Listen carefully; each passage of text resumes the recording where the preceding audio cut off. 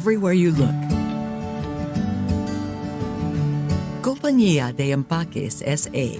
has been making sacks for the coffee industry for more than 8 decades. But this venerable Medellin-based manufacturer is keen on trying new ways of doing business. In 2021, it became the first Colombian company to launch a sustainability bond, a 50 billion Colombian peso, or about $13 million, 5-year issue structured and underwritten by IDB Invest. The packaging company, integrated in a business group that makes a wide range of products, principally for agriculture and construction, will use the resources raised through the bond to finance investments to expand its output capacity, as well as to adopt new technologies and improve its energy efficiency. As part of an inclusive business model, over the next 5 years, Compañía de Empaques plans to double its purchases of fique fibers, used to manufacture coffee sacks and other recyclable and compostable textiles and cords. Fique, a plant similar to sisal, is mostly grown by low-income farmers and rural cooperatives in central and southern regions of Colombia. The company will also step up its research and development of new products derived from the fique plant, as well as its experiments with circular economy models, which involve reusing or repurposing waste that would otherwise end up in a landfill. They have already replaced coal with plant biomass as fuel for its own generator. They are in the process of reducing its carbon footprint using renewable energy with the construction of a biomass power plant using fique fiber waste and the installation of solar panels. Under the terms of the sustainability bond, the company will pay a higher or lower interest rate depending on whether it achieves or misses certain key performance indicators tied to a set of previously agreed and independently verified environmental and social targets. For example, one of the goals is to reduce the energy consumption rate of raw materials it uses, which include polypropylene.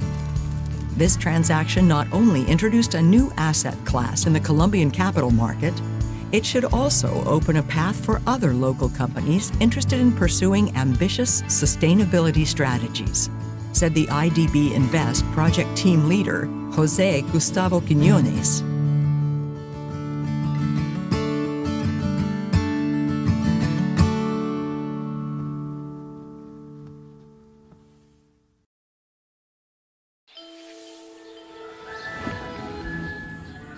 A fresh idea for financing produce farmers.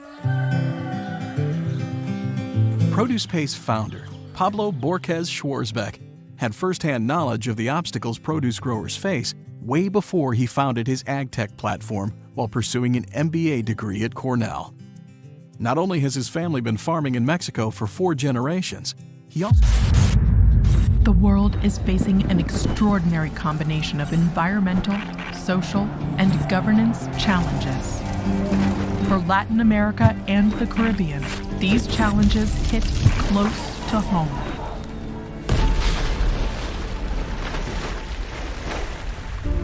We are here to align purpose with action, to protect ecosystems, foster inclusive growth, and shape how companies do business and invest with impact. Because we need to act now to build resilience in our businesses and economies to leverage the power of the private sector. Act now to expand access to ESG solutions and sustainability-linked financing that are beneficial for more than 600 million people, the private sector, and the planet. Act now to strengthen sustainable value chains with environmentally and socially conscious mindsets. Act now to accelerate the best use of data and technology to empower businesses and people. Act now to enable sustainable investments in countries susceptible to the impact of natural disasters. Act now to lay down a roadmap for a green transition of the private sector that is just, gives voice to communities, and leaves no one behind. We have a plan. Now we are here to take action so that we can keep building a greener, more inclusive, and resilient region for all. So we can go from thinkers to doers. Welcome to Sustainability Week 2022.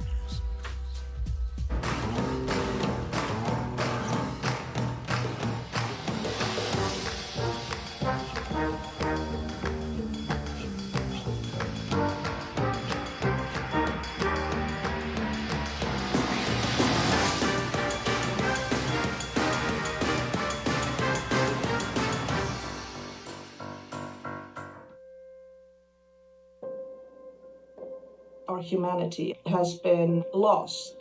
There is no future in a world where the natural systems break down, where the social contract is fractured, where no one trusts anyone. You cannot have a healthy society, human society, in an unhealthy planet.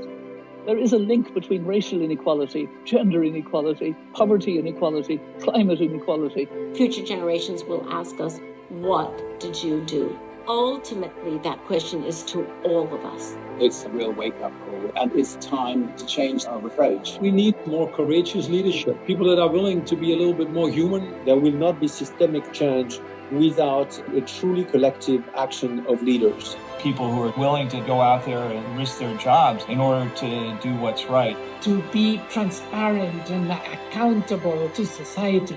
Leaders who are humble and listen to young people, listen to those who are marginalized, listen to women. And together we make our voices heard. To set ambitious targets. To push the envelope. To take brave action. To persuade others to follow. It's the collective that makes you strong. There's no time for generation gaps. We don't have that luxury. This is about humanity itself, and it's urgent. Do, act, lead by example.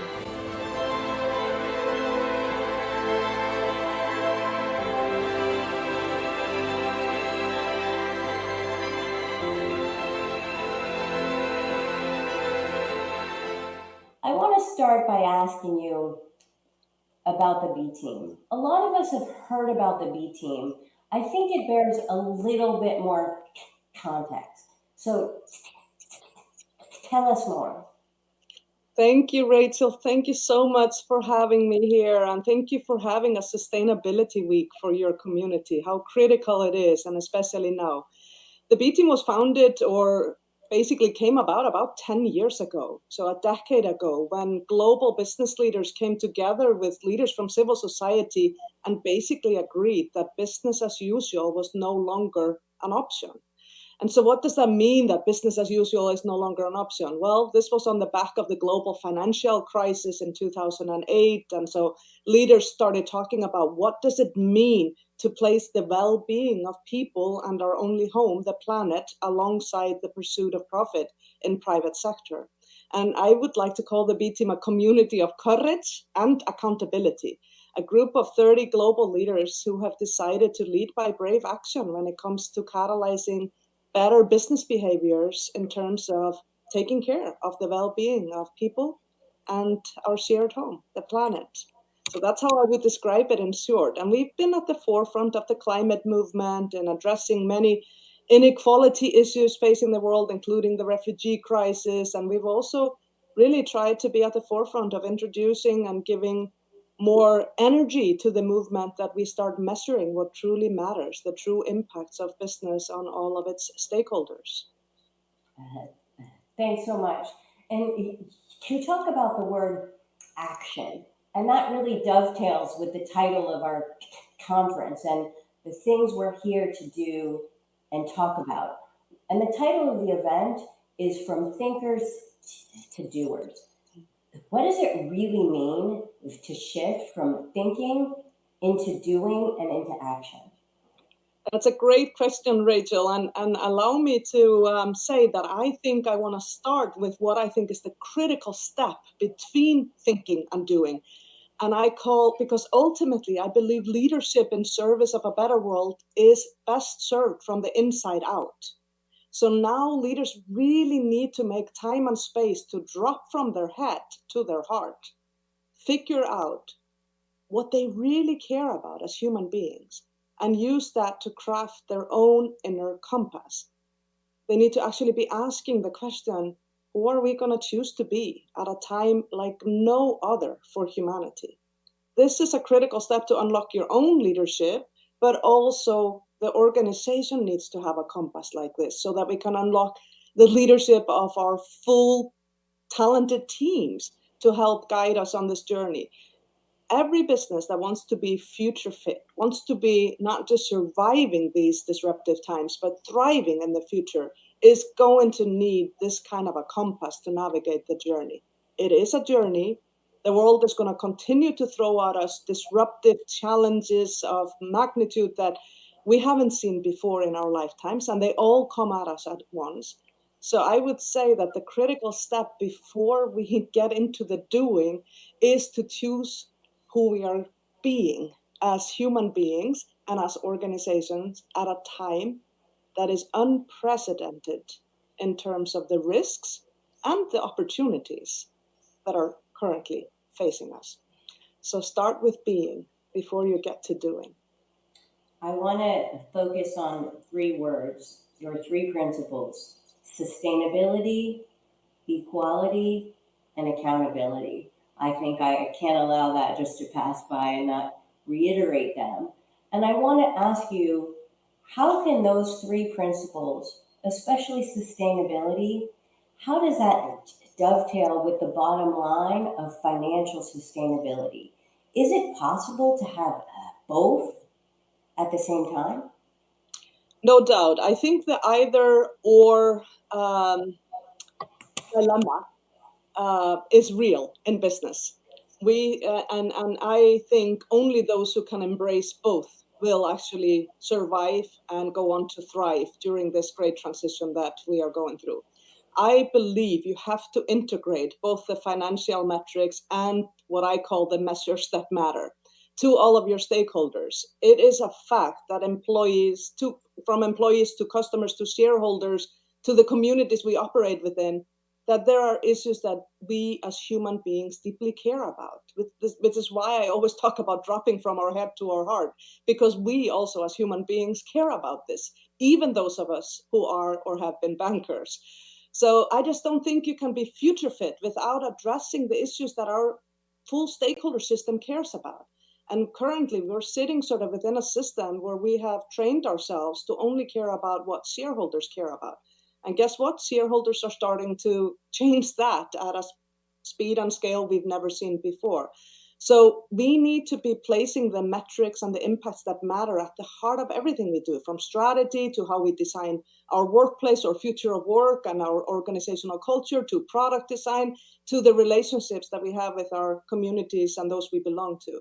And I think sort of doing sustainability on the side or CSR or thinking separately about the future of work and sustainability is over, because right now, nearly every survey you look at when it comes to new talent, new customers, the next generations of leaders, the next generation and their expectations to us, our own children, whoever we speak to or listen to, they want to place the well-being of themselves and our shared home, the planet, at the heart of business purpose.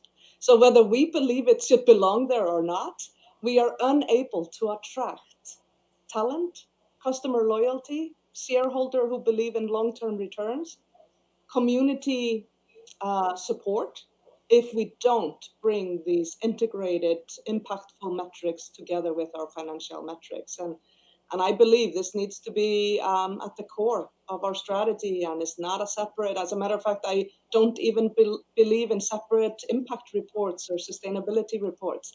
I really believe if you want to be future fit, you should be looking at a fully integrated report. And I believe this is going to be required before very long. I appreciate that. I just want to say how aligned I am in thinking about, as a development institution, I think IDB Invest needs to deliver on both impact and on financial sustainability at scale. And so I think that together we need to talk with stakeholders in order to figure out ways to achieve that. And I think it's at scale, but both of those need to be a priority. You talked about reporting. I want to turn a little bit now to where we are almost at a global scale. There's been great improvements with respect to public and private disclosure of information. And I wanted to ask for your view. Is that enough? Are companies maximizing the use of this disclosures and the data in their decision makings, in their decisions to try to get tangible results? That's such a good question, and thanks for bringing that up, Rachel. I think you and I and everyone listening knows that how companies are showing up for this new era of accountability. That's what I would call it. The expectation is that we are raising our accountability, and the range is quite large. I mean, there are definitely organizations like the B Team companies that are at the tip of the spear and doing a fantastic job in rethinking the business model, rethinking how they lead, rethinking what they measure. And then there are those who may report, but it feels like greenwashing or even pinkwashing or purpose washing or whatever word we want to use for it. And I just think that we need to recognize, Rachel, that stakeholders now expect radical transparency.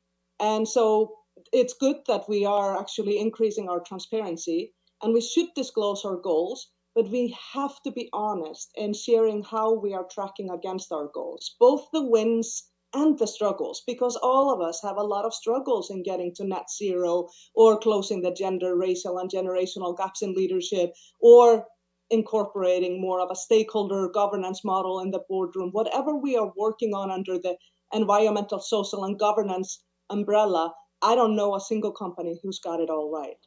So this is a movement, and each leader and an organization is on a journey. But I strongly advise anyone on this journey, wherever you are, to disclose openly your ambitious goals, but to be also very clear about how you're progressing against them, and that there is no shame. In fact, there's great respect when organizations and leaders are willing and open enough to disclose where they struggle, because that's where they share learnings with others.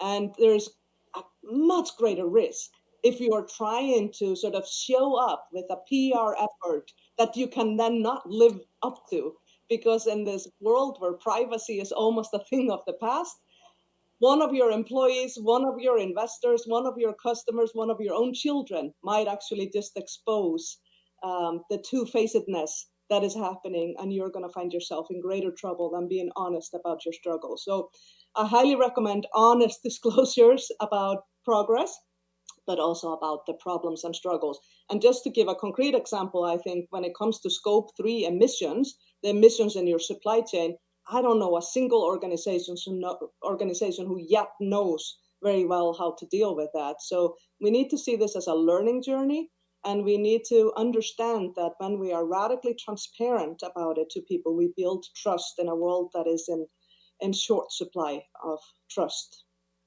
I think you bring up a very good point about transparency and also the intellectual honesty about where you are, about what you've done well and maybe haven't done well. Also, the comment about supply chains is extraordinarily important, and we're seeing that really every day. So I think we're at the beginning of the disclosures, and all of us are learning about the supply chain and how to look through to the origin of really the goods and services and how that can impact the suppliers and also the purchasers.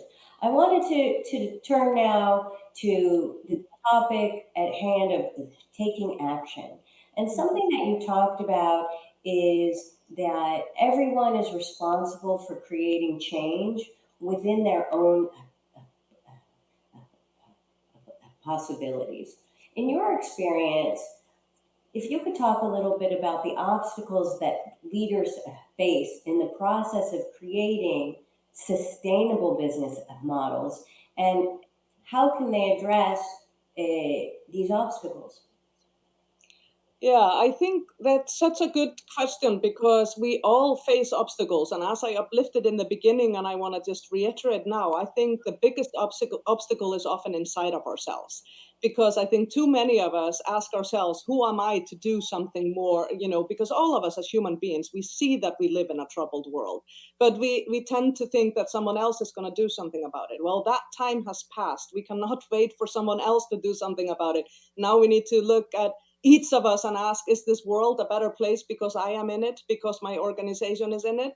And I think we can safely say that none of us should be able to say a complete yes to that, because we're not doing enough to meet these challenges at the speed and scale they require. And we're fast running out of time. So I believe one of the first things to do is to ask yourself some challenging questions. And I might uplift just a few questions that I think we ought to be asking ourselves, in addition to, is the world a better place because me and my organization is in it? I think we can be asking, what more could I be doing to address the great big challenges facing us as an individual, as an organization? We should be asking, what is my superpower? What unique asset do we have as an organization that could be leveraged to drive change? And how am I working with others in radical collaboration to drive systemic change? Because the real answer, Rachel, to your question is that brave leadership in a broken system is really hard. And to the point of metrics, I just want to uplift one example. One of our B team leaders, Emmanuel Faber, was the CEO of Danone, the world's largest yogurt maker. He was doing a fantastic job at leading against all of these challenges.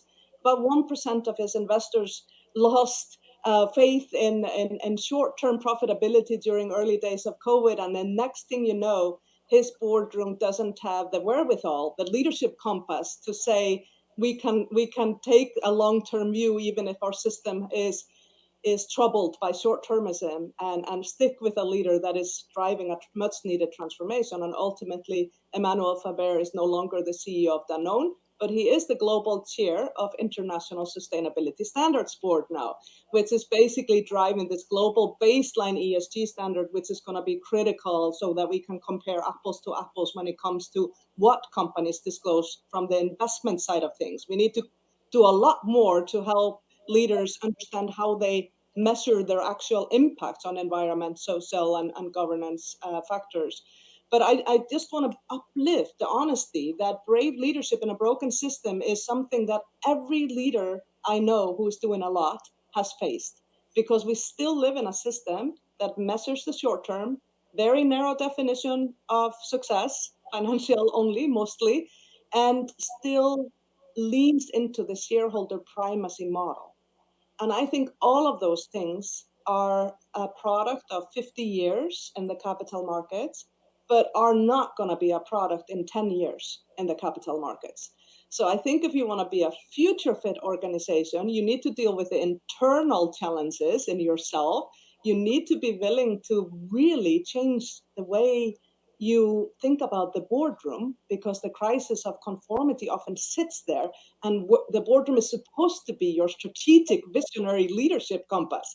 And so I think we need to change a lot of things we do. And some of the innovative things I could uplift is Allianz, one of our B team companies, brings in the next generation once a year to speak to its ESG boards. And I think it's a very innovative practice to actually have more intergenerational dialogue, because the actual long-term perspective changes with that. I think it's critical to close gender and racial gaps in leadership, because I think when we all look and seem and think the same, come from the same schools and have the same lived experiences, we're simply unable to drive the innovation and transformation we need. And last but not least, I think it is critical that our boardrooms actually make a conscious decision that they are going to adopt stakeholder governance as their governance model and as their leadership model and start embedding all of these new metrics into the performance management throughout their entire company, because what we measure gets done. And I think until you embed it like that, sustainability, equality, equity is going to be sort of a nice to do accountability, but not live up to the expectation that all stakeholders under 30 already have. And that's the future of talent, that's the future of customers, and that is already the reality of all long-term investors. As we wrap up our conversation, you've talked about the challenges that we're facing right now in the globe. And, we can't ignore where we are. And at the same time, how do we make sure that with all the pressing geopolitical, macroeconomic issues unfolding, how do we make sure that the SDGs and the sustainability agenda doesn't fall apart? Yeah, and I think this is kind of a sad question of the current reality, because when things get tough, and we are currently with Russia's invasion into Ukraine, we are facing, a fast accelerating fuel crisis, food crisis, fertilizer crisis, financial crisis for lots of countries, and all of this is hitting the global south that was already being hit harder by climate and inequality and COVID and all of these challenges that we have. So some leaders are definitely looking for reasons to say that this is no longer matters. But I'm going to quote Christiana Figueres, a B team leader and the architect of the Paris Agreement, who said last week in a conversation about this, that the reason that we have backlash right now is because we are winning. What does that mean? It just means that if you look at any data from the next generation, like I said, 30 and under, they will tell you that they fundamentally have had a value shift.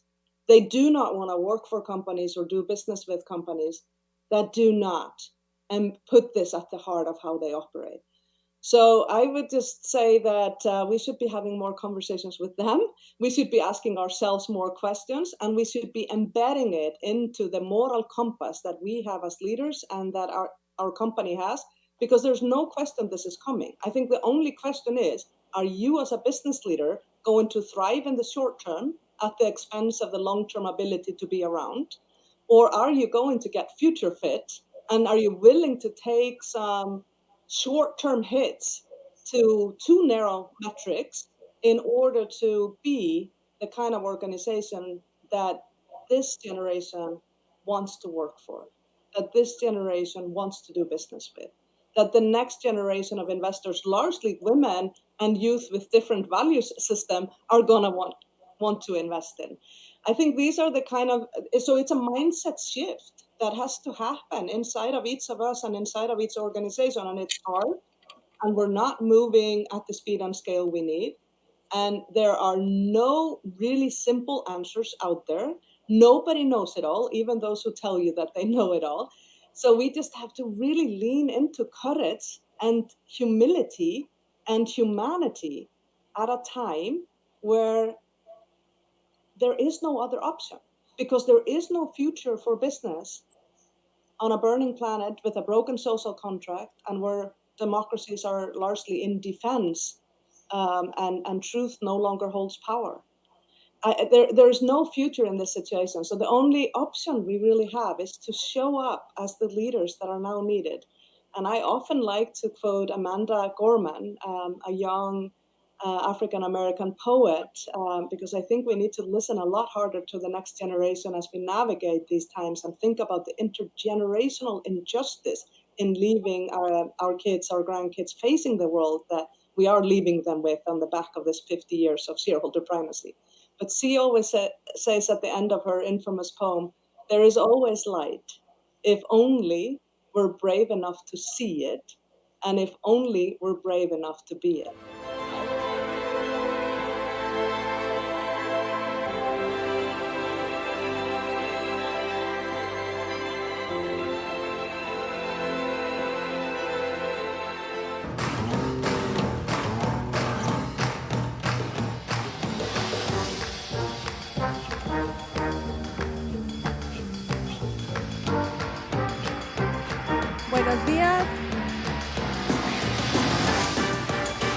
Bienvenidos al segundo día de la Semana de Sostenibilidad.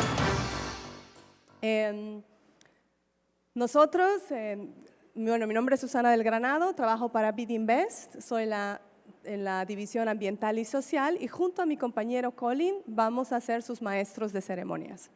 Colin, cuéntanos un poco sobre esta segunda mañana de la Semana de Sostenibilidad. Great. Good morning, everyone. Welcome. Welcome to our second day. What a way to kick off. I think of a lot of inspiring messages in that opening. So we have a great day today. Today we're going to sidetrack into 3 different sessions. We have a focus in this room on financial innovation. 2 parallel rooms. We have climate action and also sustainable value chains. So we invite you to attend this session, but equally feel free to move across to the others. This morning, again, it's going to focus on financial innovation. We've got 4 great panels: sustainability-linked bonds, looking at sustainability across the balance sheet, the role of circular economy, and finally, looking at investments through a gender lens. We're about to kick off. Any immediate announcements you'd like to make? Sí. Vamos a tener un break, un coffee break a las 10:55. Y nosotros vamos a estar con el micrófono a ambos lados del espacio para recibir cualquier pregunta y también para nuestros compañeros en línea vamos a poder recibir preguntas vía la plataforma Cvent. Entonces hagan sus preguntas y Colin y yo las estaremos pasando a los moderadores. Colin, ¿qué es lo que sigue? All right, so without further ado, we're going to invite Virginie Couchet up from IDB Invest. Virginie, you can get your panelists ready, and before we kick off, let's start with a short video. Thanks, everyone.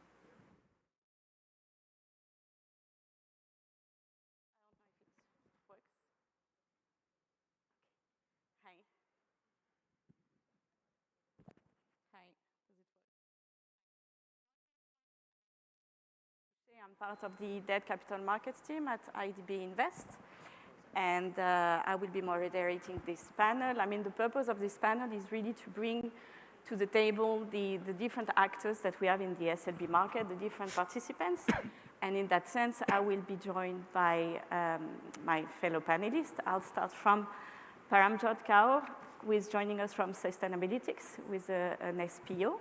Representing the issuer side, we'll have Luis Fernando Correa, the CFO of Grupo Escalda, Compañía de Empaques, who issued their first SLB with us back in December last year. I will be joined as well by Hervé Duteil, who works for BNP Paribas America, where he acts as Chief Sustainability Transition Officer. And finally, we have a virtual panelist, Alban Defey, Portfolio Manager at Amundi, who is joining us virtually from Paris. So SLB came out already yesterday during the first day of these panels and discussion. We need to distinguish a bit what they are to start with and how we see them going forward. I mean, their performance, as discussed yesterday, their performance-based instruments, they differ from thematic bonds and use of proceeds instruments. They can be used for general corporate purpose, and us at IDB Invest, we worked so far on 28 issuances, sustainable bond issuances in the region.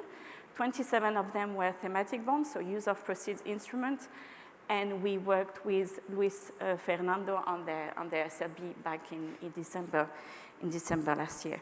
We do believe that there is a room for increase in terms of market proportion of these type of instruments versus thematic bonds, as we think they could fit a bigger number of issuer profiles, and there is a huge demand in terms of investor, being local investors or international investors. They tend to be seen as more flexible because, again, they can be used for general corporate purpose. You don't need to earmark the use of proceeds for projects. You incorporate the sustainability agenda of the issuer from the start, basically, in the entire process, in the entire calibration process, and we'll go through that with Sustainalytics. And that's why we do think that there is room for these instruments to grow and in terms of proportion get as big as thematic bonds. So in that sense, I mean, I wanted to ask you first, Hervé, and then Alban, on the arranger and investor side, how do you see this market evolving going forward? It's a market that has been kind of catching up. Do you think there is room for further growth and really becoming the instrument of choice for different profiles of issuers and in the region and across countries? So my answer is, it's like a pendulum, and we swing back and forth between extremes, and then the market stabilizes with the right blend or the right mix of products. So it is true that we've witnessed in the last year, especially 2021, an amazing growth rate of issuance in the sustainability-linked bond format compared to the use of proceeds. We're seeing some form of a slowdown now. I think it's really this pendulum moving. I think what is important to understand is how this product came up. We started back in the corporate space, at least in 2013, with the use of proceeds format, the green bond. And then a whole host of labels came up, social, gender, rhino, you name it.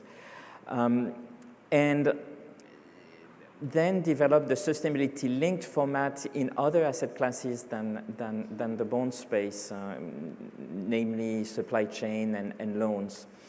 And SLBs came to answer a criticism that both issuers and investors were having. On the investor side, they were very pleased with the use of proceed format like green bonds, but they were less pleased sometimes with the level of reporting and especially impact measurement. On the issuer side, to use the use of proceed formats, by definition, you need to have identified capex to put in a bucket, whether it's green, blue, or social. But typically, even the most advanced companies in terms of ESG have so many percentage of their balance sheet that they can truly tag to fit one of those categories. And that's actually when NL came on market with the very first SLB. They had issued green bonds before, but first of all, they had difficulties identifying additional capex, but also they were saying, you know what, we are a very sustainable company and our entire balance sheet should be supported by sustainable investors. So that's really how SLBs came up. And for me, the impact of SLBs is not so much at the company level. Their impact has been that it has allowed sustainable finance to be accessed by the whole universe almost of companies. So that's why you have this pendulum when once we kind of tapped the easy issuers that could issue use of proceeds, we've enlarged to many other sectors that didn't have easily identifiable capex yet had sustainability initiative. So that's why you had this swing, and I think things will stabilize and we need both products. Alban, is it a view that you're sharing? I mean, do you see these products as being potentially complementary, use of proceeds and SLBs?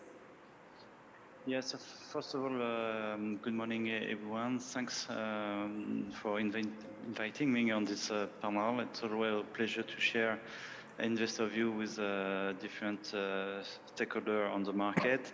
Clearly, the fixed income market is begun to be a kind of policy tool, and issuers use the fixed income market to better explain their sustainable strategy. And as already explained, clearly the sustainability linked bond is currently the ESG financial instrument with a higher growth. It's still below use of proceeds, but it's true that the trend is quite impressive. On our side, we see the SLB as complementary to green bond and social bonds. We like use of proceeds bond, we like pure green bond, we like pure social bonds, because a lot of investors want to have a very clear idea about what they finance, and a use of proceeds bond allow us to explain very clearly what they finance. But it's true that all issuers do not have the asset to come on the green bond or the social bond market. And on the social bond market, there's just a few corporates that illustrate that there is less opportunity on corporate for this type of instrument. Regarding SLB, what is very interesting is that all issuers, whatever their sector, they can come on the market with a very clear SLB with some KPIs that allows them to better explain what are their trajectory, what are their key issues regarding ESG strategy. And for investors, it's quite interesting to have some financial instruments that allow us to have a higher commitment at issuer level, so without transparency, but we can imagine some bonds combining use of proceeds and SLB, so it could be the case. It could be interesting to have this kind of bond, and we are very happy to see this trend on the SLB market. It allows us to improve some specific strategy and also to accompany some issuers that sometimes are late on different specific ESG topic. But thanks to this SLB, we can improve our confidence and the ability of the issuer to integrate and to move forward in their ESG journey. So going to the issuer, now that we've seen the point of view of the arranger and the investor, I will ask Luis Fernando, who we worked with and worked with us for a long time before going to the market with the SLB back in December last year. And I think later we will go through the process of looking at the KPI, what was the detailed process of the issuance. But first of all, how did you come up with an SLB? I mean, what drives the decision to go for an SLB instead of use of proceeds bond? I don't know if you want to maybe introduce the companies quickly, what you do, and how you came up to an SLB issuance. Muchas gracias, Virgin. Buenos días para todos. Mi nombre es Luis Fernando Correa.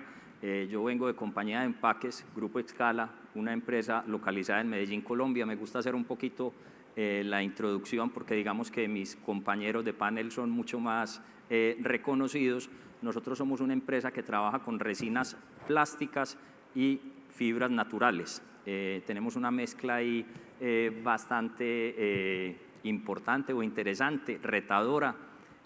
Por eso fue que nosotros, digamos, arrancamos y pensamos mucho en un bono temático, especialmente un Sustainability Link Bond, porque teníamos unos retos muy importantes con la sostenibilidad y los teníamos que hacer parte de nuestra estrategia.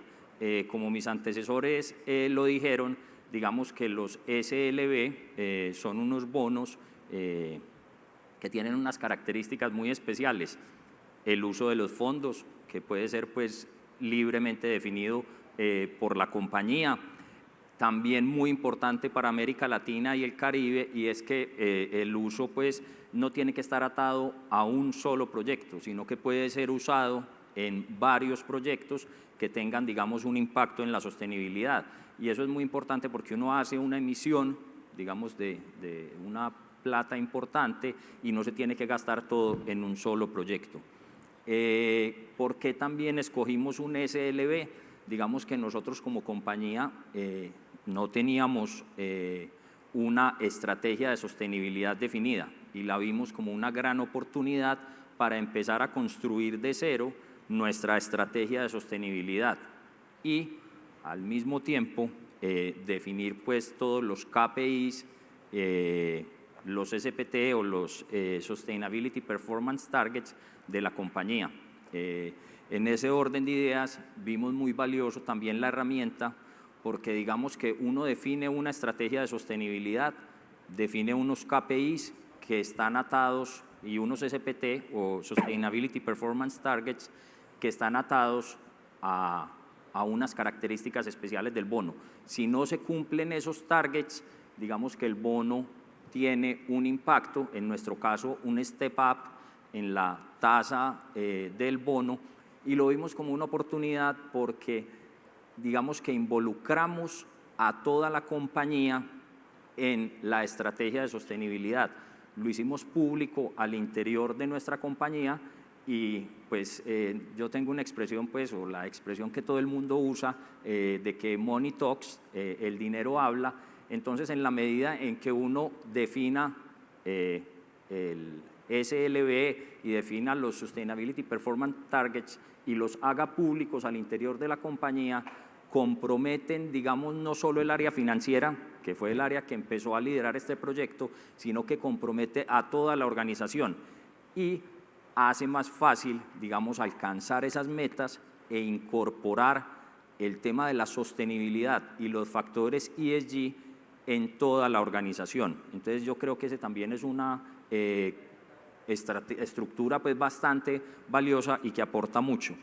Y como estos SPT o los Sustainability Performance Targets se tienen que vigilar durante la vida del bono, pues en la medida en que toda la compañía esté vinculada con este tema y tenga conocimiento de cuáles son los targets que se tienen que cumplir, se van a involucrar de una manera muy importante. Entonces, en resumen, hace parte de toda la estrategia corporativa. Yo creo que si nosotros no ponemos, digamos, los Sustainability Performance Targets en conocimiento de toda la compañía, si no hacemos la sostenibilidad parte de la estrategia de la compañía, está condenada a fracasar, porque usualmente las áreas financieras buscan estos procesos o estas emisiones buscando una ventaja desde el punto de vista económico en la tasa.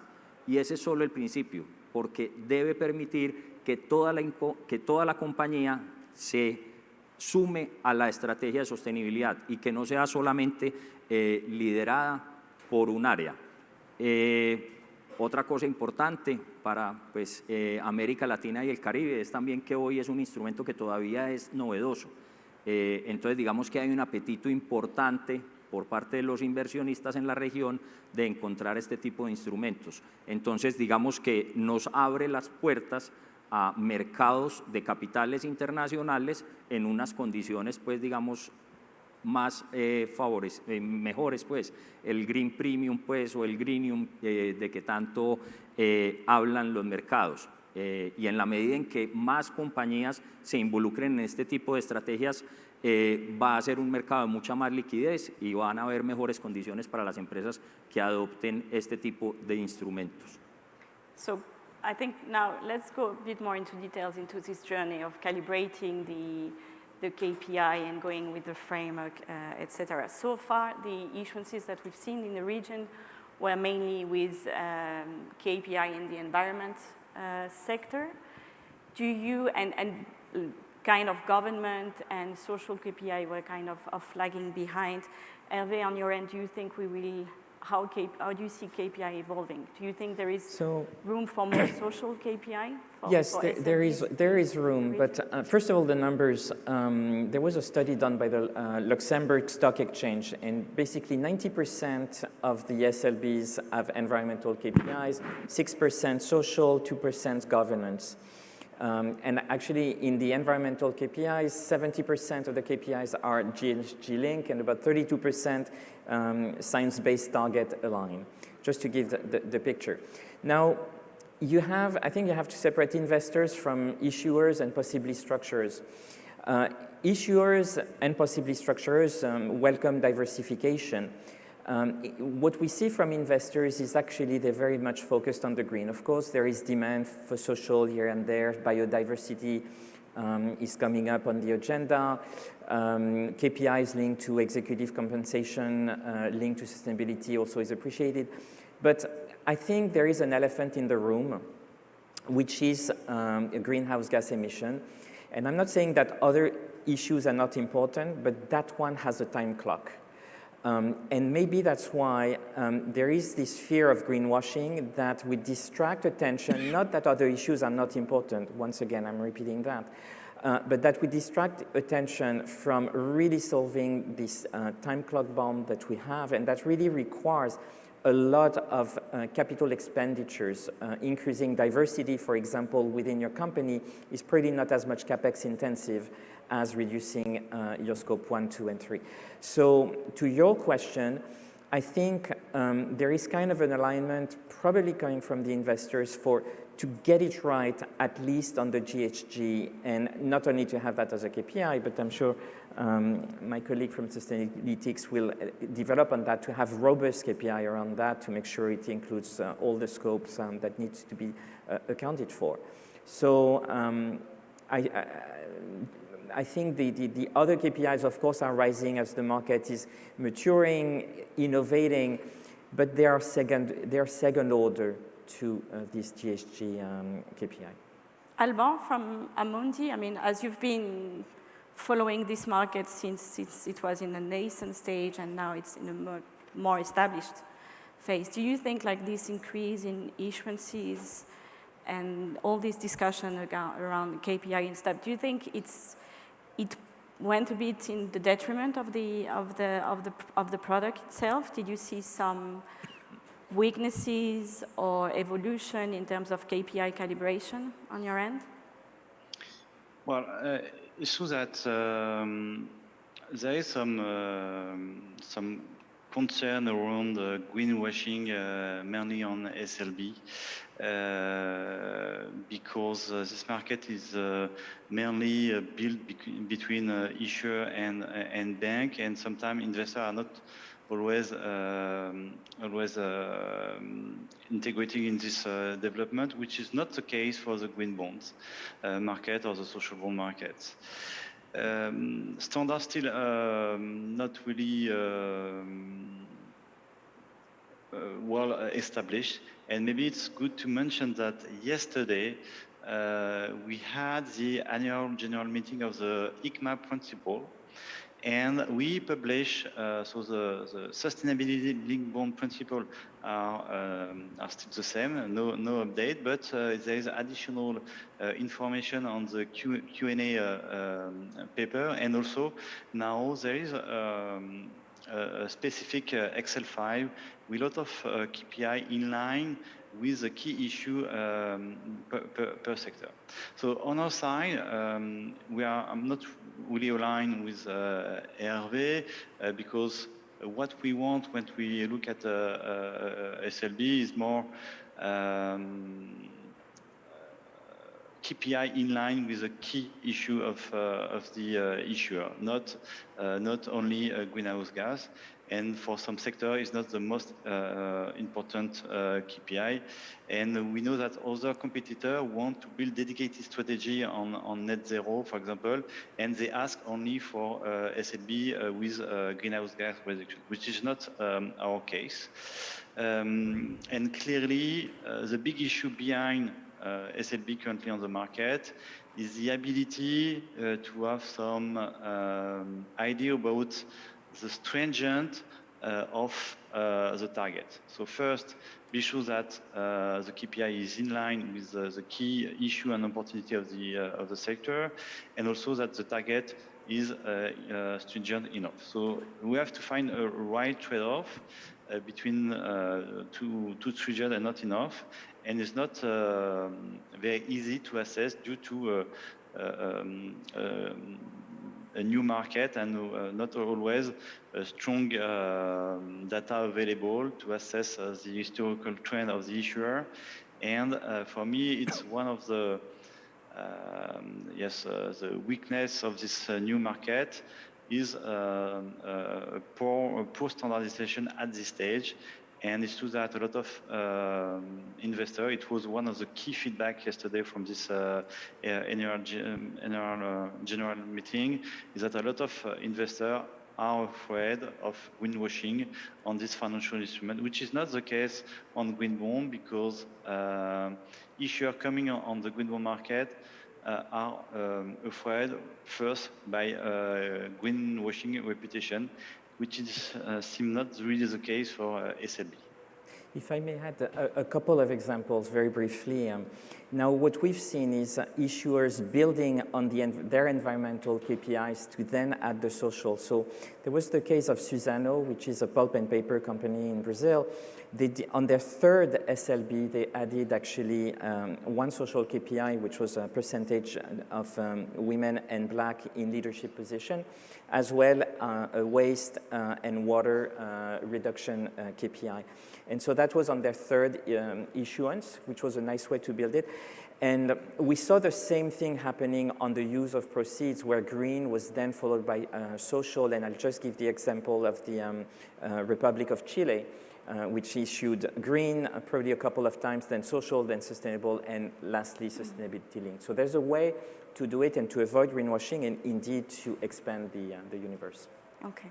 And one of the key participants in this market is the role of this SPO, and we have Paramjot from Sustainalytics representing the SPO side of things. I mean, the SLB issuances are based on a framework that you review on your end. What type of evolution have you seen on these frameworks for SLB transactions in the last years? Yeah, absolutely. First of all, I'll test my mic. First of all, thank you very much to the IDB Invest team for the invitation and having Sustainalytics participate in the conference today. Maybe to jump right into your question, when Sustainalytics, when we're looking at SLBs and the KPIs and targets that are presented to us, we very much agree that it's not as simple as selecting any KPI that might have been published in an annual report or a sustainability report in the past for a company. There is a lot of thoughtful consideration we're seeing issuers increasingly make.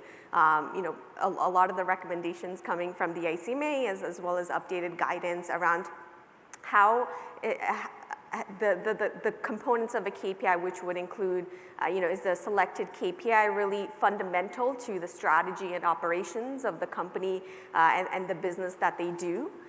Is the issuer really able to clearly define the KPI? So, not vague descriptions of a KPI, but really concrete in what it is that they are aiming to measure. And then if there's any kind of external benchmarks or trajectories that they can lean on in order to, again, give more credibility to the KPI that they've selected. And in some cases, what we're seeing is there may be KPIs that are still meaningful and nice to have, but may not touch on all of the components that were just mentioned. So we view them as secondary KPIs. What we're seeing is there are a lot of tools at the disposal of any issuer when they're trying to do the scoping exercise of which KPIs to focus on. So what we use even at Sustainalytics quite a lot is SASB's materiality mapping, so resources from there.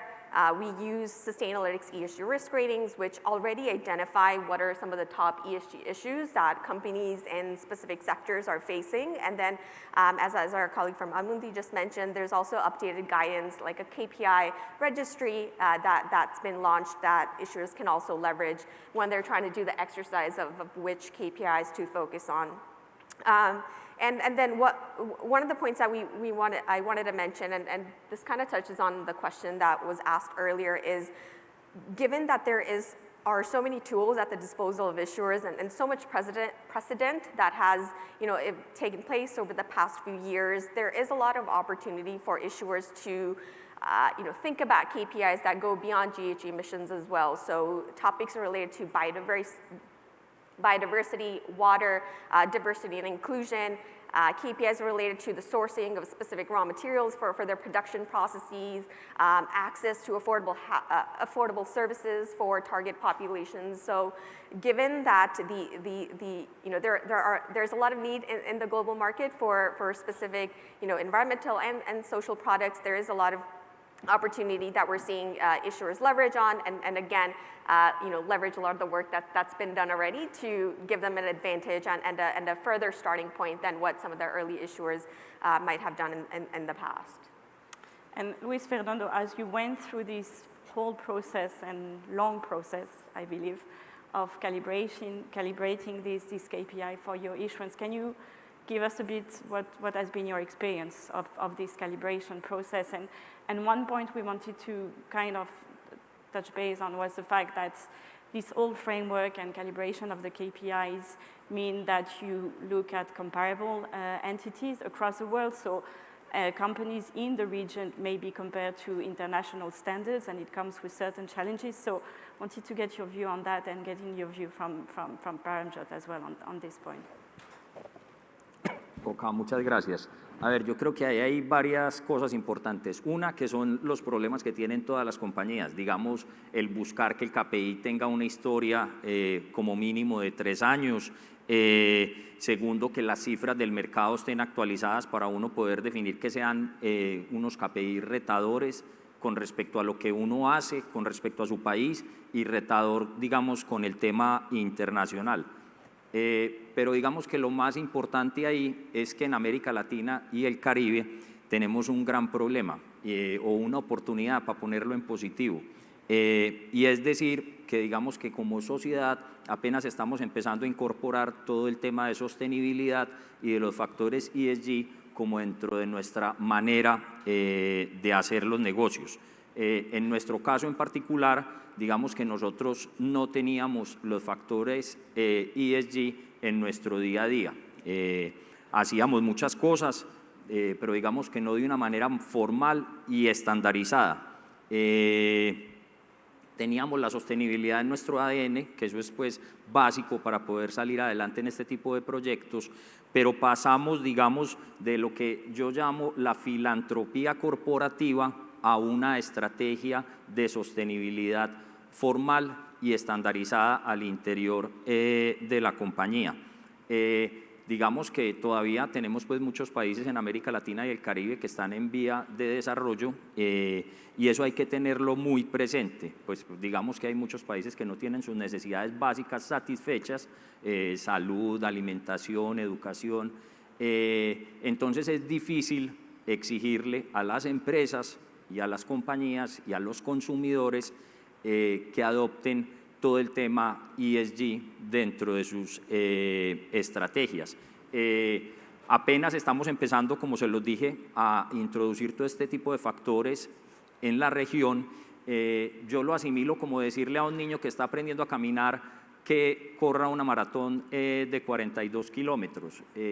Entonces, yo creo que ese es uno de los retos más importantes de las empresas en América Latina, porque cuando digamos que nosotros nos comparamos con lo que nosotros hacemos al interior de nuestras empresas, con lo que hacemos en nuestros países, ponemos unos KPIs, definimos unos SPT o Sustainability Performance Targets que son retadores y que suenan bastante retadores. Sin embargo, cuando uno sale a compararse con otras latitudes o con otros países ya más desarrollados y que llevan un camino recorrido mucho más largo, ya esos KPIs no parecen tan retadores. Digamos que nosotros ahí tuvimos la fortuna de tener el acompañamiento del IDB, que nos llevó de la mano y nos acompañó, digamos, con todos sus equipos de trabajo, y ahí es donde vemos una de las bondades que tiene la banca multilateral, porque ellos tienen interés en que las regiones empiecen a adoptar todos estos factores. Entonces son un muy buen partner y a nosotros pues de verdad que nos ayudaron bastante con ese tema. Nosotros también cuando definimos el KPI, y nos lo aprobó también Villeo Eiris, pues que nos hizo el Second Party Opinion, que también nos ayudó demasiado a encontrar referentes a nivel mundial, porque como se los dije en un principio, digamos que la compañía tenía una situación bastante sui generis. Tenemos el negocio de fibras sintéticas o de resinas plásticas y tenemos el negocio de las fibras naturales. Entonces era un negocio bastante difícil de encontrarle referentes a nivel mundial, pero también nuevamente nos ayudaron demasiado.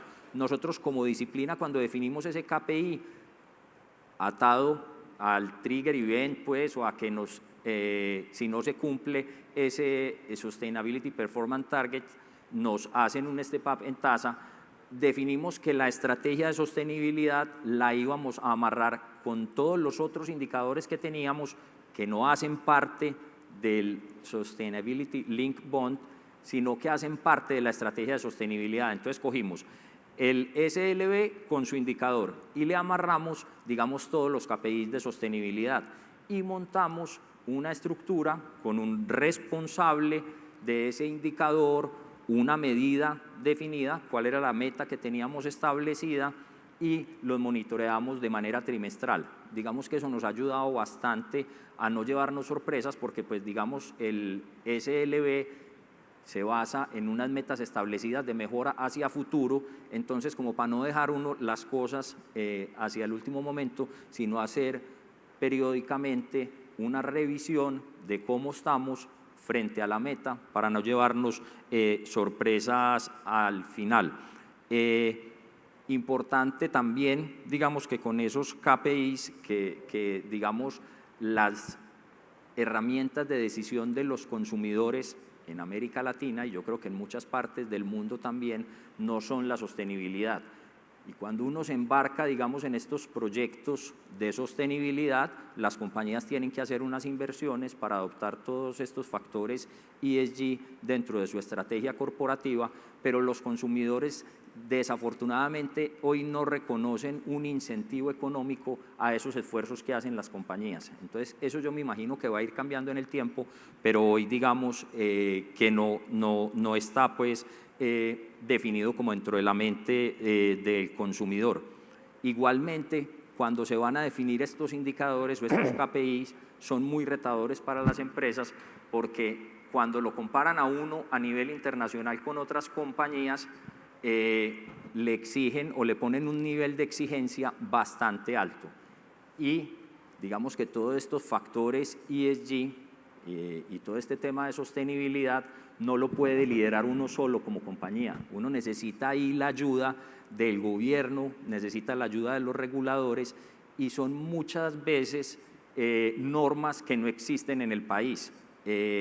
Entonces ahí yo creo que hay una oportunidad de mejora o un reto bastante importante para América Latina, y es que los gobiernos y los reguladores adopten, digamos, todo este tipo de mediciones y las empiecen a hacer exigibles en el mercado, porque digamos que la compañía sola no es capaz de liderarlo, así pues tengamos muy buenas intenciones, pero sí necesitamos de que existan unos gobiernos y unas regulaciones que definan claramente estas metas para poderlas hacer comparables a nivel mundial, que es donde más dificultad nos da a nosotros como región ser retador, porque al interior de nuestros países son unas metas muy retadoras, pero cuando las sacamos a nivel internacional no lo son tantas.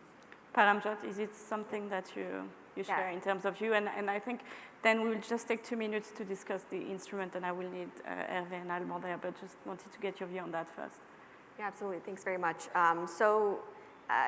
On the topic of difficulty in issuing SLBs for a Latin American issuer, I think fundamentally we do believe that Latin American issuers should keep in mind the kind of bare minimum, disclosure and transparency recommendations that already exist in the global principles.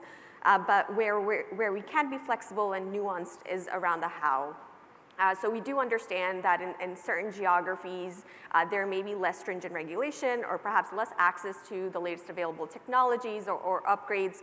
So in those cases, as long as we're able to see that the company that we're working with, if they're ahead of other peers in the local or regional context, we are sensitive and do take that into account within a second party opinion. So maybe of course, the elements of a target, right?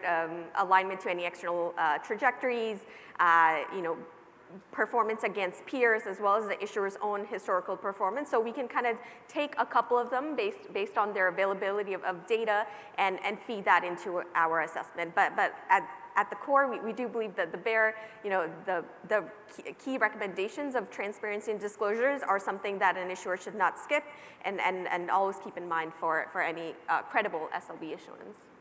Just to finalize the discussion, I mean, at the instrument level, so this bond comes with some penalties. Just wanted to get your view, Alban, in terms of penalties or incentives. So far, it's been a market that has featured some step up, very often in the 25 bips area. You have loans, sustainable linked loans that have stepped down as well. I mean, on your end, do you think there is room for step down, or your preferred choice would be the step up feature for the bond? First, it's not about penalties. It's about counterparties. For us, SLBs, we are partnered with the issuer. We want to help the issuer to reach his target. So when we invest in a SLB, we expect that he will reach his target. But as the target is at the top management level, if the company do reach the target, we believe that the market may lose some confidence on the ability of the company to manage their goal, and we can have an impact on the curve of the issuer. In this case, we want some kind of opportunity to sell the bonds or to have a kind of compensation because we'll not reach our goal. So it's not, for me, it's not a penalty. Then you reach a very important point between loans and bonds. Loans, it's between bank and their client. So they can leverage on their ability to push their client to improve ESG KPI. On our side, we are asset manager, it's not our money. And we cannot have the same approach as a bank because we believe that sustainable finance have to improve financial performances. So we really encourage to use step up and to avoid a step down, because with step down you send a very message that are at the opposite of what we want to do. If you invest in sustainable bonds, you will lose some or you will have less return. So for us, we avoid step down, and we believe that step up is a kind of compensation.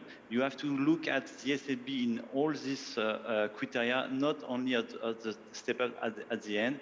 At the beginning is a promise. And I think that's the balance, right, that you were mentioning earlier about getting the right timing of balancing the penalty and when you do it during the life of the bond, right? Okay.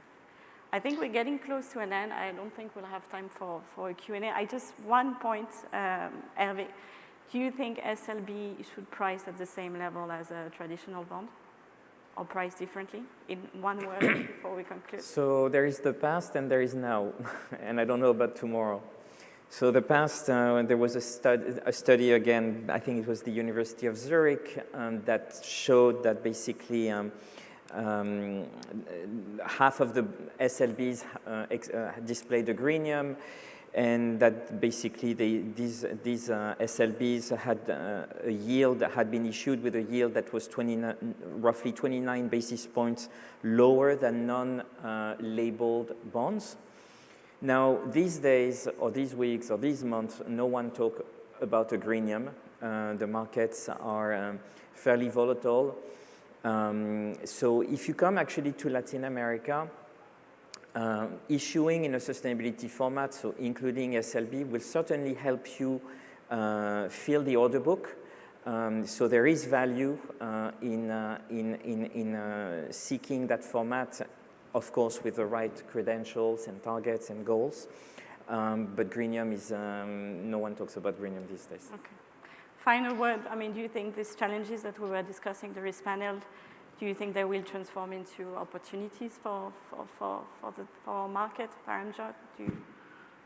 What's your view? Yeah, absolutely. I think overall the amount of enthusiasm we've seen, I mean, Latin America is actually one of the regions we've done the most SLBs in. And so with, I think one of the key advices that we would give to any prospective issuers is to actually leverage a lot of the work that's been done already from global organizations, lean on the support of teams like IDB Invest to help them with the different exercises that may be needed in order to get to a place of putting together that framework and then ultimately issuing the instrument as well. So overall, just given the amount of enthusiasm and interest we're seeing, especially from hard to abate sectors as well, there is a lot of positive outlook that we have for the Latin America region around SLBs. With Fernando, will you issue again an SLB? And with IDB Invest, that goes with it. Definitivamente. Estamos convencidos de que es una herramienta buena que nos permite cambiar pues, e incorporar todo el tema de sostenibilidad y los factores ESG en nuestra estrategia corporativa. Y hoy hay un gran apetito en el mercado. Yo creo que el reto grande ahí es que tenemos como empresas que empezar a monetizar la sostenibilidad, es decir, a ponerle un valor a la sostenibilidad más allá de una buena tasa en el mercado. Pues la buena tasa, por supuesto, que ayuda y que es un incentivo importante, pero tenemos que empezar a valorar. Yo esta mañana leía que en la Unión Europea iban a poner un impuesto asociado al carbono para cruzar fronteras.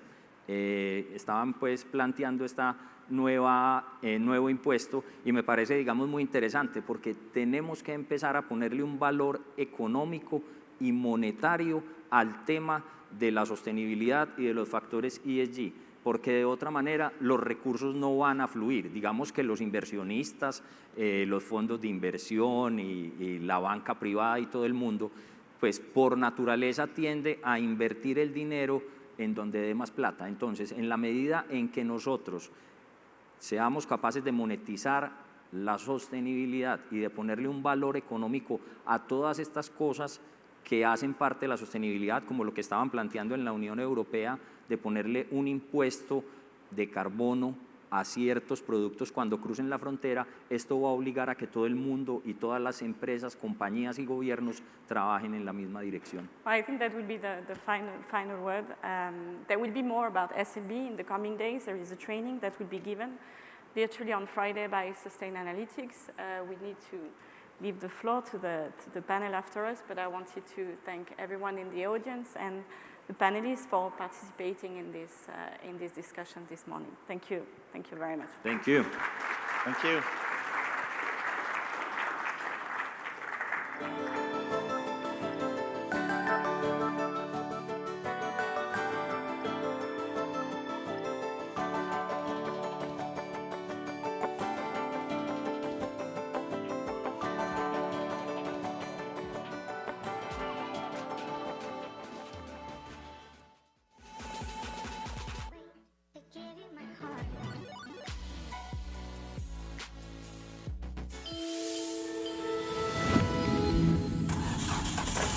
Greening a mobility giant.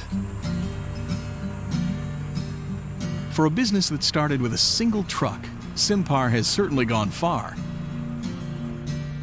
The Brazilian holding company's different divisions now employ more than 32,000 persons and boast a combined fleet of more than 150,000 cars and trucks. Simpar not only runs one of the biggest car, truck, and heavy equipment rental operations in Latin America, it also has a huge logistics business that serves several key manufacturing industries, a specialized unit that offers mobility and transportation solutions to the public sector, including passenger buses and garbage trucks, and a network of dealerships that sell new and used vehicles.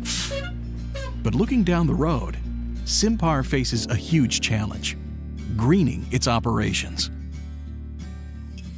In a bid to combat climate change, Brazil has committed to reducing its emissions of greenhouse gases substantially over the next few decades. The transportation industry, which relies heavily on fossil fuels, is one of the biggest sources of CO2. Simpar is determined to become a leader in the transition to room with so many colleagues here. But we've also learned other effective and efficient ways to communicate. So we're also welcoming thousands of colleagues and friends that are joining us online. So that makes us, as IDB Invest, very happy to be able to do this again after a couple of years of hiatus.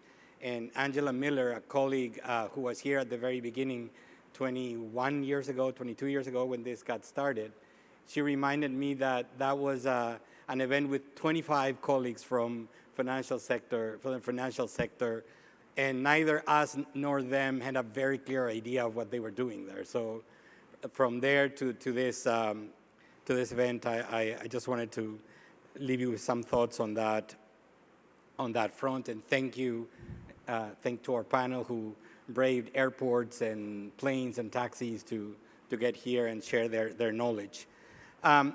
Setting the stage was the job for our colleagues yesterday, and when we think about the economic challenges that the world and the region are facing, our chief economist in a panel that was led by Alex Da Rosa, our chief strategy officer, reminded us of how difficult the economic situation is for the region and for the world.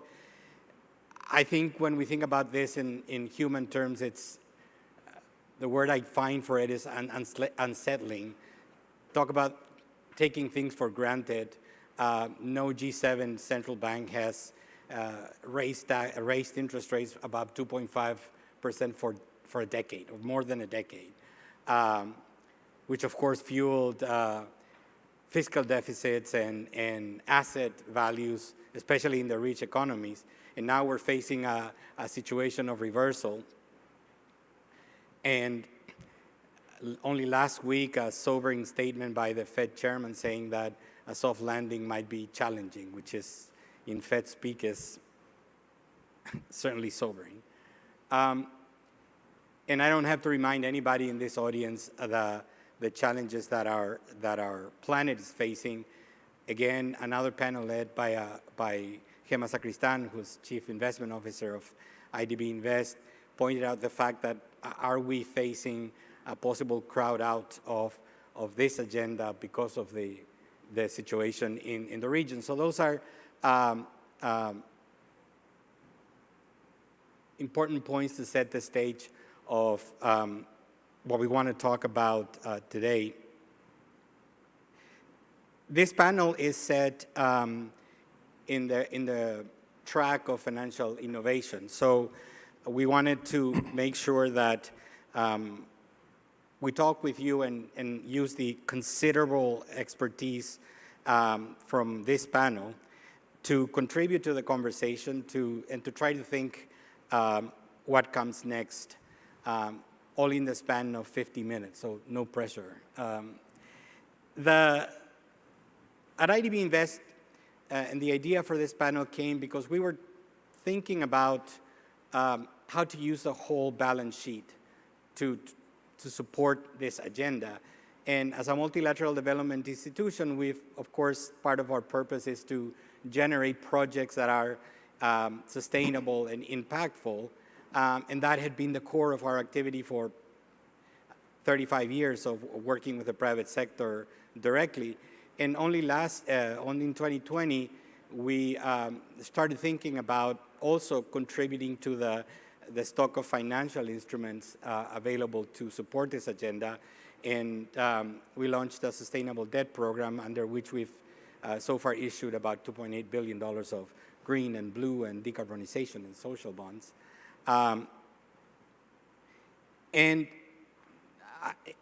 Today at 2 o'clock, there's another panel led by Vinicius Tord, who heads our liquidity investments portfolio, and he's also thinking about how to use that part of the balance sheet to also support the agenda. So that's what we want to talk about. We are in the financial innovation track, so we wanted to talk about how do we shift flows to this agenda. And we have a luxury of a panel today with us, and couldn't be more grateful, as I said in the beginning. So Miriam Zapata is an ESG specialist for the global public sector debt capital markets origination team at BNP Paribas, based in London. She has over 15 years of experience in debt capital markets, origination for sovereigns, supranationals, and agencies, and has been originating sustainable finance instruments from the very, very beginning, back in 2008. So she has also assisted European and G7 sovereigns, supranational organizations, and other public sector entities across the globe in their sustainability journey. So Miriam, thank you so much for joining us. Constanza brings experience at the center of IDB Invest mandate, the region, the Latin American and Caribbean region. So she is the Chief Sustainability Officer at Banco Galicia and leads the local development programs, climate change, financial inclusion, and diversity strategies at the bank and companies linked to the Grupo Galicia. So thank you very much, Constanza, for joining us. And Stephen, who made it right on time. We were crossing our fingers so you could join us here.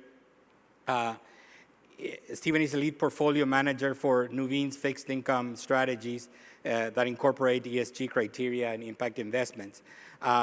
Steve serves on the ICMA Green Bond Principles Advisory Council, so he brings a lot of experience from that point of view and was a member of the initial executive committee. So he's also a member of the UN Capital Development Fund's working group on climate insurance-linked resilient infrastructure finance. He and his team were awarded Investor of the Year at the Environmental Finance 2020 Bond Award, so congratulations and thank you also for joining us. So, as we said, we wanted to focus on how do we drive resources for this agenda. So, when we're thinking about what comes next, it's essential to look at the baseline, to think about where we are and what are we doing with the tools that we already have. So, Miriam, could you bring us back to basics? Tell us where we are. What are we doing? Yes, thank you. I think that I really like the back to basics because we must remember that the green bond revolution, it was very innovative at the time. Now we're used to seeing green bonds, blue bonds, and every color bonds everywhere. But the back to basics here is to remember the reason for this, and the reason was to make sure that we were able to shift capital to the economic activities that needed it the most to help us in the transition, to help us get to the targets that we have to be aligned with the Paris Agreement, reduce CO2 emissions, so climate change adaptation, climate change mitigation.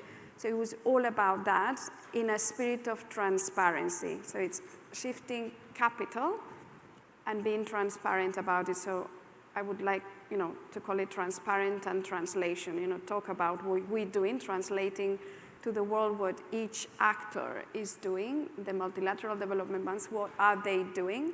And so they found this, fantastic instrument in the green bonds. And so where are we at the moment is that the multilateral development banks who started this revolution have been able to communicate to the world who they are, what they're doing, what they're financing.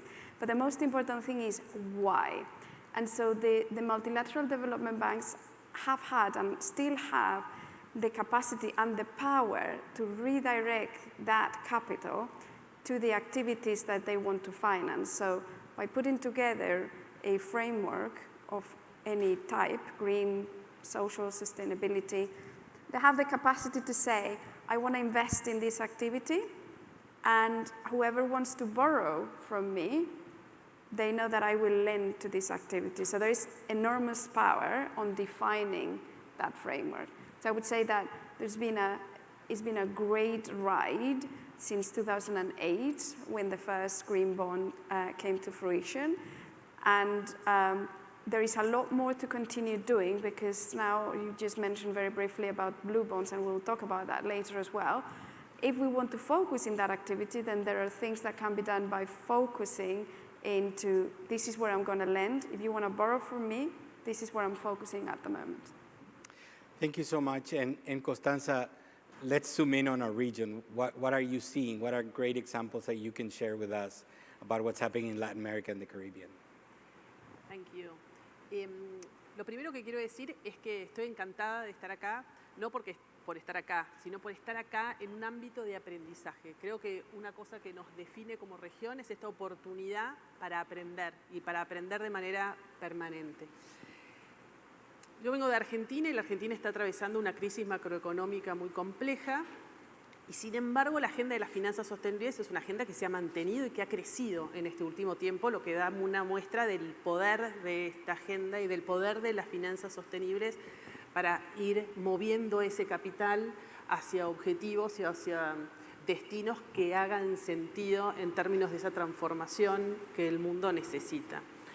Y el rol de Latinoamérica en tanto actores esenciales y el rol del sistema financiero en cuanto al catalizador de esa transformación hace que de alguna manera, incluso en un contexto tan adverso, las finanzas sostenibles se han mantenido, han crecido, han evolucionado.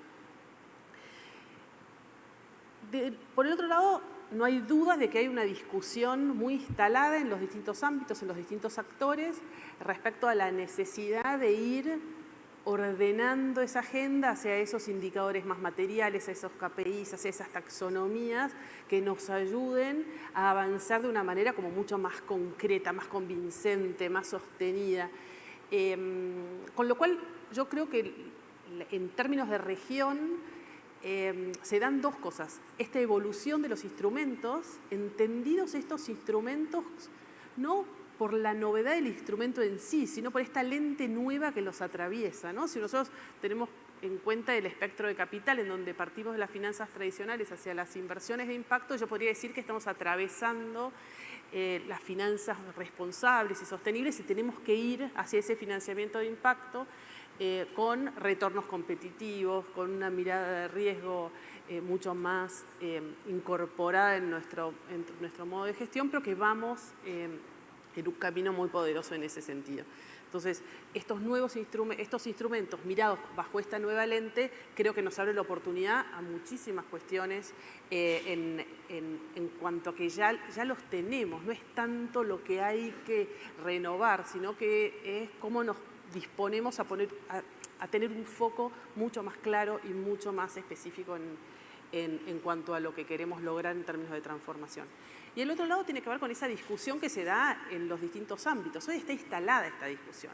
Está instalada en las empresas, está instalada en los organismos de gobierno, están instalados en la academia, por supuesto en el mundo científico también, que es un poco el que nos presiona y que nos marca qué es lo que, hacia dónde deberíamos estar yendo o no.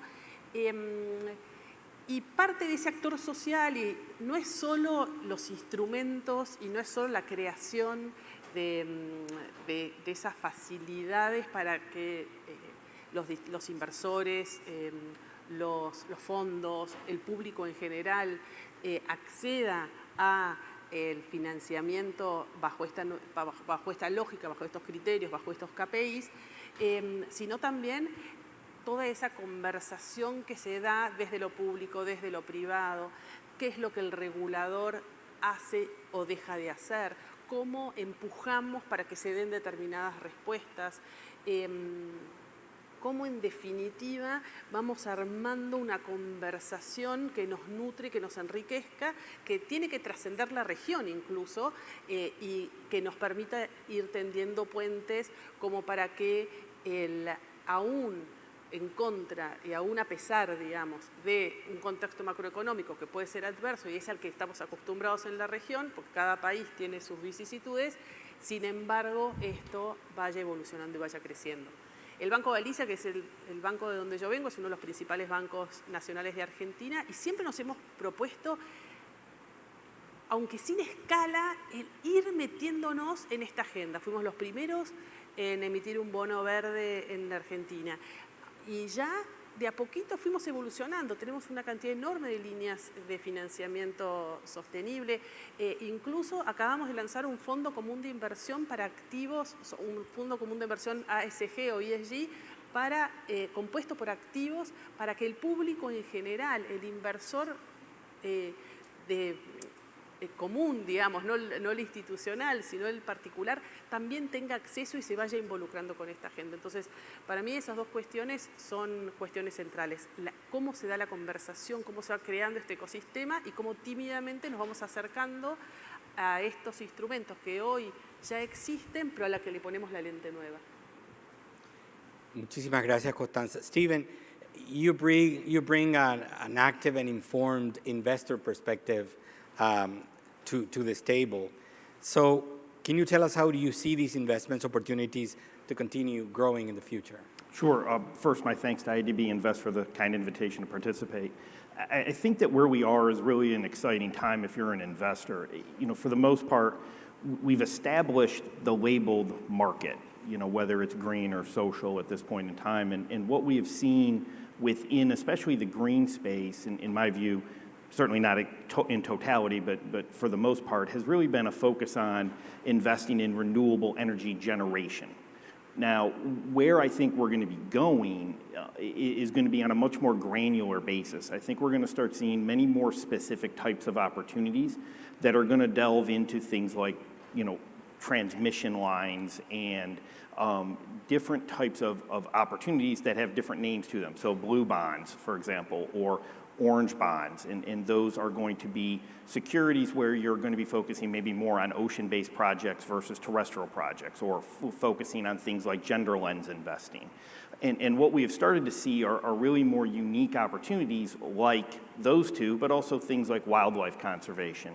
And what that's going to really take the form of to start with, in my view, is going to be much more partnership between investors, issuers, and the multilaterals. I think we're looking at a much more robust public-private partnership environment where you know, us as investors are going to be looking to have experts like IDB Invest work with us and issuers to create and help to fund very unique outcomes that we know our investors are looking for and are simply looking for the opportunity to find those. And I think it's a critical time, and I think it's been a little bit slower to develop than what people have expected because the transaction time for deals where there is a public-private partnership tends to just be a lot longer. You know, I think of, you know, we were the lead investor in the first forest bond. That took 18 months. We were the lead investor in the first blue bond. That took a year. We were the lead investor in the wildlife conservation bond or the rhino bond. That took 9 months. So we're making progress for sure, but it still just takes an awful lot of time.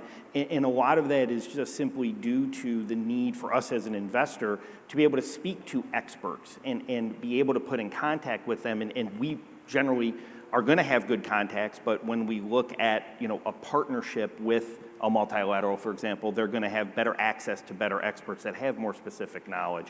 And so I think that just takes a little bit more time, and hopefully what we're doing now is kind of laying the groundwork to establish these template-like transactions that also allow for us to more rapidly deploy capital going forward, because I know our investor base is continually looking for new, unique, different types of structures to invest in because our investor base is so wide in their outcome focus. You know, some are focused on just social outcomes, some are focused on green, but their version of green is different. Everyone that we speak to has a different idea of what they want to do in the green space. So I think that there's a lot of capital that's ready to be deployed, just as long as we're able to just finally set up those types of structures that allow for an understanding from the asset manager of exactly what's trying to be funded, what measurable outcomes are associated with that, and how do we get verification, you know, through either experts or other organizations that have that expertise and can provide us that reliable data. I think those two last points, sort of the templates and the reporting, the accountability, set up the next two things that I wanted to discuss with you. And they're kind of two sides of the same coin. One is transparency and reporting and how do we hold ourselves accountable. And the other side is how do we measure that? What are the standards, the taxonomies, the regulation that are behind or that are actually developing right now. So why don't we take that in two rounds? Let's talk about the transparency, the accountability, the reporting side first, and then we delve into the let's say, more challenging waters of standards and regulations. So can I start with you, Constanza, your thoughts on that matter? A ver, desde todo punto de vista, tener un muy buen modelo de reporte es clave hoy, en términos de necesidad de transparencia, de necesidad de consistencia, de calidad de la información. O sea, hoy pensar en una empresa o en un grupo empresario como es el que yo pertenezco, que no tenga un buen modelo de reporte alineado a los principios internacionales, digamos que está fuera, out of the game, ¿no? Dicho esto, es bastante complejo el proceso de armado de un reporte porque todavía estamos sujetos respondemos a alineamientos que no terminan de conversar entre sí, o sea que hay un desafío enorme de alineación de los distintos lineamientos para ayudar a hacer un modelo de reporte mucho más consistente, más claro, más trazable, que permita presentar un disclosure de la información que sea más claro de entender para un inversor, que el inversor encuentre lo que está necesitando y no que estemos hablando de aquello que en realidad no interesa tanto, con lo cual creo que todavía hay una oportunidad enorme para seguir mejorando, que la alineación de los lineamientos internacionales es clave y que hay otra cuestión que es la que todavía nos está faltando, que es tener un marco conceptual mucho más claro, mucho más acertado, mucho más contundente en términos de taxonomías.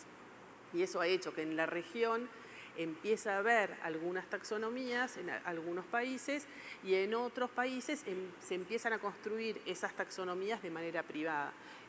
Nosotros, por ejemplo, en Argentina estamos por presentar una taxonomía de financiamiento para pymes lideradas por mujeres. Bueno, ir construyendo esa agenda es una responsabilidad producto de estas conversaciones que tienen que empezar a darse y que se están dando entre los distintos actores, pero de donde también el sector privado empieza a darse sus propias respuestas para tener un marco de apertura y de mayor claridad de cara tanto a los inversores como de claridad en términos de gestión. ¿Lo estamos haciendo bien? ¿Lo estamos haciendo mal? ¿Cómo deberíamos mejorar? Y a veces lo que pasa con las taxonomías definidas en los países centrales no se adaptan al contexto de la necesidad que uno tiene en términos de especificidad y necesidad puntual, ¿no? Pero estamos en ese camino, el camino definitivamente es ese, que además nos ayuda a ir construyendo el dato, ¿no? Hoy conversábamos temprano respecto de eso, cómo de a poco nos vamos nutriendo y vamos creando toda esta base de datos que a medida que se va sofisticando no solo la agenda, sino el marco conceptual dentro del cual desarrollar y promover las finanzas, nos sirve de base para evolucionar. What are your thoughts, Miriam? And by the way, is this a collaborative space or is it a competition space?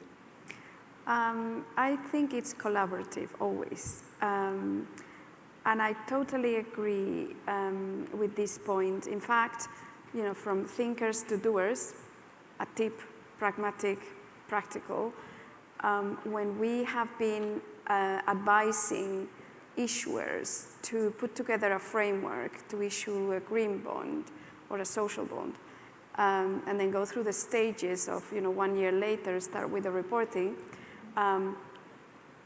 A few years back, we would do it that way. Let's put together a framework, let's issue the bond, let's prepare the reporting.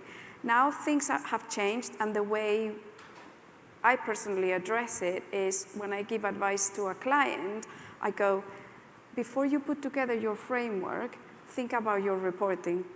Think about what is the information that you already have, what is that data that you already have available, what can you leverage from that, what can you pull from there, how can you enhance that data already, and put yourself 1 year onwards after you've issued that bond, because we are in an evidence-based market. It's no longer a marketing exercise. Greenwashing is, right? So it's evidence-based. The investor, Stephen, is gonna want to see that what you're saying, my DNA is green, what does that mean in numbers, right? And so those numbers, you need to be able to get them. And it's no longer valid to say, oh, but I have them, and then when it gets to the time to retrieve that data, whoever needs to provide it can't give it to you. So you can only commit, you know, it only exists if you have the data.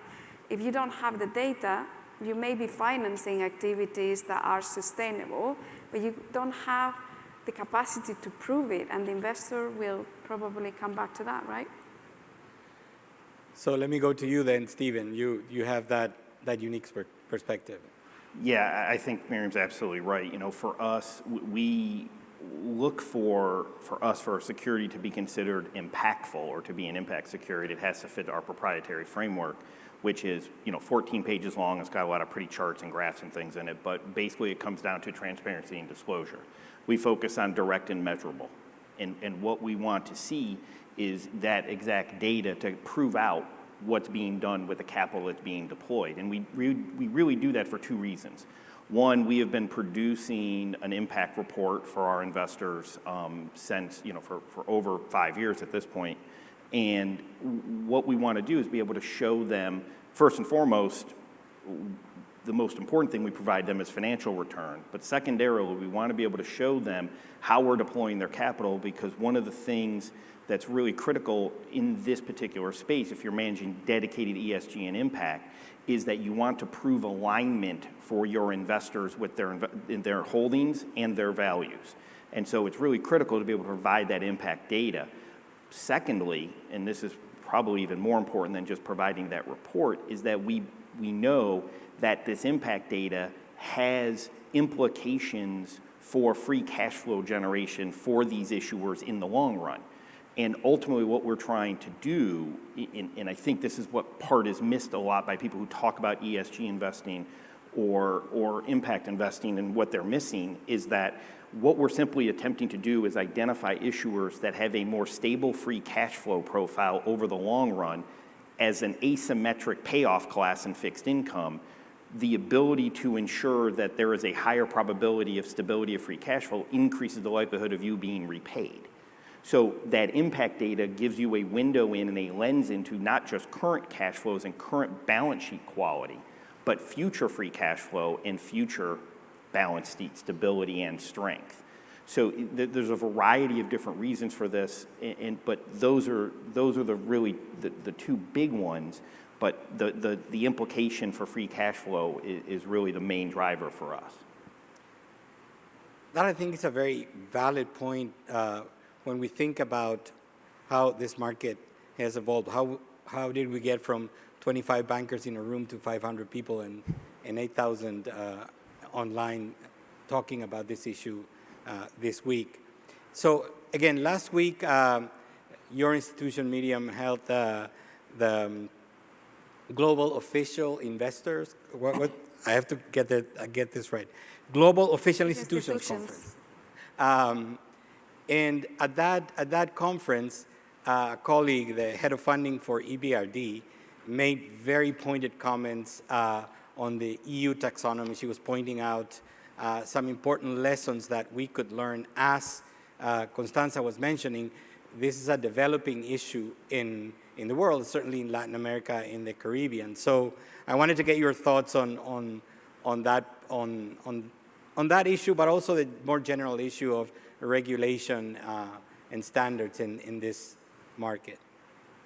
Yes, so very current topic, obviously, and a concern for many. Again, I'd like to focus on the positives. I think that, and there are many views on this, but I think that the taxonomies across the globe, the positive that they have is that they are shining a light to the broader market, to those maybe parts of the market that may not have that in-house capability to discern on what is green, what is not green, what is sustainable, what is not sustainable, and therefore they need some guidance. So any help in defining it's good, so that's the work of the taxonomy. A different story is the regulation, right? And so I think that the problem that we're having, and again, I like to refer all the time from thinkers to doers, is that in Europe, currently the shape that is taking the regulation, the sustainable regulation in Europe, is still at a stage where it's a bit up in the air, and it's difficult to make it practical for issuers, and it might and intentionally put a stop to things. But again, everybody's working on making sure that this doesn't happen, and I think that the expert group and all the experts in the market, including, investors like, Stephen as well, all of them are, trying to make sure that we can put legs to, whatever the regulation is saying, so that we don't stop this market.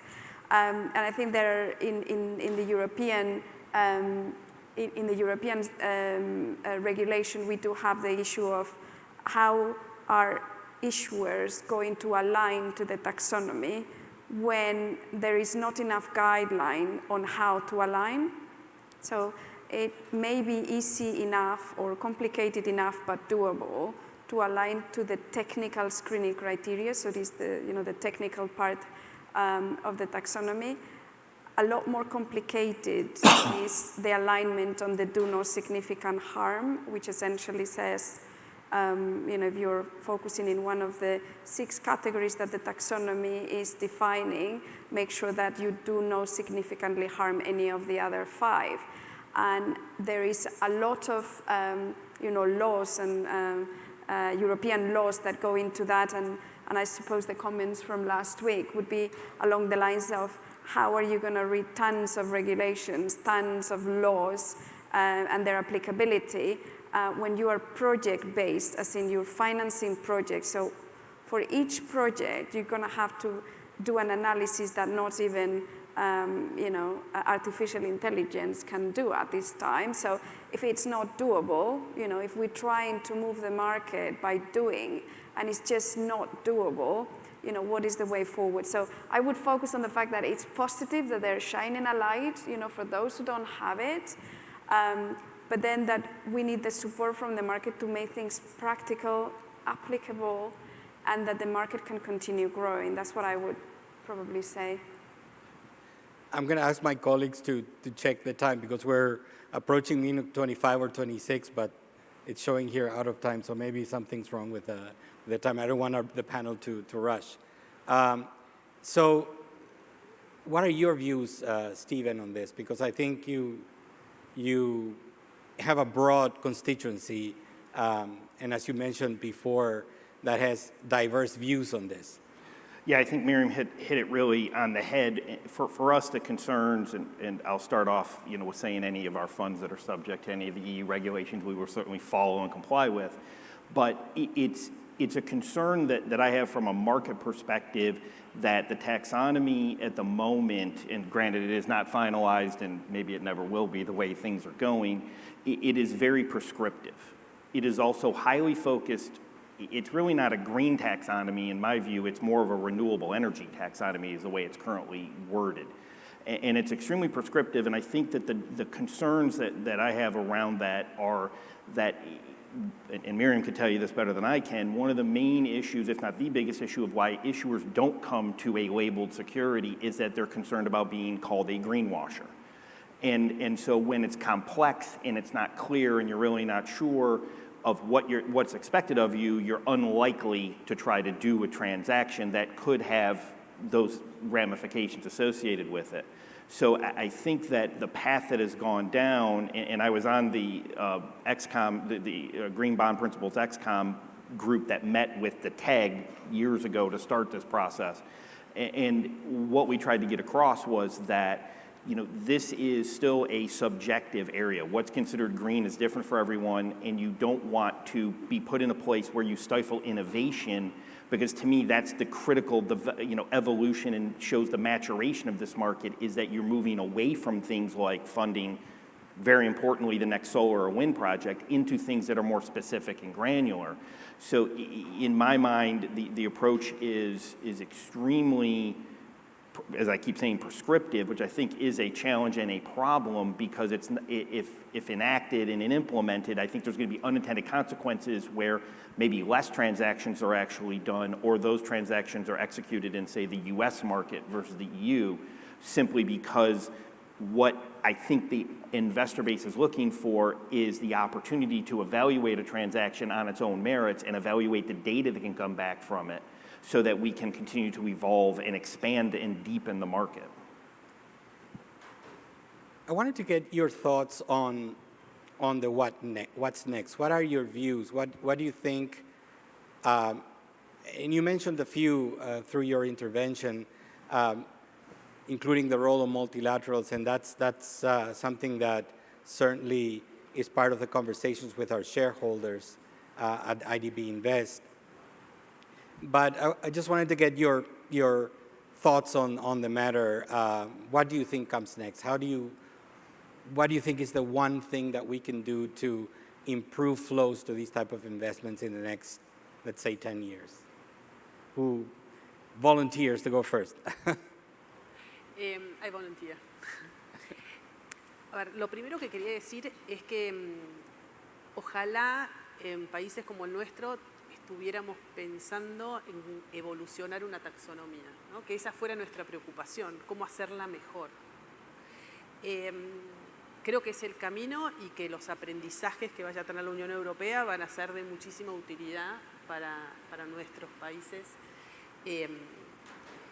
Creo que lo que se tiene que venir es la escalabilidad. Definitivamente este shifting de trillions tiene que suceder y tiene que suceder ya, con lo cual tenemos que hacer que esto no sea un porcentaje, estas carteras sostenibles, un porcentaje chico de nuestras carteras, sino que tiene que expandirse en el modo en el que pensemos las finanzas. Con lo cual creo que definitivamente la escalabilidad es lo que nos tiene que desafiar y no es en el tan largo plazo. Es un poco en el ya. O sea, si tenemos que resolver los problemas, si entendemos que tenemos ese rol tan central, ese modo, esa escalabilidad tiene que darse de manera como más inmediata. Y lo que tenemos que encontrar es cómo hacer que esos bonos, sean del color que sea, tengan esos rendimientos competitivos en el mercado. Hoy hay una demanda y una expectativa en los mercados por meterse y por suscribir a estos bonos, pero los retornos están siendo un poco más bajos de ese nivel de competitividad que esperamos que tengan. Entonces, si vamos hacia una lógica de taxonomías que nos ayuden a dar ese marco, que sean aplicables, si logramos esa escala y además encontramos la forma para que esos bonos sean competitivos, yo creo que es un camino como muy concreto hacia la solución. Muchísimas gracias. Miriam, Stephen? I think I'm going to talk a little bit about science fiction here, but markets are all over the place at the moment. There is a strong focus on, well, at least where I come from, on the concerns on inflation, on the concerns of the, what's happening in Ukraine, and so the macroeconomics are, feeble. And everything is all over the place, and we tend to forget about important issues as ESG when these things happen. And so I'd like to, again, science fiction, imagine that all these innovative tools that central banks and governments and all the innovation in fiscal policy and all the innovation in monetary policy that has happened in the last 10, 12 years could also be applicable to the ESG sector, and sort of like just as in COVID, the multilateral development bank sector came with commitments to finance the economies where they operate, bringing extra funding to provide to economies that need it because of COVID, to have something similar, some kind of instrument that in times of, now we don't have, the energy security that we had. So how do we address that? So should we be innovative in having some kind of multilateral or supranational sort of like tool that can help us readjust or transition during those times of difficulty? That's what I would think. Again, very up in the air, but. Great thinking. I think that, and it's crazy for me to say this considering where we are in this space, but I think it really is a matter of continued education. and it's education for both investors and issuers, and it requires the various market participants help to foster that education through things like speaking with experts, having organizations, multilaterals that have a different interest in different parts of the capital structure to provide support support to certain transactions where possible, but also to get investors more comfortable with the increasing evolution of where this space is to be, again, more granular, more specific.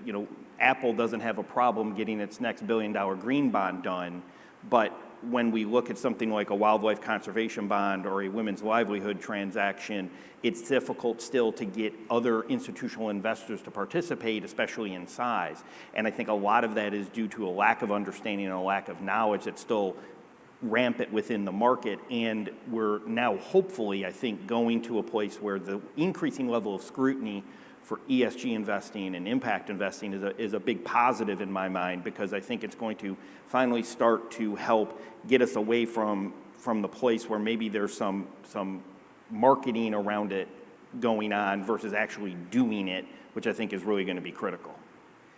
Thank you so much. I don't know if there are any questions that we can address. Sí, Orlando, tenemos una pregunta en línea. Okay. De Valentina Márquez.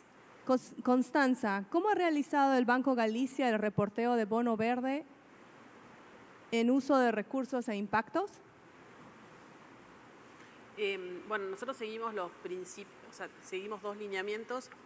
Uno, los lineamientos de la Comisión Nacional de Valores, que ha definido un marco para los bonos sociales, verdes y sostenibles, y los Climate Bond Principles, que tienen las 4 fases de comunicación respecto del bono. No hay una diferencia respecto de los bonos que se dan internacionalmente.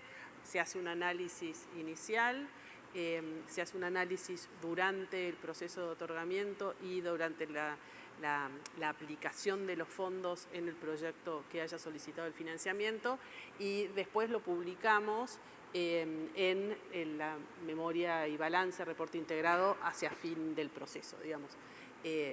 Una de las cosas que nos ha definido es que la incorporación de estos criterios, la emisión de estos nuevos bonos, se dé en el marco del alineamiento de los principios internacionales que hoy funcionan muy bien en lo que es el marco de los bonos sociales, verdes y sostenibles. O sea que ahí no hay como ninguna diferencia, ninguna cosa excepcional respecto de los bonos que puedan emitirse en cualquier otro lado del mundo.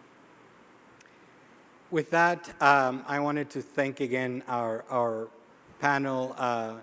I know Miriam arrived on a plane, I think yesterday, and is flying again tonight. So I want to acknowledge the fact that you are here and helping us move the conversation. So thank you very, very much for your thoughts, and I think we can leave on a positive note, especially the first panel in the morning that talked about what the next generation thinks and what the next generation will demand in terms of investment. So I think we have work to do, but certainly enough to work with. Thank you very, very much to all of you. Thank you. Thank you.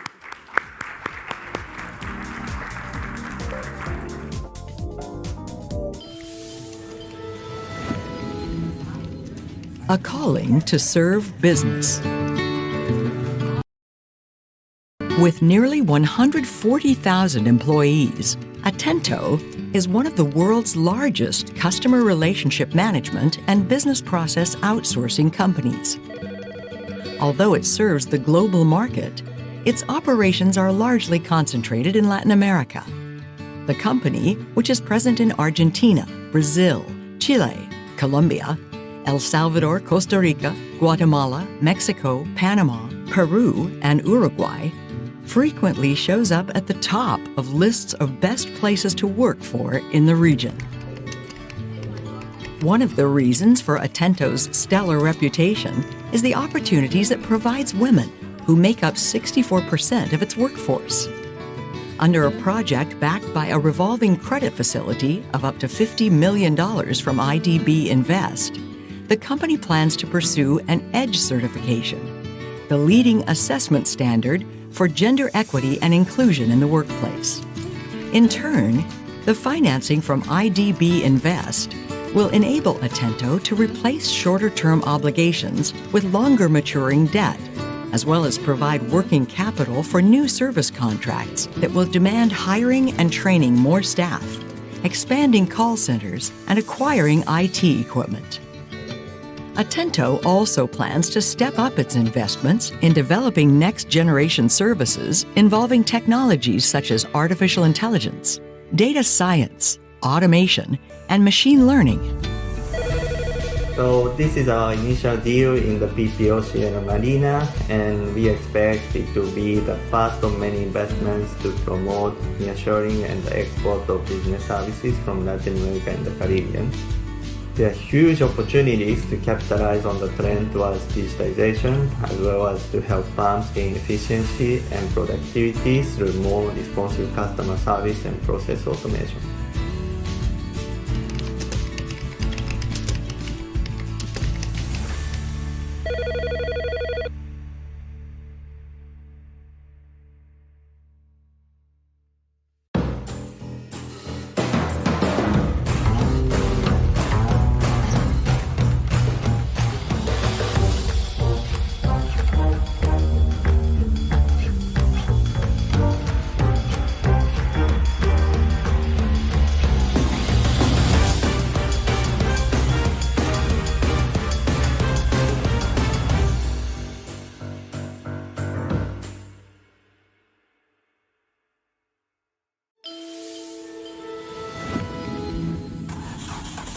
Gigante de la movilidad verde.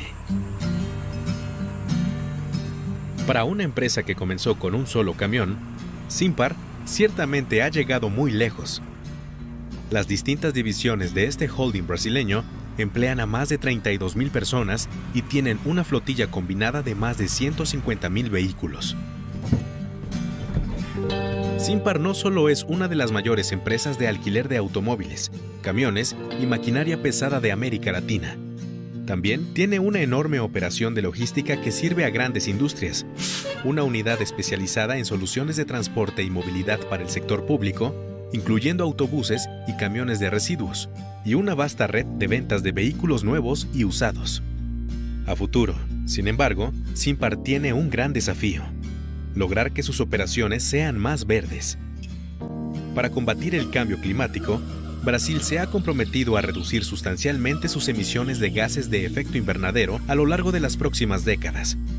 La industria del transporte, que depende en gran medida de los hidrocarburos, es una de las principales fuentes de CO2. Simpar está decidida a liderar la transición a un futuro más limpio. En los próximos años, hará una enorme inversión en sustituir vehículos con motores convencionales por unidades eléctricas, híbridas o a biocombustibles. Para apoyar ese esfuerzo, BID Invest le brindará un paquete financiero de $270 millones que incluye $80 millones de la propia BID Invest, $40 millones de fondos de donantes administrados por BID Invest y un préstamo sindicado por $150 millones de instituciones financieras comerciales. Los recursos de BID Invest incluyen un préstamo verde que se utilizará para la adquisición de vehículos eléctricos, que aún son mucho más caros en Brasil que los camiones y automóviles convencionales. Simpar también recibirá asistencia técnica para desarrollar un plan de acción a largo plazo para reducir su huella de carbono. Nuestra participación en los ambiciosos planes de Simpar puede allanar el camino para que otras instituciones financieras internacionales apoyen medidas similares en nuestra región. También contamos con que esta operación sirva de ejemplo para que otras empresas de transporte se decidan a hacer más verdes sus propias flotillas, comentó Juan Parodi, jefe del equipo de proyecto de BID Invest.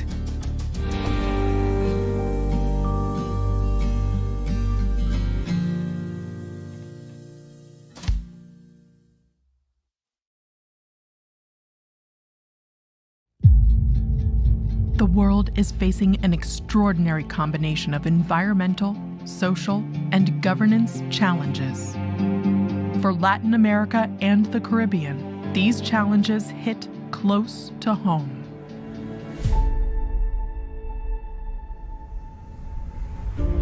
We are here to align purpose with action, to protect ecosystems, foster inclusive growth, and shape how companies do business and invest with impact. Because we need to act now to build resilience in our businesses and economies to leverage the power of the private sector. Act now to expand access to ESG solutions and sustainability-linked financing that are beneficial for more than 600 million people, the private sector, and the planet. Act now to strengthen sustainable value chains with environmentally and socially conscious mindsets. Act now to accelerate the best use of data and technology to empower businesses and people. Act now to enable sustainable investments in countries susceptible to the impact of natural disasters. Act now to lay down a roadmap for a green transition of the private sector that is just, gives voice to communities, and leaves no one behind. We have a plan. Now we are here to take action so that we can keep building a greener, more inclusive, and resilient region for all. So we can go from thinkers to doers. Welcome to Sustainability Week 2022.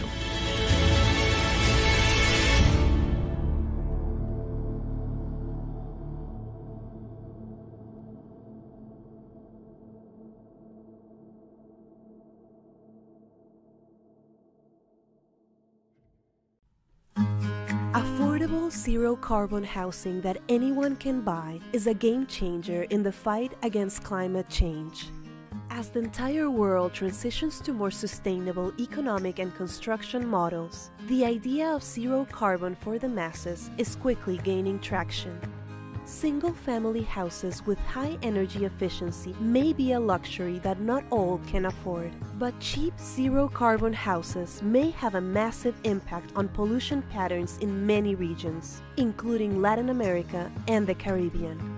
Zero-carbon houses share a few common features, including strong building insulation so that less energy is needed to keep comfortable temperatures inside and solid recycling systems to avoid water waste.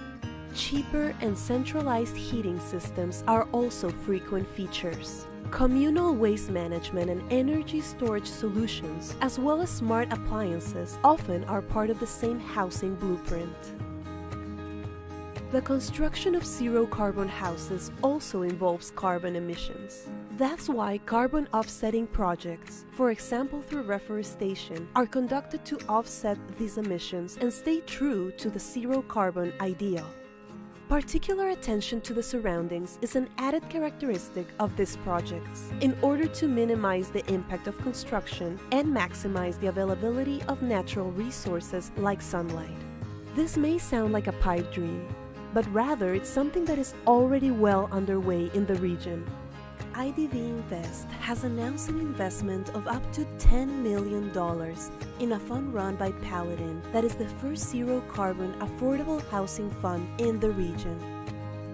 The fund seeks to raise as much as $100 million that will be invested in building housing for first-time homebuyers earning less than their country's gross national income per capita.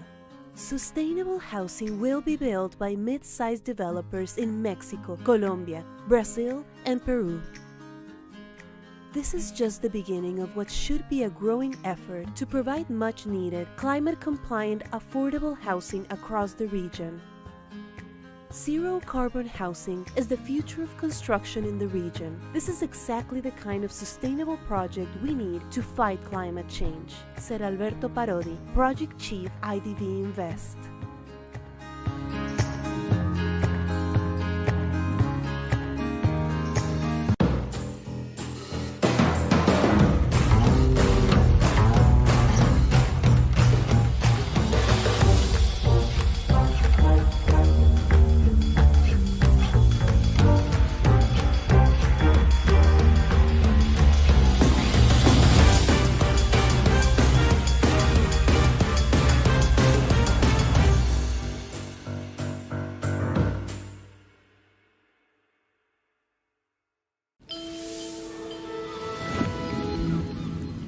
La vuelta a la actividad en las playas.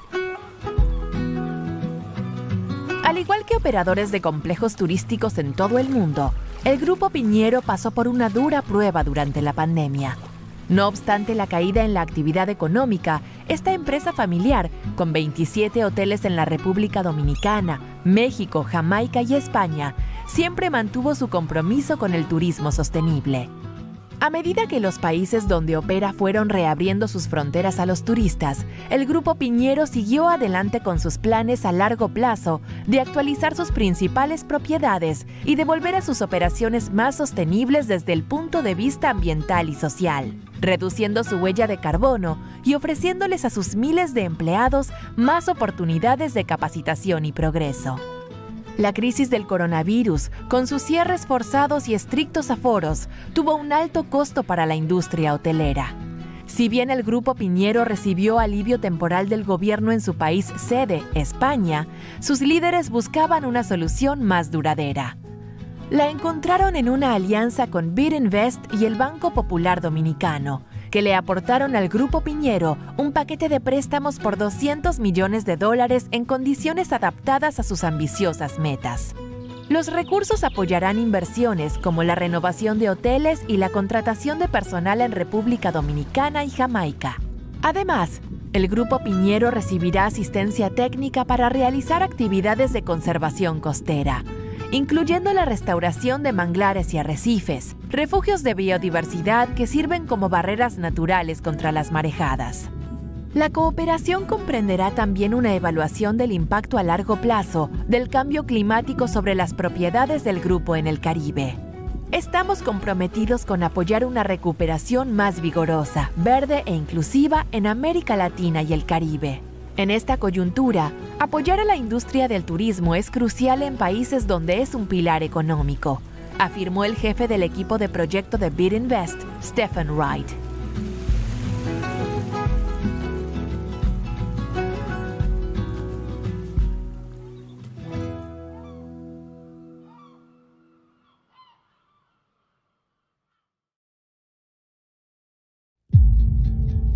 The world is facing an extraordinary combination of environmental, social, and governance challenges.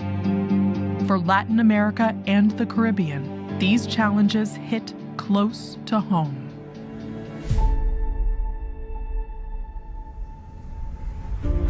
We are here to align purpose with action, to protect ecosystems, foster inclusive growth, and shape how companies do business and invest with impact. Because we need to act now to build resilience in our businesses and economies to leverage the power of the private sector. Act now to expand access to ESG solutions and sustainability-linked financing that are beneficial for more than 600 million people, the private sector, and the planet. Act now to strengthen sustainable value chains with environmentally and socially conscious mindsets. Act now to accelerate the best use of data and technology to empower businesses and people. Act now to enable sustainable investments in countries susceptible to the impact of natural disasters. Act now to lay down a roadmap for a green transition of the private sector that is just, gives voice to communities, and leaves no one behind. We have a plan. Now we are here to take action so that we can keep building a greener, more inclusive, and resilient region for all. So we can go from thinkers to doers. Welcome to Sustainability Week 2022.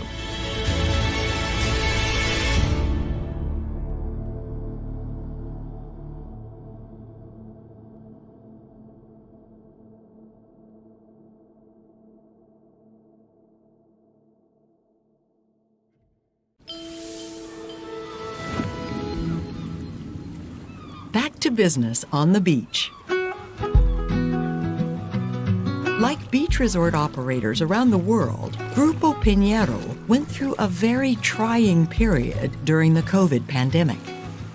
Despite the turndown, the family-owned chain, with 27 hotels in the Dominican Republic, Mexico, Jamaica, and Spain, always stood by its commitment to sustainable tourism.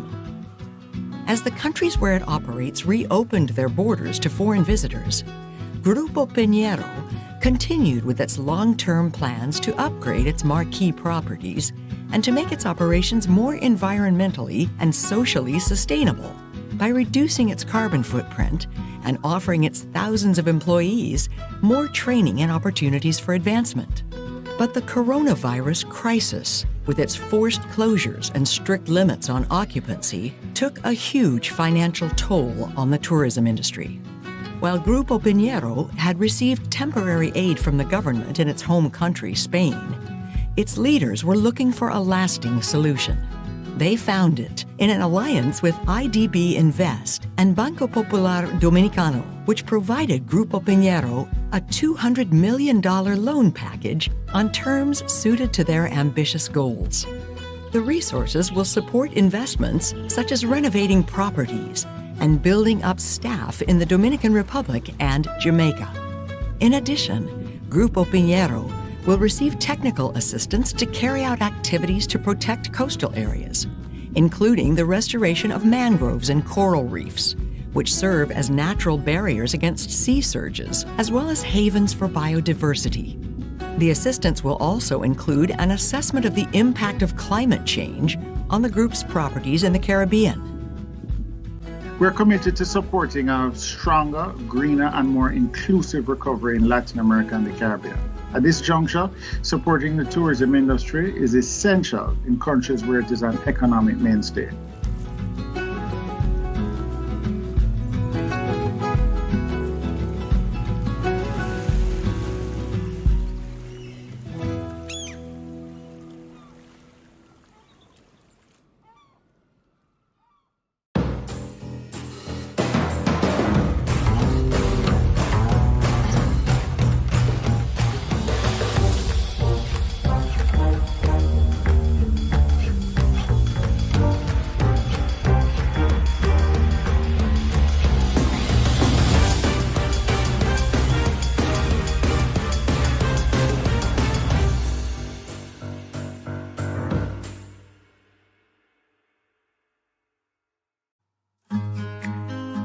La construcción de viviendas asequibles y sin emisiones es un paso gigante en la lucha contra el cambio climático. A medida que todo el mundo se mueve hacia modelos económicos y de construcción más sostenibles, la idea de emisiones cero está ganando terreno rápidamente. Las casas unifamiliares con alta eficiencia energética son un lujo que no todos pueden pagar. Pero las viviendas asequibles con cero emisiones pueden tener un impacto masivo en los patrones de contaminación en muchas regiones, incluida América Latina y el Caribe.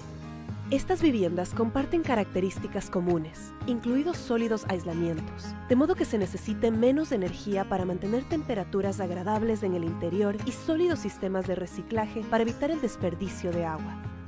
Los sistemas de calefacción centralizados y más baratos también son características frecuentes. Las soluciones comunitarias de gestión de residuos y almacenamiento de energía, así como los electrodomésticos inteligentes, a menudo forman parte del mismo proyecto. La construcción de casas con cero emisiones implica emisiones.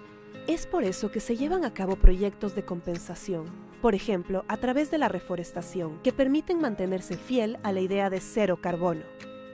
La especial atención al entorno es una característica añadida de estos proyectos, con el fin de minimizar el impacto de la construcción y maximizar la disponibilidad de recursos naturales, como la luz solar. Esto puede parecer una quimera, pero es algo que ya está en marcha en la región. BID Invest ha anunciado una inversión de hasta $10 millones en un fondo administrado por Palladium, que es el primer fondo de vivienda asequible con cero emisiones de carbono en la región. El fondo busca recaudar hasta $100 millones, que se invertirán en la construcción de viviendas para nuevos compradores con ganancias por debajo del ingreso nacional bruto per cápita de su país. Estas viviendas sostenibles serán construidas por promotores en México, Colombia, Brasil y Perú. Este es solo el comienzo de lo que debería ser un esfuerzo creciente para promocionar viviendas asequibles y respetuosas con el clima, muy necesarias en toda la región. La vivienda de emisiones cero es el futuro de la construcción en la región. Este es exactamente el tipo de proyecto sostenible que necesitamos para luchar contra el cambio climático, dijo Alberto Parodi, jefe de proyectos de BID Invest.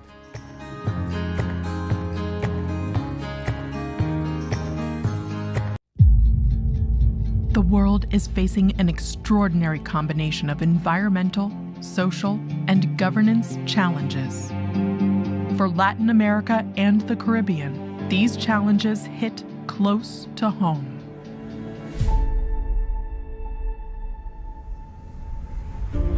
We are here to align purpose with action, to protect ecosystems, foster inclusive growth, and shape how companies do business and invest with impact. Because we need to act now to build resilience in our businesses and economies to leverage the power of the private sector. Act now to expand access to ESG solutions and sustainability-linked financing that are beneficial for more than 600 million people, the private sector, and the planet.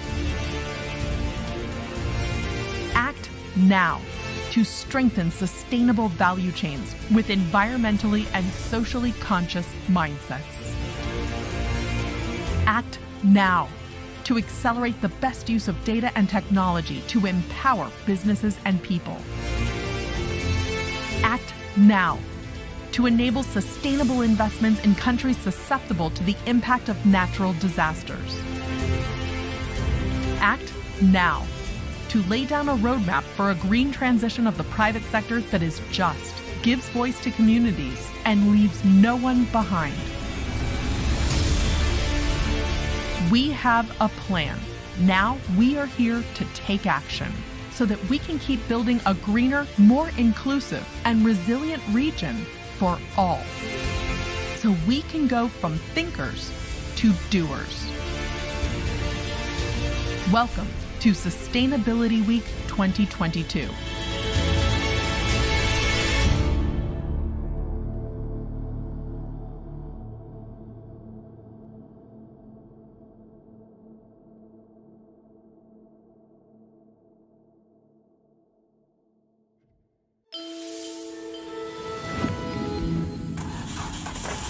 Greening a mobility giant.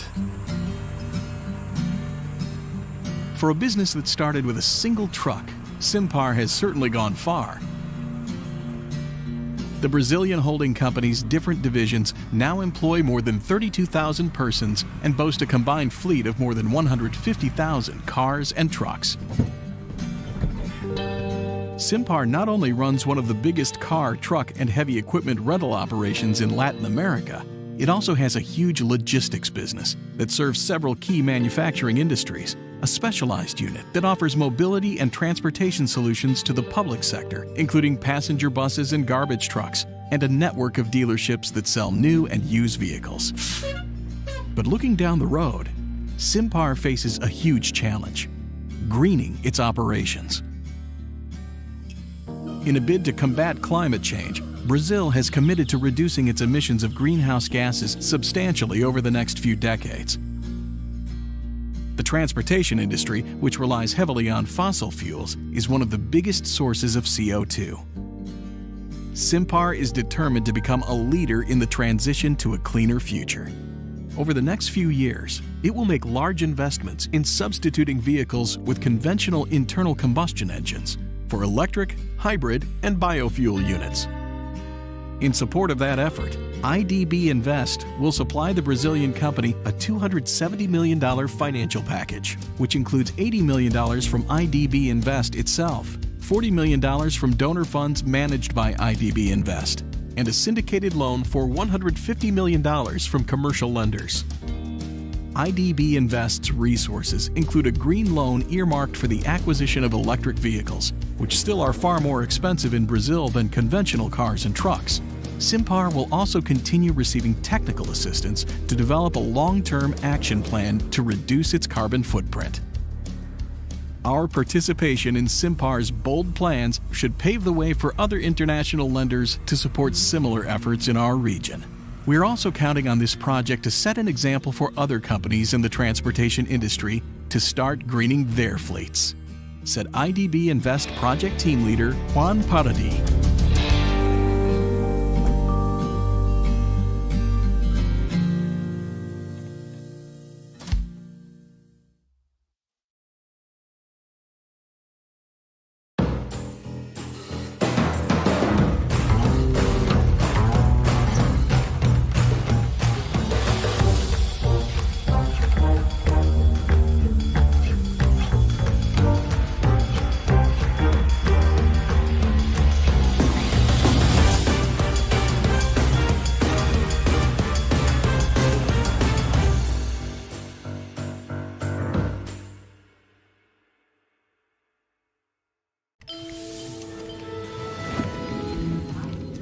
Una vocación de servicio.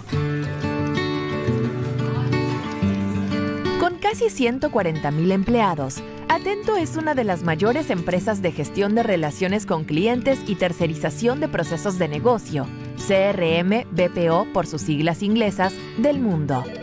Aunque sirve a un mercado global, la mayoría de sus operaciones están concentradas en América Latina. La compañía, con presencia en Argentina, Brasil, Chile, Colombia, Costa Rica, El Salvador, Guatemala, México, Panamá, Perú y Uruguay, figura frecuentemente en listas de los mejores lugares para trabajar en la región. Una de las razones de esa reputación estelar es que Atento le brinda muchas oportunidades a las mujeres, que constituyen 64% de su fuerza laboral. Bajo un proyecto respaldado por una facilidad de crédito revolvente de hasta $50 millones de BID Invest, la empresa buscará obtener la certificación EDGE, la principal evaluación internacional sobre equidad de género e inclusión en lugares de trabajo. A su vez, el financiamiento provisto por BID Invest le permitirá a Atento reemplazar deuda de menores plazos con obligaciones a plazos más largos, así como obtener capital de trabajo para emprender nuevos negocios que requerirán contratar y entrenar a más personal, ampliar sus call centers y adquirir más equipos informáticos. Atento también planea incrementar sus inversiones en el desarrollo de una nueva generación de servicios con tecnologías como la inteligencia artificial, la ciencia de los datos, la automatización y el aprendizaje automático. Esta es nuestra transacción inaugural en el campo CRM-BPO. Esperamos que sea la primera de muchas inversiones para promover el nearshoring y la exportación de servicios desde América Latina y el Caribe. Hay enormes oportunidades para sacar mayor provecho de la tendencia hacia la digitalización, así como para ayudar a las empresas a ganar en eficiencia y productividad mediante la automatización de procesos y servicios de atención al cliente más dinámicos, apuntó Daichi Tsuchihashi, jefe del equipo de proyecto de BID Invest.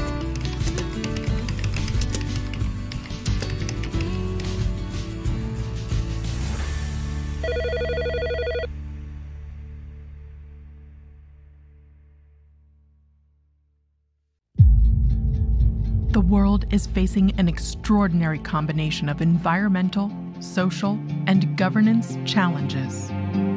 For Latin America and the Caribbean, these challenges hit close. Materials will represent a business opportunity between 300 billion and 400 billion, only talking about circular products.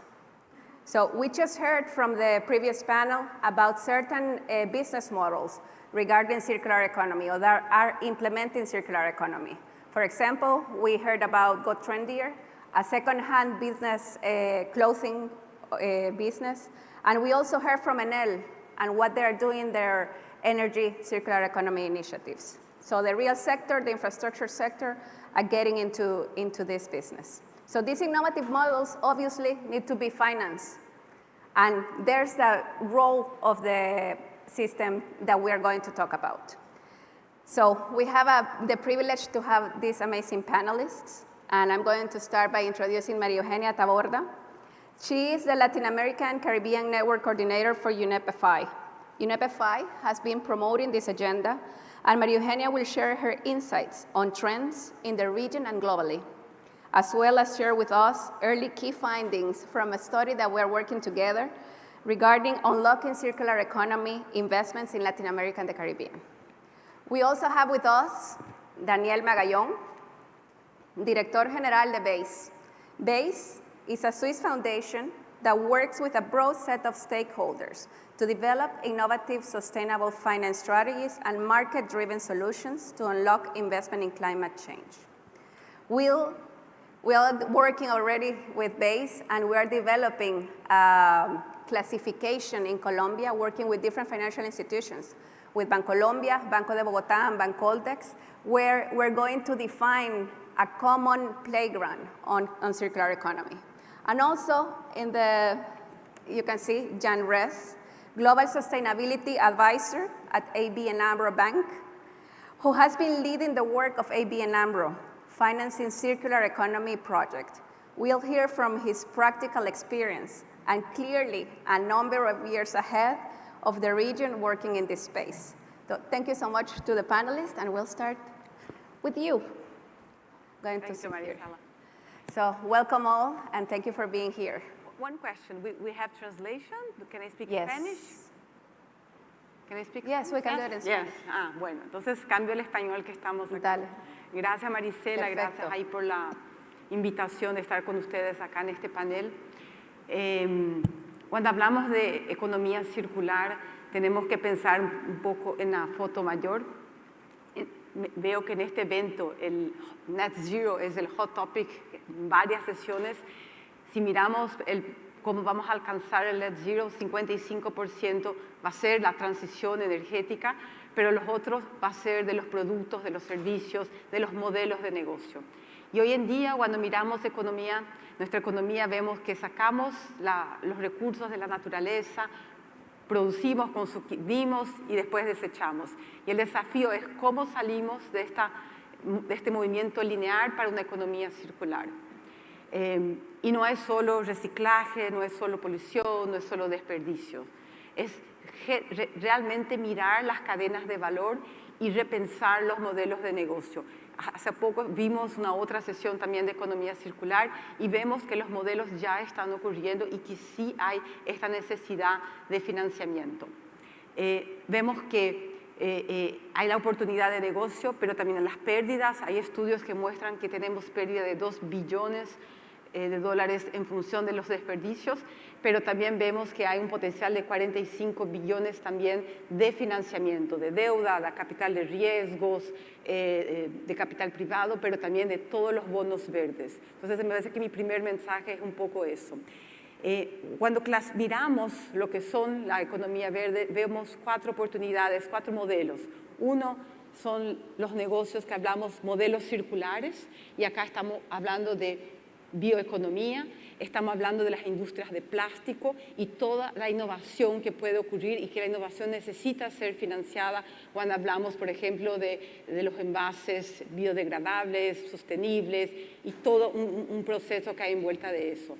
Hay la optimización de los recursos, entonces acá todos los electrónicos y todas las industrias de recuperación de los electrónicos, también toda la parte regenerativa y ahí los insumos de la agricultura y cómo para nuestra región esto vía biocombustibles, biofertilizantes, entonces también mucha oportunidad de negocio. Y por último, el apoyo para la economía circular que va de blockchain, plataformas digitales y el propio consumidor. Entonces, primero hay esa oportunidad. Vemos que en Europa esto viene avanzando mucho, entonces se hizo un mapeo de más de 40 instrumentos financieros que ya incorporan eso y viene creciendo. Y acá en nuestra región nosotros mapeamos en este estudio que Marisela comentó más de 25 instrumentos, pero claro, todavía un desafío de qué significa economía circular, cuáles son las métricas de economía circular. Y vemos que se están usando bonos, en préstamos, inversiones de riesgo, pero también las donaciones, los blended. Entonces hay una innovación que se puede hacer envuelta del financiamiento de la economía circular. Y la buena noticia es que vemos que los gobiernos están avanzando. Entonces vimos como países como Chile, Colombia, Costa Rica, Brasil, vienen avanzando y vemos países como Colombia y Costa Rica en sus planes anuales o en sus NDCs. Entonces ahí este empuje también para que el sector financiero de facto incorpore. Y ahí más en la próxima sesión puedo hablar un poco de lo que encontramos de los mecanismos y las barreras para las instituciones. Gracias, María Eugenia. A ver, Daniel, con este background que María Eugenia ha comentado, ¿cuáles consideras tú que son... ¿Qué necesitamos para escalar el financiamiento en economía circular? Sí, bueno, primero que nada, muchas gracias por esta invitación. Es un placer para mí compartir este escenario con ustedes, dado que hemos venido trabajando mucho en estos temas y, bueno, vengo un poco a compartir esos aprendizajes, ¿no? Y efectivamente, bueno, implicaciones en temas de economía circular. Es un mercado que, como usted decía, está evolucionando muy rápido. No es un tema nuevo, digamos que el término en sí es nuevo, pero el tema no es algo nuevo ahorita. Sin embargo, sí hay un movimiento muy fuerte por parte del mercado y obviamente por algunas instituciones financieras por tratar de incorporarse a economía circular y en todo el contexto de Net Zero. Como ya mencionaban, desde, yo diría, el año pasado hubo un boom muy grande de compromisos por parte de varias instituciones financieras en firmar compromisos para volverse Net Zero para el año 2050. En este momento estamos viendo y discutiendo con varias instituciones financieras cómo van a ser esos planes para reducir y para lograr esos compromisos que se han hecho. Y economía circular forma parte de ese compromiso, es una parte fundamental, ¿no? Se espera que, como decía María, alrededor del 40% de esta reducción de emisiones provenga de modelos de financiamiento aportado a economía circular. Y algo que me gustaría un poco que pensáramos es que cuando hablamos de economía circular no se trata de una línea en especial, se trata de algo que cruza todas las líneas y todos los productos y servicios financieros de una institución financiera. Creo que tenemos que repensar la forma como se está financiando, el empezar un poco a ser proactivo con los clientes que se está financiando, empezar a preguntar, bueno, ¿qué parte del proceso, cómo haces tu proceso y por qué esto no puede ser de una forma circular y cómo rompemos esa forma lineal, ¿no? Eso por una parte. Otra parte fundamental y algo que estamos viendo en Latinoamérica en específico es que a la hora de trabajar estos temas de clasificación de economía circular, ¿qué significa economía circular? ¿Qué entra? ¿Qué no entra? Es muy importante la coordinación entre los diferentes actores. Yo creo que uno de los proyectos que nos sentimos muy afortunados de trabajar es con el BID Invest en Colombia, donde se logró coordinar a 3 instituciones financieras, que antes de ese proyecto yo la verdad veía imposible, porque son competidores, y bueno, un banco de desarrollo, en el tratar de coordinar y tratar de definir qué es economía circular, y tratar de definir y estandarizar mediciones o parámetros de medición, ¿no? ¿Y por qué es importante esto? Bueno, es importante porque si no lo hacemos, lo que va a pasar es que cada banco va a desarrollar sus propios criterios sobre definir qué es economía circular y vamos a acabar con un arco iris de definiciones, como hemos acabado con otras cuestiones, ¿no? Realmente no hay un estándar para definir, o no habría un estándar para definir en dónde entra economía circular o no. Y además, siendo un tema tan amplio y tan complejo, si no hay esta coordinación, va a acabar en un tema con un desconocimiento y un lenguaje diferente en este sector, ¿no? En Europa, como se mencionaba, se ha venido trabajando en tratar de uniformizar. Hay una taxonomía verde en el cual está incluido temas de economía circular. Hay organismos como la OECD que está tratando de uniformizar esto y se está tratando de trabajar a nivel en Unión Europea. En Latinoamérica, bueno, no tenemos esa esa unificación o esa forma de trabajar, pero sí se puede hacer a nivel país. Entonces es muy importante considerar esa parte, ¿no? Voy a parar aquí porque, bueno, me podría seguir hablando, pero... No, muchas gracias. Gracias, Daniel. And now going to the practitioner. So, Jan, you coming from a financial institution, being or doing circular economy for a long way ahead, what does it take? What does it take to incorporate it into a financial institution? How do you do it? Yeah, todo entendido. Gracias a Daniel y todos. I'm going to speak in English. Is that possible? I think it's the better way for me. I do understand Spanish quite well. My pronunciation is better when I would be with you for a couple of days. I think we're lucky. The bank that I work for is called ABN AMRO. It's got long roots in Dutch history, and it has the government as one of its shareholders. I think we are extra attentive for the direction of the Dutch government, and one of the key strategic plans in line with the Paris Agreement and with decarbonization targets is to support the circular economy. And that really has to do with the fact that Holland, in essence, is a country with a small surface, many inhabitants, and few resources. A lot of collaborations, by the way, and a lot of trade relations, very intensive trade relations with the rest of the world. So I think it's, in a way, the perfect setup for a circular economy plan for the government. We, as ABN AMRO, have actually adopted the EU regulation and the EU categorization as part of our banking policy. And that means that when we make a commercial deal, we look whether we can actually check it in our loan book as what we call a circular deal.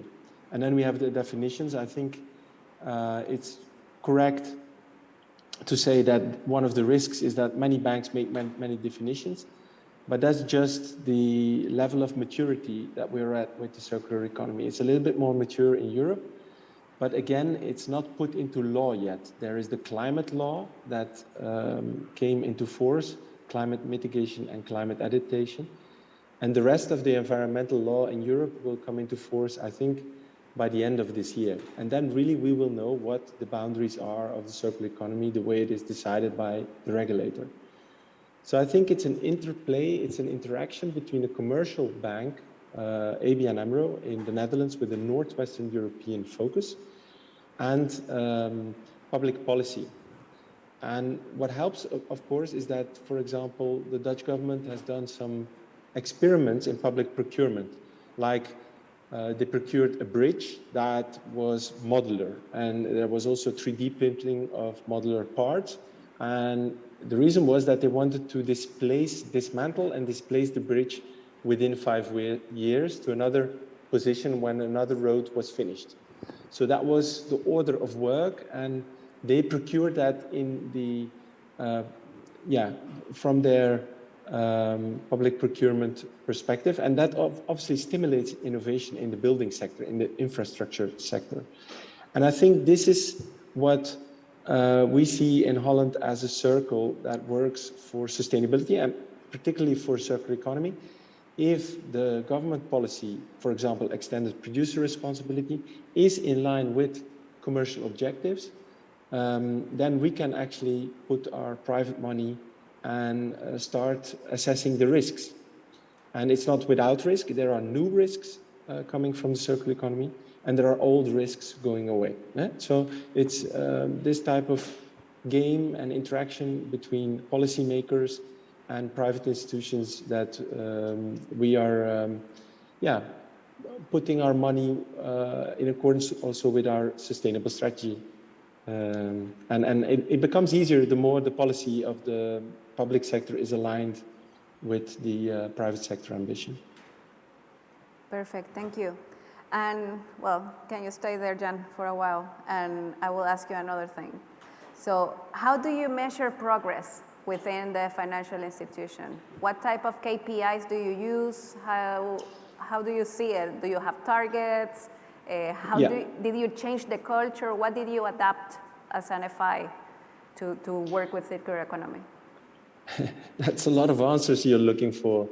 Let me start with the culture. I think banking culture around the globe is quite conservative. We're fairly lucky to have, an opportunity for culture change. There are lots of younger people, a more diverse workforce that has joined ABN AMRO in the past couple of years. I'm talking about 10 years. I've been working there for 20 years. So I've seen the change. You see, I'm here without a tie. I would have 20 years ago worn a tie. It would be much more conservative also in the expression of your identity. I think now we have people walking around with sneakers and just wanting to align the commercial agenda of the bank with the societal agenda and the urgency that we see. So that's, I think, part of the culture change. Does it go fast enough? Well, it never goes fast enough, because if you look at a startup, obviously these, like a sustainable startup, all the people will be true believers. I think we are still very much a bank facing heavy regulation. There are many financial laws that make sure that we cannot behave like a startup. So that also impedes culture change in the sector. But okay, you were asking more. You were also asking about a KPI. Yes, sure, we have a KPI. It's 3.5 billion euro of loans identified as circular deals. And we have 3 categories. We look for them in lifetime prolongation. So we see that a lot in the real estate deals that we do, that now things are not demolished anymore to the last brick and then taken away by a specialist demolishing company. We talk about harvesting now, and even recovery of important parts of the building. So the transformation agenda is really stimulated by our circular economy ambition. So within the 3.5 billion KPI, we count also the real estate deals where the building is transformed and not built from scratch. What else do we count in there? Everything that has to do with lifetime prolongation, and also reduction of environmental pressure by reducing resource intensity or by increasing resource efficiency. And a last one is where you see where services replace possession. So we have now the ability to, you can rent a scooter, rent a bike, rent any asset. There are also industrial assets like conveyor belts now that you can rent as a service. Then a company comes and installs it at your production site and takes it away. That type of companies we are interested in, and we put our money there, and we call that the as-a-service part of our circular economy target. But I hope I've answered some of the things. So there's the culture change, there's the KPI, that's a number, the 3.5 billion euro. There's the definition that we use, we have focus areas. But obviously we also see plenty of bottlenecks. I mean, we were building one of our buildings and we're trying to put our money where our mouth is, and we were building it with circular principles. And then what happened was that we saw that the glass that we were buying was not available in a circular version. And what did we mean by circular? We meant that the glass would be 100% recyclable. Now, to have a certain environmental performance, the glass contained plastics. So there were multiple layers of glass with plastics in between. And that's where it becomes difficult. I mean, if the glue and the plastics cannot be detached from the glass stops being circular. So there's still a lot of sectors that need to do a lot of R&D and innovation to join the club. And that's obviously the reality. So we are, in a way, still financing a lot of linear business. But on the back of that, we finance more and more circular economy business. Great, thank you. So Maria and Daniel, Jan has mentioned challenges, but also opportunities and targets, KPIs. Challenges that you have seen within the region and financial institutions to implement circular economy business models financing. Yes.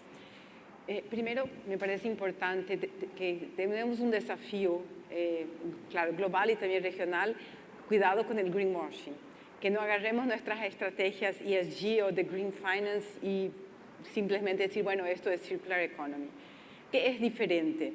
Entonces, hay una mirada diferente al modelo de negocio, a los indicadores que se van a controlar, a la cadena de valor que se está financiando. Entonces, ese es el primer cuidado que yo llamo la atención, porque sí estamos hablando de innovar en los mecanismos financieros. Lo que vimos en la región, que hay un ecosistema, hay lo que es el gobierno, hay lo que es el banco multilateral, los bancos nacionales y los bancos comerciales. Para esta agenda, ganar velocidad en nuestra región, nosotros necesitamos fomentar este ecosistema y realmente trabajar juntos, porque si esperamos solo de repente el banco comercial salir con sus estrategias o solo el gobierno, no vamos a avanzar en la velocidad. Entonces vimos en Chile, por ejemplo, Corfo, hay una agencia de desarrollo local, realmente fomentando los negocios y haciendo la conexión con el financiamiento y tienen una regulación de financiamiento. O vemos en Colombia, Bancolombia también trabajando con todo este ecosistema que se forma en Colombia con Ellen MacArthur para asesorar a sus clientes. Entonces es ese tipo de innovación que necesitamos al pensar en economía circular.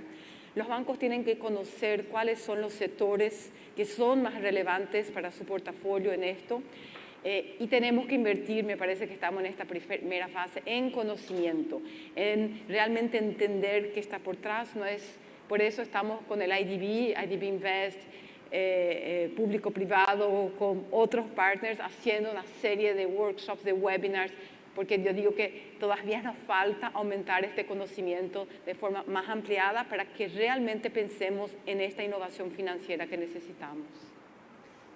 Sí, yo estoy de acuerdo. Creo que la principal barrera aquí es la falta de conocimiento, ¿no? Y el deseo del banco de tratar de cambiar, porque hay que cambiar algunas cosas internas. No es fácil, porque cualquier proceso interno o externo requiere un esfuerzo. Bueno, una de las cosas que yo creo que cuesta más trabajo, incluso en estas pláticas, es como banco decir, bueno, ¿y cómo pongo eso concreto y cómo lo bajo a mi realidad y cómo empiezo a operar en un esquema de economía circular o en un esquema de net zero? Y bueno, voy a dar algunas recomendaciones de lo que hacemos nosotros normalmente como expertos en tratar de guiar y acompañar en este proceso. Primero es la parte de internalizar esta parte, ¿no? Tiene que haber un mensaje muy claro de la parte de arriba hacia abajo sobre metas claras, sobre lo que se quiere en temas de economía circular, en temas de net zero. Eso es fundamental. Segundo paso o segunda intervención es estandarizar. Y estandarizar es analizar todos los procesos desde la originación del crédito hasta el monitoreo y ver en qué parte se está afectando o qué parte se necesita cambiar o sistematizar para poder incorporar estas medidas, ¿no? Tercero, es muy importante alinear incentivos, y incentivos tanto internos como externos. Me voy a referir ahorita a los internos. Hemos trabajado mucho con el BID en líneas de crédito temáticas especiales verdes y muy sofisticadas, muy bonitas, pero en realidad cuando el oficial de crédito, cuando la persona de crédito lo está vendiendo con el cliente, no necesariamente tiene el incentivo correcto para ofrecer ese producto y prefiere ofrecer otro porque sus incentivos dependen de la colocación rápida de ese crédito. Si no se trabaja también con esos incentivos internamente al equipo de ventas, pues es muy complicado empujar también o hacer llegar un producto específico en esta área. Incentivos externos, lo mismo, acabas con un producto que es más complejo, requiere más información y con la misma tasa, los mismos periodos de repago, ¿no? Yo tenemos un proyecto ahorita en India trabajando con la banca precisamente en el desarrollo de líneas y productos verdes. Y específicamente estábamos viendo un caso de solar fotovoltaica donde el banco se tarda 6 meses en evaluar. Y aunque seas un cliente con un AAA y que tenga mucho músculo financiero atrás, te acaban dando una tasa del 7%, que es equivalente, que es competitiva. Para un proyecto solar fotovoltaico en techo pequeño, ¿no? Para una industria. Para una gran planta solar podría estar fluctuando en el 5% la tasa. O sea, le cargan ese 2%, básicamente es el costo transaccional de lo que implica meter un equipo especialista a evaluar todo un proyecto solar chiquito fotovoltaico. ¿Qué pasa en otro sector? Tú vas como cliente normal a pedir un crédito para comprar un vehículo en India, te definen en 24 horas y te la dan la tasa al 7% y toman tu carro como colateral. Entonces, yo sé que no es equivalente, pero puedes ver que en uno el proceso interno está muy sistematizado, en el otro no, y aparte las tasas también y las condiciones tienen mucho que ver, ¿no? Y como decía, la sistematización es muy importante. Uno de los proyectos que intervenimos fue en México. Nos dimos cuenta que el 50% del mercado de solar fotovoltaica en techo, la gente lo compra con tarjeta de crédito, cuando es el producto más caro que existe. Y uno se pregunta, y bueno, ¿por qué hacen eso? Pues porque es fácil hacerlo. Entonces, bueno, es muy importante esa parte. Como punto adicional, yo agregaría, ya hablamos capacitación. Es importante porque construir capacidades internas. Sí. Si no hacemos un esfuerzo porque las mismas gentes que venden crédito entiendan qué es lo que se está ofreciendo cuando hablamos de economía circular, es muy complicado. Y bueno, otro aspecto fundamental es la relación con el cliente. Eso tiene que cambiar fundamentalmente. No es nada más una venta de una sola vez de crédito, es realmente involucrarse con el cliente y ver en el largo plazo. Como una anécdota, la semana pasada tuvimos nosotros la visita de nuestro banco, de nuestro oficial de crédito o de nuestro oficial de cuenta en la oficina. Nosotros somos una organización pequeñita y nos fue a vender la idea de que son signatarios del Net Zero, son el Banco Cantonal de Basilea, y nos decían que tienen un compromiso por reducir emisiones, ¿no? Entonces me decían, bueno, venimos a ofrecerte estos servicios. Y yo, bueno, ¿qué me van a ofrecer? Me dice, bueno, a ver, mira, para grandes empresas lo que hacemos es establecer con la empresa conjuntamente unas metas de reducción de emisiones o de reducción de esto, y si tienes un crédito, te damos condiciones especiales, y si no llegas a esas metas que te decimos, te vamos a penalizar con un crédito, no el normal, sino más caro. Dije, wow, ¿y cómo vamos a hacerle para medir? No, bueno, vamos a hacer algo en el que tú estés de acuerdo y nosotros estemos de acuerdo. Yo le dije, bueno, pero yo no soy gran empresa, yo soy una pequeñita, ¿no? O sea, para ellos la definición de pequeña empresa es abajo de 75 millones de francos suizos anuales. Yo ni de chiste llego a esa cantidad. Y dice, bueno, ¿pero qué tienes para mí? Bueno, para ustedes, resulta que hicimos una alianza con un organismo que se llama B Corp, que también está aquí en Latinoamérica, donde les van a ayudar a definir en sus operaciones cómo están los Sustainable Development Goals. Y ellos tienen talleres y van a poder vincular en sus actividades diarias los Sustainable Development Goals, y con eso pueden definir targets. Digo, muy bien, ¿y eso cómo lo hacen? ¿O qué? Dice, bueno, tienen talleres y nosotros cubrimos el 15% del taller. No es mucho, pero estamos ayudando, ¿no? Digo, bueno, ¿y qué beneficio hay para mí? Bueno, podemos darles costos financieros, porque nosotros no pedimos crédito normalmente, costos financieros más convenientes para ustedes si alcanzan las metas o si se comprometen con las metas. Entonces pueden ver cómo cambió la dinámica completamente de un banco a una organización chiquita, porque somos chiquitos, y cómo esta colaboración con este organismo permite al banco empezar a ofrecer productos especialmente para la pyme, ¿no? Para la pequeña y mediana empresa, que es el 99% de nuestro mercado, y es desafortunadamente donde normalmente nos asusta porque los costos transaccionales son altos, entonces cuando hablamos de KPIs y cuando hablamos de evaluaciones, pues todo el mundo se asusta porque no, ¿cómo vamos a cubrir con esos costos? Entonces yo, bueno, ahí terminaría ahorita. Buenísimo. No, muchísimas gracias. La verdad que muy interesante todos los últimos puntos que nos pusiste, que ya son, creo que está atado incluso a nuestro lema de Thinkers to Doers. Ya nos diste una lista clara de por dónde comenzar.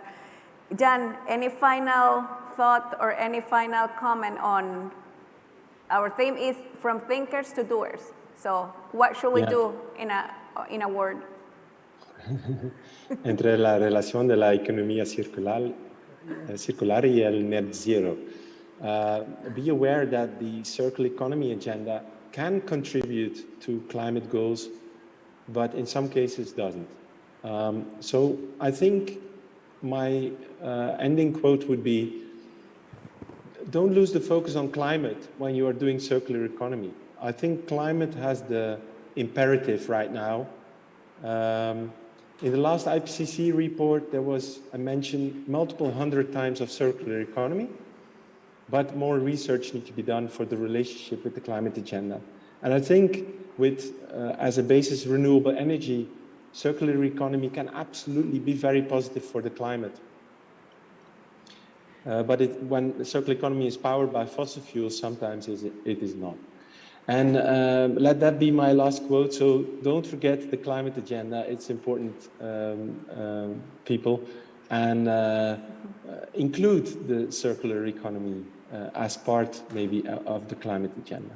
Perfect, perfect. So we're running out of time. Thank you so much to the panelists and our participants. Just to wrap up, banks and lending institutions play a key role in the climate agenda. And as Jan was saying, please include circular economy, because this is a model where we want to transition from linear to circular so that we reduce waste and we manage better the way we produce. Another point that I would like to highlight is we can scale this agenda by cooperating and collaborating with the public and the private sector.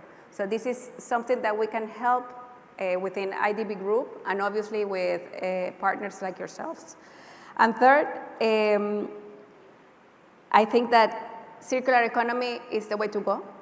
And it's part of the production. We just saw it and saw the business models, how they are innovating. So let's look for a way to finance them.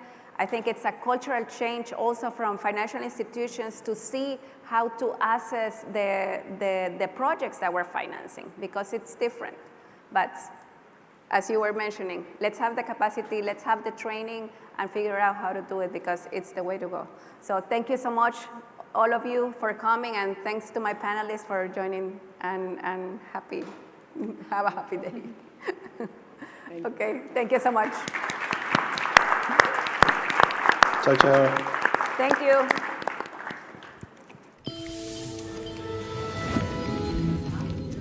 A calling to serve business. With nearly 140,000 employees, Atento is one of the world's largest customer relationship management and business process outsourcing companies.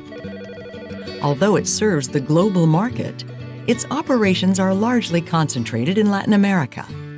The company, which is present in Argentina, Brazil, Chile, Colombia, El Salvador, Costa Rica, Guatemala, Mexico, Panama, Peru, and Uruguay, frequently shows up at the top of lists of best places to work for in the region. One of the reasons for Atento's stellar reputation is the opportunities it provides women, who make up 64% of its workforce. Under a project backed by a revolving credit facility of up to $50 million from IDB Invest, the company plans to pursue an EDGE certification, the leading assessment standard for gender equity and inclusion in the workplace. In turn, the financing from IDB Invest will enable Atento to replace shorter-term obligations with longer maturing debt, as well as provide working capital for new service contracts that will demand hiring and training more staff, expanding call centers, and acquiring IT equipment. Atento also plans to step up its investments in developing next-generation services involving technologies such as artificial intelligence, data science, automation, and machine learning.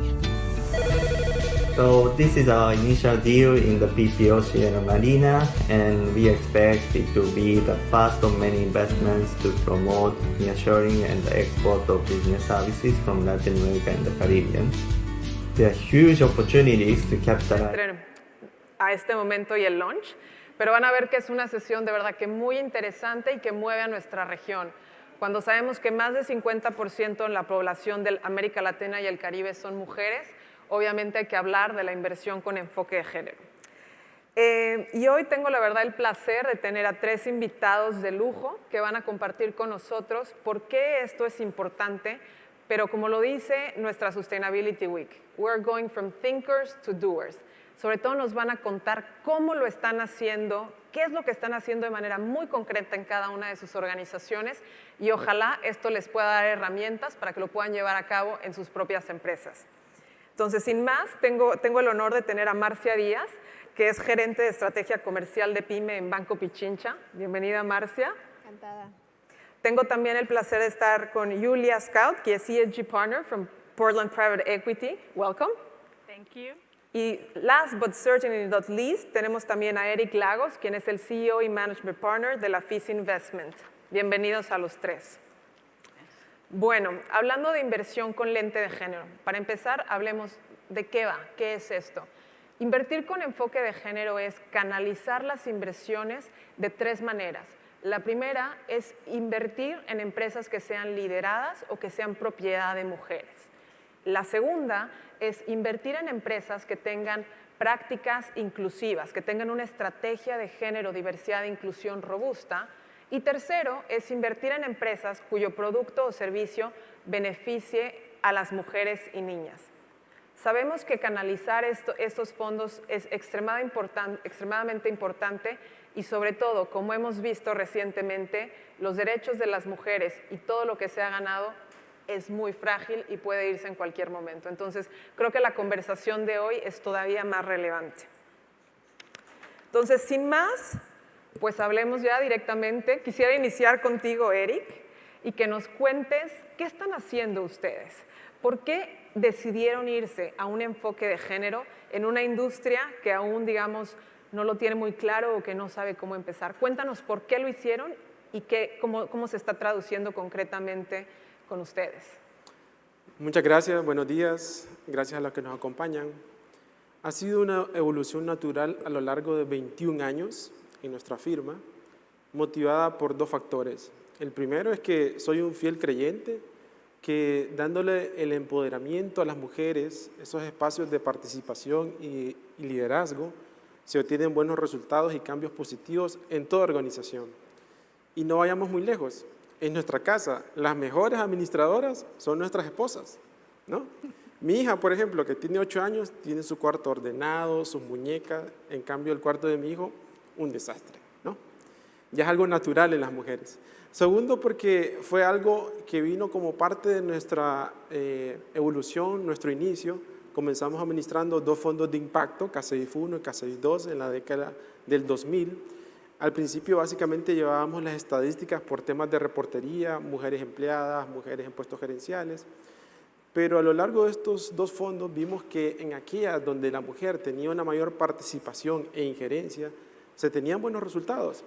Así que en CACEIF 3 comenzamos a implementar iniciativas básicas, prácticas. A la fecha, un 40% del total de los empleos son ocupados por mujeres, un 53% de los puestos gerenciales también son lideradas por mujeres. ¿Y qué iniciativas prácticas promovimos? Una de las empresas, Paradise Ingredients, es una empresa en Costa Rica que produce puré de banano, más de 400 empleados, exporta a nivel global. Y ahí comenzamos con un código de ética donde implementamos políticas de género. Por ejemplo, a las madres solteras les dimos becas para que pudieran completar sus estudios secundarios, universitarios. Creamos espacios para lactancia materna, Promovimos ferias de salud dirigidas a las mujeres, donde los exámenes y las medicinas fueron subsidiadas por la compañía. Más de un 50% de las promociones laborales y gerenciales fueron dadas a mujeres. Actualmente, por ejemplo, la gerente de producción, que es un puesto que típicamente lo ocupa un hombre, está liderada por una mujer, donde hemos visto los resultados de incremento en productividad, eficiencia. Y luego todo esto, ¿no?, se tradujo en nuestro último fondo, CACEIF 4, lanzado hace 1 año y medio, donde quisimos ya formalizar todo lo que traíamos en nuestra estrategia de inversión para promover el tema de género en todas las inversiones, con una metodología definida que es el Do It Challenge, el cual voy a explicar más adelante en mi participación. Muchísimas gracias, Eric. Y como dices, creo que el invertir en las mujeres es invertir en el desarrollo de toda la comunidad. La educación es clave, ¿no? Mil gracias. Julia, let's go with you now. And again, you know, I know Portland is also a 2X fund, and I know that you're also working strongly into driving this agenda. So tell us a little bit more what you are doing and why did you decide to go to this route? I would like to start to explain a little bit how we got there, what the motivation was. We, with our Fund 2, which has a 2014 vintage, ended up having just a lot of women-led businesses in the portfolio, partly intentionally because we really saw some great businesses that were growing. We're a growth private equity, but partly also it just happened. The intentionality in Fund 2 was not as strong as it's now in Fund 3. So what we saw was the companies, the portfolio companies with a strong share of women in leadership, in the board, or as I said, with a significant share in the employment side, they perform better. They showed great returns, which we are looking for, obviously, but it's just the portfolio had lower risks. We had better values at the end. So for us, what we saw was having gender balanced companies brought us value. So we saw gender as a value lever. We see ESG as a value lever in having businesses that are managed better, where decisions are taken better because of different perspectives that come in. I mean, there's so many reasons. And then when we moved on to Fund 3 after Fund 2, where about 90% of the portfolio is 2X aligned, we were like, okay, how can we do this more intentional? How can we as a fund do it differently? So what we took is basically, we created a gender and diversity committee with partners, managing partners in the team, gender balanced, and started looking at what strategy do we want to have? What's our commitment, like clear commitments? And to give an idea, our target region is the Caribbean basin. So it's the Caribbean islands, Central America, and Colombia. And there's still a lot to do. And in the size that we're looking at, in the mid-size section, we have some smaller ones, but it's mainly mid-size companies. There is not as much as we want to. So our idea was, how can we push women to grow into mid-sized companies, women-owned, women-led businesses? And that's our goal now with the third fund. And that's how we became 2X flagship fund. So what we did was cooperation with allies. We looked for allies like IDB Invest. UN Women is an ally of us. We have a cooperation also with them. And then 2X Collaborative and looked what are the best practices, what is needed in our region, and worked out a program, an intentional program with clear goals. And from there, we broke it down into a gender and diversity investing program. And this program is really systematic and detailed, similar to an environmental and social management system, where we go from screening and pipeline creation all the way through exit with clear criteria and ratings, and then also looking into how do we break this down and pass this down to the portfolio. So a system with which we will make the change happen on multiple levels. Our main goal is women-led businesses, women-owned and led, but obviously most companies in our second fund had other criteria, significant share of women as well covered, and but we believe this will be the goal, to just create more women-led businesses with others in collaboration and with our program. Wonderful, thank you, Julia. So we already see some tools, right? So creating a diversity committee, having clear KPIs and metrics to continue on the work. You also mentioned raising the bar, you know, raising awareness across the group, and also partnerships, right? the challenge is so big that we cannot do it alone. And I think that we have seen across the Sustainability Week for the past couple of days, the importance of allies and the importance of working together as sectors to advance this topic. So thank you for that, Julia. Ahora volvemos aquí contigo, Marcia, y bueno, cuando sabemos que en la región hay una disparidad muy grande de mujeres que no pueden acceder al crédito, solo un 10%, cuando sabemos que más del 50% no tiene una respuesta a sus necesidades, es crítico poder hacer algo al respecto. Y Banco Pichincha ha sido uno de los líderes en esto, ¿no? Llevan más de 10 años trabajando en este segmento y apostándole. Entonces, cuéntanos por qué decidieron empezar en este segmento, qué vieron y qué han hecho desde estos años. Por supuesto.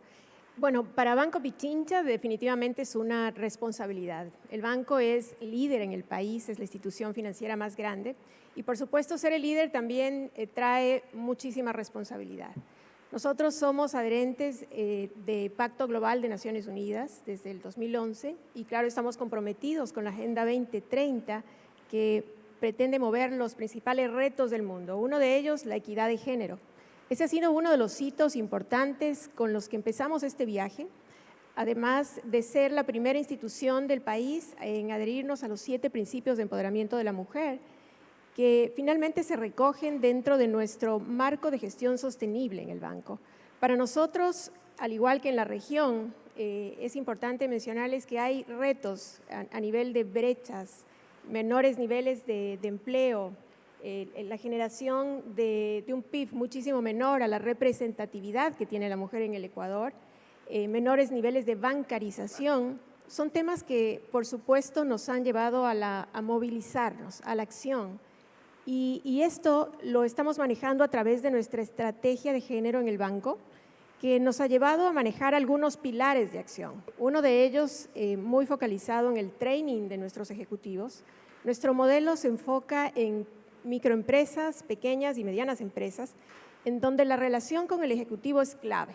Entonces son ellos nuestro puente conector inicial en la relación que entablamos con una mujer y son ellos quienes tienen que estar preparados en cómo manejar lo que denominamos inteligencia de género. Hemos capacitado mucho a la fuerza de ventas como un pilar importante.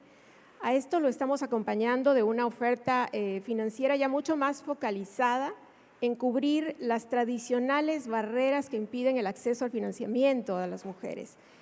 Por ejemplo, en temas de garantías, en temas de plazos, condiciones específicas que, como comento, han permitido que ese acceso al financiamiento sea mayor. Y por supuesto lo acompañamos con una oferta integral. Las mujeres, por ejemplo, son quienes vigilan o son mucho más interesadas en los temas de protección familiar, protección del negocio. Entonces también hay una oferta de seguros para ellas, hay una integralidad. Pero también estamos acompañando a los negocios con lo que hemos denominado una oferta no financiera. Los bancos nos estamos quedando cortos cuando hablamos únicamente de crédito o algunas otras soluciones ya financieras per se. Cuando hablamos de incentivar o impulsar el crecimiento de negocios, especialmente liderados por mujeres, estamos hablando también de poder conectarlas con el aprendizaje.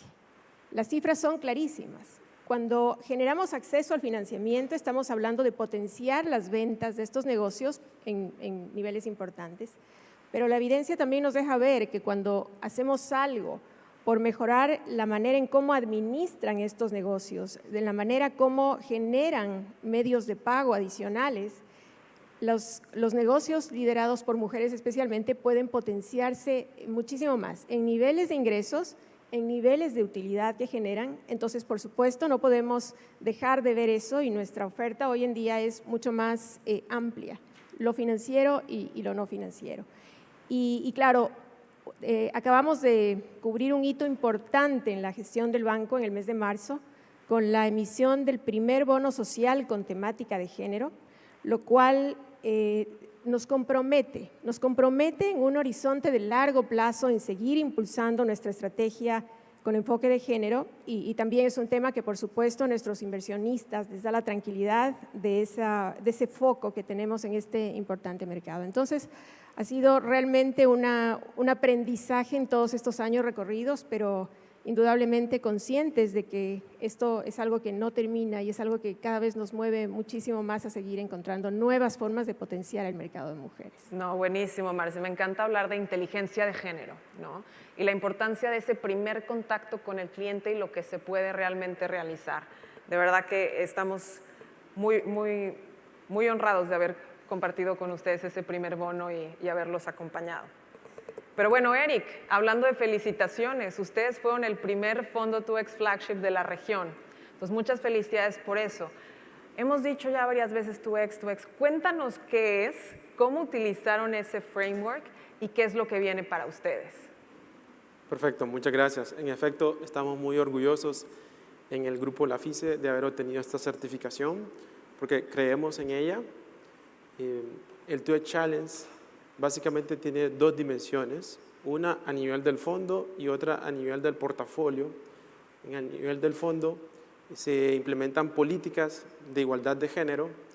Las últimas 3 contrataciones, por ejemplo, en nuestra firma han sido mujeres, la oficial ambiental y social, una controller financiero y la oficial de género. Incorporamos también a una mujer en el comité de inversiones, una directora independiente.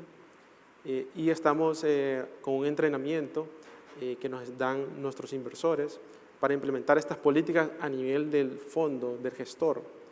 Y a nivel del portafolio, lo bueno de esta metodología es que establece KPIs en 4 categorías, la cual uno se compromete a cumplir con esas metas. La primera categoría es el tema empresarial, cuántas mujeres son fundadas o lideradas a nivel accionario por mujeres. La segunda categoría es el tema laboral, empleo, cuántas mujeres de la fuerza total son ocupadas por mujeres. La tercera es liderazgo, cuántas mujeres están en las juntas directivas y cuántas mujeres están en los puestos gerenciales. Y el cuarto indicador son aquellas empresas que ofrecen productos y servicios dirigidos a mujeres. De tal manera que se establecen un porcentaje mínimo y máximo dependiendo de los sectores en los que opera la compañía. De esa manera, pues uno establece esas políticas. Nosotros en CACEIF 4 contratamos a firmas consultoras que nos apoyan para implementar estas políticas de igualdad de género que toman 6 a 1 año. Lo importante a nivel de un gestor para tener esta certificación son 2 factores, ¿no? Uno, el tema económico. Hay varios inversores, hay bastantes recursos a nivel global que les interesa invertir en fondos donde se promueve la igualdad de género, ¿no? Y también hay fondos de asistencia técnica. Parte de estas consultorías que hacemos en las compañías para implementar las políticas son mediante fondos de asistencia técnica. Entonces, ese es el primer incentivo de obtener esta certificación. Y el segundo incentivo es realmente pues, el impacto que se da al promover este tema, que como ya lo había indicado en mi primera respuesta, se traduce en resultados económicos tangibles, ¿no? En cada una de las compañías que operamos. Importante también del lado del gestor es desde el due diligence, ¿no? La debida diligencia. Esta empresa sí califica para promoverla en un 2X, ¿no? Hay que sociabilizar el tema con los dueños de estas empresas en las que invertimos, porque también es un reto, ¿no? De ahí la importancia de convencerles de este tema. Luego, todo nuestro proceso de análisis, de reportería, tiene que ir enfocado al tema de 2X, ¿no? De tal manera que esto es algo que trasciende más allá de llevar una estadística. No, hay que comprometerse con acciones concretas. Así que estamos muy contentos de los resultados que hemos obtenido al tener esta certificación. Buenísimo, y obviamente no están solos, estamos aquí para apoyarlos a poder implementar todo eso. Marcia, bueno, como ya vimos y lo que nos comentaste, ustedes son verdaderamente un líder, no solamente a nivel nacional, pero también dentro del sector, ¿no? Marcando pauta de qué es lo que se puede hacer, cómo podemos ir más allá. Entonces, cuéntanos qué resultados han obtenido hasta la fecha, qué retorno económico ha habido ¿Y qué viene para Banco Pichincha? What's next? Claro que sí. Bueno, uno de los objetivos que nos planteamos con la implementación de una estrategia es cerrar las brechas de financiamiento.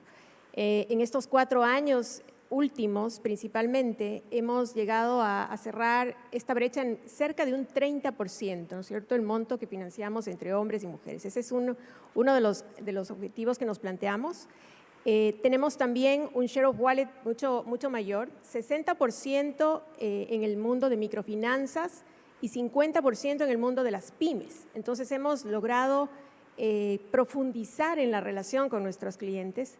Solamente en el segmento PYME, en el 2021, pudimos crecer prácticamente en 10 puntos adicionales el número de clientes que tienen crédito comercial. Eso para nosotros es sinónimo de la velocidad, de la cadencia que hemos tomado en el financiamiento a mujeres.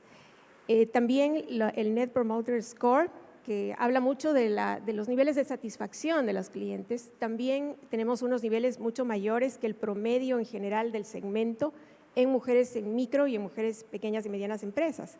Esto sumado al share of wallet, por supuesto, son componentes de la rentabilidad, del retorno sobre la inversión, que están siendo potenciados de manera importante. Entonces, conecto con lo que comentaba al inicio, ¿no es cierto? Vimos una oportunidad, un reto social importante que cubrir, pero indudablemente las cifras que estamos viendo en la puesta en marcha de la estrategia nos dejan ver que, por supuesto, la mujer tiene un atractivo especial como cliente bancario. Entonces son esos dos elementos particularmente lo que nosotros vemos en la cotidianidad. Es también un muy buen caso de negocios para los bancos entrar en la atención del mercado mujer. ¿Qué se viene luego? Hay muchísimos retos acá. Uno de ellos es el poder profundizar más aún estas oportunidades que tenemos en el mercado de la mujer.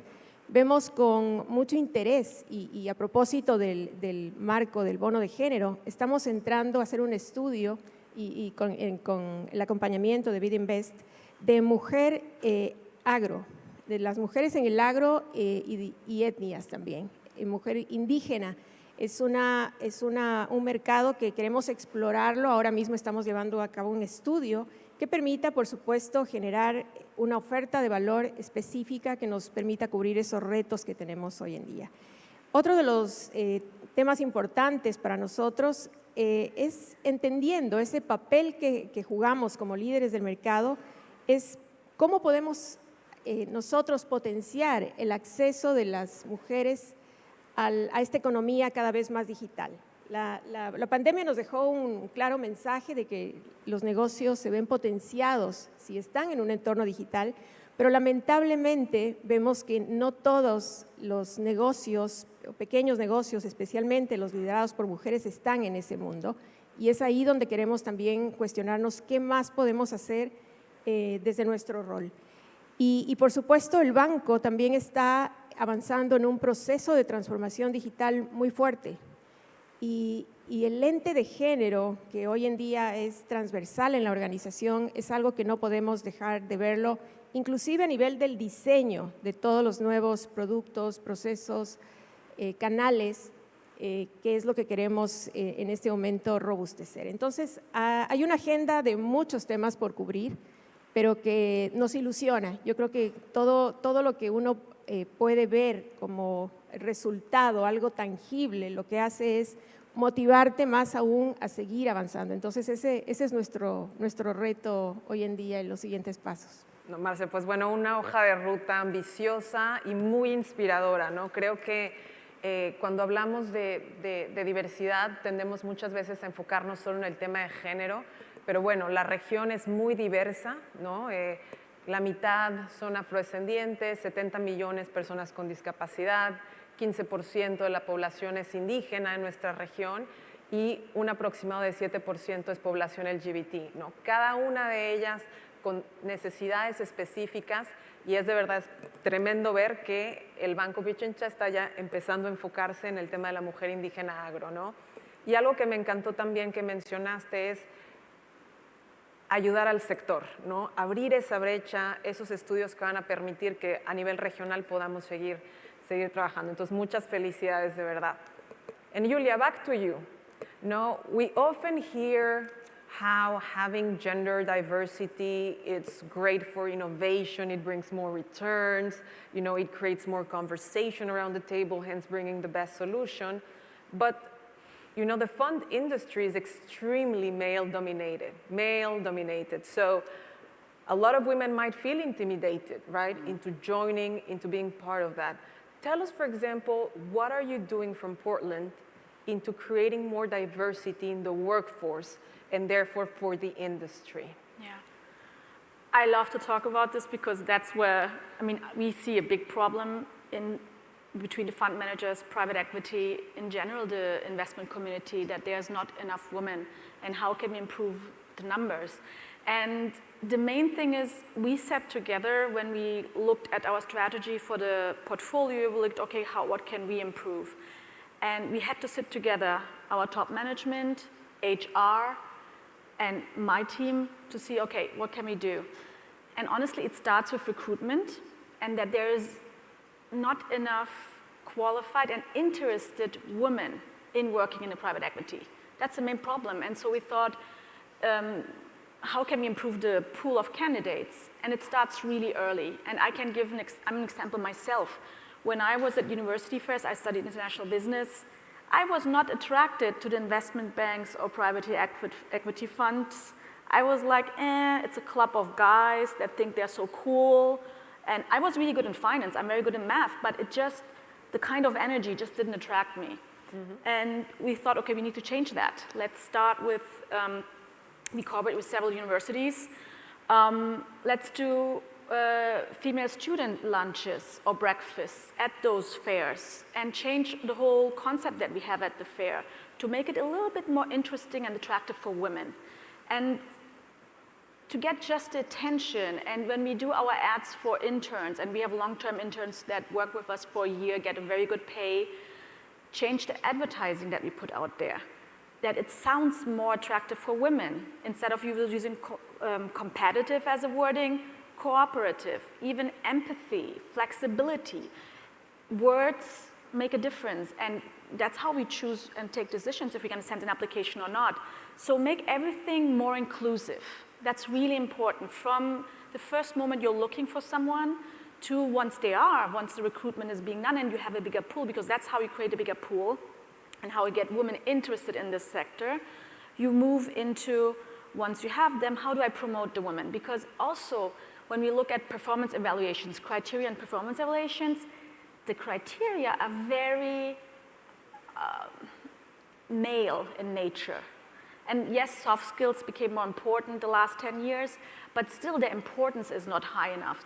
To change in the promotion of women, the performance evaluations, so they can really capture also all the skill set, the more diverse skill set that women bring in. And once you have more women being promoted, you have them at a higher level with the required experience to get them into the board or investment committee in our case, for them to become partners. And then we developed also programs, like mentorship programs, where you have female mentors, hopefully, if you have them already in your organization or outside your organization, but also male, really successful male partners that get together with the younger women in the company and just teach them or tell them, I will help you with this, being allies. And so it's like, you have to basically change the way you do HR. You have to change your policies and procedures. And I have to say what helped us a lot and bring a lot of consciousness were two things for us. We had a training with IDB Invest on diversity and equity and inclusion, which had a big gender focus, which helped us with the biases that are everywhere. And then also we work with the women's empowerment principles with UN Women. And when you go through those women's empowerment principles, which has lots of questions and different levels, you become aware where you can do better. So what I said before, we looked at the best practices and then changed our whole process internally. And another one, we are the Caribbean, right? So we're working with women business associations to really help them. We are having a 2X fund manager training in the Caribbean now with FinDev and UN Women in July, where we come in and try to see who's out there, whom can we push. So it's like, it's a whole, again, allies, everybody needs to come together to push this forward. So it's a lot of effort, but it works. No, absolutely. And again, I think that what you mentioned about focusing on the wording, and something that we have seen across the board is that when you make the workforce, the workplace more inclusive, it's not only women that are benefiting, but it's basically everyone, because it's a more pleasant place to work, more inclusive, recognizing the different needs that we all have. So that's definitely something that everyone benefits from. We still have a couple of minutes, yes. And so I just want to open for questions, if there's any question in the audience.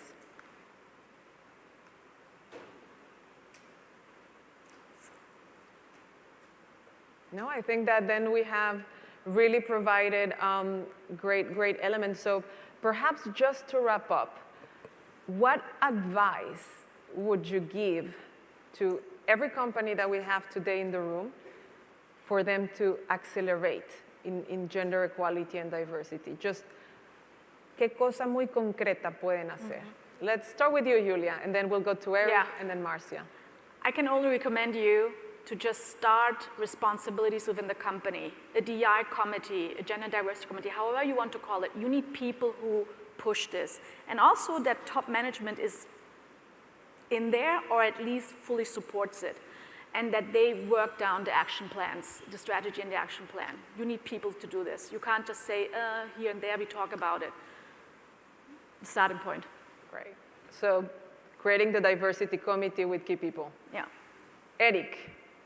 De mi lado, yo aconsejo primero socializar el tema con los tomadores de decisión, ¿no?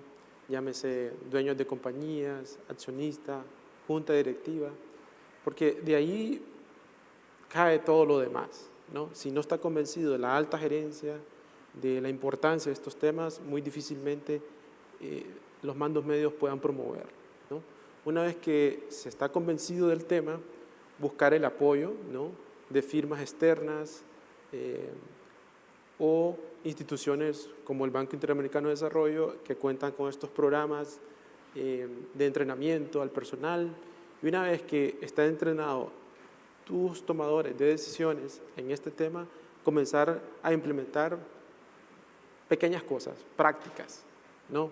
Lo que hicimos, por ejemplo, en esta compañía de Países, que por cierto ganó el premio de responsabilidad social del APCA en el 2020, con cosas tan sencillas, ¿no? Apoyar a madres solteras, dar estos medicamentos, espacios de lactancia materna, promover desde las bases, ¿no? Las señoras que pelan el plátano, cómo nosotros podemos darle asistencia a ellas, ¿no? De tal manera que vean que en la organización se puede hacer una carrera, que hay oportunidades para las mujeres, ¿no? Creo que con esas decisiones pequeñas se van a dar los primeros pasos, ¿no? Ya más adelante, cuando la organización esté más madurada, puede tomar ya procedimientos, manuales, políticas, ¿no? Pero es todo un paso, ¿no? Lo importante es romper ese paradigma, ¿no? De que sí, es vital de que la mujer tenga esos espacios de participación y de liderazgo dentro de las compañías. Buenísimo, gracias, Eric. Entonces, sensibilización a la alta gerencia, tomadores de decisiones, y después irlo llevando con acciones concretas. Gracias. Marcia. Sí, bueno, además de lo que se acaba de mencionar, mi recomendación sería tener la línea base.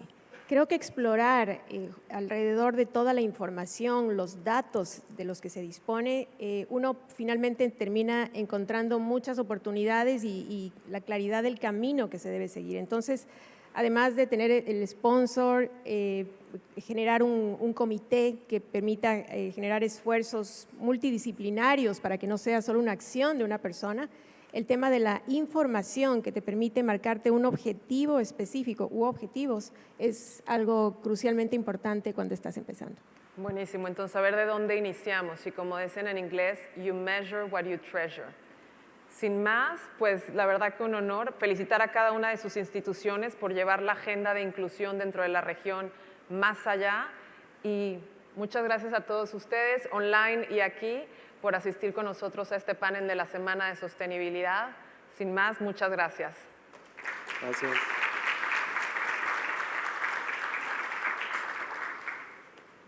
thanks everyone. So that wraps up this morning's session. We want to thank NTT Data for hosting today's lunch. Welcome to join lunch in the main area in the back. Thank you so much. Thank you. Ay, Marcia, no, mil gracias a ustedes.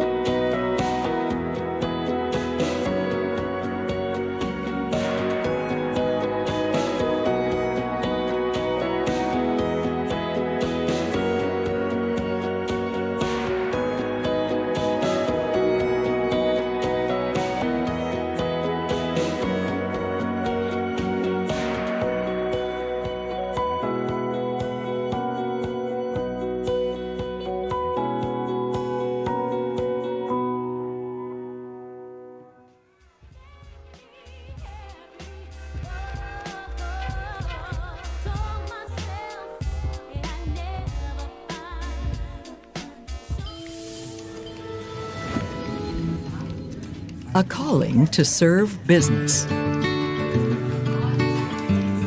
With nearly 140,000 employees, Atento is one of the world's largest customer relationship management and business process outsourcing companies. Although it serves the global market, its operations are largely concentrated in Latin America. The company, which is present in Argentina, Brazil, Chile, Colombia, El Salvador, Costa Rica, Guatemala, Mexico, Panama, Peru, and Uruguay, frequently shows up at the top of lists of best places to work for in the region. One of the reasons for Atento's stellar reputation is the opportunities it provides women, who make up 64% of its workforce.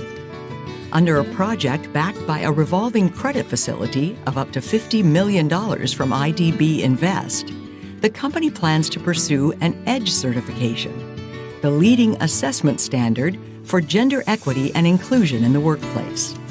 In turn, the financing from IDB Invest will enable Atento to replace shorter-term obligations with longer maturing debt, as well as provide working capital for new service contracts that will demand hiring and training more staff, expanding call centers, and acquiring IT equipment.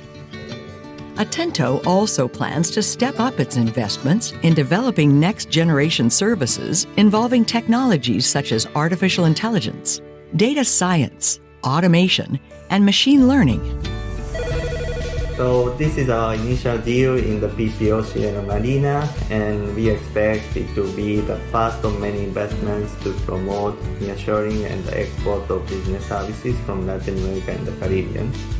There are huge opportunities to capitalize on the trend towards digitization, as well as to help firms gain efficiency and productivity through more responsive customer service and process automation.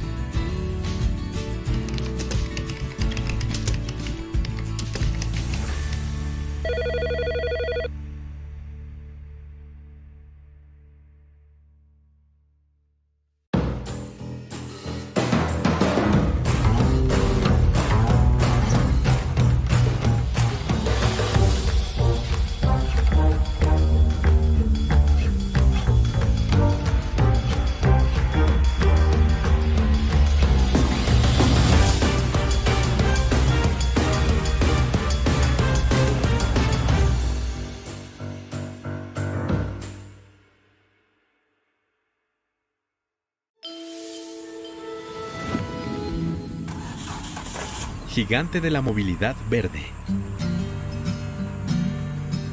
Para una empresa que comenzó con un solo camión, Simpar ciertamente ha llegado muy lejos. Las distintas divisiones de este holding brasileño emplean a más de 32.000 personas y tienen una flotilla combinada de más de 150.000 vehículos. Simpar no solo es una de las mayores empresas de alquiler de automóviles, camiones y maquinaria pesada de América Latina. También tiene una enorme operación de logística que sirve a grandes industrias, una unidad especializada en soluciones de transporte y movilidad para el sector público, incluyendo autobuses y camiones de residuos, y una vasta red de ventas de vehículos nuevos y usados. A futuro, sin embargo, Simpar tiene un gran desafío: lograr que sus operaciones sean más verdes. Para combatir el cambio climático, Brasil se ha comprometido a reducir sustancialmente sus emisiones de gases de efecto invernadero a lo largo de las próximas décadas. La industria del transporte, que depende en gran medida de los hidrocarburos, es una de las principales fuentes de CO2. Simpar está decidida a liderar la transición a un futuro más limpio. En los próximos años, hará una enorme inversión en sustituir vehículos con motores convencionales por unidades eléctricas, híbridas o a biocombustibles. Para apoyar ese esfuerzo, BID Invest le brindará un paquete financiero de $270 millones que incluye $80 millones de la propia BID Invest, $40 millones de fondos de donantes administrados por BID Invest y un préstamo sindicado por $150 millones de instituciones financieras comerciales. Los recursos de BID Invest incluyen un préstamo verde que se utilizará para la adquisición de vehículos eléctricos, que aún son mucho más caros en Brasil que los camiones y automóviles convencionales. Simpar también recibirá asistencia técnica para desarrollar un plan de acción a largo plazo para reducir su huella de carbono. Nuestra participación en los ambiciosos planes de Simpar puede allanar el camino para que otras instituciones financieras internacionales apoyen medidas similares en nuestra región.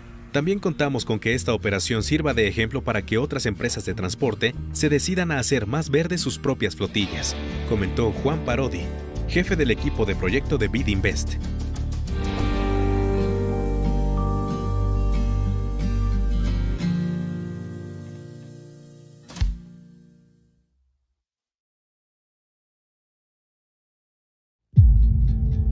The world is facing an extraordinary combination of environmental, social, and governance challenges.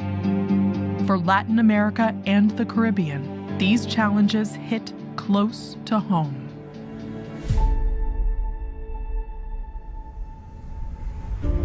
We are here to align purpose with action, to protect ecosystems, foster inclusive growth, and shape how companies do business and invest with impact.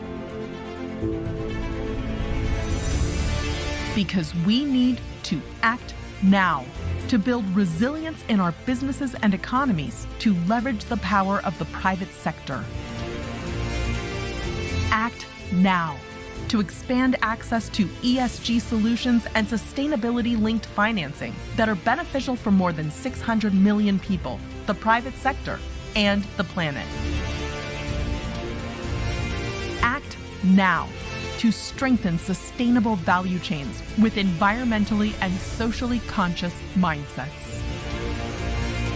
Act now to accelerate the best use of data and technology to empower businesses and people. Act now to enable sustainable investments in countries susceptible to the impact of natural disasters. Act now to lay down a roadmap for a green transition of the private sector that is just, gives voice to communities, and leaves no one behind. We have a plan. Now we are here to take action so that we can keep building a greener, more inclusive, and resilient region for all. So we can go from thinkers to doers. Welcome to Sustainability Week 2022.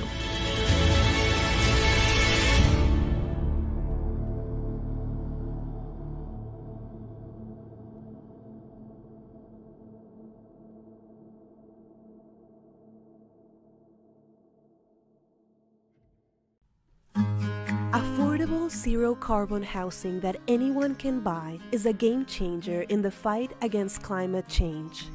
As the entire world transitions to more sustainable economic and construction models, the idea of zero carbon for the masses is quickly gaining traction.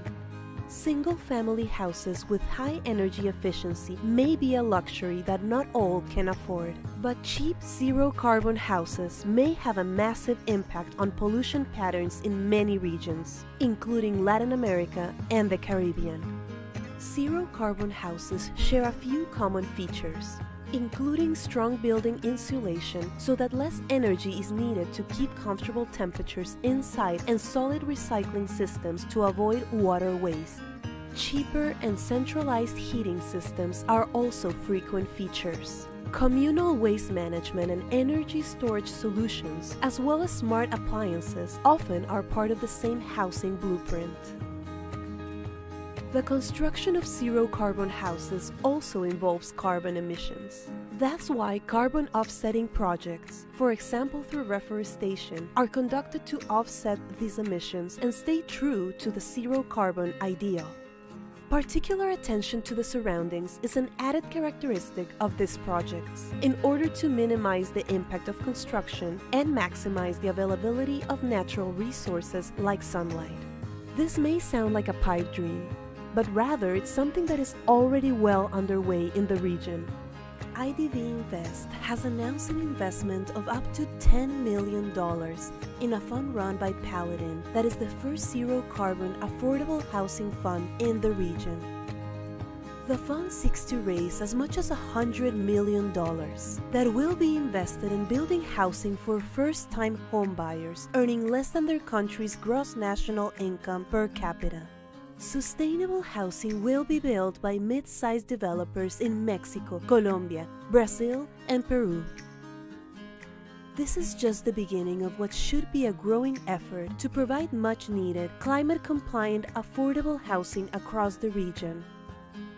Zero-carbon housing is the future of construction in the region. This is exactly the kind of sustainable project we need to fight climate change, said Alberto Parodi, Project Chief, IDB Invest.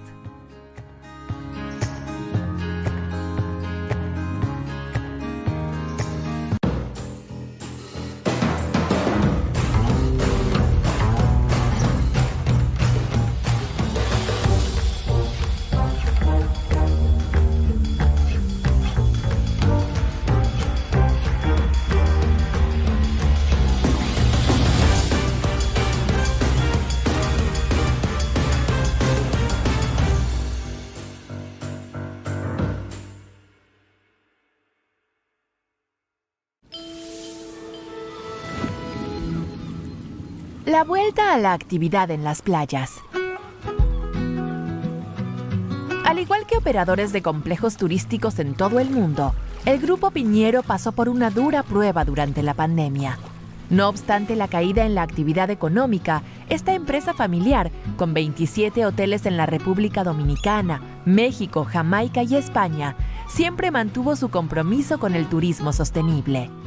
A medida que los países donde opera fueron reabriendo sus fronteras a los turistas, el Grupo Piñero siguió adelante con sus planes a largo plazo de actualizar sus principales propiedades y de volver a sus operaciones más sostenibles desde el punto de vista ambiental y social, reduciendo su huella de carbono y ofreciéndoles a sus miles de empleados más oportunidades de capacitación y progreso. La crisis del coronavirus, con sus cierres forzados y estrictos aforos, tuvo un alto costo para la industria hotelera. Si bien el Grupo Piñero recibió alivio temporal del gobierno en su país sede, España, sus líderes buscaban una solución más duradera. La encontraron en una alianza con BID Invest y el Banco Popular Dominicano, que le aportaron al Grupo Piñero un paquete de préstamos por $200 millones en condiciones adaptadas a sus ambiciosas metas. Los recursos apoyarán inversiones como la renovación de hoteles y la contratación de personal en República Dominicana y Jamaica. Además, el Grupo Piñero recibirá asistencia técnica para realizar actividades de conservación costera, incluyendo la restauración de manglares y arrecifes, refugios de biodiversidad que sirven como barreras naturales contra las marejadas. La cooperación comprenderá también una evaluación del impacto a largo plazo del cambio climático sobre las propiedades del grupo en el Caribe. Estamos comprometidos con apoyar una recuperación más vigorosa, verde e inclusiva en América Latina y el Caribe. En esta coyuntura, apoyar a la industria del turismo es crucial en países donde es un pilar económico, afirmó el jefe del equipo de proyecto de BID Invest, Stephen Wright.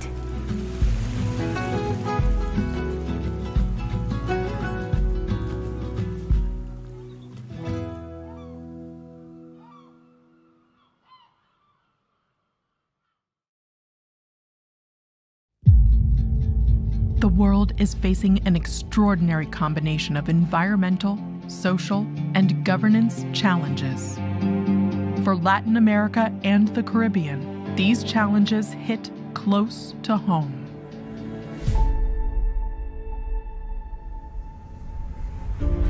We are here to align purpose with action, to protect ecosystems, foster inclusive growth, and shape how companies do business and invest with impact.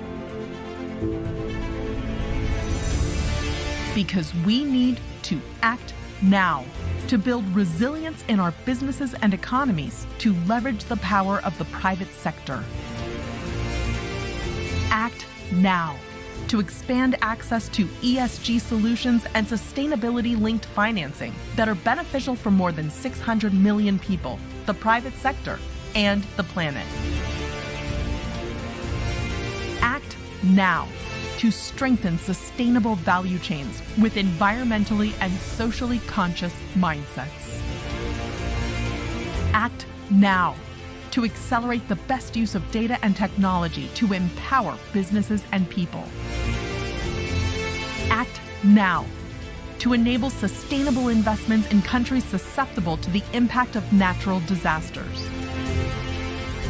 Act now to lay down a roadmap for a green transition of the private sector that is just, gives voice to communities, and leaves no one behind.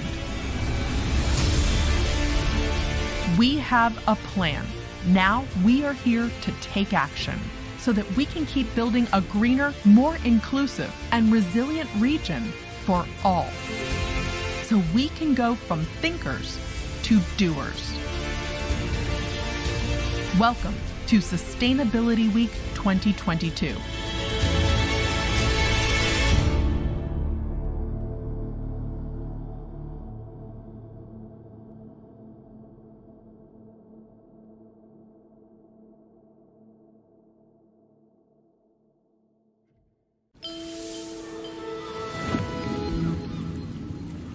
Back to business on the beach.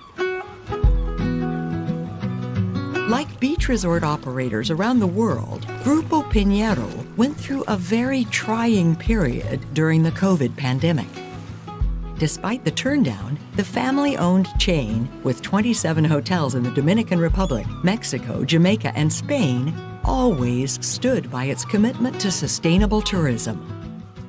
As the countries where it operates reopened their borders to foreign visitors, Grupo Piñero continued with its long-term plans to upgrade its marquee properties and to make its operations more environmentally and socially sustainable by reducing its carbon footprint and offering its thousands of employees more training and opportunities for advancement.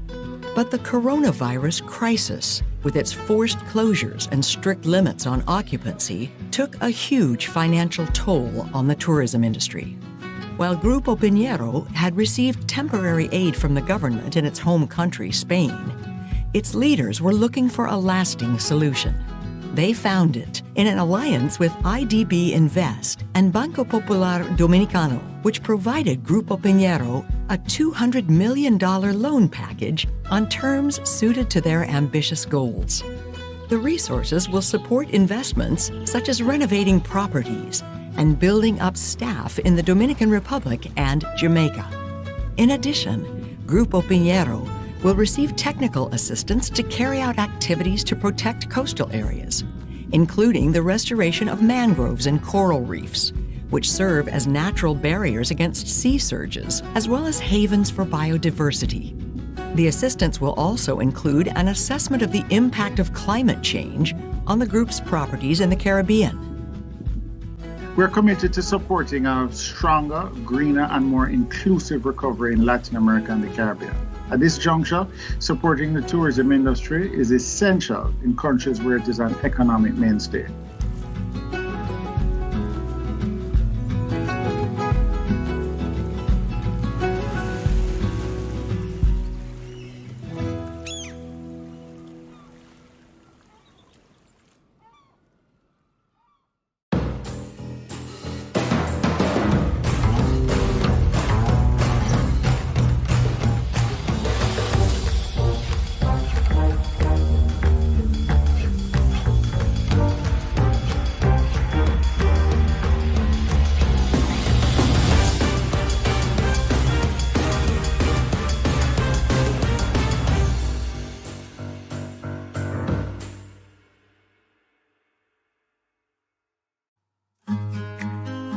La construcción de viviendas asequibles y sin emisiones es un paso gigante en la lucha contra el cambio climático.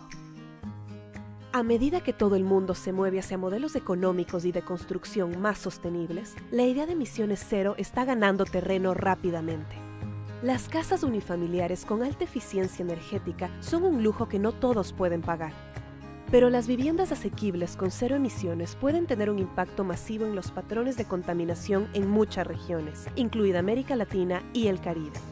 Estas viviendas comparten características comunes, incluidos sólidos aislamientos, de modo que se necesite menos energía para mantener temperaturas agradables en el interior y sólidos sistemas de reciclaje para evitar el desperdicio de agua. Los sistemas de calefacción centralizados y más baratos también son características frecuentes. Las soluciones comunitarias de gestión de residuos y almacenamiento de energía, así como los electrodomésticos inteligentes, a menudo forman parte del mismo proyecto. La construcción de casas con cero emisiones implica emisiones. Es por eso que se llevan a cabo proyectos de compensación, por ejemplo, a través de la reforestación, que permiten mantenerse fiel a la idea de cero carbono. La especial atención al entorno es una característica añadida de estos proyectos, con el fin de minimizar el impacto de la construcción y maximizar la disponibilidad de recursos naturales, como la luz solar. Esto puede parecer una quimera, pero es algo que ya está en marcha en la región. BID Invest ha anunciado una inversión de hasta $10 millones en un fondo administrado por Paladin, que es el primer fondo de vivienda asequible con cero emisiones de carbono en la región. El fondo busca recaudar hasta $100 millones, que se invertirán en la construcción de viviendas para nuevos compradores con ganancias por debajo del ingreso nacional bruto per cápita de su país. Estas viviendas sostenibles serán construidas por promotores en México, Colombia, Brasil y Perú. Este es solo el comienzo de lo que debería ser un esfuerzo creciente para promocionar viviendas asequibles y respetuosas con el clima, muy necesarias en toda la región. La vivienda de emisiones cero es el futuro de la construcción en la región. Este es exactamente el tipo de proyecto sostenible que necesitamos para luchar contra el cambio climático, dijo Alberto Parodi, jefe de proyectos de BID Invest.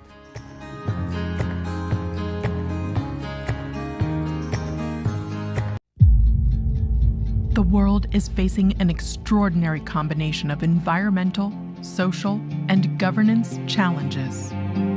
For Latin America and the Caribbean, these challenges hit close to home.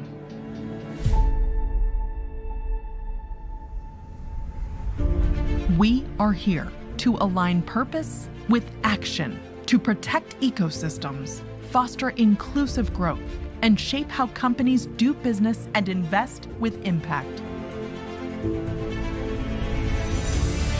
Because we need to act now to build resilience in our businesses and economies to leverage the power of the private sector.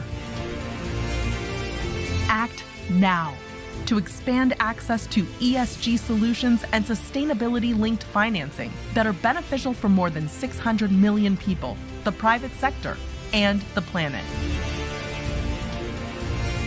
Act now to strengthen sustainable value chains with environmentally and socially conscious mindsets.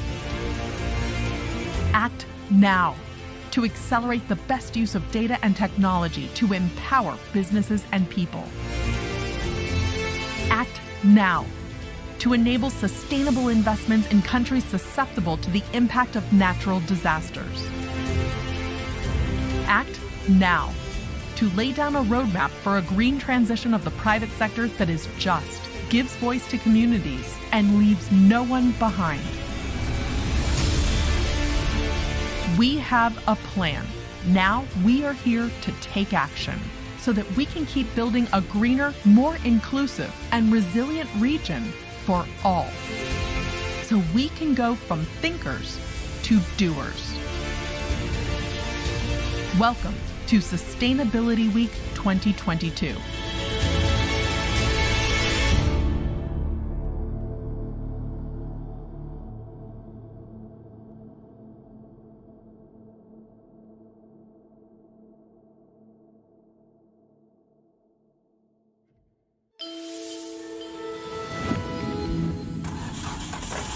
Greening a mobility giant.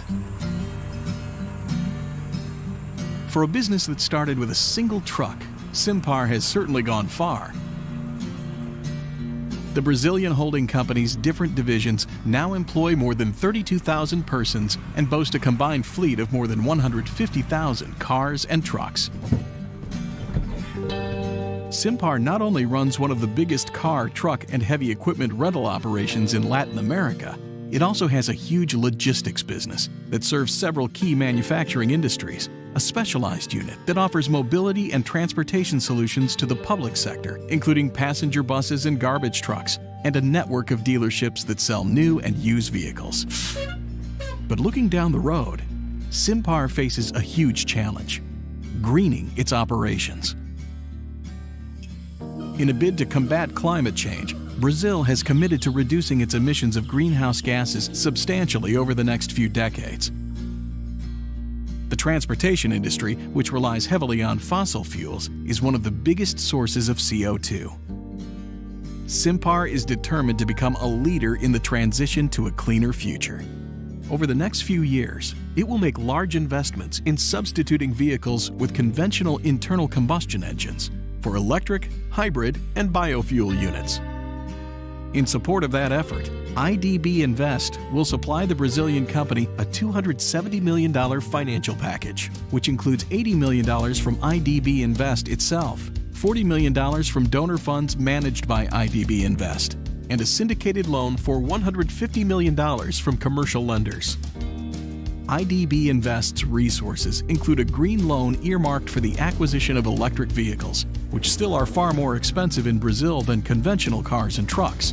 Simpar will also continue receiving technical assistance to develop a long-term action plan to reduce its carbon footprint.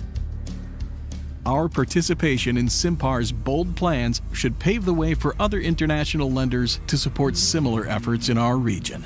We're also counting on this project to set an example for other companies in the transportation industry to start greening their fleets, said IDB Invest project team leader Juan Paradis.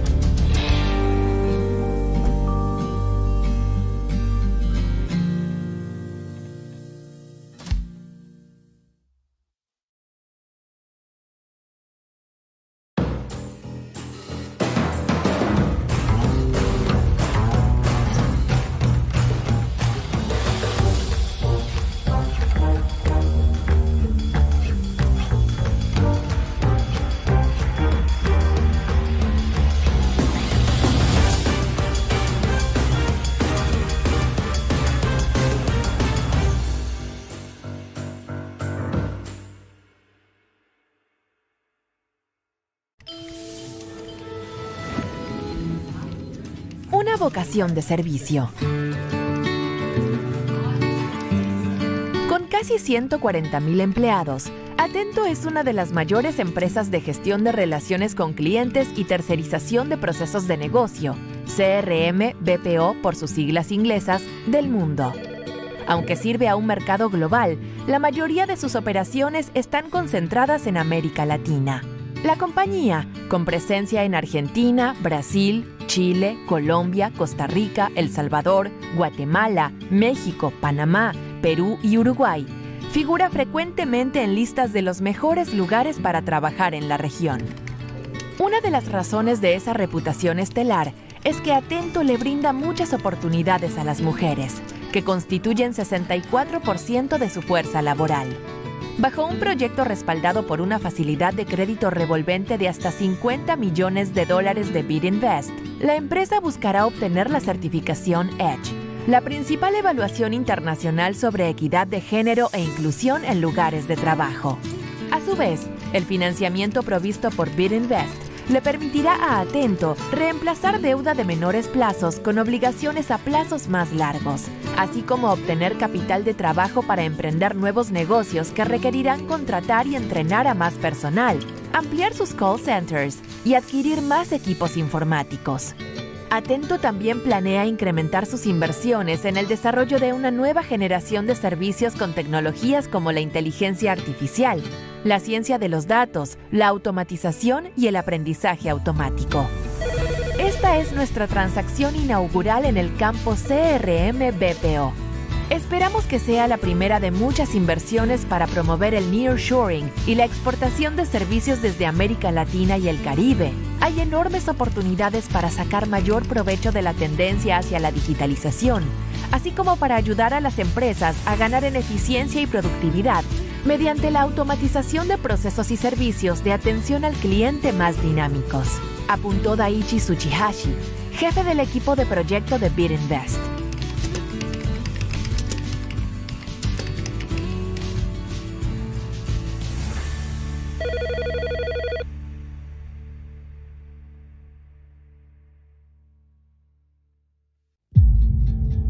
The world is facing an extraordinary combination of environmental, social, and governance challenges. For Latin America and the Caribbean, these challenges hit close to home.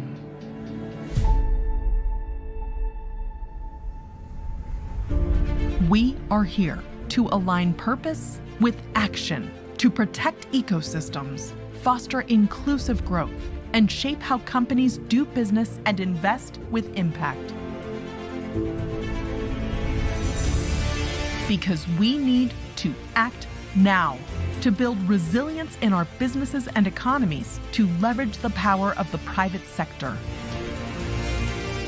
Act now to expand access to ESG solutions and sustainability-linked financing that are beneficial for more than 600 million people, the private sector, and the planet. Act now to strengthen sustainable value chains with environmentally and socially conscious mindsets. Act now to accelerate the best use of data and technology to empower businesses and people. Act now to enable sustainable investments in countries susceptible to the impact of natural disasters. Act now to lay down a roadmap for a green transition of the private sector that is just, gives voice to communities, and leaves no one behind. We have a plan.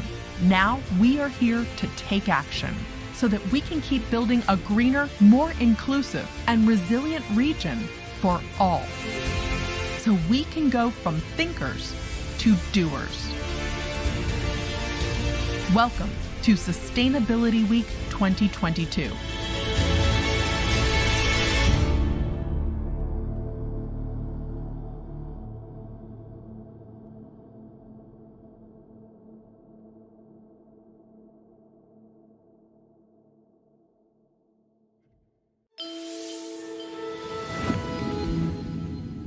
Innovation everywhere you look. Go Compañía de Empaques S.A. has been making sacks for the coffee industry for more than 8 decades. But this venerable Medellin-based manufacturer is keen on trying new ways of doing business. In 2021, it became the first Colombian company to launch a sustainability bond, a 50 billion Colombian peso, or about $13 million US, 5-year issue structured and underwritten by IDB Invest. The packaging company, integrated in a business group that makes a wide range of products, principally for agriculture and construction, will use the resources raised through the bond to finance investments to expand its output capacity, as well as to adopt new technologies and improve its energy efficiency. As part of an inclusive business model, over the next 5 years, Compañía de Empaques plans to double its purchases of fique fibers, used to manufacture coffee sacks and other recyclable and compostable textiles and cords.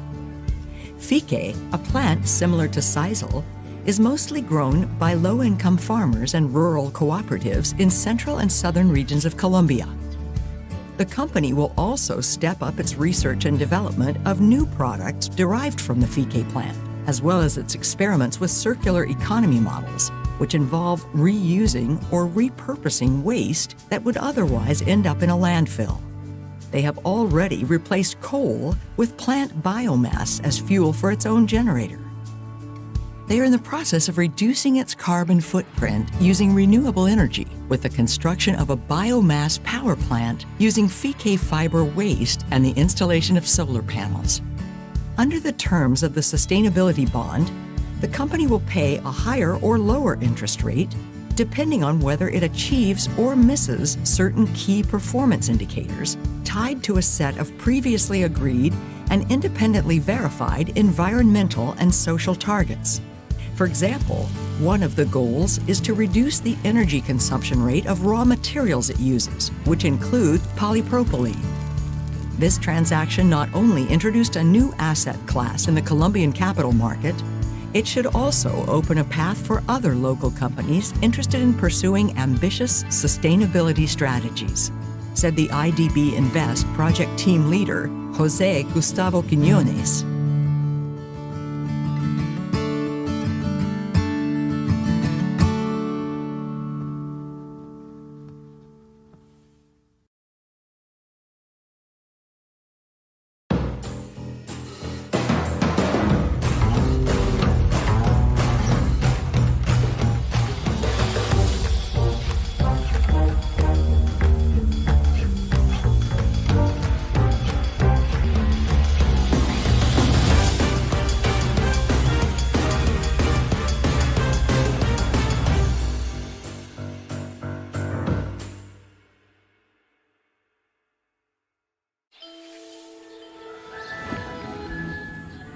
Una idea fresca para financiar a hortelanos. El presidente de ProducePay, Pablo Borges Schwarzbeck, conocía de primera mano los obstáculos que enfrentan los productores de frutas y hortalizas mucho antes de que fundara su plataforma Agtech, mientras estudiaba una maestría en Administración de Negocios en la Universidad de Cornell.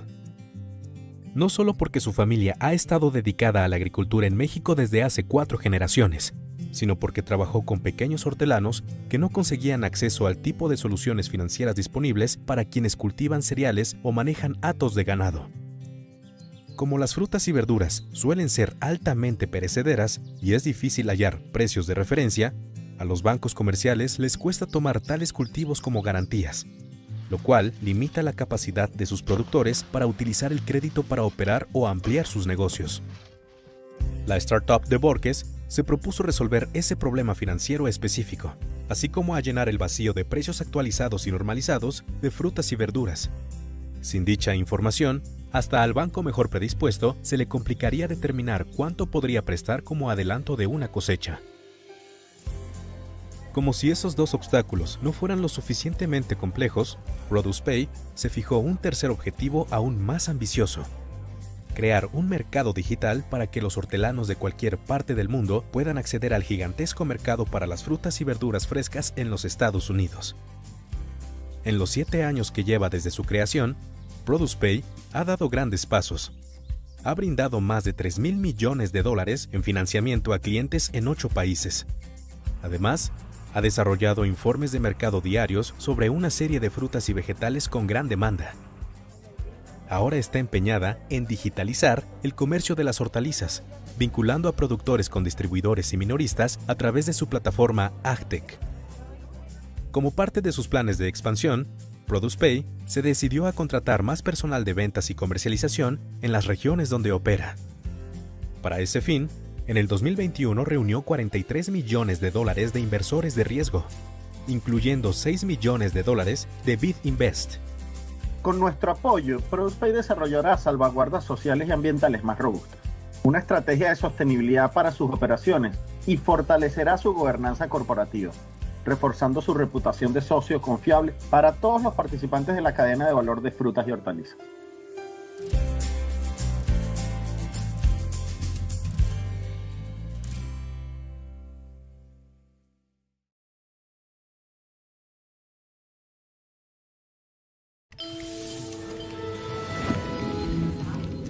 A calling to serve business.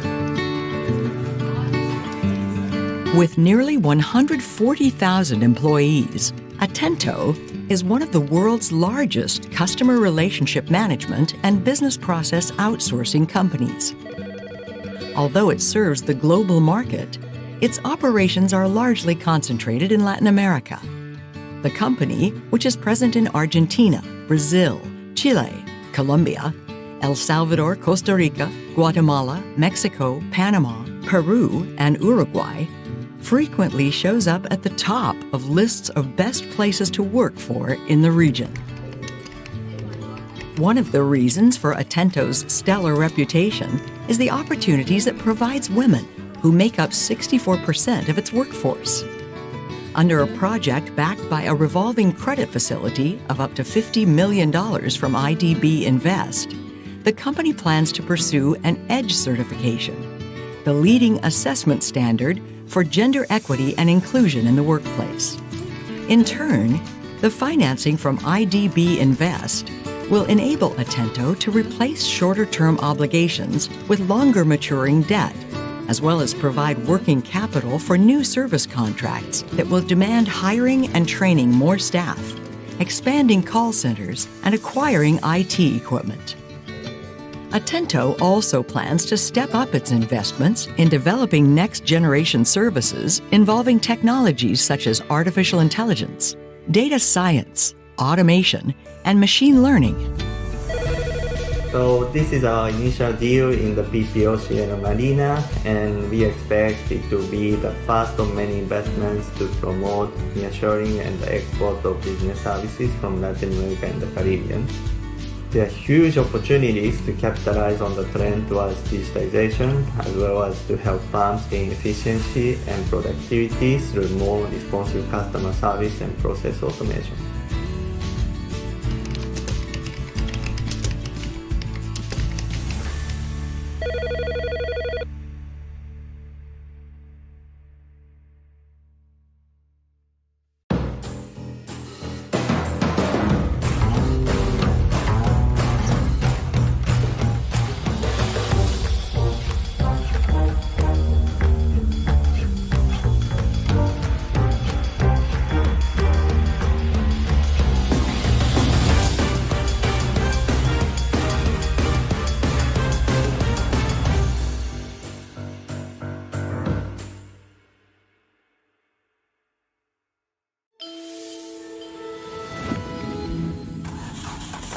Gigante de la movilidad verde. Para una empresa que comenzó con un solo camión, Simpar ciertamente ha llegado muy lejos. Las distintas divisiones de este holding brasileño emplean a más de 32,000 personas y tienen una flotilla combinada de más de 150,000 vehículos. Simpar no solo es una de las mayores empresas de alquiler de automóviles, camiones y maquinaria pesada de América Latina. También tiene una enorme operación de logística que sirve a grandes industrias, una unidad especializada en soluciones de transporte y movilidad para el sector público, incluyendo autobuses y camiones de residuos, y una vasta red de ventas de vehículos nuevos y usados. A futuro, sin embargo, Simpar tiene un gran desafío: lograr que sus operaciones sean más verdes. Para combatir el cambio climático, Brasil se ha comprometido a reducir sustancialmente sus emisiones de gases de efecto invernadero a lo largo de las próximas décadas. La industria del transporte, que depende en gran medida de los hidrocarburos, es una de las principales fuentes de CO2. Simpar está decidida a liderar la transición a un futuro más limpio. En los próximos años, hará una enorme inversión en sustituir vehículos con motores convencionales por unidades eléctricas, híbridas o a biocombustibles. Para apoyar ese esfuerzo, BID Invest le brindará un paquete financiero de $270 millones que incluye $80 millones de la propia BID Invest, $40 millones de fondos de donantes administrados por BID Invest y un préstamo sindicado por $150 millones de instituciones financieras comerciales. Los recursos de BID Invest incluyen un préstamo verde que se utilizará para la adquisición de vehículos eléctricos, que aún son mucho más caros en Brasil que los camiones y automóviles convencionales. Simpar también recibirá asistencia técnica para desarrollar un plan de acción a largo plazo para reducir su huella de carbono. Nuestra participación en los ambiciosos planes de Simpar puede allanar el camino para que otras instituciones financieras internacionales apoyen medidas similares en nuestra región. También contamos con que esta operación sirva de ejemplo para que otras empresas de transporte se decidan a hacer más verdes sus propias flotillas, comentó Juan Parodi, jefe del equipo de proyecto de BID Invest.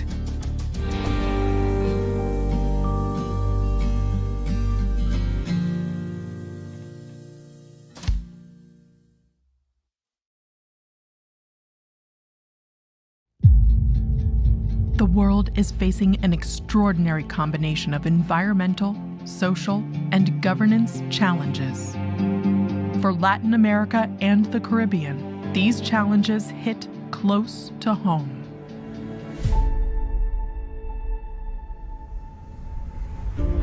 We are here to align purpose with action, to protect ecosystems, foster inclusive growth, and shape how companies do business and invest with impact. Because we need to act now to build resilience in our businesses and economies to leverage the power of the private sector. Act now to expand access to ESG solutions and sustainability-linked financing that are beneficial for more than 600 million people, the private sector, and the planet. Act now to strengthen sustainable value chains with environmentally and socially conscious mindsets. Act now to accelerate the best use of data and technology to empower businesses and people. Act now to enable sustainable investments in countries susceptible to the impact of natural disasters. Act now to lay down a roadmap for a green transition of the private sector that is just, gives voice to communities, and leaves no one behind. We have a plan. Now we are here to take action so that we can keep building a greener, more inclusive, and resilient region for all. So we can go from thinkers to doers.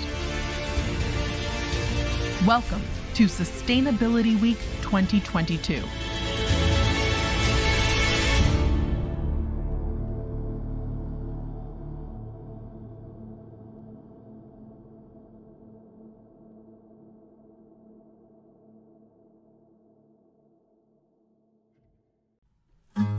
Affordable zero-carbon housing that anyone can buy is a game changer in the fight against climate change. As the entire world transitions to more sustainable economic and construction models, the idea of zero carbon for the masses is quickly gaining traction. Single-family houses with high energy efficiency may be a luxury that not all can afford, but cheap zero-carbon houses may have a massive impact on pollution patterns in many regions, including Latin America and the Caribbean. Zero-carbon houses share a few common features. including strong building insulation so that less energy is needed to keep comfortable temperatures inside, and solid recycling systems to avoid water waste. Cheaper and centralized heating systems are also frequent features. Communal waste management and energy storage solutions, as well as smart appliances, often are part of the same housing blueprint. The construction of zero-carbon houses also involves carbon emissions. That's why carbon offsetting projects, for example through reforestation, are conducted to offset these emissions and stay true to the zero-carbon ideal. Particular attention to the surroundings is an added characteristic of these projects in order to minimize the impact of construction and maximize the availability of natural resources like sunlight. This may sound like a pipe dream, but rather it's something that is already well underway in the region. IDB Invest has announced an investment of up to $10 million in a fund run by Paladin that is the first zero-carbon affordable housing fund in the region. The fund seeks to raise as much as $100 million that will be invested in building housing for first-time homebuyers earning less than their country's gross national income per capita. Sustainable housing will be built by mid-sized developers in Mexico, Colombia, Brazil, and Peru. This is just the beginning of what should be a growing effort to provide much-needed, climate-compliant, affordable housing across the region. Zero-carbon housing is the future of construction in the region. This is exactly the kind of sustainable project we need to fight climate change, said Alberto Parodi, Project Chief, IDB Invest.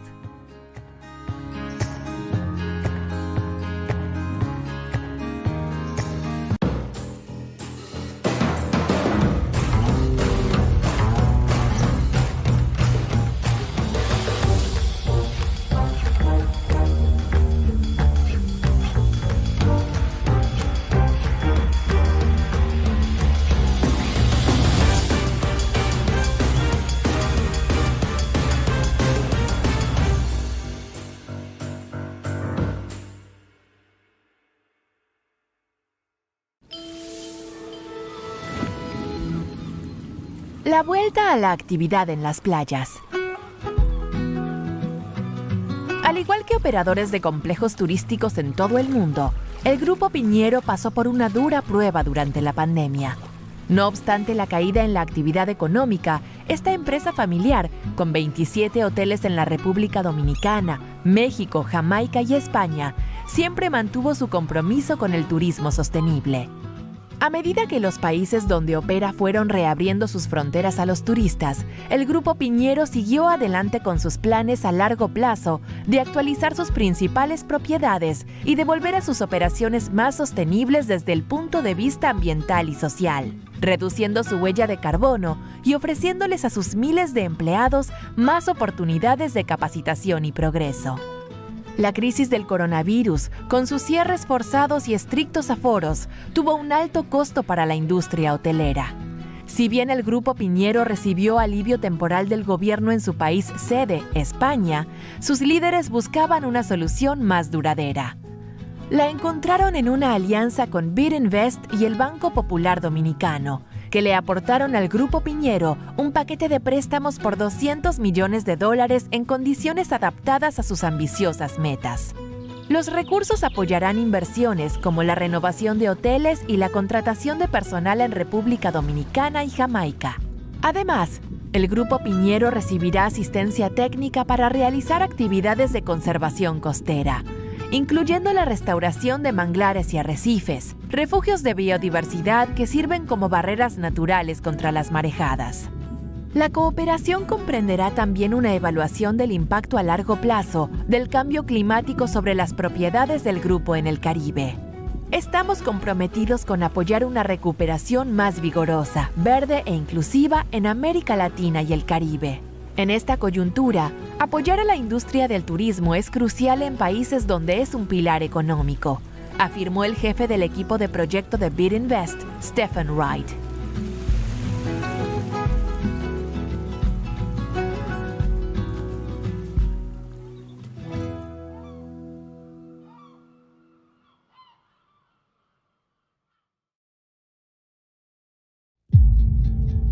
The world is facing an extraordinary combination of environmental, social, and governance challenges.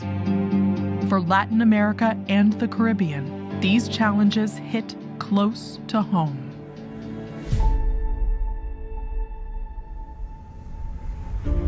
We are here to align purpose with action, to protect ecosystems, foster inclusive growth, and shape how companies do business and invest with impact.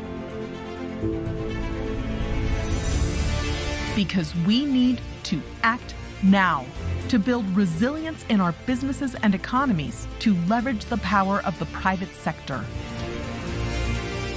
Act now to expand access to ESG solutions and sustainability-linked financing that are beneficial for more than 600 million people, the private sector, and the planet. Act now to strengthen sustainable value chains with environmentally and socially conscious mindsets. Act now to accelerate the best use of data and technology to empower businesses and people. Act now to enable sustainable investments in countries susceptible to the impact of natural disasters. Act now to lay down a roadmap for a green transition of the private sector that is just, gives voice to communities, and leaves no one behind. We have a plan. Now we are here to take action so that we can keep building a greener, more inclusive, and resilient region for all. So we can go from thinkers to doers. Welcome to Sustainability Week 2022.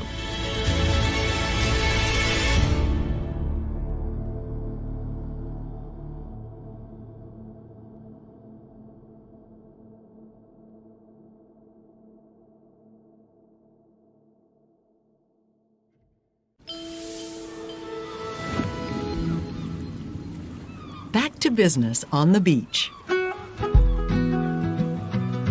Like beach resort operators around the world, Grupo Piñero went through a very trying period during the COVID pandemic. Despite the turndown, the family-owned chain, with 27 hotels in the Dominican Republic, Mexico, Jamaica, and Spain, always stood by its commitment to sustainable tourism. As the countries where it operates reopened their borders to foreign visitors, Grupo Piñero continued with its long-term plans to upgrade its marquee properties and to make its operations more environmentally and socially sustainable by reducing its carbon footprint and offering its thousands of employees more training and opportunities for advancement. But the coronavirus crisis, with its forced closures and strict limits on occupancy, took a huge financial toll on the tourism industry.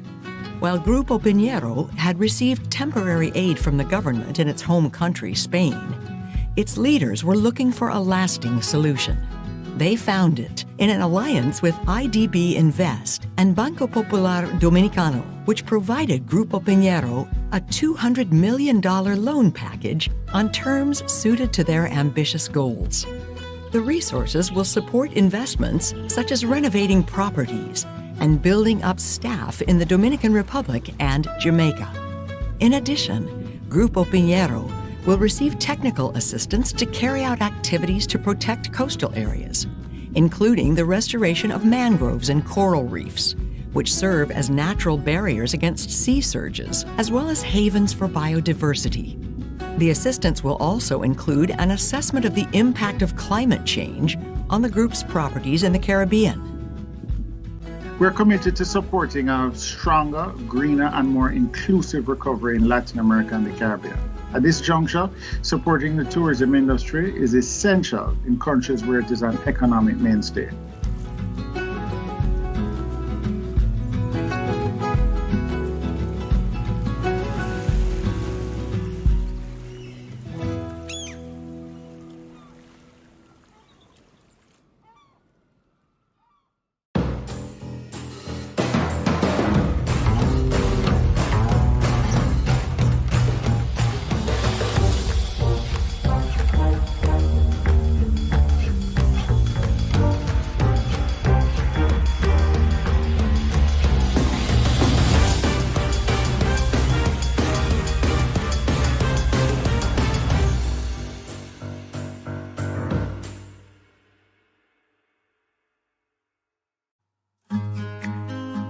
La construcción de viviendas asequibles y sin emisiones es un paso gigante en la lucha contra el cambio climático. A medida que todo el mundo se mueve hacia modelos económicos y de construcción más sostenibles, la idea de emisiones cero está ganando terreno rápidamente. Las casas unifamiliares con alta eficiencia energética son un lujo que no todos pueden pagar. Pero las viviendas asequibles con cero emisiones pueden tener un impacto masivo en los patrones de contaminación en muchas regiones, incluida América Latina y el Caribe. Estas viviendas comparten características comunes, incluidos sólidos aislamientos, de modo que se necesite menos energía para mantener temperaturas agradables en el interior y sólidos sistemas de reciclaje para evitar el desperdicio de agua. Los sistemas de calefacción centralizados y más baratos también son características frecuentes. Las soluciones comunitarias de gestión de residuos y almacenamiento de energía, así como los electrodomésticos inteligentes, a menudo forman parte del mismo proyecto. La construcción de casas con cero emisiones implica emisiones. Es por eso que se llevan a cabo proyectos de compensación, por ejemplo, a través de la reforestación, que permiten mantenerse fiel a la idea de cero carbono. La especial atención al entorno es una característica añadida de estos proyectos, con el fin de minimizar el impacto de la construcción y maximizar la disponibilidad de recursos naturales, como la luz solar. Esto puede parecer una quimera, pero es algo que ya está en marcha en la región. BID Invest ha anunciado una inversión de hasta $10 millones en un fondo administrado por Palladium, que es el primer fondo de vivienda asequible con cero emisiones de carbono en la región. El fondo busca recaudar hasta $100 millones, que se invertirán en la construcción de viviendas para nuevos compradores con ganancias por debajo del ingreso nacional bruto per cápita de su país. Estas viviendas sostenibles serán construidas por promotores en México, Colombia, Brasil y Perú. Este es solo el comienzo de lo que debería ser un esfuerzo creciente para promocionar viviendas asequibles y respetuosas con el clima, muy necesarias en toda la región. La vivienda de emisiones cero es el futuro de la construcción en la región. Este es exactamente el tipo de proyecto sostenible que necesitamos para luchar contra el cambio climático, dijo Alberto Parodi, jefe de proyectos de BID Invest.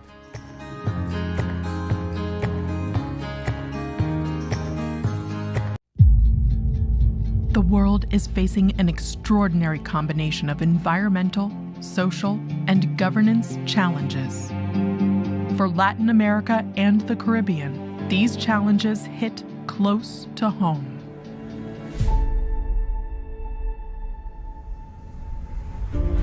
We are here to align purpose with action, to protect ecosystems, foster inclusive growth, and shape how companies do business and invest with impact.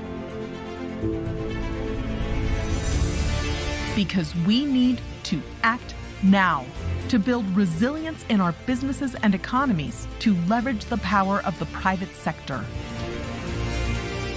Act now to expand access to ESG solutions and sustainability-linked financing that are beneficial for more than 600 million people, the private sector, and the planet. Act now to strengthen sustainable value chains with environmentally and socially conscious mindsets. Act now to accelerate the best use of data and technology to empower businesses and people. Act now to enable sustainable investments in countries susceptible to the impact of natural disasters.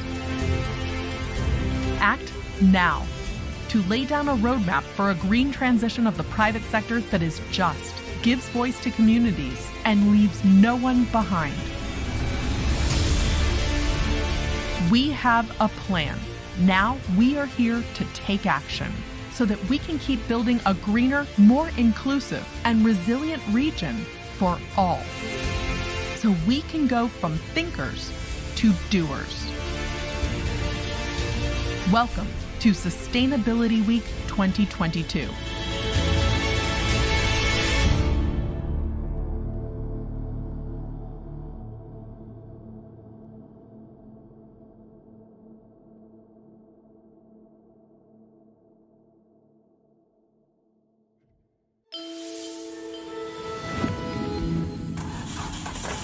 Greening a mobility giant. For a business that started with a single truck, Simpar has certainly gone far. The Brazilian holding company's different divisions now employ more than 32,000 persons and boast a combined fleet of more than 150,000 cars and trucks. Simpar not only runs one of the biggest car, truck, and heavy equipment rental operations in Latin America, it also has a huge logistics business that serves several key manufacturing industries, a specialized unit that offers mobility and transportation solutions to the public sector, including passenger buses and garbage trucks, and a network of dealerships that sell new and used vehicles.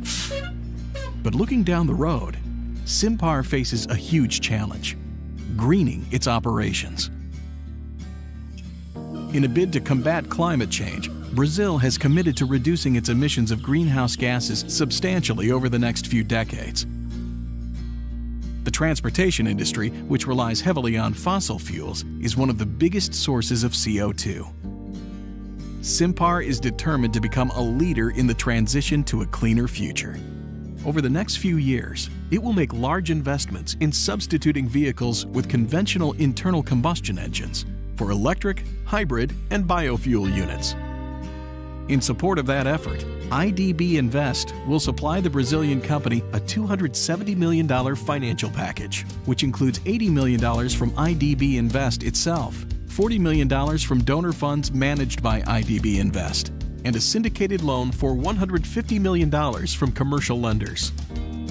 IDB Invest's resources include a green loan earmarked for the acquisition of electric vehicles, which still are far more expensive in Brazil than conventional cars and trucks. Simpar will also continue receiving technical assistance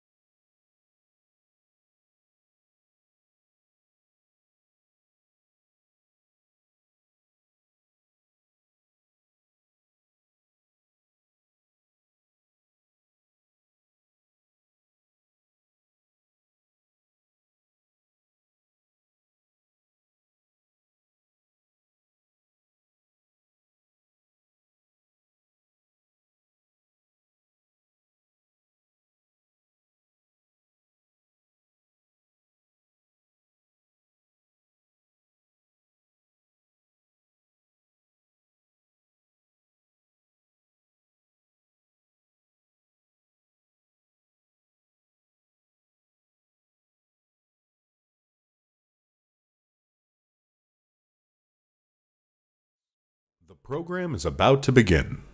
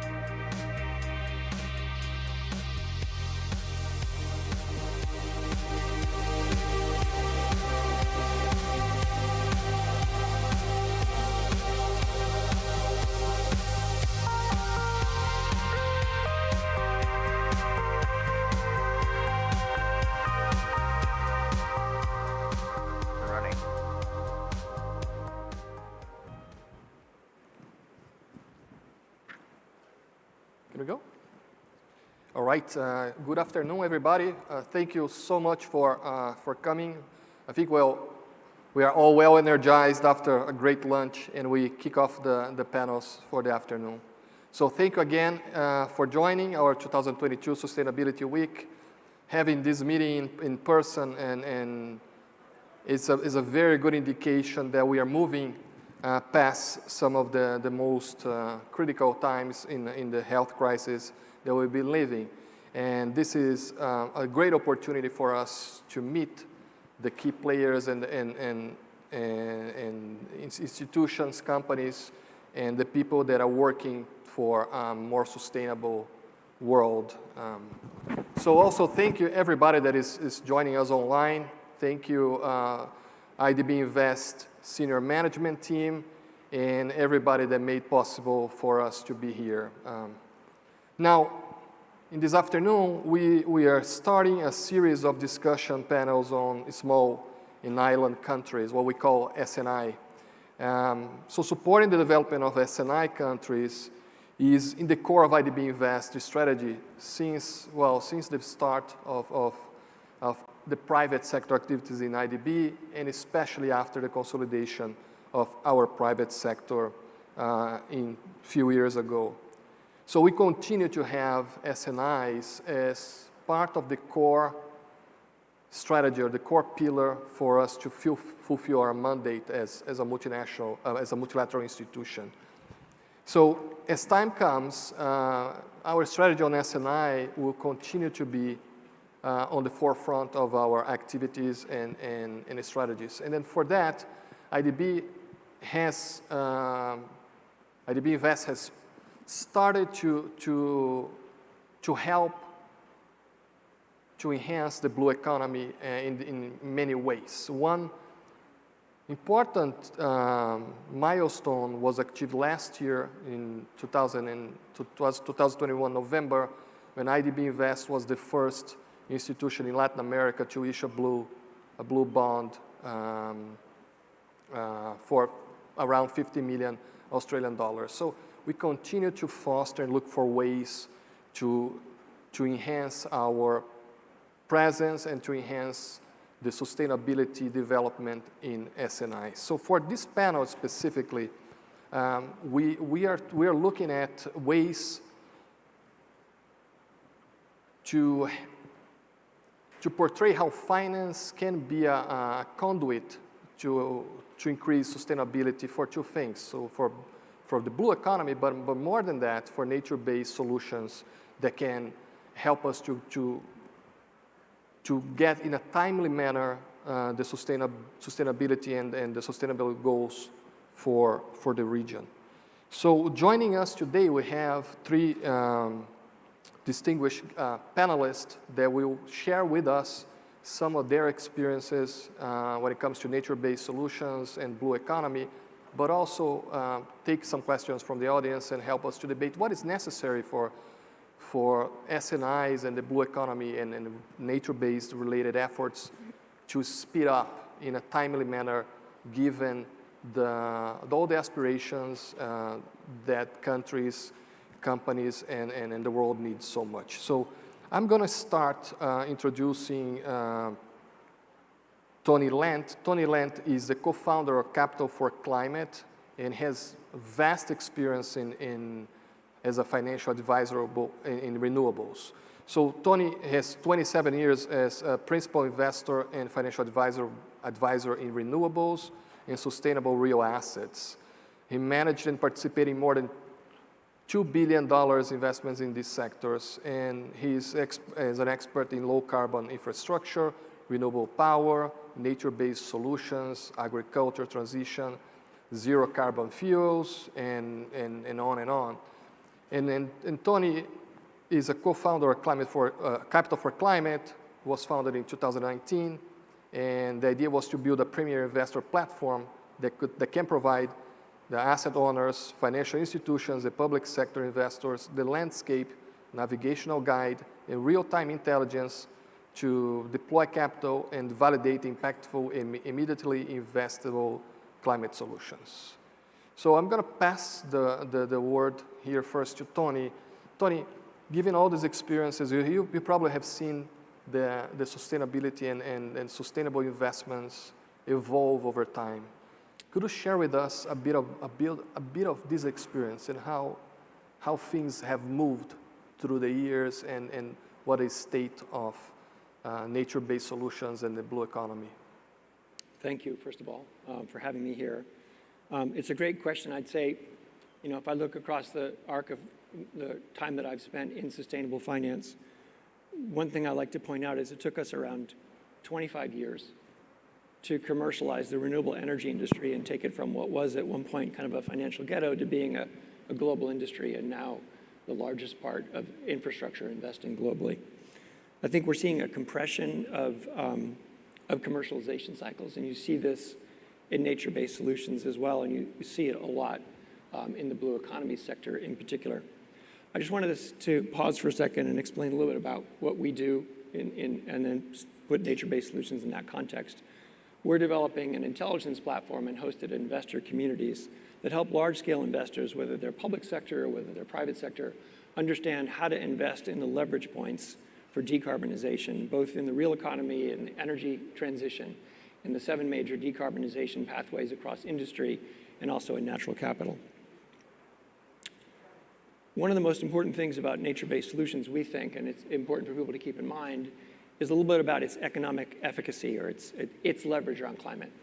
So if you look at one of the most important studies that was done on this topic was completed in 2021 by Vivid Economics, and it showed that total investment to scale nature-based solutions, including blue economy, is on the order of $8 to $10 trillion by 2050.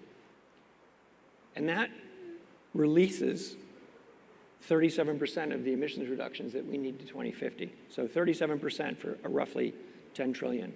The cost of the rest of the transition in the energy sector is north of 125 trillion. And if you add in hydrogen, it gets up to around 150 trillion. So key point is that nature-based solutions are incredibly cost effective. Another thing about nature-based solutions is they're not really well understood. So there's a great opportunity, but investors don't know how to access it. And for this reason, when we were talking to the high-level champions team of COP26 last year about what we were trying to build, they said, could you help us by building out a platform first focused on nature-based solutions? Because we know there's a lot of demand for it. Around 9 trillion of investors have signaled that they're interested in having deforestation-free portfolios or having the risk mitigated around biodiversity. Could you build us a platform that helped explain that? And so we did that for COP26. For people that are interested, it's called nbs.capitalforclimate.com. And it provides kind of an entry point where investors can see what are the most important nature-based solutions from a biodiversity conservation and a carbon perspective. And then for each of these 13 solutions that we profiled, we provide a quick interactive investment thesis that describes how people are making money in that solution, what are the funds and vehicles that are investing in that solution, what are the asset classes that are in play around that solution, what's some of the deal flow in that solution, what are the biodiversity impacts, what are the climate impacts, and importantly, what are some of the major initiatives around the world that are helping to flow capital into that solution. So a bit about blue economy and sort of how it's defined as part of nature-based solutions. I just want to say as a comment, this whole concept of nature-based solutions is a bit of a rebranding, if you will, around what was agriculture, forestry, and other land uses, and fisheries and sustainable fisheries. So that's all wrapped up into nature-based solutions now. And within the blue economy, just in terms of what the taxonomy looks like, we consider it things like coral reef protection and coral reef economies, sustainable fisheries, coastal zone protection, pollution management around coastal ecosystems, and importantly, things like that people don't often think about, like alien species management. Those are some of the pieces and parts of the nature-based solutions ecosystem that we see, or the taxonomy. And within that, what's really interesting is to see just how quickly capital is flowing into it. So in the development of the platform that we just talked about, we profiled over 15 different funds in the sector that range from everything from innovation labs, incubators, private equity, venture capital. And that capital formation you can look at from the perspective of being in the multilateral, the supranational investment business. These are all great potential partners, and many of them are profiled on the site. Lastly, I just want to say there's a couple of different resources that are really excellent in a couple of different areas. One of them is a platform called Investable Oceans. It's kind of a one-stop shop for understanding all the different pieces and parts of the blue economy. Another is the M40 platform, which is a great entry point into understanding what's going on around the whole mangrove protection investment industry around the world. Very good. Tony, thank you so much. We're going to pass now to Miriam Zapata. Miriam, she's an ESG specialist for the Global Public Sector Debt Capital Markets Origination Team at BNP Paribas based in London. Miriam has more than 15 years of experience in debt capital markets origination for sovereigns, supranationals, and agencies, and has been working on sustainable financial instruments since the inception of green bonds in 2008. Miriam has also assisted the European and G7 sovereign supranational organizations and other public sector entities across the globe in their sustainability journey with marketing activities amongst socially responsible investors. Miriam, first of all, thank you so much for participating in our panel. We already have heard from your views this morning on back to basics and a few of the themes related to green economy and and the whole impact on the balance sheets. But now, can you help us also navigate through the views from investors, and how do you see the blue economy learning from the experiences in other more development efforts, such green and social bonds or efforts?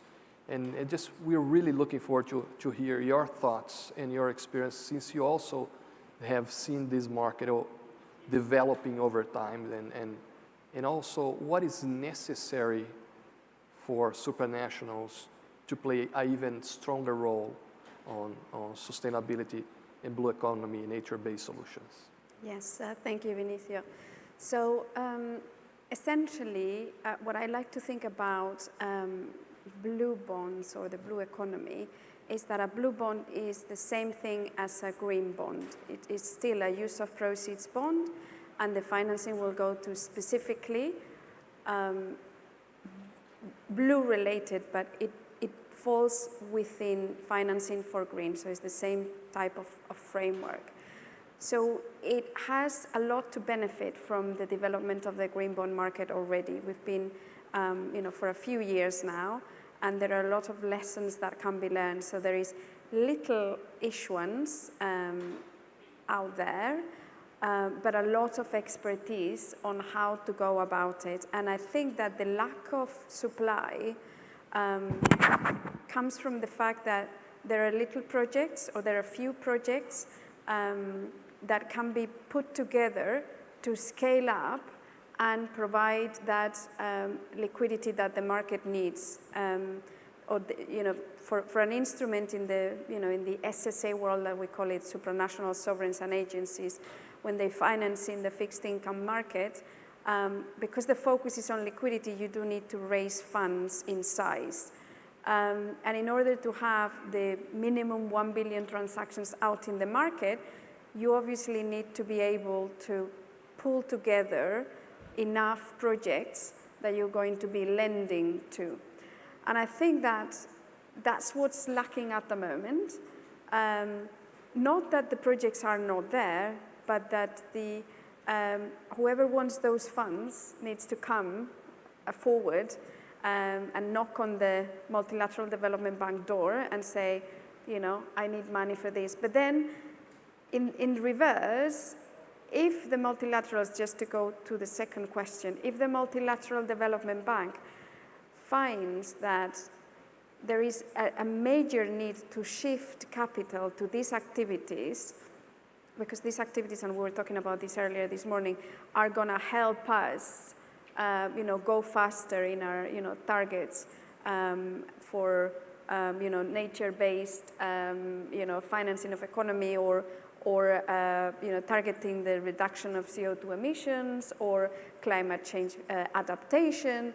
If this is going to help us go faster and achieve those targets faster, then it's the multilateral who needs to say, you know what, I'm going to make this attractive to you who needs the financing. So that's how you're going to get them to come to you, in the same way that green mortgages are made more attractive, and so there is an incentive for someone to get a green mortgage over a regular mortgage, because the lender is making that, is putting things in context, is making you focus on this. So I think that's the role of the multilateral at this stage, to raise the voice and say, this is important for these reasons. We are going to help develop this market, and we're going to do it by incentivizing, by making you come to us, by extending these loans, and that's what we're going to focus on. Very good. Thank you so much. I think it adds up a lot to what Tony mentioned, which is having a very good role of bankable projects that can be visible to a wide range of investors, and supranationals being part of it, and also contributing to to stamp, the principles and the aspirations that we have is very important. Now, I bring Simon into the equation as well. Simon Besson is a board director and global head of insurance of Textile Group. He's award-winning specialist in credit and political risk insurance broker, and have access to Lloyd's of London and public and private insurers around the world. And Textile itself develops innovative insurance solutions for financial and development finance institutions, corporations, and commodity traders. Now, Simon, you have a ton of experience, and we understand that these projects, they have to be bankable, but to speed up and to bring more, to increase the risk appetite and to increase the enticing nature of those projects, we are also thinking of innovative solutions when it comes to risk mitigation and to structuring. Can you share with us a little bit about your experience and what you have seen to work not only for blue economy, but across a different range of efforts? Thank you. So quite the long introduction for me. I think the insurance market, if we're talking about this, it's a market of credit protection providers. So people that would take the credit risk or the repayment risk of a transaction on behalf of a lender and would provide what would be treated by regulatory entities as sufficient for credit substitution. So in simple terms, if there was a bank lending into a blue bond, for example, that was issued by maybe a local bank to fund blue underlying project transactions, the insurance market could support the bank by maybe participating with 50% of the credit risk of that transaction, and thus improving the risk weight and the credit profile of the loan to the bank, and they would hold less capital towards that. So it's a fairly tried and tested product now for both the commercial and investment banking market, and moreover now the multilateral development and development finance institution market. But I think the core principle of what we're talking about here is the insurance product is used to help banks do more rather than take complicated projects and make them bankable because you've insured it. The insurance market is in, I guess, multilateral development bank terms, a mobilization tool. It is there to provide unfunded private credit coming into transactions, which can allow a scalability of those trades. It can make a 100 million transaction into a 200 million transaction.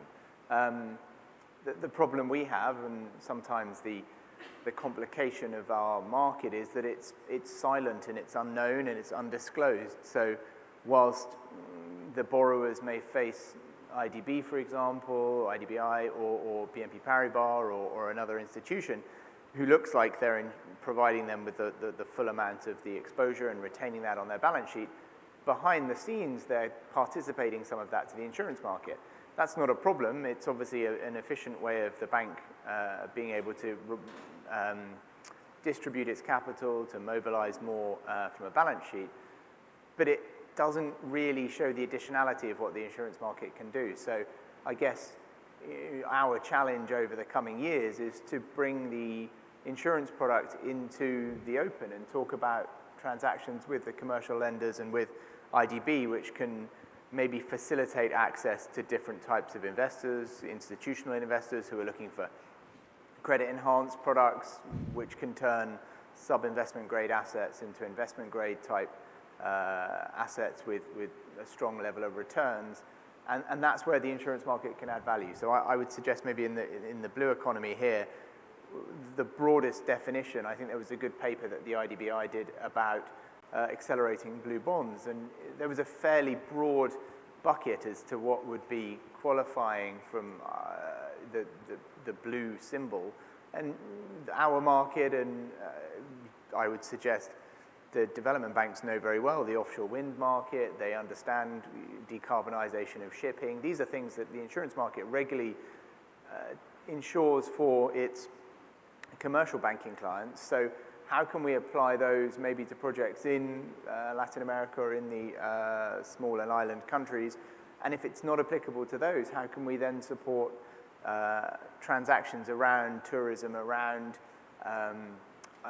maybe some of the manufacturing industries and reducing waste, all of which improves efficiency of these countries and often the corporates, which actually can be scalable. There's a sufficient amount of manufacturing and the optimizing of their manufacturing process through reduction in the waste could probably be something that could be treated akin to a sort of a project finance or cash flow based structure. So the insurance market can understand all of that, but it's there to support people to do good deals and do bigger deals.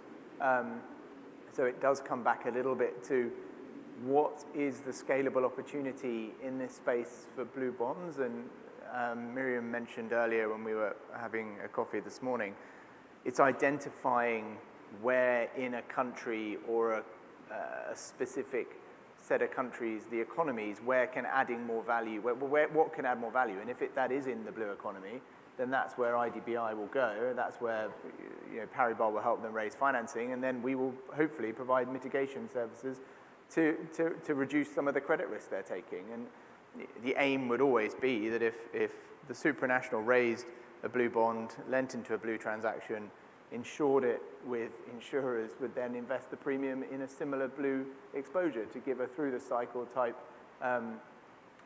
blue economy benefit. And so they're the goals that we all are trying to achieve, because that will hopefully, at least we'll get 95% of the way there, fingers crossed. And as was discussed earlier, hopefully sufficiently quicker than it took the green bond market, which was only 5 or 6 years. The blue bond market should come, one would hope, even faster, subject to there being the right level of, I guess, taxonomy to those types of structures, what fits in there. And some of the things Tony said, I think from a sort of lending perspective are difficult unless you can have a lot of those pooled into one loan, because I think there's probably not sufficient knowledge or depth in the banking market to take those credit risks at the moment. So it's more likely to be the sovereigns in maybe some of the member countries of IDB who are using maybe some of their local banks. They're raising money at the bank level to on-lend, and that's where we can provide support. So a very long-winded way of saying the insurance market can hopefully provide some depth and scale to the blue economy. Thank you, Simon. Now, for the sake of time, I want to hear from all of you very quickly. If you can give us a word on the theme of our Sustainability Week, which is from thinkers to doers, and absolutely you're doers, and we want to hear from all of you. So Simon, if you can just leave us with if you could give us 2 cents on how can we break these shortcuts and enhance the way that we operate to be able to get to our goals, given the constraint of time and the lack of the luxury of developing the blue economy from the ground up.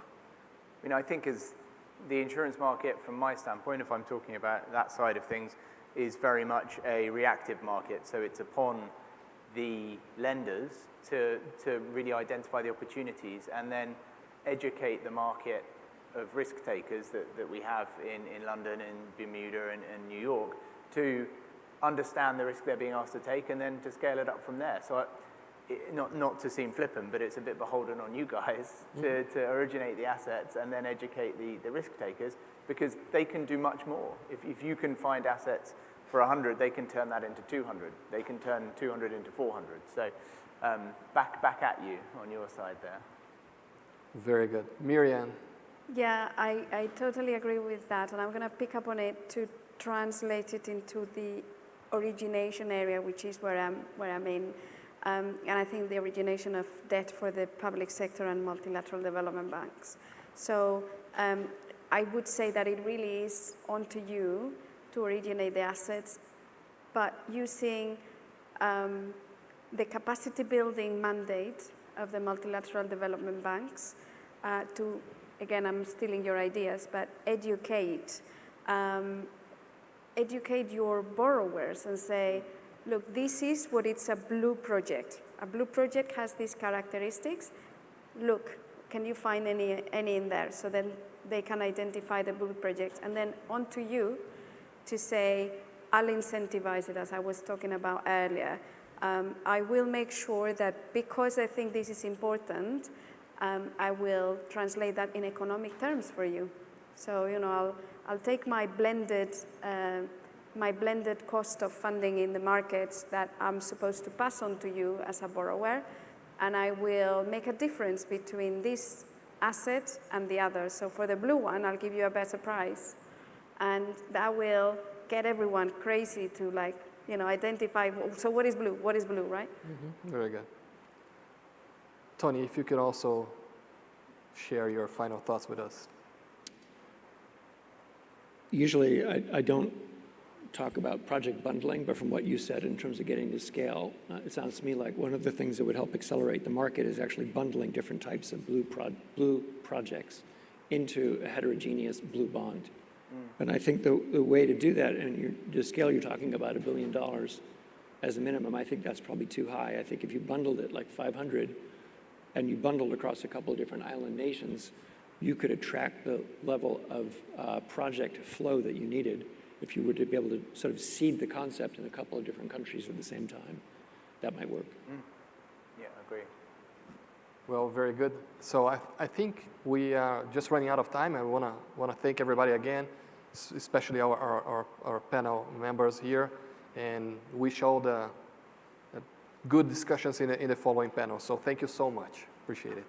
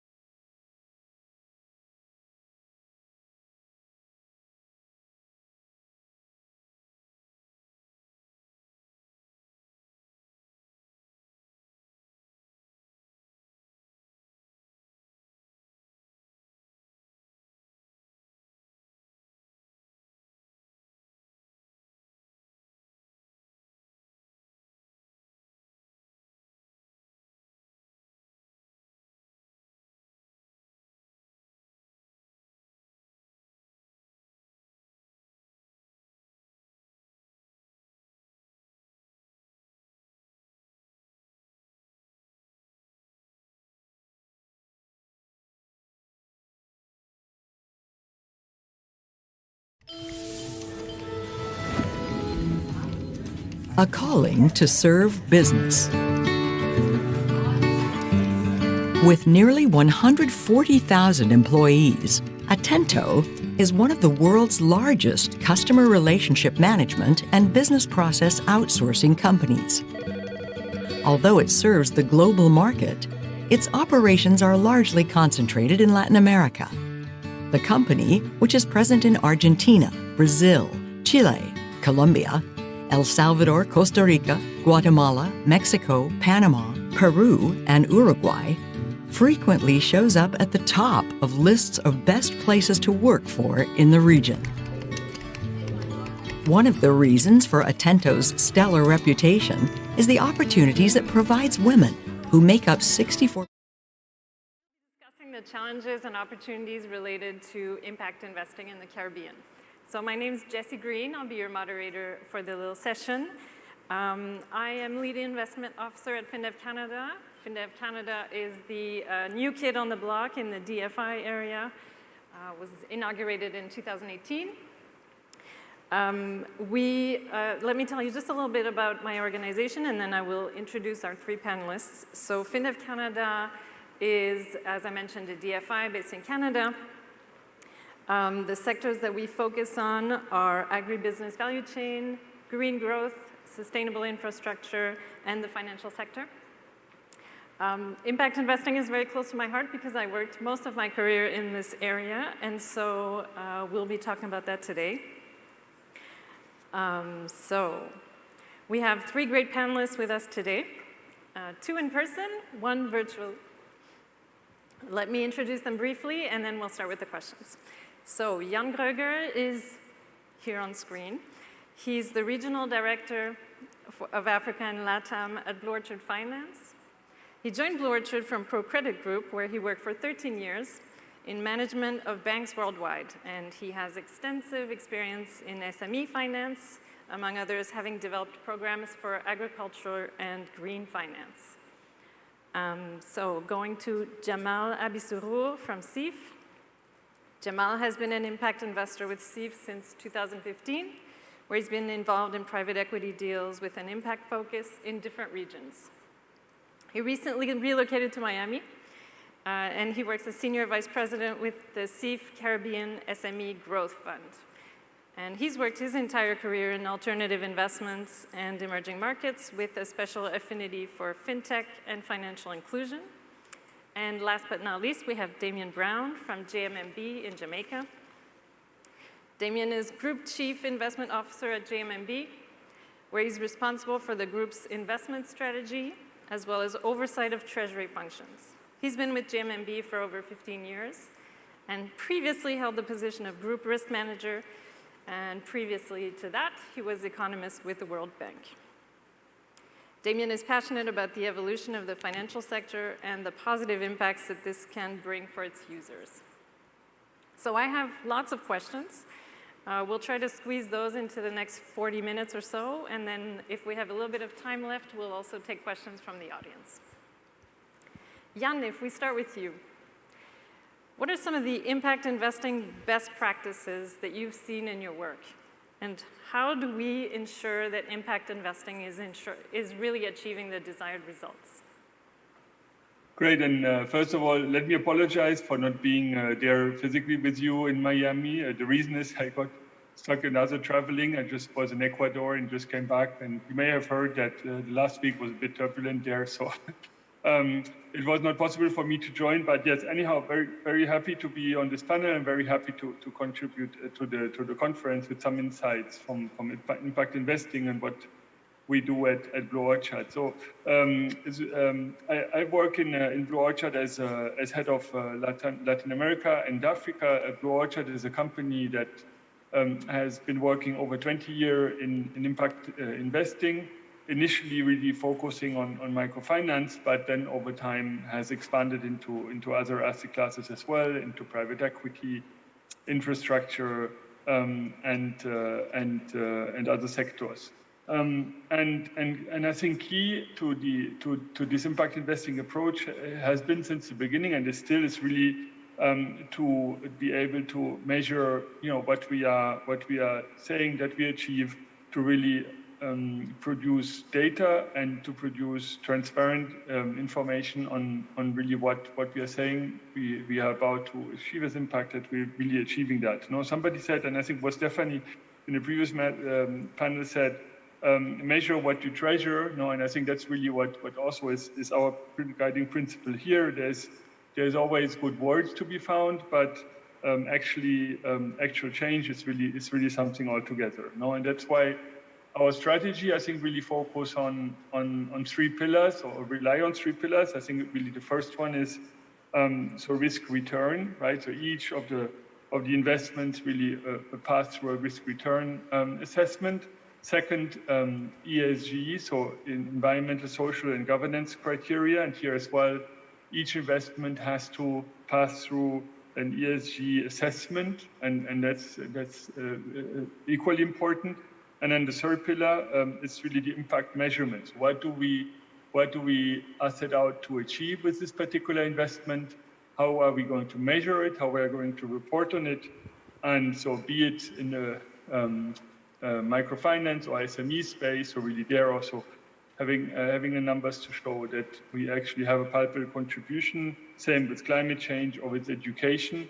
All of these areas we have developed strategies in Latin America, also in Africa, also in Asia, and that really use these three pillars. So again, risk return, ESG assessment, and impact measurement. So it's really, to think of the core of impact investing, and it's been, I think, more and more being established as best practice, no, to your question in this area.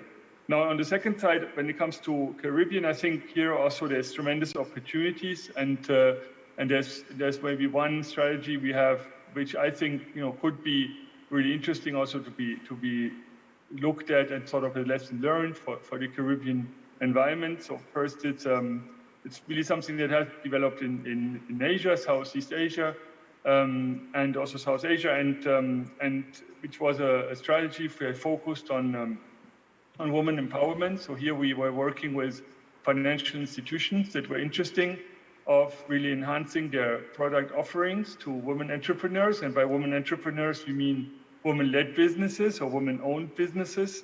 And here really to help with funding and help with support to these institutions that are expanding their offerings to a group which oftentimes, and this was mentioned in the previous panel as well, still continues to be excluded from financial services, still continues to receive lower loan amounts from financial institutions, etc. So really here, focused strategies really make a lot of sense, and I think microfinance overall has really proven to be an extraordinary tool of inclusion of women entrepreneurs in the financial system. No?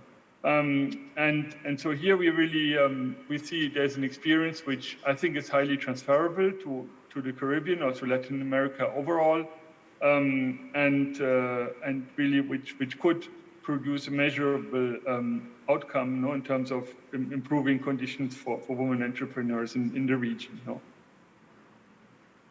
Thanks, Jan. Very interesting, and I think we'll get back to what the financial sector can do as well in the Caribbean. But first, let me ask you, Jamal, are there challenges or opportunities that you see that are really specific to the region? Thank you so much, and thank you for IDB Invest for having me. First, if you allow me, Jesse, just to introduce what we do in SEEF, and then it'll give you a little bit more context about what we've been doing in the Caribbean. And SEEF is an impact investor that was doing impact investment since 1989, before the term was even coined.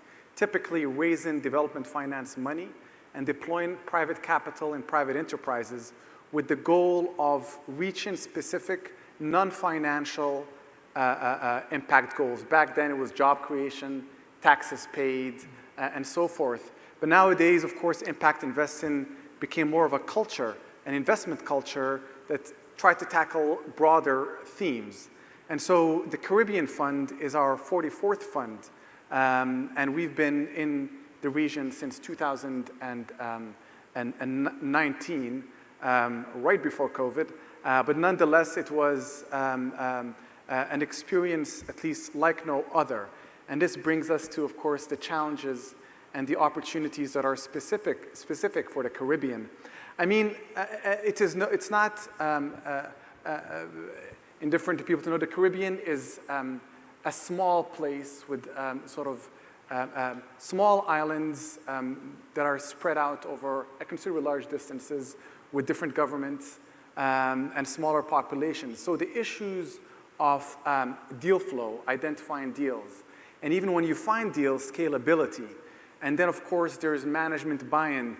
A lot of the time when we talk impact, as it translates to people on the ground or entrepreneurs that are just trying to raise a company off the ground and generate wealth for them and their families and their stakeholders, it's seen as either sort of soft money, which we don't want to be able to portray that image, or it's seen as something too complicated, it's going to add layers. So that's part of the challenges that we see. And then, of course, there are systemic challenges that you can find with any investment, at least with SMEs.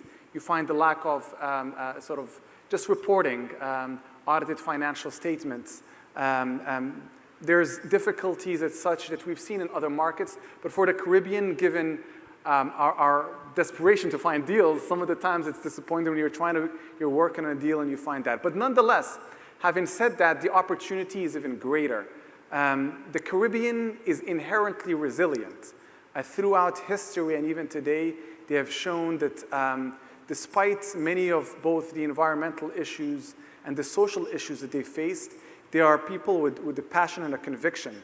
And if you find the right sort of enterprise and the right entrepreneur and the right sort of business model and support, you can really build something with the entrepreneurs, and there lays the opportunity.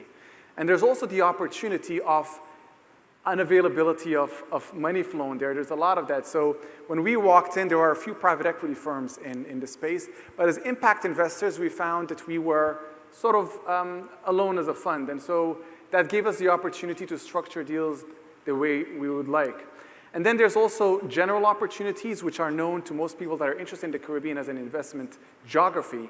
But there are specific opportunities for people that can mine from skills. I think what we've had as well, given our experience in various developing markets, we see replicable models. We see issues that could repeat themselves with various SMEs that we look to identify when coming to a deal.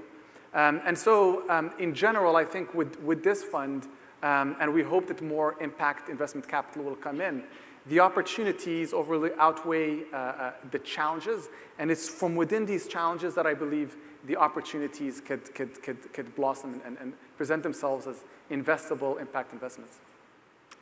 So you've partly answered my next question, but how do you think we can increase the flow of investments to the region? I mean, I think this is a question that could be relatable to any market. Every market wants more money to come in. For the Caribbean, I could see the frustration simply because there's an issue there's a desire and a will, but of course that gap is so, it manifests itself in such a clear and in-your-face way that of course is frustrating for people that are on the ground. I believe generally education and teaching people on the ground the value of another type of impact and sort of bringing in sustainable methods to doing business, ESG. And I missed an opportunity before, which brings to that. What we see in the Caribbean is a generational shift. Most of the, let's say, the old guard that used to run many of these companies that are both SMEs and mid-cap companies are reaching our level with some of them are retiring or less involved, or unfortunately some of them have passed.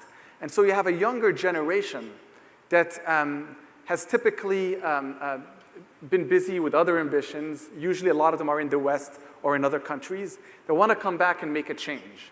And so it makes the dialogue even better. I think that also adds to, if you have that sort of presentation and branding, it will attract more capital coming in. I think internally, one of the things we pride ourselves, we've raised about 60% of our capital is locally raised, is working with multilaterals and bilaterals, and of course local banks, to be able to bring some of these success stories and some of these exciting entrepreneurs and businesses to a broader market. Of course, listings in the Jamaica Stock Exchange as well, and how successful they are and how it's managed, also gives the general market outside that there is a route for exit, because exit is also a challenge that is clearly apparent in the Caribbean. So what do you look for when you're investing in the region? So for the time being at this stage, I mean, the COVID pandemic has hit the Caribbean particularly hard. Of course, climate change the Caribbean is one of probably the most affected parts of the world. And of course, just inequality in the region. Anything in general, and I'm not exaggerating here, when we look at a company that can scale, and if we put the right systems and governance and make sure that specific impact metrics address, we could sort of build a convincing impact investment strategy in these businesses. And so we tend to look for entrepreneurs that have a clear business plan, that understand the value of ESG and impact. And sometimes it requires training and explanation, but we look for that. We also look for the utility of growth capital. If we come in, what sort of value can we add, and where can we go? Bring in, of course, financial returns to our investors, and making sure that the people, the community around us, whether it's our employers, our suppliers, the general, the ecosystem we work at, the nation we work at, benefits. And at the same time, we can grow with this money where we feel CEEF has added specific value. Great, thanks for your insightful answers. So Damien, if we go over to you, in what areas do you think that impact investors can truly play a role in the region? And how does impact investing help the ultimate beneficiaries? Okay, if I may give some background, GMB Group is a financial services company that operates within the Caribbean, with the main business being in Jamaica. Part of our mandate has always been to have a positive impact on the wider society. It's actually enshrined in our corporate vision statement, which we call the Vision of Love. So over 30 years ago, the founder had this statement to guide the company in terms of who we wanted to be and what we wanted to achieve, that also include reference to the environment. And one of the things, to the first part of your question about impact, is that by providing additional funding, which Jamal spoke to, always is a benefit to financial institutions, and having that funding targeted to areas of impact, including SMEs, women entrepreneurs, and other areas where it is perceived or evidence that there are deficits, even relative to the more traditional areas of growth, definitely brings that focus in terms of providing access to those underserved communities or sectors. One thing to highlight within that, it is not just a matter of providing additional financing, but in some areas there was no access to financing. In the Jamaican economy specifically, we do have a meaningful portion of the population that has no formal banking services. They don't have a bank account, they don't access loans, they operate more so in the gray economy, which has implications both for the wider society in terms of access to government services, taxes, and just the ability for people with ideas that can have an impact to put those into actual execution and to grow them on scale. The other aspect that it has is in terms of bringing focus to outcomes. So inherent in our vision statement are some ESG principles when you look on it.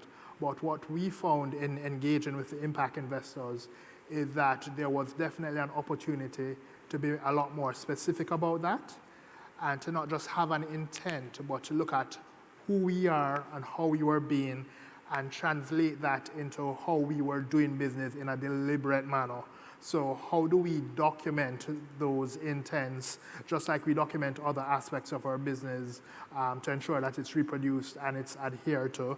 how do we ensure that it's integrated into our service delivery so that the interaction with our clients, we have that conversation, because our company believes not just to have requirements, but to really build a relationship and to support the entrepreneurs and business people. It's to have a conversation around what's important to them and to bridge that gap between what we know is important for success and what they perceive as being important.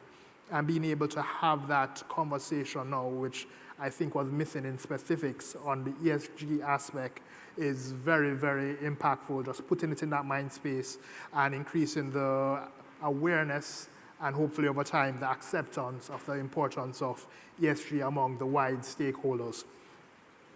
And having that to also consider, how do we measure impact? So we have the normal financial measures. We are very client focused, and therefore we have client metrics in terms of net promoter scores, customer experiences, different customer profiles. But for some of the things that we said we believed in, where we measuring it in as deliberate a manner, and that's something that we're going to continue to do work with, both in terms of enhancing the data capture framework within the group, and also in terms of when we are reporting from a corporate standpoint to our board and asking, are we being who we want to be? We'll have specific measures that will say, are we flowing through the impact? And I think that creates a virtuous cycle in which we will, just like any other major business objective, we'll monitor, measure, recalibrate, and look to execute even better going forward. So it really starts to enshrine and embed itself in a very specific manner within the organization. The other thing, going back to awareness, is just having that promotion of the concept of ESG, as while we have implicitly pursued those principles just by looking at our vision and who we are and what some of our senior leaders has done, it is of significant benefit to have the wider stakeholders, competitors, the SMEs who are the ultimate beneficiaries and other beneficiaries of the financing, and the government as well. So understand the importance of it, so that when we start taking initiatives or having conversation, that effort that Jamal spoke to in terms of educating and having people to buy in becomes that much smaller, and that you kind of have, again, a virtuous cycle within the ecosystem. So I think there are major positive impacts that impact investors can have besides the dollar figure that they provide. I think it brings us back to what you mentioned, Jan, on the measure what you treasure, which was also mentioned in the previous panel. And I like what you bring up about the virtuous circle. It's not just about measuring, it's what you do with the information and how it feeds back into your activities. So that's really good points. Jan, if we go back to you, why would an impact investor choose to invest in the Caribbean, given some of the challenges that we've spoken of and some which we haven't spoken of?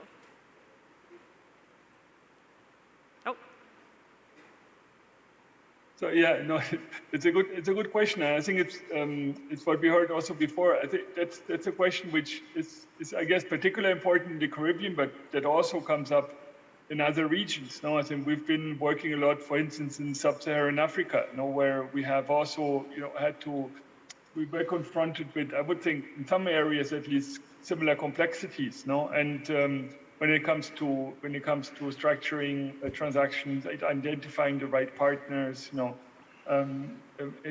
measuring the outcomes, etc. So I think overall our message would be, of course, there is complexities, but where there is a complexity, I would say there's also a premium, and a premium in terms of not only return, but really in terms of impact of what one can achieve. But what I think is really key is to be aware about these different idiosyncrasies, what you have also talked about, the risk that exists, and the way that we would still need to go. And for that, I think key is to be as much locally implemented as possible, also to be present. And as I guess for us as Broadchurch, it's always been part of our strategy to rely as much as we can on local teams, so really people that are very present and travel around and know the countries really well, and based on that knowledge, really to first identify again the right partners.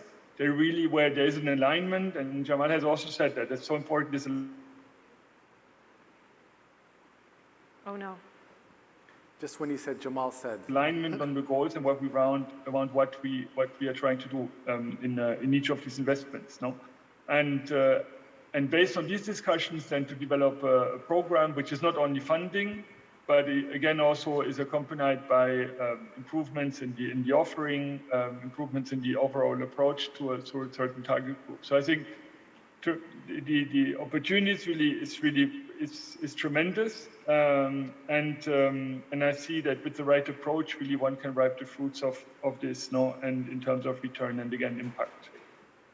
So I would really, I would think there's lots of arguments that can actually convince investors to be present, similar as we had the experience again in sub-Saharan Africa, where we have focus on the strategy on financing education, where really this was a market creator in a sense, and sort of have really fought this uphill battle and right now with some really success to show impact on the education space there. So I think there's definitely lessons learned also for the Caribbean there, and I think I would see this. There are very strong arguments to be presented, and again lessons learned and transferable experiences. That's great, and I like what you mentioned about the impact premium. Jamal, what do you think? Is an impact premium interesting enough to bring investors to the region? I mean, I totally agree with Jan. It's part of that. But also in addition to what Jan is saying, we have to know that some of these challenges are not static. They're dynamic. They're changing. And it's in that marginal change where there's opportunity. And so one of the benefits of private equity is that it's relatively a longer time frame. You come in, you stay in for a couple of years, you're able to get a pulse on how things are going.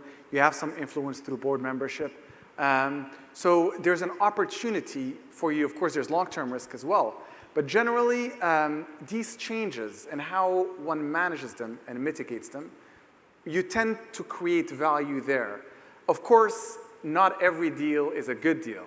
But the idea is if there's a reasonable plan, and we call entrepreneurs the Sherpas of our economies and sometimes the social structure of societies. And so working with these entrepreneurs with a good business plan, some of these challenges could be overcome. Now, as international organizations as well, we have value to add, and working with our partners in the banks, we create business for these businesses. I mean, our strategy here is we invest in companies, and immediately within a 1 year or 2 year time frame, we try to move to Central America, or we try to move to some of their products and services elsewhere. We try to localize supply chains. There's just so much value to generate and sort of overcome some of these institutional voids that are, they're part of any market. And I guess the fact that the company we invest in has been around for as long as we are, it tells you a little bit about some of its resilience and some of its approach. Just like the Caribbean. Absolutely. So Damien, why are commercial banks a good vehicle for impact investments, and why is it important to commercial banks such as GMB? In terms of the importance of commercial banks, they are critical in the context of the Caribbean. Commercial banks, given the level of maturity in the financial sector, still account for the lion's share, and in some of the smaller islands, the overwhelming amount of provision of credit to businesses and individuals. And therefore, having impact investing flow through that channel is very important. What I would say also is that in terms of, if you think of ESG in terms of really truly knowing your customer on another level, not just in terms of the high-level business plan and the financial results, but what impact are you going to have? How are you in terms of government regulations and your treatment of the environment and your labor force and stuff? There's a win-win there, both in terms of having the entrepreneur really think about what they want to accomplish overall, because for most entrepreneurs, it's not just the money. They have some inner desire, some passion, some impact that they want to be, and helping to put a frame in which they can channel it, I find helps the entrepreneur, but it also provides value to the lending institution as well in terms of understanding character is still one of the foundations of lending. What is this person about? Is it somebody who wants to play by the rules, be a good citizen, have an impact? Or is it somebody who is just looking to do the bare minimum and skirt around and maybe do things that in public would not be too proud of? And those indicators have implications not in terms of just ESG, but in terms of, to my mind, probability of repayment. And that would be an interesting area, I think, to explore over time in terms of that correlation and additional benefit of it.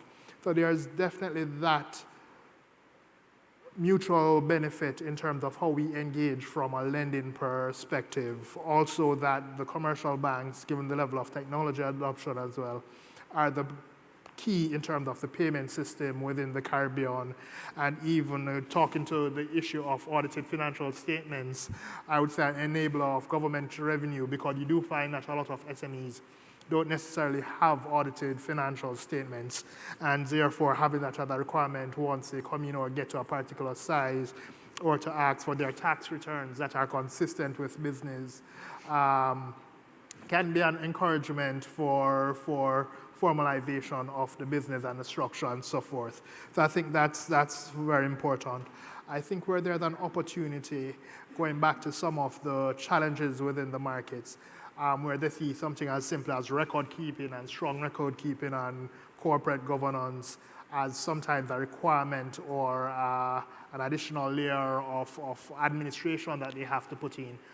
By having it structured more than incentive going forward, where you get a benefit relative to what the baseline is, subject to conducting your business in a particular way, trying to better formalize that, I think is a great opportunity.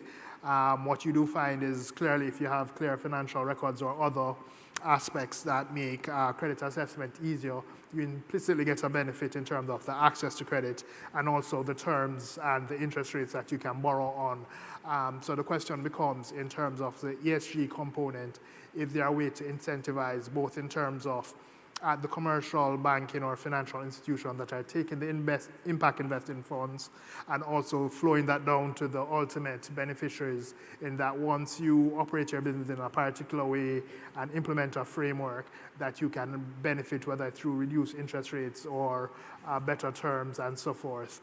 And going back to the issue of mindshare, once the wider society starts to accept that, you also get the inherent business benefit of being a good citizen that complies with ESG principles and the brand equity that will be important in terms of growing a business.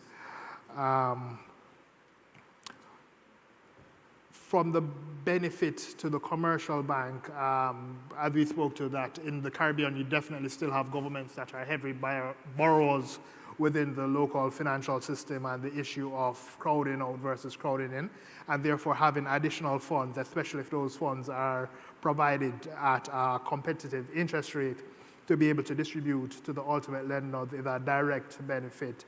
As I said, also to the extent that they are earmarked to areas which, because of real or perceived risk, would otherwise not have gotten that level of focus of financing, that creates a great conversation within the institution to say, we have access to these funds, how do we make it work? Not just looking at what the challenges are, but now you have a bit more of an incentive to say, we have the funding to be able to deploy, it's earmarked for that. How do we work through whatever institutional or social frictions there are to making that happen?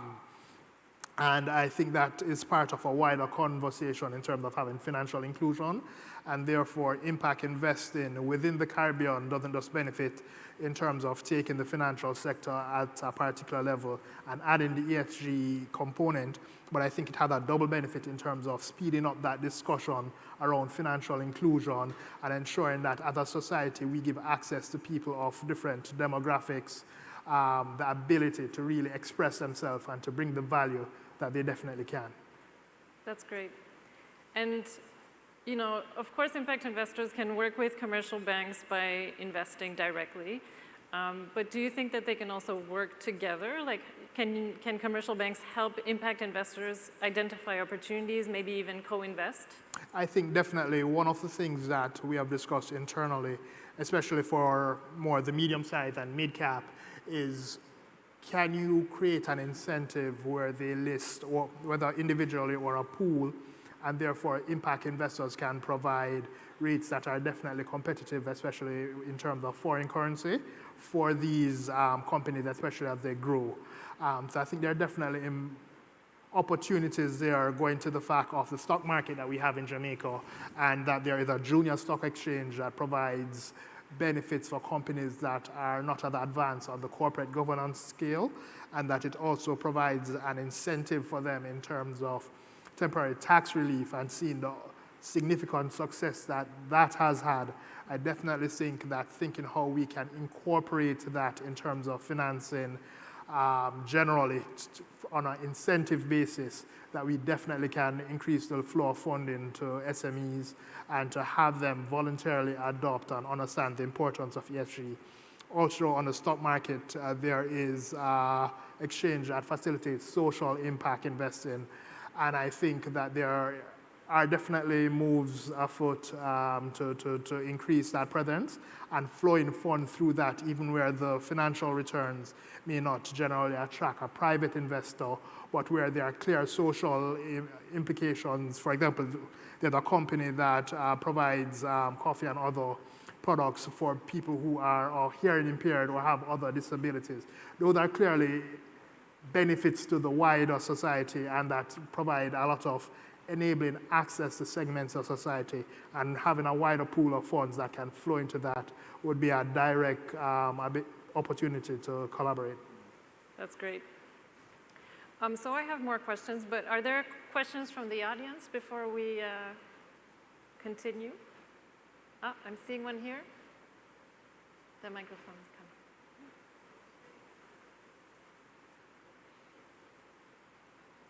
I don't think there's a mic available, though. Ah, there it is. It's coming.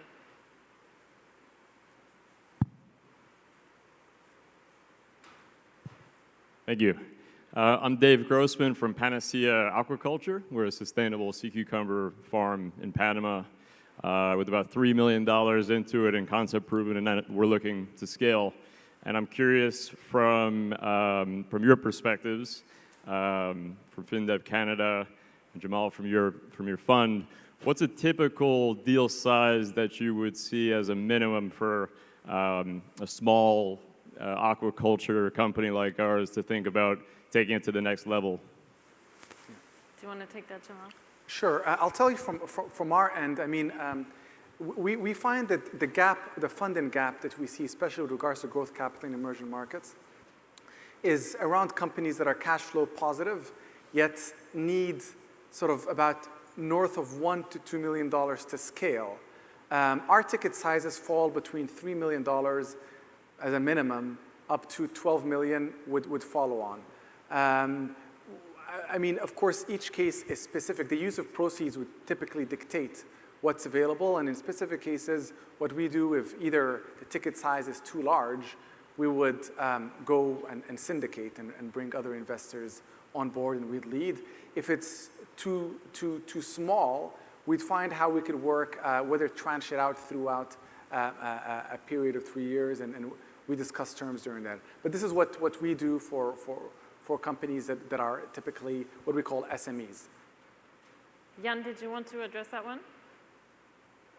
Don't know if you heard the question.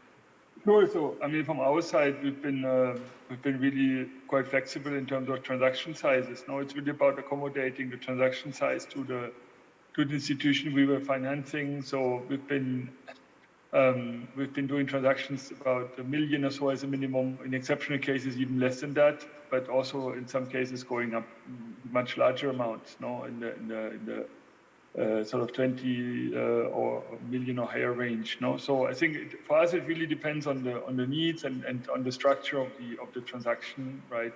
What can be provided. If I can add one point, this probably to be helpful, and this is something I also say to. I was an entrepreneur myself, and one of the things that helped a lot is understanding how the investor thinks. It allows you to strategize in fundraising, and this is something we talk a lot in the Caribbean. As a fund, we also have economics, we also have a management team, and typically our investment strategies just allow us, we are interested to deploy capital in good deals. We don't want to have 100 deals because it makes it impossible to manage, yet we don't want too low because it puts the risk in specific deals. So understanding the size of any specific fund you approach, whether in Central America or in the region, will give you an idea on what their thinking is and how they're looking to deploy. Of course, some of these impact funds, we have another layer of impact measurement, which is, of course, somebody is hired, which means the budgets are tighter. So you have to understand that sometimes the time to review deals as well is a part of it. But overall, the sweet spot, especially for tickets, once you feel you need north of 2 million, then you're ready to talk to, of course, some impact investors. There are others that are doing Series A, Series B, that could do smaller tickets that have different economics and different sizes as well. Thank you very much. Appreciate it. Any other questions? I see we have 1 minute left. Maybe just a few last words from each of you, if you like. Right. So in terms of getting the concept of ESG more widely adopted by stakeholders, I think that's an important aspect of it. And definitely in terms of providing the financing that can flow to different sectors, that's important. I think part of the opportunity as well, which is always a challenge, is in terms of that financing being able to be raised or to flow in local currency. Because once it comes into foreign currency, and they're not ultimately foreign currency earners, it either limits the pool of on-lenders, or somebody has to take into account that risk, which impacts the net cost to the ultimate beneficiaries. Yeah.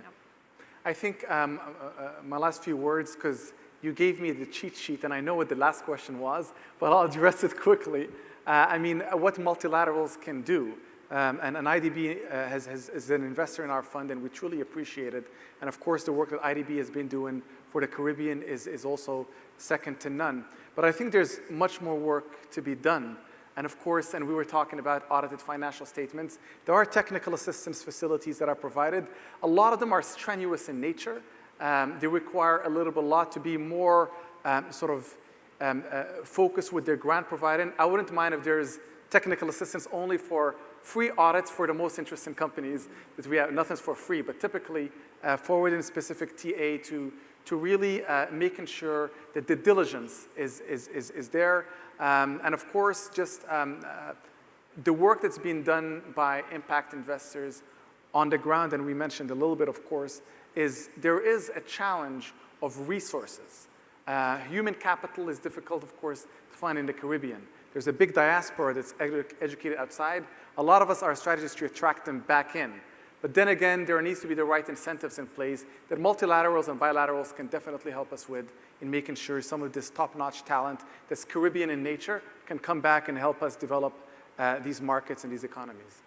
Indeed. And Jan, any last words? Yeah, sure. No, just maybe to add on what we just heard. The impact, from our perspective, it's really this impact investing is really a process, no? And many discussions take place, and we heard it here in the case of Jamaica, where we also have invested, or in the Dominican Republic, or Haiti, or some other places in the region. And really, I think my message would be, sometimes these discussions really take time. Sometimes, they need dedication, they need thinking, they need adaptation. But ultimately, confronting ourselves with what best practices are really puts us on the right track. So I would really think in this process of what could call it a tâtonnement process, a little bit, I think is really where also a lot of the gains lie. Ultimately, I think we want to achieve the same over time, and as we build this process, I think there's a lot to gain. So my message would be, we are really pushing here the frontier. Sometimes don't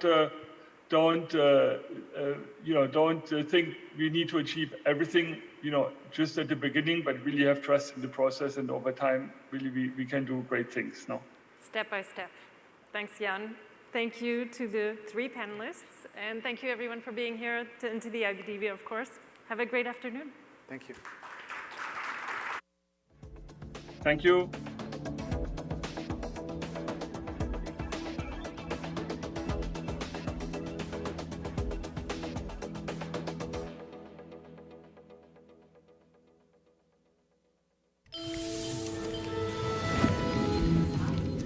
A calling to serve business. With nearly 140,000 employees, Atento is one of the world's largest customer relationship management and business process outsourcing companies. Although it serves the global market, its operations are largely concentrated in Latin America. The company, which is present in Argentina, Brazil, Chile, Colombia, El Salvador, Costa Rica, Guatemala, Mexico, Panama, Peru, and Uruguay, frequently shows up at the top of lists of best places to work for in the region. One of the reasons for Atento's stellar reputation is the opportunities it provides women, who make up 64% of its workforce. Under a project backed by a revolving credit facility of up to $50 million from IDB Invest, the company plans to pursue an EDGE certification, the leading assessment standard for gender equity and inclusion in the workplace. In turn, the financing from IDB Invest will enable Atento to replace shorter-term obligations with longer maturing debt, as well as provide working capital for new service contracts that will demand hiring and training more staff, expanding call centers, and acquiring IT equipment.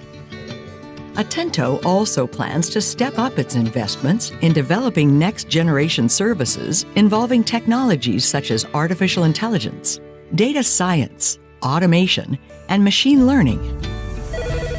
So this is our initial deal in the PPOC and Marina, and we expect it to be the first of many investments to promote nearshoring and the export of business services from Latin America and the Caribbean. There are huge opportunities to capitalize on the trend towards digitization, as well as to help firms gain efficiency and productivity through more responsive customer service and process automation.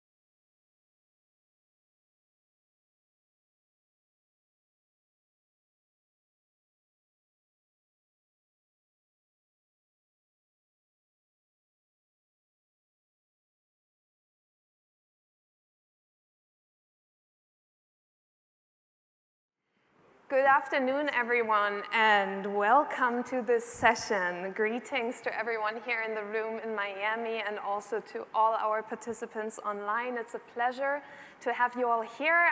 My name is Nora Lambrecht. I'm a climate risk officer with IDB Invest, and I'll be your moderator for this session on best practices on hurricane preparedness and impact management for countries in the Caribbean.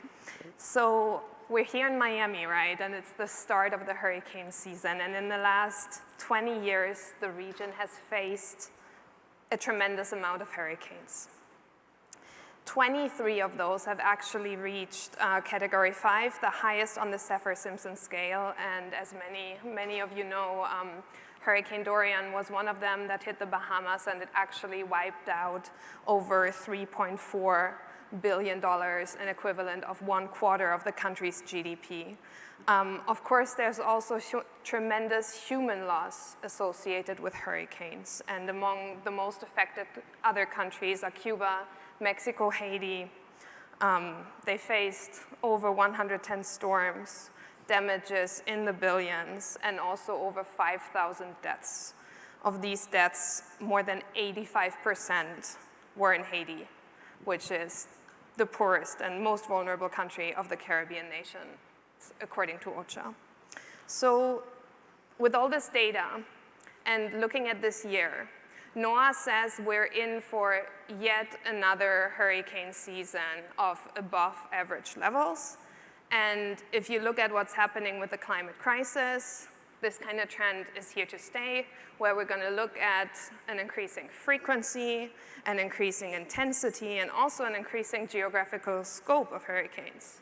So given all this, what more urgency and what better time and place than here to talk about hurricane preparedness? And for this, we have 3 amazing experts that are joining us, both here in Miami and online. We have next to me, we have Carlos Palacios, who is an engineer and coastal resilience expert with Braun International. Braun is a multinational interdisciplinary development consulting group with teams in the Bahamas, in Florida, in the Turks and Caicos Islands, and in St. Kitts, and it has over 60 in-house staff, has completed over 1,200 projects across 60 islands and the Keys of the Bahamas and the Caribbean. Then online, we have Fritz Marie Cesar. Fritz Marie is a private sector specialist with the Federal Emergency Management Agency, FEMA, out of the Region 2 office in New York City. She is currently leading a team of private sector liaisons in the National Preparedness Division, whose mission is to promote business continuity and preparedness and to communicate, to cultivate, and to collaborate with the private sector stakeholders to build effective public-private partnerships and to build resilient communities. And last, but not least, on my left, we have Nathan Snortland. He has been with the US Army Corps of Engineers since 2009, and he holds the role of Director of the Risk Management Center. And in his work, he has led efforts related to risk analysis, risk management, portfolio management, design standards, and risk-informed design. And with this stacked panel, let's kick it off. So given that we're here to talk about best practices, I'd like to ask you all if you can tell our participants what companies are doing that are successfully operating in these hurricane-exposed areas. What are they doing right in terms of hard measures, in terms of soft measures? What is it really that sets them apart and that makes them operate successfully? Carlos, please.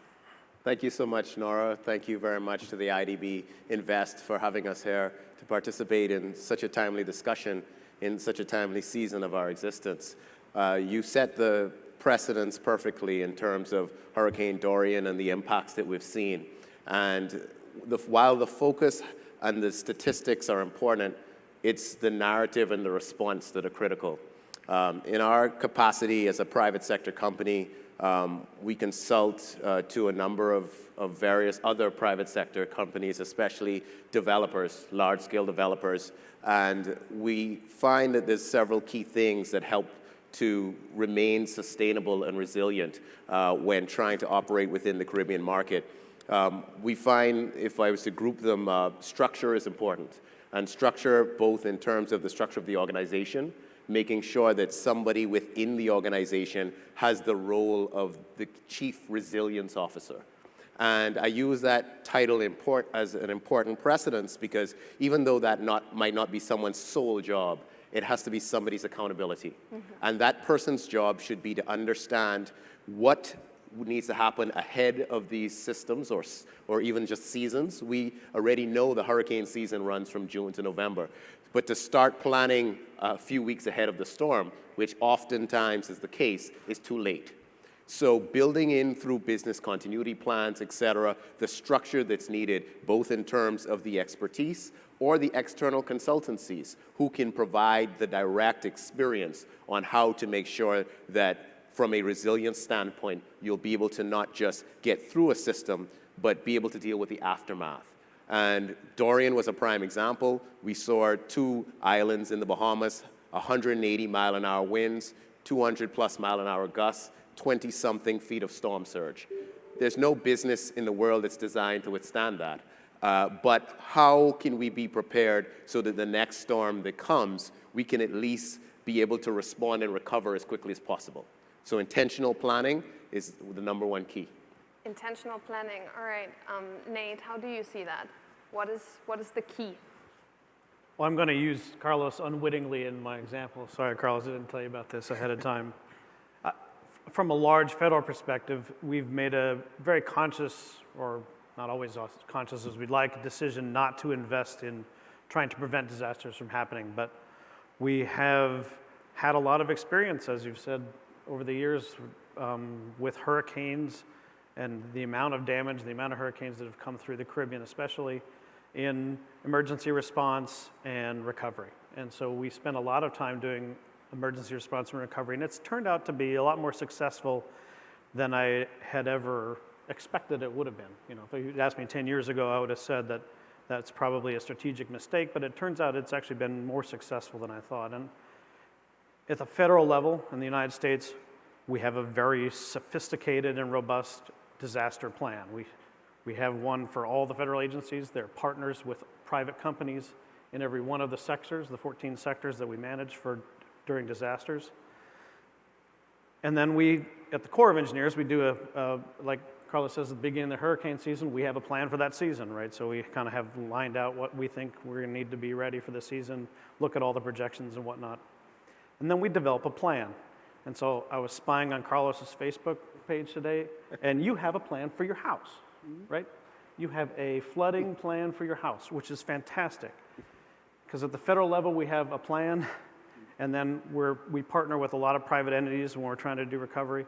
At the individual level, you have a plan. Fantastic, because you know your own vulnerabilities better than anyone.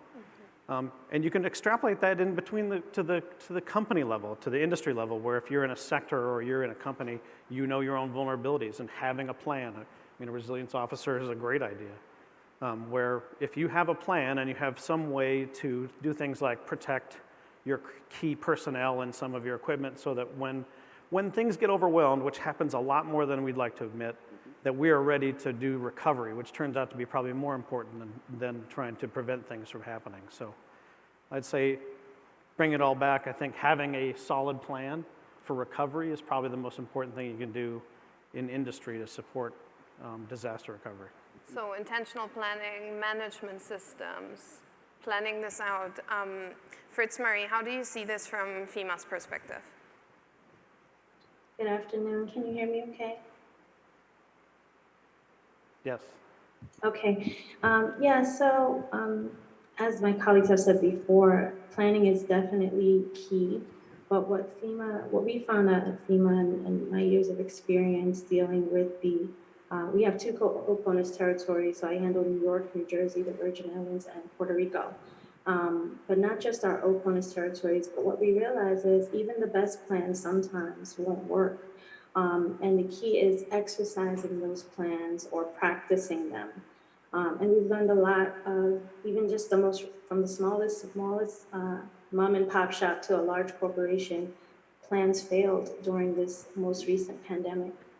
And so I would say in addition to robust planning, which I definitely agree, I've seen successful businesses not only plan, but it's the type of planning. So there's different variables. There's emergency response plans, there are business continuity plans, as Carlos mentioned, but also communications plans. I think it's important for businesses to be able to communicate not only with their employees, but with the local governments about what their shortfalls are going to be, or anticipating what those gaps are going to be, so that we know at the federal level, but also at the local level where all disasters begin, what those gaps and what those needs and what the requirements are going to be from the private sector. So we're not just figuring it out in the middle of the incident or the storm. We have anticipated what those gaps are going to be so that we can best allocate resources. I think some good examples of that would be during Hurricane Maria, there was some good public-private partnership coordination with the cruise line industry. Sometimes things don't happen so organically. Sometimes conversations need to be had, but when the private sector does do what they do best, and that's providing the essential services to those communities. And we noticed that with some of the cruise line industries coming to the rescue, if you will. They did that in Maria, and I think they did that most recently for the St. Vincent volcano. Not mentioning any particular cruise lines, but they were able to come in and utilize their cruise ships as an essential resource for evacuation, or utilize another capability within that cruise ship. Sometimes they provide bottled water. That's just one example of how the private sector can sometimes play a role in a response. And sometimes we won't know that that capability or that resource exists, but it's good to have those conversations like on a blue sky day or a steady state day, like FEMA says, like today, and not when something is imminent. We do see some storms brewing already out there in the Caribbean, but it's good to know kind of what's out there on the federal level, what's available on the local level, and what's available for the private sector, so that everyone works as a whole community team and we can align all of those plans together to best see how we can respond and recover much quicker. Nate, would you like to complement that? How do you see the role of public-private partnerships from your perspective in the U.S. Army Corps of Engineers? Absolutely. We, FEMA manages the 14 emergency support functions that we try and have for disasters for the federal government. And each one of those sectors has a private partner in it. In some cases, multiple private partners, right? So for us, it's infrastructure and power, right? And so we have a lot of contracts in place ready to recover from power and things like that. So there's a huge role. We spend more time and effort with private companies following disasters than obviously we do with federal government, because it's not as big as the private sector. So, I think there's a lot of opportunities for private companies to be much more involved in recovery than maybe people are aware of. Carlos, how do you see that? For instance, in the Bahamas, from your perspective, more on the project developer side, let's say, what role does the private sector really need to take on in that respect? Sure, Nora, and coming off what Nate would have shared, it's critical that the private sector understands their role in recovery, especially in disaster recovery. And it's easy, let's say it might be easier to correlate, for example, the restoration of power that's run by a private company, but something as simple as the bakery that persons need to get food from that now has lost their roof has a major impact, especially in the short term, in the aftermath of these storms. What we've found is that both within companies as well as within communities, it is the first responders who are critical. And oftentimes, it is civil society and the community are the first responders either within their organization or within the communities, and their ability to execute under that pressure is critical to the overall success of the ecosystem. And so while obviously the Army, the Navy, and those large-scale organizations come in to do their part, within the first 24 to 48 hours, when oftentimes the shock is in place, oftentimes there are persons, let's say with injuries or things such as looting, et cetera, can happen, the more effective that an individual company can train their team on, well, if this or this happens, for example, just with a buddy system, how do we check on our staff to make sure that people are all right? How do we make sure that the critical infrastructure that's needed to help to clear the roads, something as simple as a few contractors who are heavy equipment operators, to make sure that they can quickly respond. So ahead of large-scale federal or government-related responses, once people have an appreciation and maybe they are even tasked with the roles that should this happen ahead of an event, they know that they are the ones who the community will look to respond. So it goes back into what we were talking about with planning, about being intentional, about understanding how we're all a part of a bigger system, and we all have a critical role to play in how that system will respond and recover following these events. Yeah, that makes a lot of sense. So really honing in on that responsibility for businesses also to be good corporate citizens, right? Yeah, that makes a lot of sense. You all talked a lot about soft measures, management systems, intentional planning, and so forth. What role does the actual infrastructure have to play? How do you get that prepared? Carlos, you were saying earlier there's no way to prepare adequately for events like Dorian, but what can be done? Sure.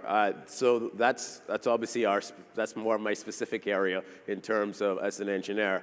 We see it comes down to ongoing code compliance is largely the most significant contributor that we find to success in this changing environment. So a simple example, if the house that you live in or the office that houses your business was built, let's say 10 or 15 years ago, and you haven't retrofitted it, you haven't had a professional come in to maybe upgrade your hurricane clips or to improve your shutter or tie-down systems, then in actuality, while you might not be ready for a Dorian, you're not necessarily even ready for what the current code requires. And so we recommend as a part of anyone's continuity plan, and that, as Nate mentioned, I have one for my house, for example. So once every few years, I go in and I check my physical structure because, once again, our structures get outdated quickly, and while the codes adapt, they are oftentimes for new construction,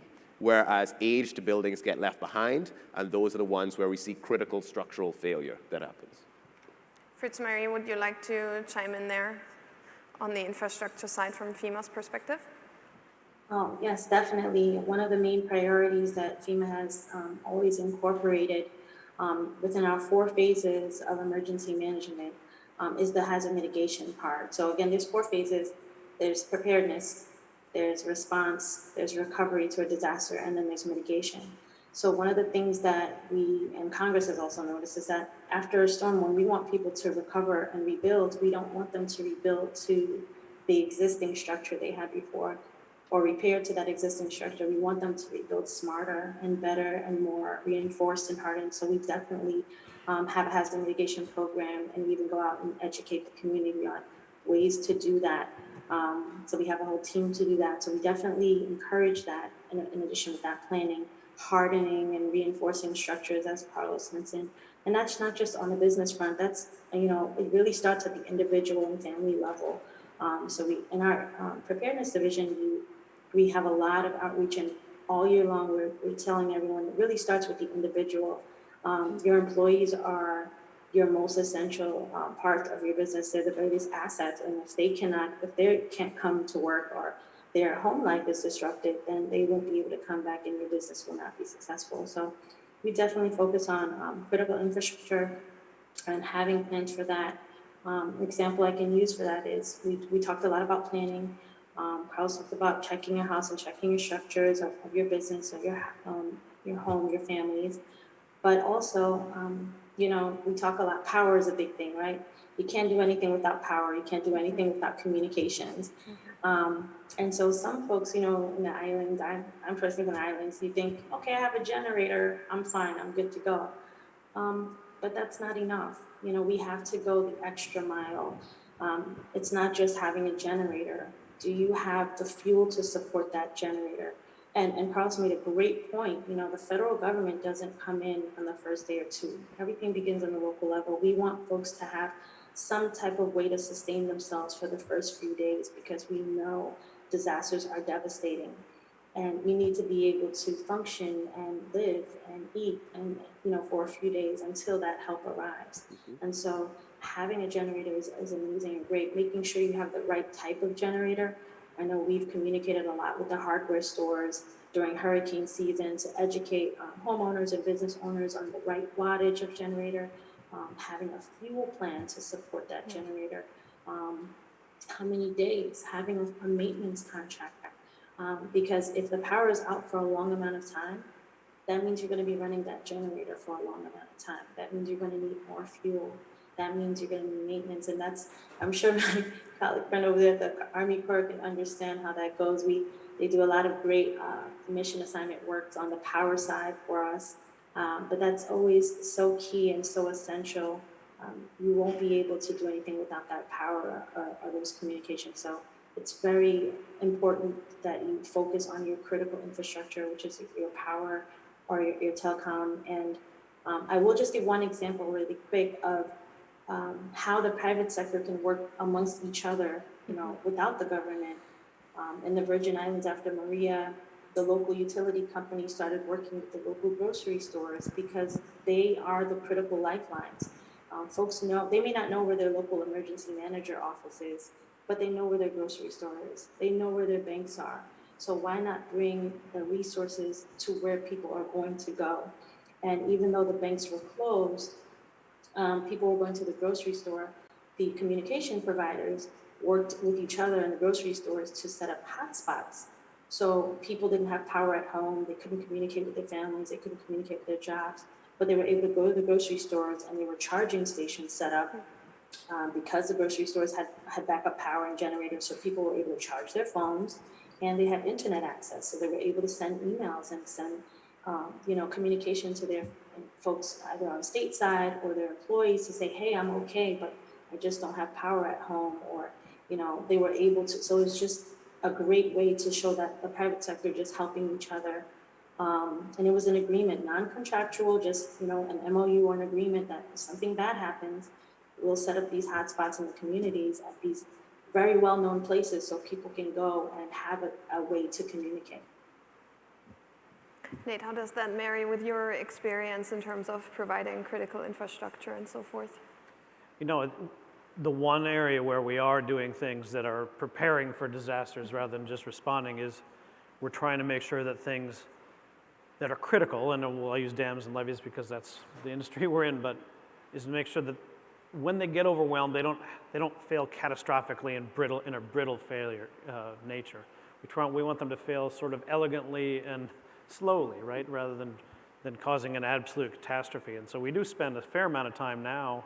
I mean, this is from our experience over the last 15 years, trying to design those things. And I think that's probably an area where we are actually trying to do a lot more preparation. But I'm going to ask Carlos a question, if that's all right with you. One of the areas where we've struggled with in some of the disasters we've had has been supply chains, right? Either the disaster's gone on longer than we thought, or it was much more damaging than we thought. And when you're talking about the bakery, right, there are a lot of things in the supply chain that we depend on, right, to do recovery. What role do you think the private sector has do they look at things like that way in a brittle versus a robust, resilient way with respect to the supply chain? Is there a role for the private sector in that? Great question. And so Nate, just to continue where you left off, in terms of taking things and making sure that even though they're impacted, they're not fully destroyed, I think it starts heavily with the culture of the day and time that we're in. So understanding that the storms are more rapid, et cetera, understanding that it's a challenge that needs to be overcome, understanding that we're all a part of a bigger puzzle. How do we fit together in our respective areas to be most effective? And I'll give one specific example. Let's say if we know that Hurricane Maria, Hurricane Dorian, et cetera, happened. We know that we had major flooding that impacted these certain areas. Then how are we using the statistics that we've had to make better decisions in the future? And how are we doing that, not just at a national level within our Caribbean countries, et cetera, but how are we doing it at a community and at a business level? So basic things like, do we have electronic backups of our data? Just to give an example, if the windows blow in on your office, yes, your money might be protected in the safe, but if your contracts are lost because they are just in a filing cabinet that isn't waterproof, then that could destroy your entire business, even if you had generators like Fritz Marie mentioned, or even if you're able to recover the physical infrastructure. Sometimes it's simple parts of your business that you took for granted in the process. So how are we looking at the what-if analysis? And we recommend that to all private sector to do a what-if analysis at least once a year with your executive team, as well as with your administrative or facilities team, just to understand what are the key touch points that are required for them to effectively do their business. A simple example as well is if you have you're built and you built a code and you have a wonderful structure, but the access road to your property floods and washes out, right? Then all of the backup plans, even all of the staff who would need to return to work can't get there. So those what-if analysis in your planning helps you to understand how we all fit together in the puzzle to determine what critical decisions have to be made now so that when the disaster happens, we can respond effectively. That makes a lot of sense. To wrap things up already, I would like to ask you to do a 30-second call to action. Carlos, was this just already your call to action, do the what-if analysis, or what else? My call to action will be, one, to have a hurricane or disaster plan for your family. That's number one. Everyone should have, and there's many wonderful examples online, just a one-pager. So your kids know where to go if a roof blows off, if the downstairs starts to flood, et cetera. Make sure that your family knows how they would respond. That's one. And then two, obviously, as a business, have a business continuity and recovery plan that includes the what-if. That's my call to action. Nate, what about you? That's a great one. I'd echo that one. I will say it'd be to our advantage to look at things in terms of how we recover from them, assuming that they've happened, rather than either trying to prepare for them or assuming that that's going to happen. It's a lot different way to look at the problem when you look at it from the perspective of imagine it's already happened. Imagine the hurricane has already come through and destroyed. What do we do? And if you approach a lot of the problems you have or a lot of the disaster scenarios you have with that in mind, and your plan can be infinitely better. And I think just another way of saying what you're saying, Carlos, but I fully agree, Nate. I think that it's super important to have a plan. So picturing it also as something real and not something that maybe. Yep. And make sure there's buy-in from the team and communication. Fully agree. Fritz Marie, what about you? Your one call to action to the private sector and to everyone listening. Agree. Yes, definitely agree with Carlos. Having that starts at home, starts with individual, that's key.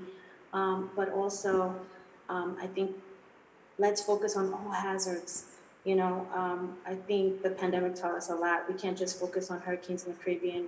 We got to focus on earthquakes. We have to just be prepared for all types of hazards. Think about worst case scenarios. Just think outside the box. But definitely start, have a plan for your family, have a business continuity for your business. But also the call to action is everyone in the room today or everyone that's part of Sustainability Week is you establish a connection. You build those relationships when things are good and things are quiet. Don't wait for something bad to happen. You establish those connections and partnerships now. You get those primary point of contacts and you get a backup point of contact because let's face it, people go on vacation. Sometimes people aren't around. So you need to identify primary and secondary POCs. But definitely have that plan, but also, make sure you're building those partnerships and relationships at all the levels, state, local, federal, and amongst the private sector, amongst yourselves, not when something bad happens, but today. Thank you very much. So I'm definitely going to go home from this thinking plan, plan, plan, and always plan ahead and don't procrastinate it. But before we actually go home, we have a few more minutes for some questions from the audience. So if there's anyone who'd like to ask these panelists a question, please, your time is now.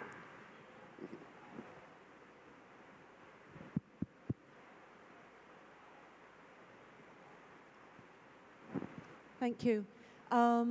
I I just wanted to raise the issue of kind of the difficulty in a Caribbean setting of the interaction between, for example, the private sector linking to the community level, linking to the National Emergency Management Organization, linking to the Caribbean Disaster Management Agency, and then linking, I know they work with FEMA and others.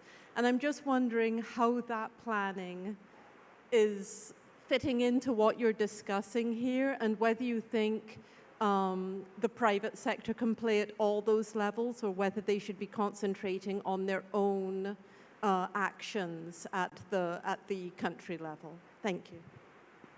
Perhaps a question to each one of you very shortly to get the different perspectives in.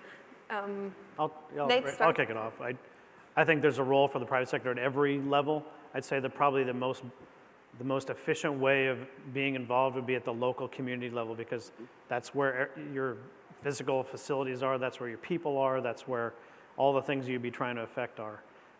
At the national level, if it's large enough or if it's valuable enough, I think that's important. But having your own plan that is coordinated with the local emergency management, and I won't claim to be an expert in the Caribbean states emergency management, but every locality in the United States has some sort of office of emergency management, and being coordinated with them, especially if you're involved with something critical to the community recovering, super important. And I think there's certainly a role for, and it's probably easier to do than you think. I think the communities are receptive to that because they need help after disasters. They know that.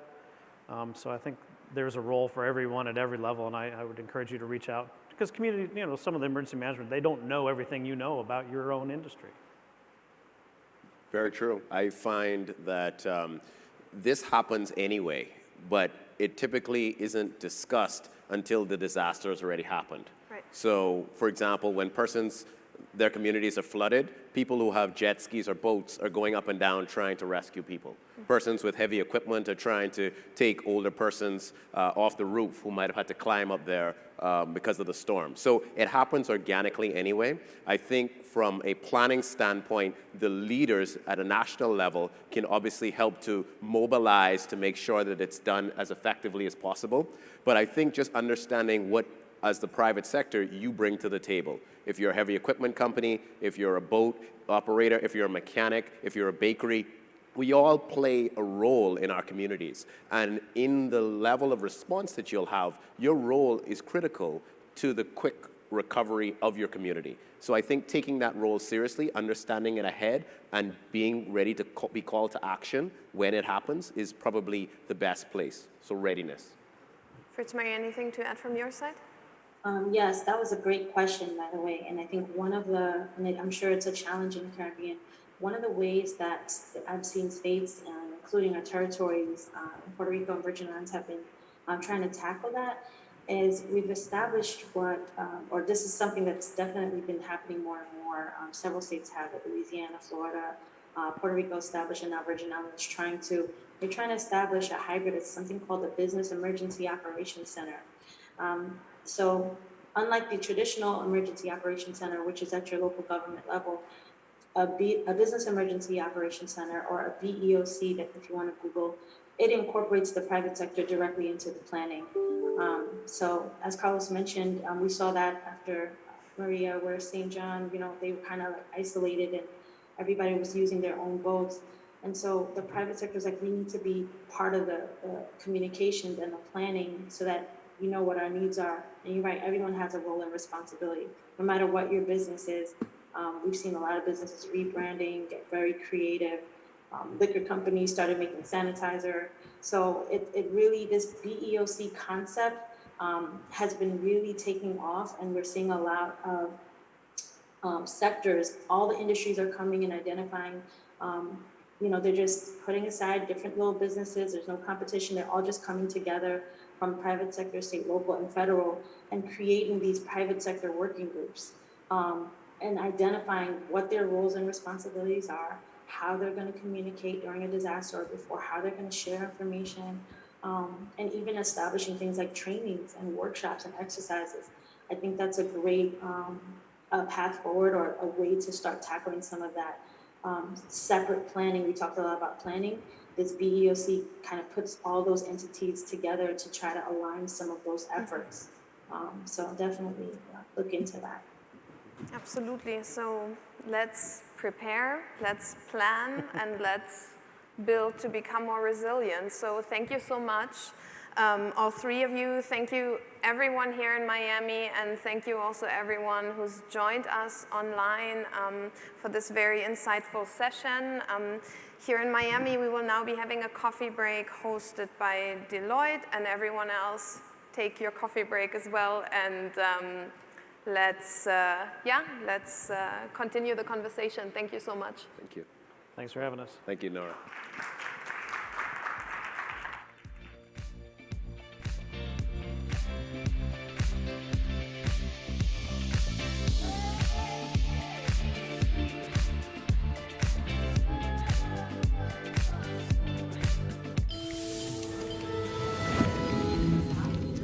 A calling to serve business.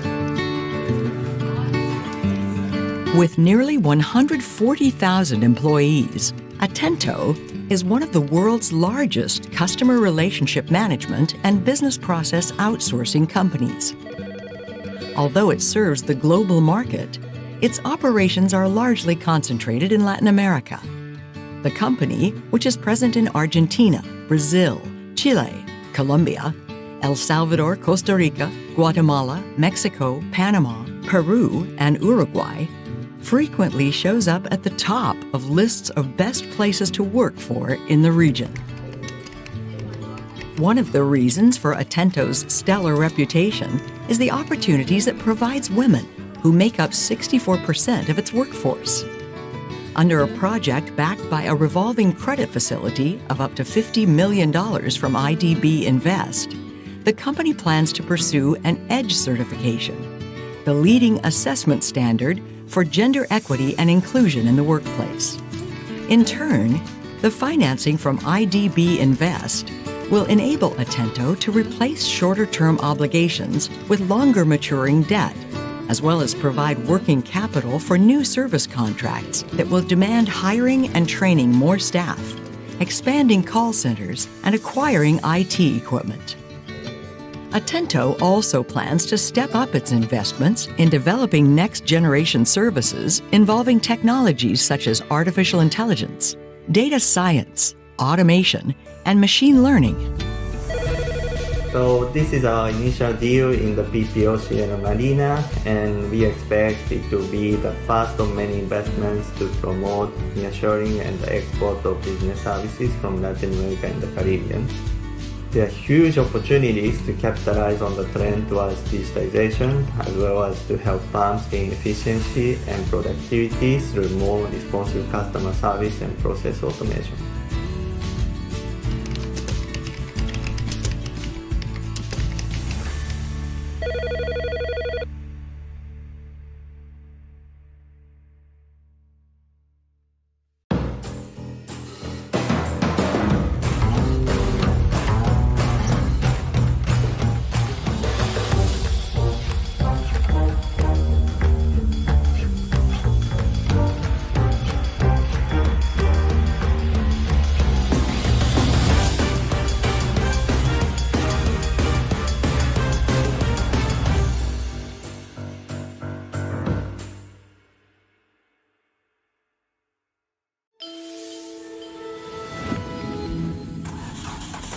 Gigante de la movilidad verde.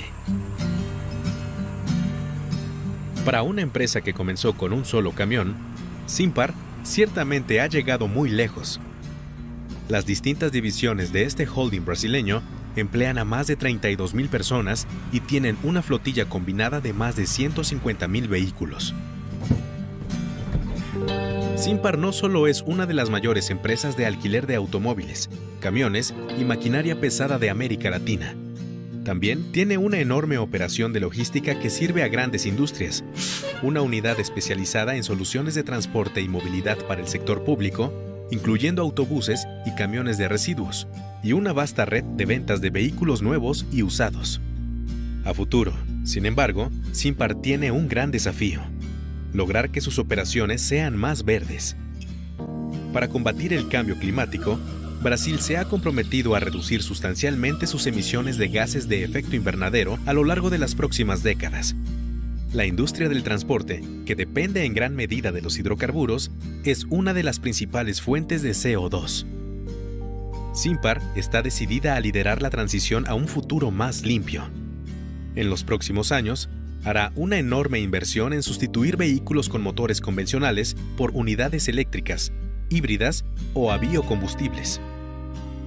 Para apoyar ese esfuerzo, BID Invest le brindará un paquete financiero de $270 millones que incluye $80 millones de la propia BID Invest, $40 millones de fondos de donantes administrados por BID Invest y un préstamo sindicado por $150 millones de instituciones financieras comerciales. Los recursos de BID Invest incluyen un préstamo verde que se utilizará para la adquisición de vehículos eléctricos, que aún son mucho más caros en Brasil que los camiones y automóviles convencionales. Simpar también recibirá asistencia técnica para desarrollar un plan de acción a largo plazo para reducir su huella de carbono. Nuestra participación en los ambiciosos planes de Simpar puede allanar el camino para que otras instituciones financieras internacionales apoyen medidas similares en nuestra región. También contamos con que esta operación sirva de ejemplo para que otras empresas de transporte se decidan a hacer más verdes sus propias flotillas, comentó Juan Parodi, jefe del equipo de proyecto de BID Invest.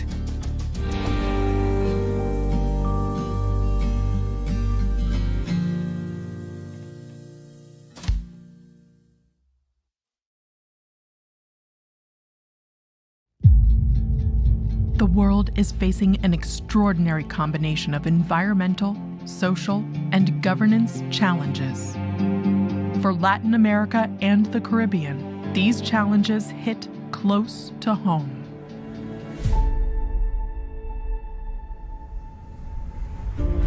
We are here to align purpose with action, to protect ecosystems, foster inclusive growth, and shape how companies do business and invest with impact.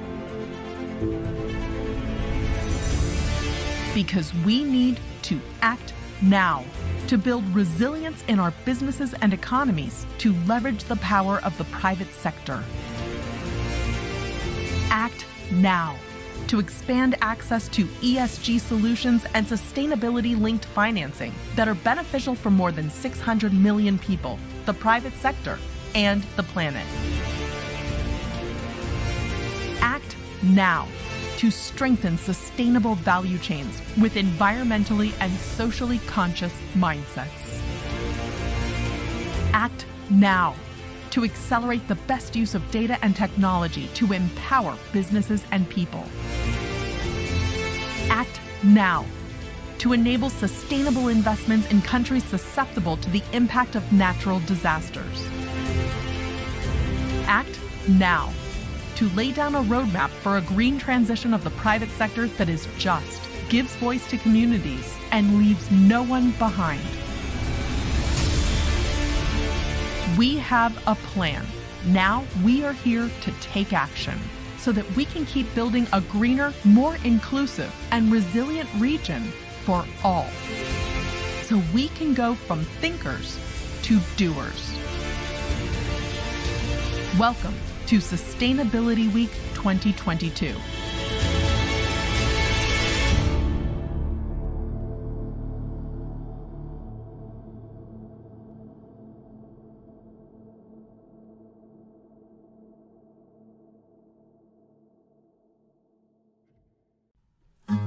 Affordable zero-carbon housing that anyone can buy is a game changer in the fight against climate change.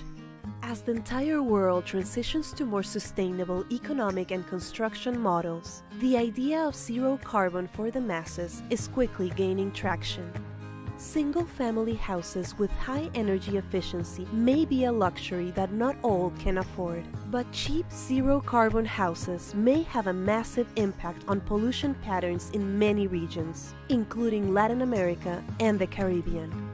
Zero-carbon houses share a few common features, including strong building insulation so that less energy is needed to keep comfortable temperatures inside and solid recycling systems to avoid water waste. Cheaper and centralized heating systems are also frequent features. Communal waste management and energy storage solutions, as well as smart appliances, often are part of the same housing blueprint. The construction of zero-carbon houses also involves carbon emissions. That's why carbon offsetting projects, for example through reforestation, are conducted to offset these emissions and stay true to the zero-carbon ideal. Particular attention to the surroundings is an added characteristic of these projects in order to minimize the impact of construction and maximize the availability of natural resources like sunlight. This may sound like a pipe dream, but rather it's something that is already well underway in the region. IDB Invest has announced an investment of up to $10 million in a fund run by Paladin that is the first zero-carbon affordable housing fund in the region. The fund seeks to raise as much as $100 million that will be invested in building housing for first-time homebuyers earning less than their country's gross national income per capita. Sustainable housing will be built by mid-sized developers in Mexico, Colombia, Brazil, and Peru. This is just the beginning of what should be a growing effort to provide much-needed, climate-compliant, affordable housing across the region. Zero-carbon housing is the future of construction in the region. This is exactly the kind of sustainable project we need to fight climate change, said Alberto Parodi, Project Chief, IDB Invest.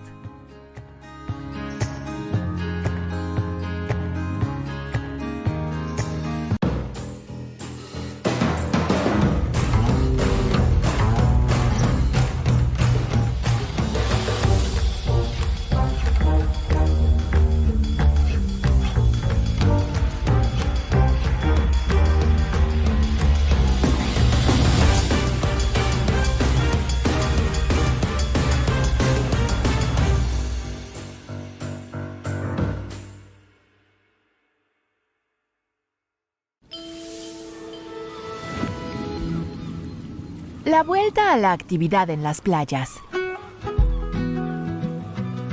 Al igual que operadores de complejos turísticos en todo el mundo, el Grupo Piñero pasó por una dura prueba durante la pandemia.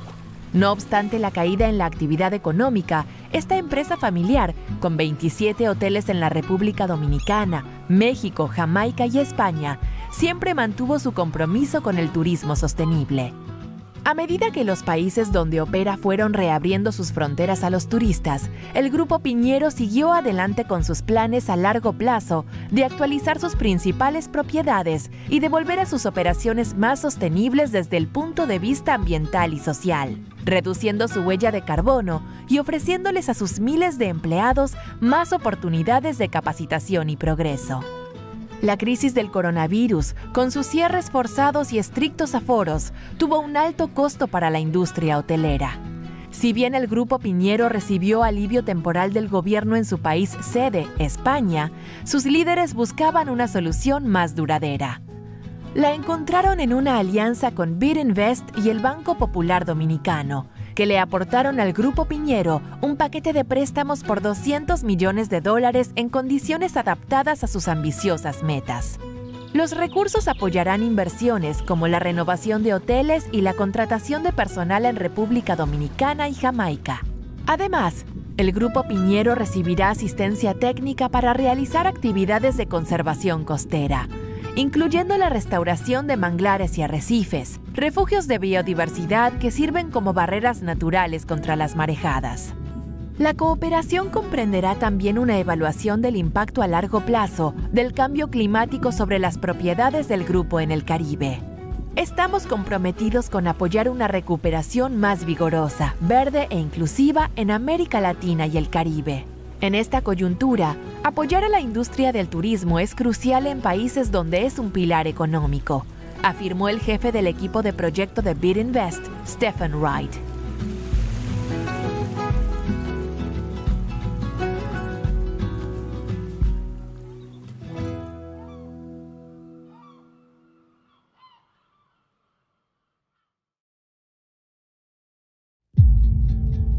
The world is facing an extraordinary combination of environmental, social, and governance challenges. For Latin America and the Caribbean, these challenges hit close to home.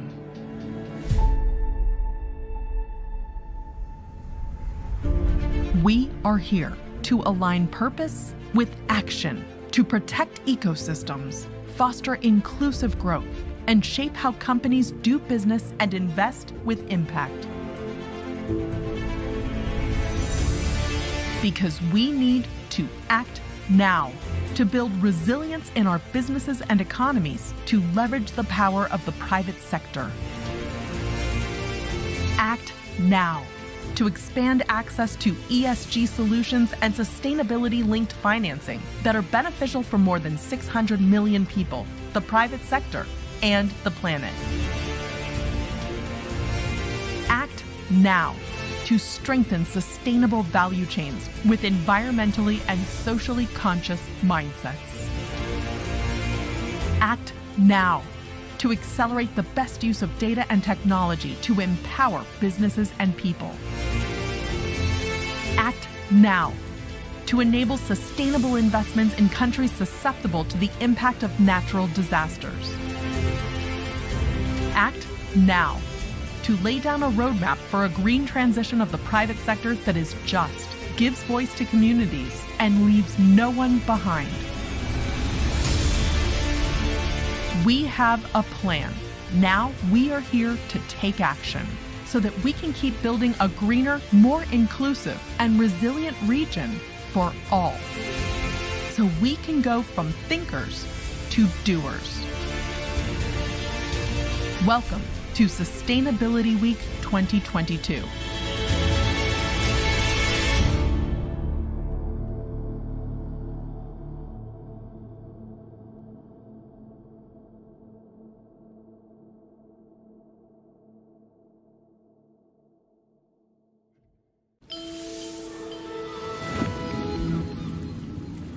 Back to business on the beach.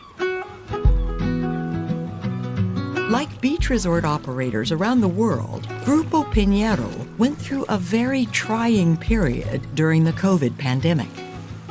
Despite the turndown, the family-owned chain, with 27 hotels in the Dominican Republic, Mexico, Jamaica, and Spain, always stood by its commitment to sustainable tourism. As the countries where it operates reopened their borders to foreign visitors, Grupo Piñero continued with its long-term plans to upgrade its marquee properties and to make its operations more environmentally and socially sustainable by reducing its carbon footprint and offering its thousands of employees more training and opportunities for advancement. But the coronavirus crisis, with its forced closures and strict limits on occupancy, took a huge financial toll on the tourism industry. While Grupo Piñero had received temporary aid from the government in its home country, Spain, its leaders were looking for a lasting solution. They found it in an alliance with IDB Invest and Banco Popular Dominicano, which provided Grupo Piñero a $200 million loan package on terms suited to their ambitious goals. The resources will support investments such as renovating properties and building up staff in the Dominican Republic and Jamaica. In addition, Grupo Piñero will receive technical assistance to carry out activities to protect coastal areas, including the restoration of mangroves and coral reefs, which serve as natural barriers against sea surges, as well as havens for biodiversity. The assistance will also include an assessment of the impact of climate change on the group's properties in the Caribbean. We're committed to supporting a stronger, greener, and more inclusive recovery in Latin America and the Caribbean. At this juncture, supporting the tourism industry is essential in countries where it is an economic mainstay.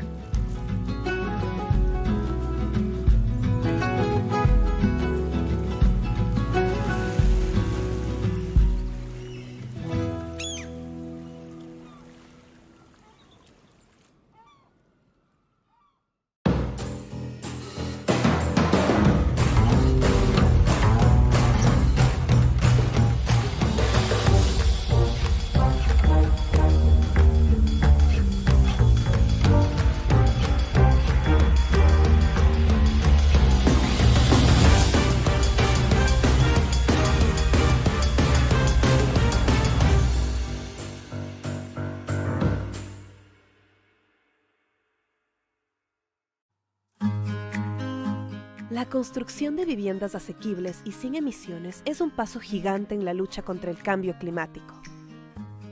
A medida que todo el mundo se mueve hacia modelos económicos y de construcción más sostenibles, la idea de emisiones cero está ganando terreno rápidamente. Las casas unifamiliares con alta eficiencia energética son un lujo que no todos pueden pagar. Pero las viviendas asequibles con cero emisiones pueden tener un impacto masivo en los patrones de contaminación en muchas regiones, incluida América Latina y el Caribe. Estas viviendas comparten características comunes, incluidos sólidos aislamientos, de modo que se necesite menos energía para mantener temperaturas agradables en el interior y sólidos sistemas de reciclaje para evitar el desperdicio de agua.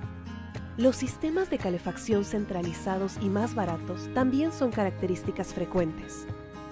Las soluciones comunitarias de gestión de residuos y almacenamiento de energía, así como los electrodomésticos inteligentes, a menudo forman parte del mismo proyecto.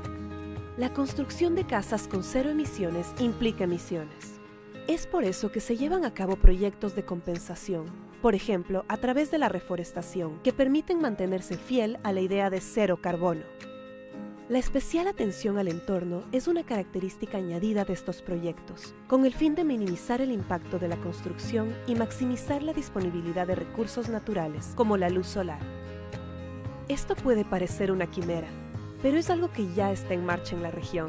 BID Invest ha anunciado una inversión de hasta $10 millones en un fondo administrado por Palladium, que es el primer fondo de vivienda asequible con cero emisiones de carbono en la región. El fondo busca recaudar hasta $100 millones, que se invertirán en la construcción de viviendas para nuevos compradores con ganancias por debajo del ingreso nacional bruto per cápita de su país. Estas viviendas sostenibles serán construidas por promotores en México, Colombia, Brasil y Perú. Este es solo el comienzo de lo que debería ser un esfuerzo creciente para promocionar viviendas asequibles y respetuosas con el clima, muy necesarias en toda la región. La vivienda de emisiones cero es el futuro de la construcción en la región. Este es exactamente el tipo de proyecto sostenible que necesitamos para luchar contra el cambio climático, dijo Alberto Parodi, jefe de proyectos de BID Invest.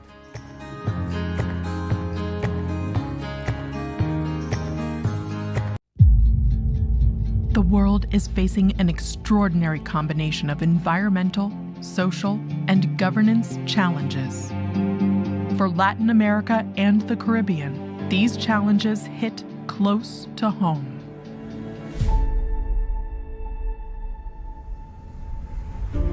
We are here to align purpose with action, to protect ecosystems, foster inclusive growth, and shape how companies do business and invest with impact. Because we need to act now to build resilience in our businesses and economies, to leverage the power of the private sector. Act now to expand access to ESG solutions and sustainability-linked financing that are beneficial for more than 600 million people, the private sector, and the planet. Act now to strengthen sustainable value chains with environmentally and socially conscious mindsets.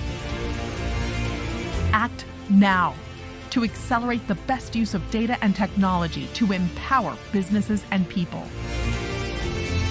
Act now to enable sustainable investments in countries susceptible to the impact of natural disasters.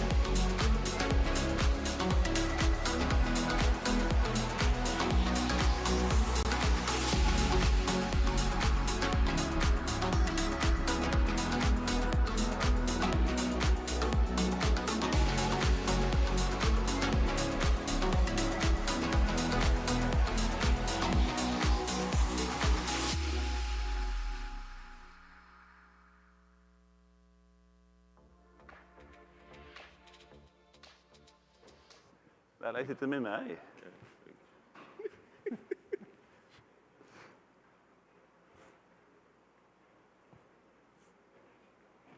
Good afternoon. So good afternoon, everybody, and thank you for being here. We are really excited to be sharing with you all the work and have all the views from our clients and partners from what we call the small and island countries.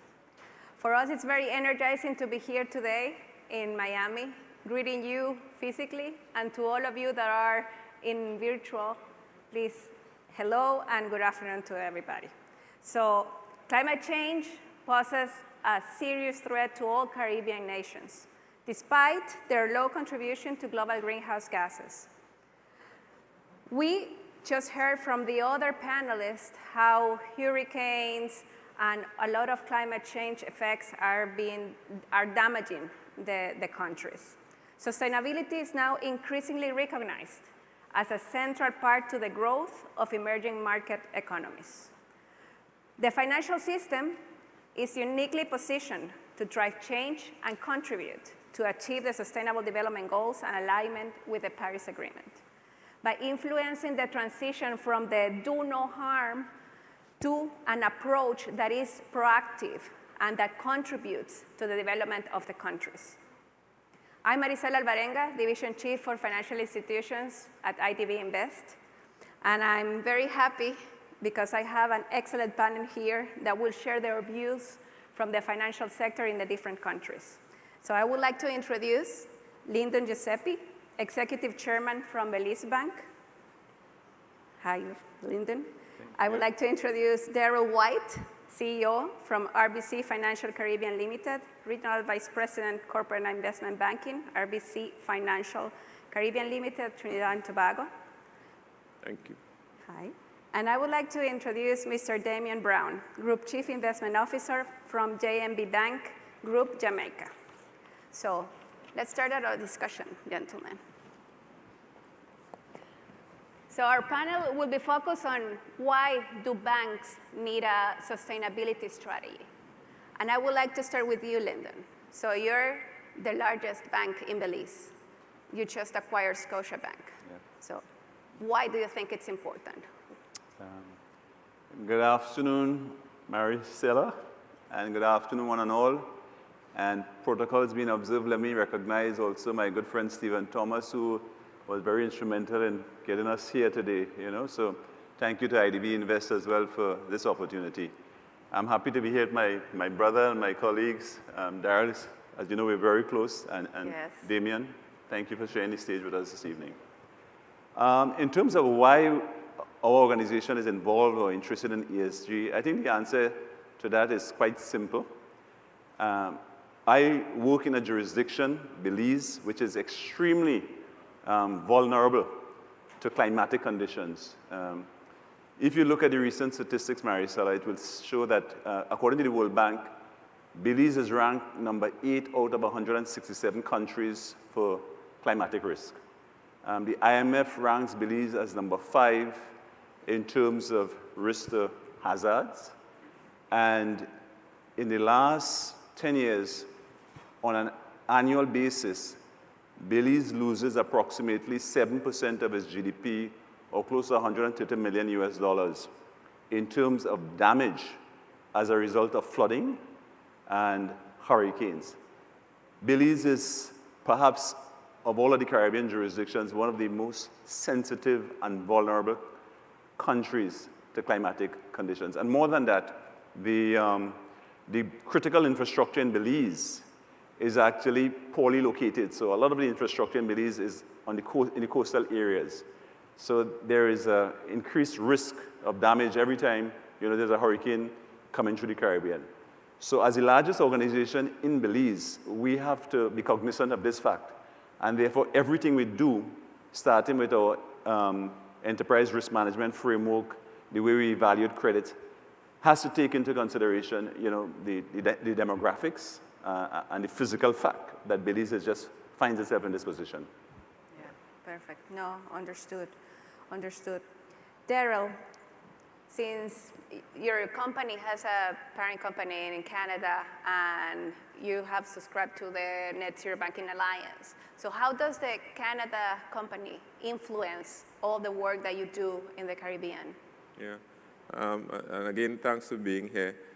Yes, RBC is large in the banking world, largest bank in Canada, and you're looking at an enterprise that has 14 million clients in the space and in 30-something countries, I think 36 or 37. Thinking about it, the Caribbean actually represents about 10 of those countries, so RBC isn't as international as quite possibly a lot of other large banks, but we are the largest in Canada. RBC on its own is very far advanced, as you quite correctly identified. I mean, RBC has a full ESG published report with all these standards, performance criteria. It's a really nice piece of work when you look at it. But what it does, you really have is the might of a large organization throwing its resources behind declaring its intent. And when you declare the intent, RBC's value system speaks about helping clients thrive and communities prosper. So there's always been a sense of that social responsibility. As early as, I think, 1976, RBC made its first declaration about social responsibility and its part as a global citizen. And it goes on, as you mentioned, signing the Equator Principles. It also goes on to being part of the Net Zero Banking Alliance, which is one of the first 450 banks that says, well, by 2050, everything that we lend to is going to be environmentally sustainable. Now, that is a look at the future state today. And anyone on that train will recognize that if it is going to happen, because the Paris Accord happened, and we saw where some countries jumped out, and even when the countries jumped out, the large corporations stayed in. That was the reality of the USA. So it was not necessarily about whether or not governments were taking a lead in it, but whether or not right-thinking corporate citizens who recognize the imminent and present danger of climate change and our responsibility to reverse the trends were taking action. Now spin it to the Caribbean. And interestingly enough, in the RBC world, the Caribbean, and this is a really interesting statistic, that really only has about 3,500 of the, 3,000 or so of the 80,000 employees and 800,000 of the 14 million clients, and probably less than 1.5% of the asset base. The Caribbean represents 25% of the CO2 emission footprint of the entire RBC, because the rest of the enterprise buys clean energy, the rest of the enterprise trades and carbon credits for the CO2 emissions that we burn. So largely, RBC itself is already net zero. Yeah. So not only is the Caribbean a large emitter, but the reality is, as Lyndon identified, we are the most vulnerable space in this world. You know, the Prime Minister Dominica some years ago made a really impassioned plea after they were destroyed by a hurricane. And he talked about the environmental footprint of Dominica, which is one of the cleanest islands you can go to in the world. And he talked about it being clean, so clean. You could drink water out of a stream in Dominica. Zero environmental footprint in terms of CO2 emissions, but horribly impacted by the actions of the rest of the world. So for us in the Caribbean, I think, one, we also need to lead by example. We can't expect, because it's happening to us, it doesn't mean that we are not supposed to play our part. Two, it has to be consistent across. No one can get a free pass on doing the right things when it comes to environmental conservation and being at the forefront of sustainability. And then the third thing I would say is, plain and simple, sustainability is also good business. Interestingly enough, RBC had committed in 2019, we had committed $250 billion in sustainable financing by 2025. In 2022, we had to change that target to $500 billion because in June this month, we already exceeded $250 billion. And the last point I'll leave it with is that even though we had done that, I mean, really, you're doing it all of the time. It's just that we now started to check it. You know, we now start to quantify it. So it's not that it's not being done. I think banks do it anyhow, but we haven't been measuring it, and we haven't been focusing on it on the way that we do. So certainly it rolls all the way down to the Caribbean, because we are not just the most at threat for it, but we are also, in some ways, the worst when it comes to generating clean energy and sustainability. And a lot of it lands on us as well. I mean, the cruise ship industry, there are other things that really, we have small societies that, that I should say import a lot of bad habits sometimes. Yeah, no, good comment, good comment. Damian, from your perspective, you're expanding in the region. So what is it important for you, for your bank? It's important from two perspectives. First, from our specific corporate focus, it is who we are. Our company was founded with an ethos of not just getting financial returns, but also having an impact and standing for, we call it the greatness of our clients. And in terms of having a framework that takes that broad intent, and to what my colleague spoke about, trying to measure what your impact is, and being an indigenous institution, also building out that framework to ensure that that impact and that intent coalesce through actual specific policies and operation initiatives and frameworks. It's important to get that done. And also as we expand, to maintain that sense of who we are, both in terms of hiring the right people who align with our broad corporate thinking, but also having a framework that can drive the different interpretations down a specific path and ensure where there are material deviations, we can identify that and take specific measures. And it's even more important on the broader context of our region, and we spoke to the environmental a while ago, but one thing I'd like to highlight is the social. So given some of the infrastructure and social access to both education, finance, and others that are a history of some of the islands, there is a significant impact that can be made by ensuring that there's that equitable access to finance, whether it's on a gender base, whether it's on other measures in terms of the population, and definitely in terms of the entrepreneurs who may have had limited access to financing and other social networks to be able to drive their business, where that in the past would have been concentrated in a relatively small group within society in terms of that access. So ESG has some profound implications, and even though it is characterized and defined in a particular way, if you stay back and say, who do we want to be as a people, and how do we want to treat the world we live in and the societies that we build, it aligns very well with some of the, someone said challenges, I say opportunities that the Caribbean nation states are trying to take advantage of. And I think it gives a clear framework in terms of how to capture some of the initiatives, and also some of the financing that can be directed towards where there are deficits within the countries. Well, no, well said. And I think now we have discussed about intentionality, the vulnerability of the countries, how we are implementing and trying to get ESG into our DNAs and into our strategies. But there should be benefits that we can show to the market and that we can also show to our stakeholders. Yeah. So what kind of benefits do you see, Lyndon? There are tremendous benefits. I'd use one example. Belize has the distinction of pioneering one of the very first blue bonds.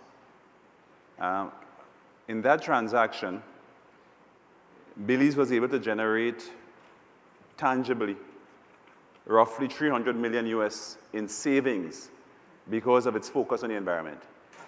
In that particular transaction, Belize had an arrangement with the Nature Conservancy, where the Nature Conservancy, in conjunction with Belize, arranged a financing facility to purchase all of Belize's external debt, which was approximately $600 million US. And they purchased that debt for $300 million US, saving the country $300 million US, on the basis that the savings generated from that transaction would be then translated and transferred into marine conservation. So a lot of those savings, what is happening now with those savings is that every year the Belize government is committed to investing at least $4 million into a sinking fund, which is expected to grow to be about $60 million by the year 2041. And those funds are being set aside for the development of marine parks and the preservation of the barrier reef and coral reserves. So in the case of Belize, you see immediately the benefits for having an ESG strategy and focusing on sustainability and the environment. The other thing that you would find in Belize is that it is one of the only and perhaps few countries still which have taken a firm position on offshore drilling. There's lots of oil in the seabed of Belize, but because the marine reserve and the marine environment is so important to the psyche of Belizeans, there was actually a referendum in Belize in 2017 where the country of Belize decided there will be no offshore drilling because of the concern that it might damage the ecosystem, the coral reef, and the marine reserves. So Belize has taken a decision that means that it forgoes hundreds of millions of dollars and perhaps billions of dollars because there's a preoccupation, you know, with the sustainability of the country and having an eco-friendly type of environment. In addition to that, in Belize, you find that, I guess another distinction, 50% of the energy consumed in Belize is renewable. I don't think you can find that in any other Caribbean territory. So from a macro perspective, from a country perspective, the citizenry of Belize is already beginning to see the real and tangible benefits that have accrued from pursuing a green strategy or blue strategy or a sustainable strategy. At the bank level, there are indeed now new opportunities to participate in that process. So for instance, in our case, in the case of the Belize Bank, we are collaborating with the government on the blue bond in that we manage part of the funds that are being set aside for investment in eco projects. We're also trying to educate our clientele in terms of the benefit of going green, and therefore we are contemplating and putting our systems in place in terms of our ERM or enterprise risk management systems in place, which will allow us to provide some sort of concessional financing for those companies who are prepared to make the transition from high carbon emission type projects to low carbon emission projects.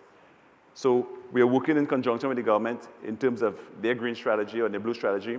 We are trying to educate the public in terms of the benefits of this, and we are seeking to put financing arrangements in place which will encourage and facilitate and foster that type of responsible behavior as we transition the country from, and I say this, that Belize, I think it's much further down the road than a lot of other countries in terms of its recognition of the importance of being energy efficient and sustainable and green and blue. Yeah. Great. Great. Yeah, I saw about the blue bond. It's actually very innovative and something that other countries can replicate. Absolutely.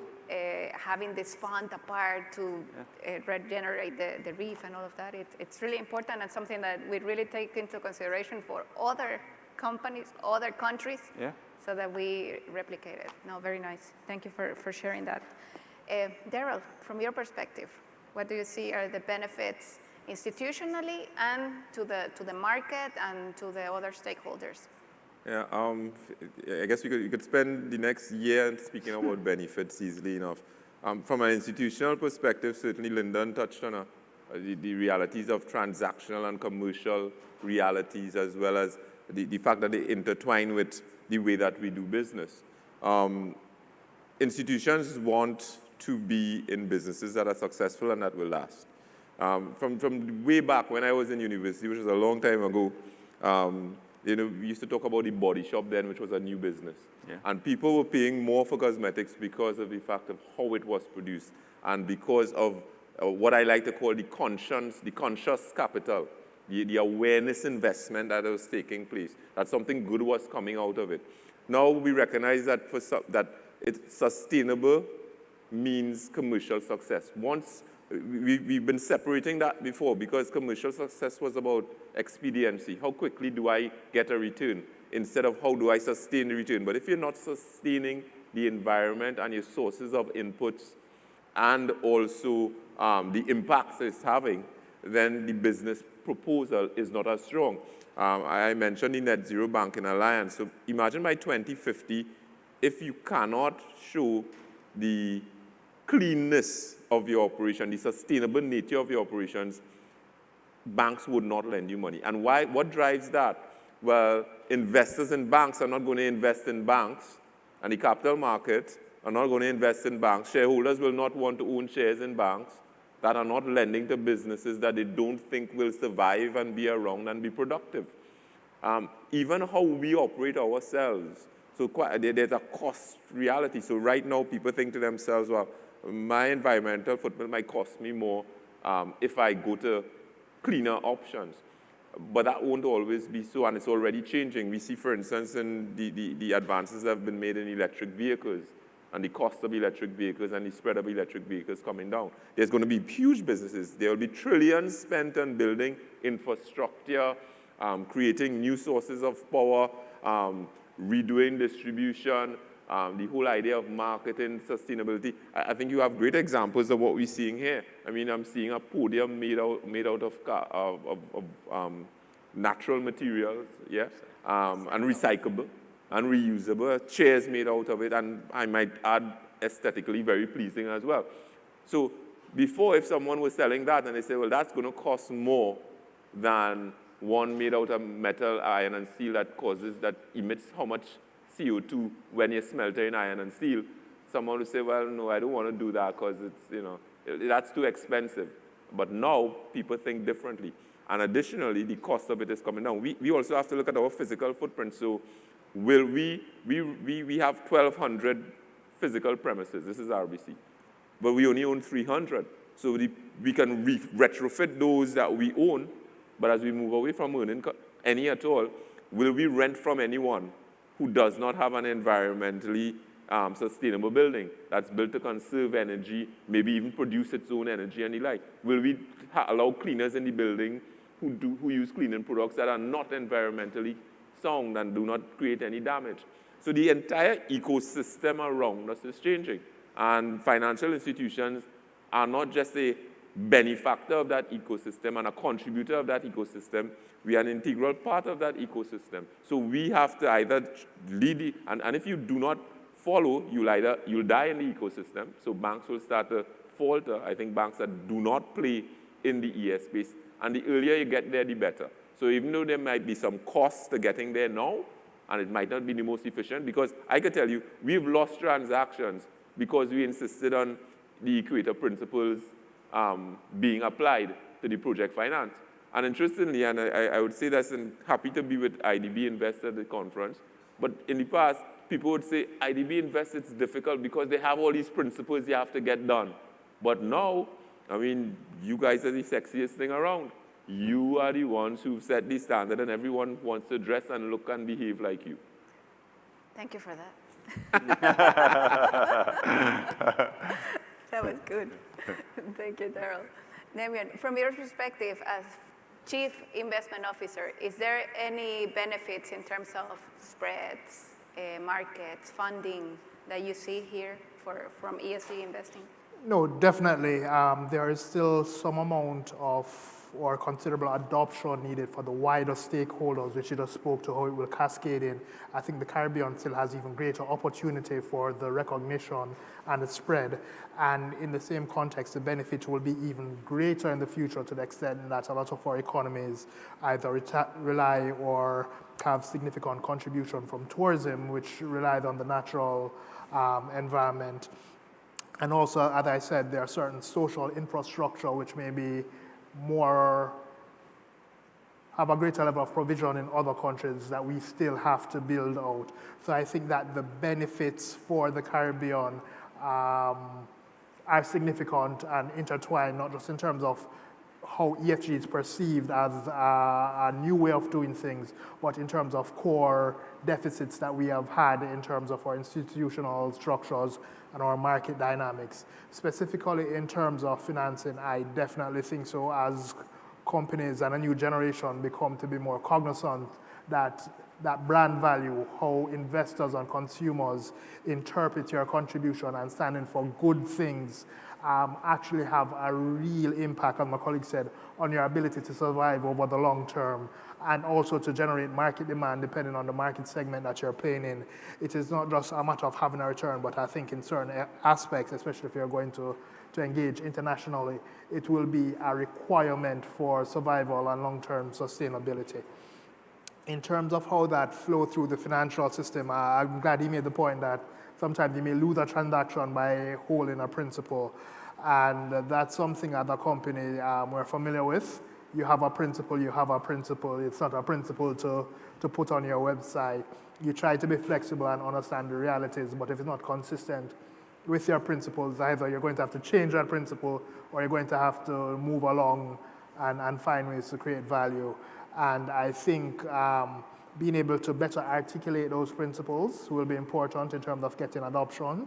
And the other aspect is not seeing it as just requirements or an additional administrative requirement that businesses need to do or a cost, but seeing it from the perspective of also incentives as well, and really emphasizing the value both to the different stakeholders, but to the economy and society overall will be an opportunity for us.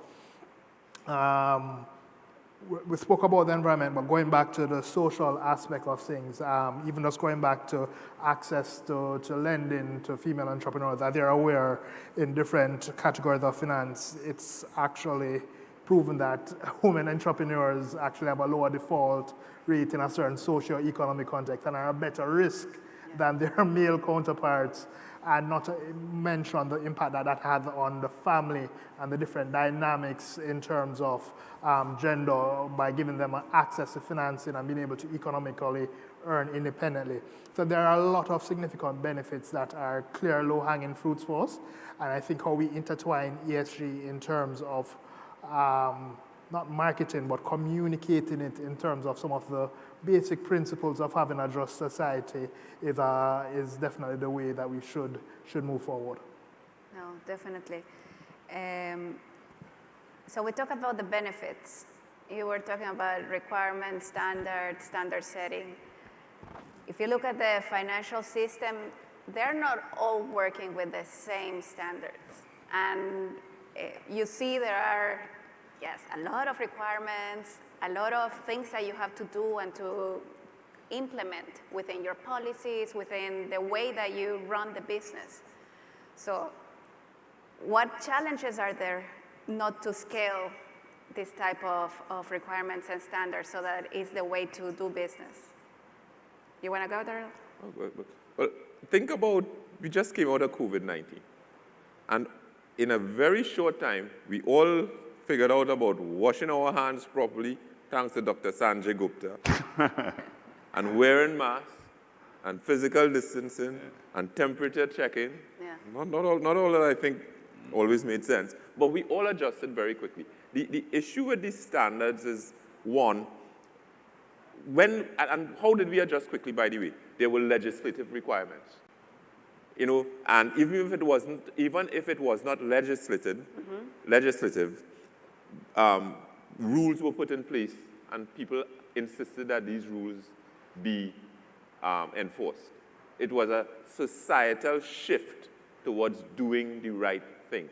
It came because of an immediate need, to some extent maybe a panic and an overreaction, but we changed, and we changed quickly, and we complied. The reason people, and should I say entrepreneurs don't like obstacles. They like to get things done quickly.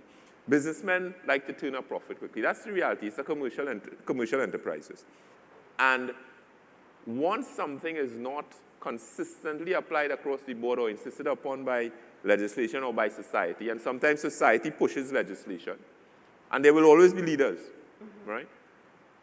It is only at that point in time that people fall in lockstep. And like I said, sometimes we over-rotate and then we step back a bit. But in the first instance, if you do not do something and you do not have all these principles to apply, it's just easier. And as the bank proposing it, people think you're being unnecessarily difficult. You know, why don't you trust me? Why do you need to have it documented? Why do you need to have a consultant?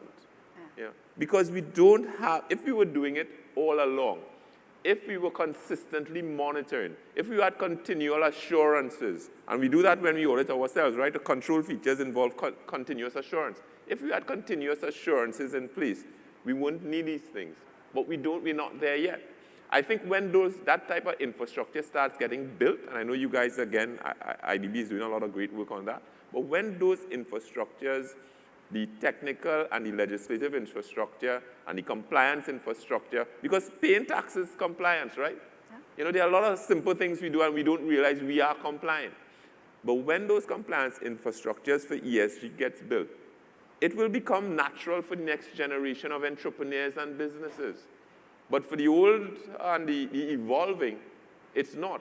And that's the difficulty that we have. So it's really about, so we talk about energy transition. That's the what. It's about the behavioral transition. It's about the intent. It's about the communication. And then it comes to the execution and getting it done.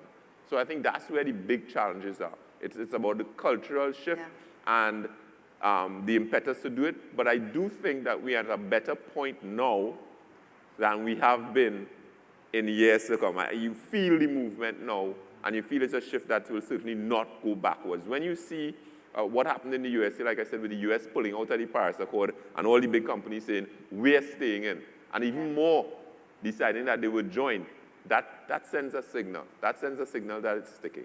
Yeah, great. Lyndon? I endorse everything that Daryl has just articulated there. I will add to that, though, that smaller banks and smaller jurisdictions tend to be at a distinct disadvantage in the implementation of these strategies. For several reasons, there's a resourcing issue. I mean, the skill set required to be a banker today, especially in the ESG type environment, is fundamentally different to the skill set that was required when I became a banker.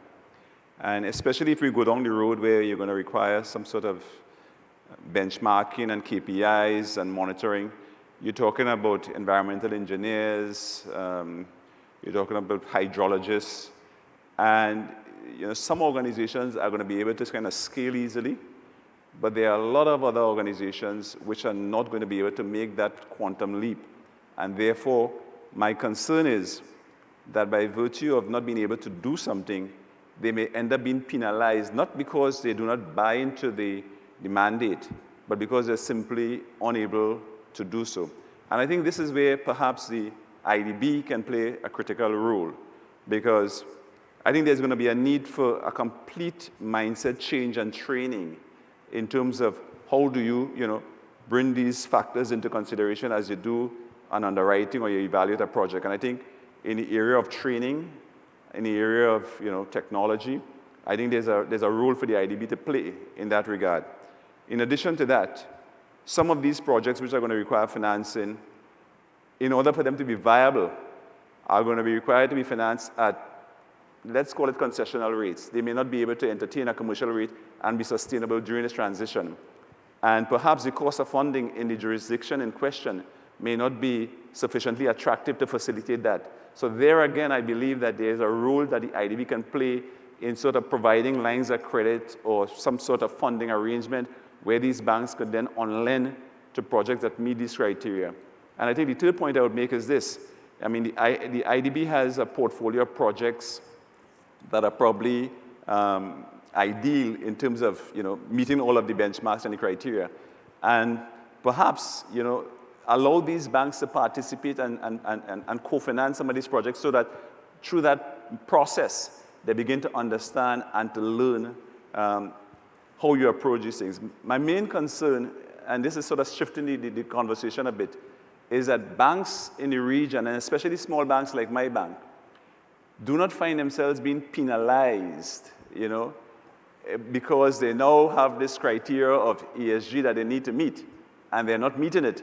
And therefore, you find, for instance, you're saying, well, you need a correspondent banking, but you're not going to get a correspondent banking relationship unless you're ESG compliant. Because we have been on the back foot for the past 3 years in the area of correspondent banking. And every time we feel as though we have addressed the issues that the banks in the United States would like us to address, we find that there's another hurdle. And as much as I am an advocate and an ambassador of ESG, what I would not want to see is that ESG becomes another hurdle for us to jump through in order for us to continue to trade internationally. But fully endorse the approach that my colleague Daryl has suggested. I think there's a big role that the IDB can play in terms of facilitating that process and facilitating that transition. But I think there cannot be the same time frame being applied. There need to be a graduation in terms of bank size and bank resources as it relates to this transition to ESG compliance. No, that's a very good point. That's a very good point, Lyndon, actually. Damon, do you have anything to add? What I just follow on is the point about compliance is taken and using that as a fulcrum for quick and material change. But just to follow in that, using incentive mechanisms as well is very useful. If I can use an analogy, even in terms of basic tax adherence within some of the countries, there are issues. And one of the things that Jamaica did, it had a junior stock exchange market where, in addition to incentivizing companies that are less developed and smaller in scale and therefore lack the capacity that we speak to, they were actually given, once they committed to be on a particular path and to meet minimum standards, tax incentive for a limited period. And that has been wildly successful, both in terms of incentivizing companies, not that they weren't paying tax before, but to improve their governance and their adherence. And secondly, even in terms of providing access to others who before had that either social network or the project couldn't be financing a commercial bank, getting access to financing. And if you take that concept and apply it to ESG, what other company that now has a female entrepreneur is going to hire mostly or unbiasedly female employees look like? What does somebody who is looking to have a social impact that's going to hire from troubled communities and assist with the training and that developmental plan look like if we can get that incentive in there? So I think having the incentive not only changes behavior, but as I said, there are some natural existing deficiencies within the companies that there are different plans to address them, but ESG really melds well with that to provide resources and an impact. The other thing I would say is fit for purpose. Just in terms of regular risk management principles, you can have standards that are very relevant and appropriate for a developed market, but if you understand where some of the Caribbean markets are, some of that data, some of that institutional mechanisms, some of that breadth of market just don't exist to ensure that those principles can be translated in the same manner. That does not reduce the importance or the need to use the principles. They just need to be adjusted for the reality of the markets within which they operate. And I think having that intent around the principle, but ensuring that they're fit for purpose and don't inadvertently penalize either scale or lack of sophistication or a different environment is something that we should put our minds to. Great. Wow. No, really, really interesting points of view, and I think it's something that we also take into consideration when we are investing and when we are supporting all the countries. Not all the countries are the same, so it's important to have that in mind. So we're running out of time, but I would love to thank you for this time. I think that as some messages that I would like to share is that we all recognize that the world is changing and that ESG and sustainability is going mainstream. So the way to do it and the way that we need to implement the different strategies require changing skill sets, training, capacity building, coordination and collaboration between public-private legislations, regulatory changes, so that it becomes the norm, but it's a transition, it's a journey. So it's not that tomorrow we wake up and everything, it's ESG, it's green. It's a transition and it's a journey. And we're here to help, and definitely we would like to play a role in this.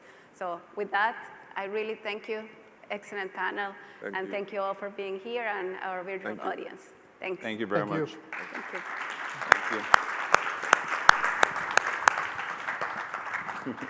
Thank you. Pleasure. Wow.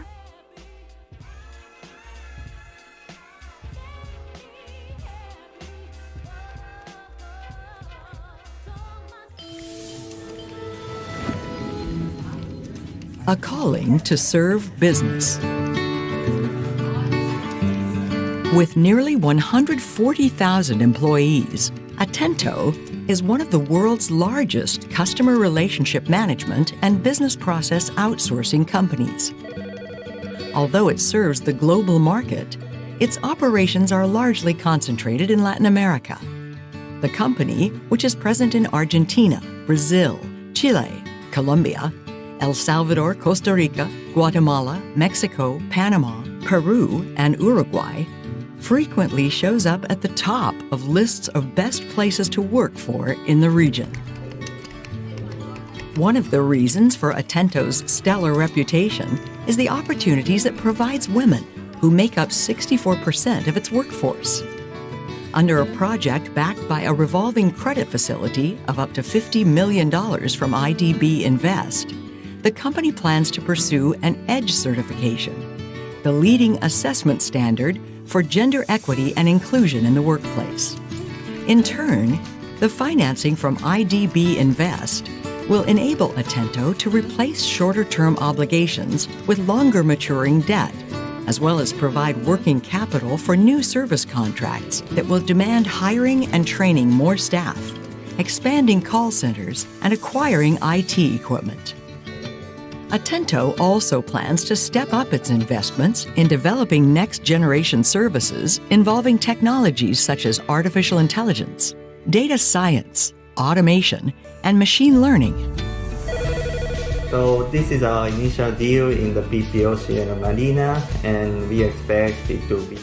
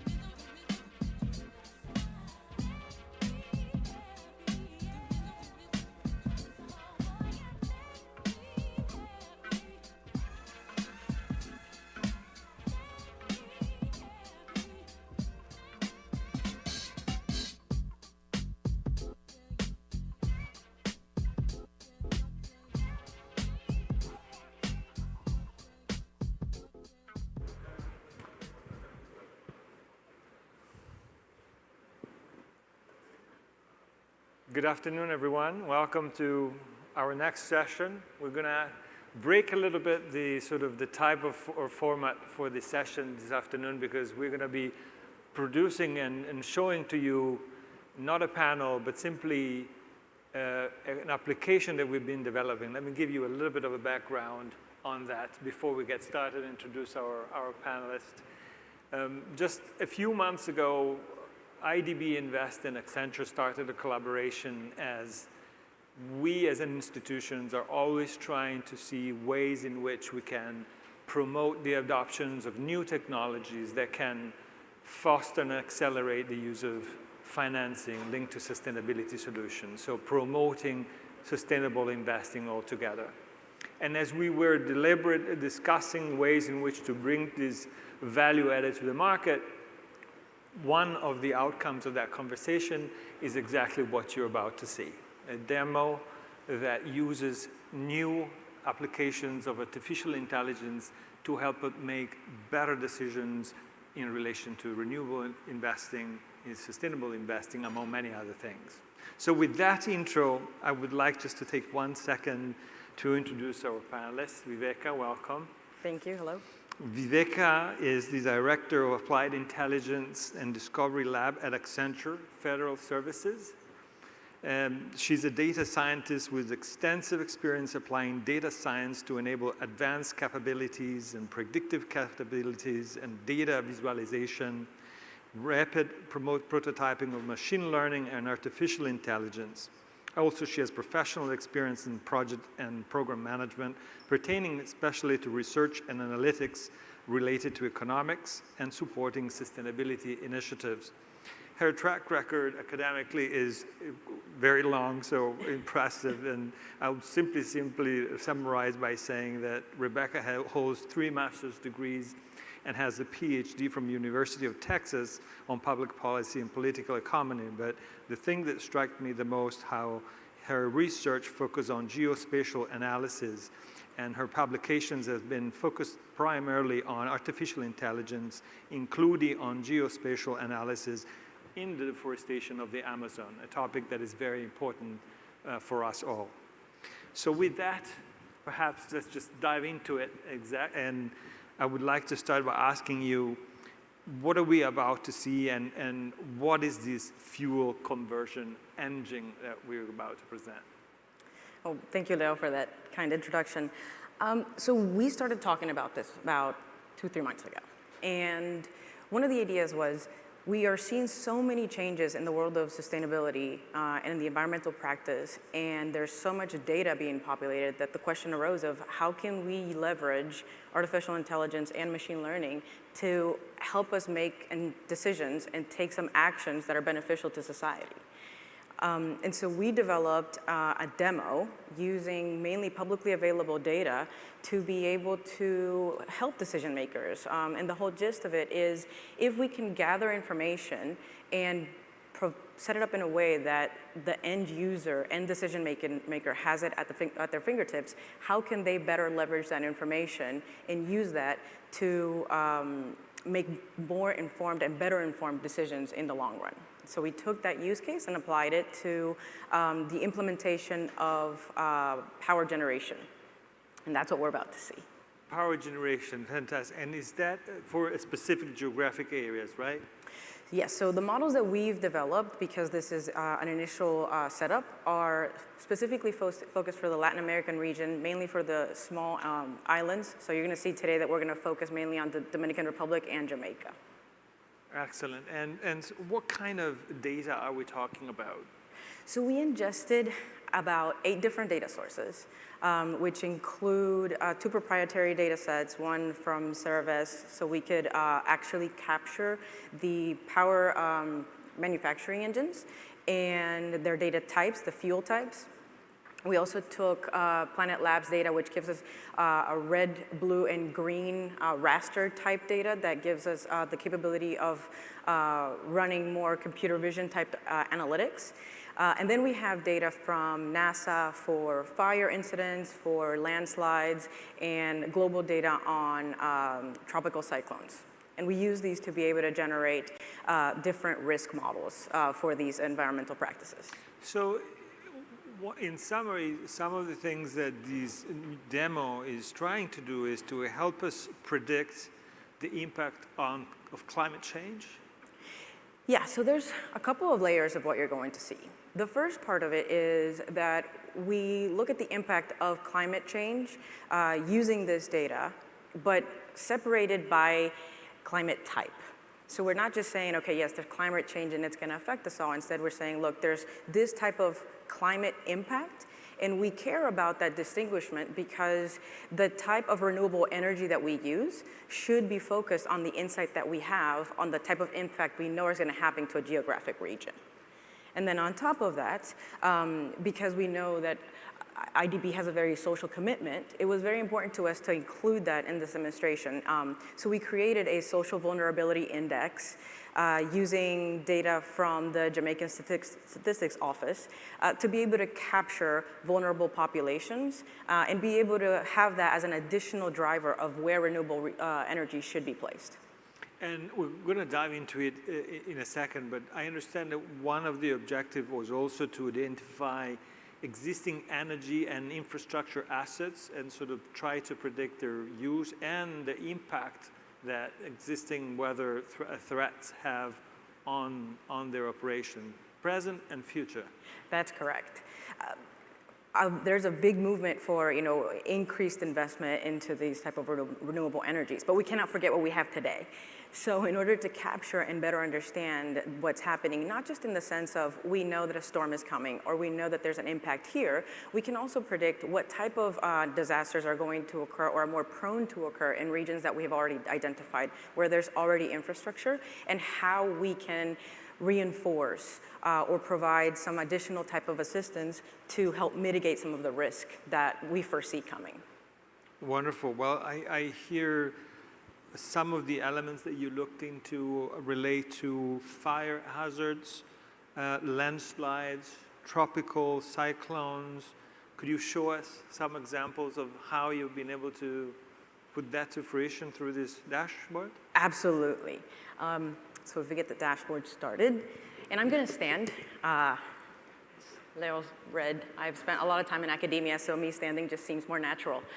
But what you're seeing here is a visualization for the Latin American islands. And let me orient you on the dashboard itself. First, we have a overall capture of how much of the particular district that I'm going to zoom into is infrastructure, and I'll talk a little bit more about that measure. Then we also have the types of fuel that we see, and for this particular example, the data that we got was for 37 different fuel power generation stations, and the focused on these 6 types: oil, gas, wind, solar, hydro, and coal. So not all of them renewable, but some of them green ones you see there are renewable, and we did want to highlight that some of these locations already have renewable energy in place. That we have on the right-hand side, the stations, their names, their gigawatts, and then how much of that energy production would be impacted today if a disaster were to occur. So if we were to look into this visualization and kind of zoom into a little bit onto Santo Domingo, we can start to see how we start seeing these layers of the RBGs, the red, blues, and greens. And we took this data and we thought it was very important for us to incorporate it because it's able to tell us what regions have infrastructure in place that would be impacted today if there was a natural disaster. So the green regions here would be what we took as natural as infrastructure in place. And then we can zoom into a particular power plant, and so it gives us a little bit more information of what is happening in that power plant, what its name is, and then the risk that it would have for each one of these natural disasters. These would be current risks. So this goes, Leo, to what we were talking about, how a particular power plant today would be impacted given something that we could foresee coming. So those are some of the initial variations. But because we had so much additional data, we really wanted to hone in on the idea of, if we know that natural disasters are occurring and we can capture them individually and say, okay, we know that there's a fire, there's a tendency of fire in particular areas, what does that look like? And what administrative district is at risk given this particular climate scenario? So we've distributed by 3 sides. We have fire, landslide, and tropical cyclones. Obviously, you can see the tropical cyclones in this Caribbean region is of the most impact, and definitely something that we will talk a little bit about once we start looking into the Jamaican use case that we have in place. But overall, you can see the power stations and all of the different captures of impact for the regions themselves. To this, we felt that there was a need to not only incorporate the risk of what's happening, but also some of these projections that we see could be occurring in the near future. So we created models, and most of these we're using some gradient boost algorithms to be able to use, and here we go with the artificial intelligence and machine learning part of the equation, to be able to predict where fires are more likely to occur, given the data that we have in place, where landslides are more likely to occur. And I will caveat that tropical cyclones are not following the same type of modeling because we don't have data predicting future events. They're a little bit too volatile for our models at this point in time. But for everything else, we do have them in place, and we do have projections happening now, happening from to 2050, and then again on 2070. So looking a little bit into the future of what we could expect occurring. So if you're looking at the evaluation of a particular parish in Jamaica, for example, if we look at our layers, we can see that the regions with the brighter red are the ones of the higher impact of fire in this scenario occurring. And we see the same if we were to look at landslide and tropical cyclone. One of the important features that we have here is that we really wanted to hone in on what is the impact to the overall energy production. So you can see how much energy loss there is if you look at the right-hand side of the view. And we can see that for each individual district, how much fire impact they have, and countrywide, what this expected impact could also be. Like we said at the very beginning, the social vulnerability index was something that really mattered to us because we know that there are significant drivers that affect how and where we invest. And how and where new investment opportunities should be occurring. So the first part of it is, if you were to mitigate risk for a particular natural disaster, this is how this tool could definitely help. Identify where the highest likelihood of risk is and see what you build and how you build that to be able to account for that, those different types of scenarios. But on top of that, we also cared about the fact that social variables are real in a country and that there are people that don't have the same accessibility to energy. And we need to take that into consideration when we make the determinations of implementing new energy sources or of taking care of what's already in place. So if you notice in the case of Jamaica, there's a big concentration of power manufacturing in Kingston.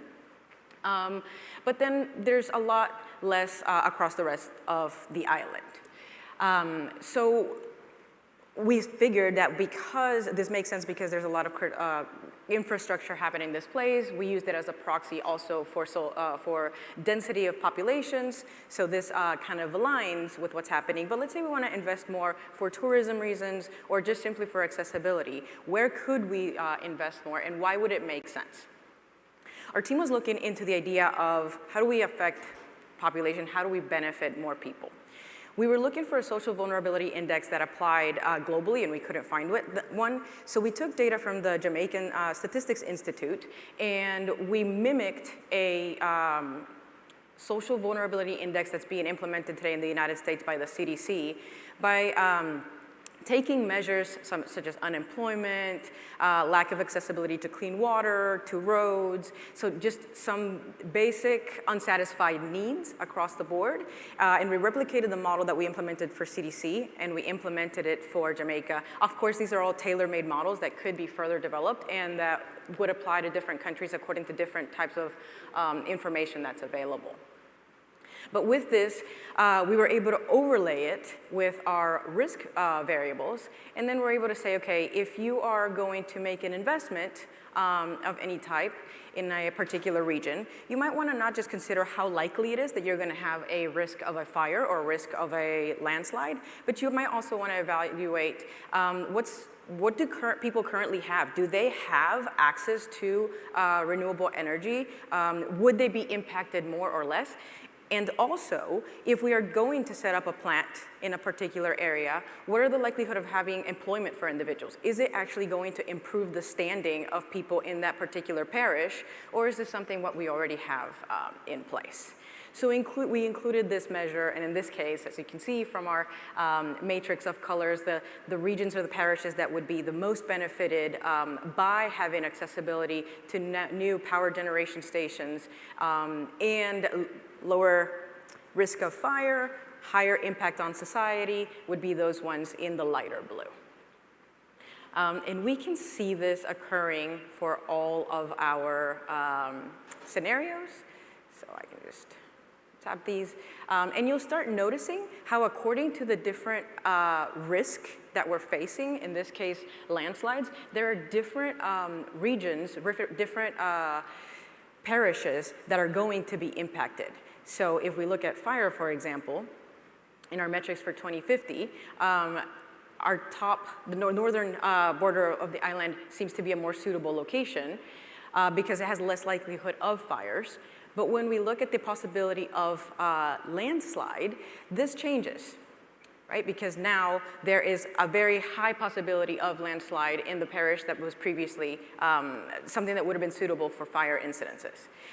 And so our idea of incorporating artificial intelligence and machine learning with all of these different data sources and with all of this information and embedding it into a user-friendly dashboard like this one is to be able to empower individuals to make better decisions. So the principle here, and if you look at this example, you would say, well, this parish might be a great place for me to start putting renewable energy, but maybe not solar, since there's a very high likelihood of landslide, and those would be swept away if something, a natural disaster were to occur of that nature.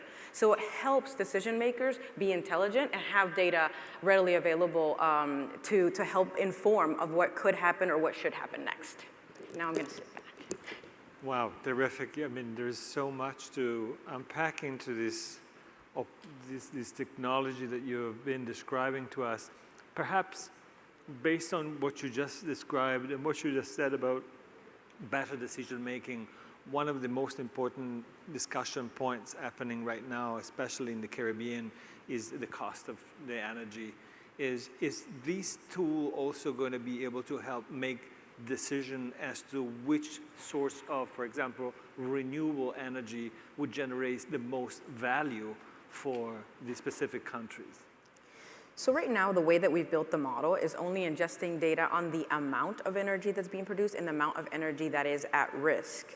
But because we have a layer that also incorporates and uses infrastructure as a proxy with our red, blue, and green views, we would be able to see where the impact is. So yes, that could potentially be a use case that we develop further. And on the same wavelengths would existing energy operators be able to use this type of information to better prepare themselves for some of the impacts of adverse weather? Absolutely. One of the initial models actually that we developed for this was for a very specific use case, and it was for critical infrastructure resilience. And the idea is, if you know that there's a potential event happening, and when we look at tropical cyclones, for example, we're not only looking at, is it going to impact this region, but we can also look at what category of natural disaster is it? What is the tide flooding gonna look like? So we can make better decisions for current infrastructure of, should we reinforce? Should we move? Should we rebuild? Obviously, some of these might be more practical than others, but it definitely does provide enough information to be able to make decisions about what's currently in place. And how do you see the power of this information allowing for better decision making on specifically the ESG type of mindset and investments that need to occur in this region?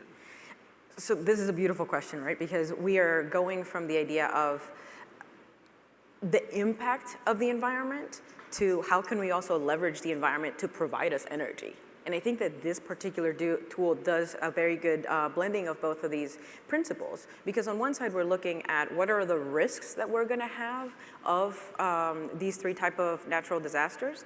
But also, by giving us the downfall of what nature can do, it gives us the opportunity of leveraging the beautiful things that could happen. So because there is so much abundance of solar power in this region, it would give you the best locations to leverage those features and leverage those capacities. And then I was very interested in hearing that you also interlaid a sort of a social dimension to it, sort of social livelihoods. Can you expand a little bit as to how this technology, again, can help better decisions that affect people directly? Yes, so the Social Vulnerability Index is definitely something that is looking at how people are, what is their quality of life today?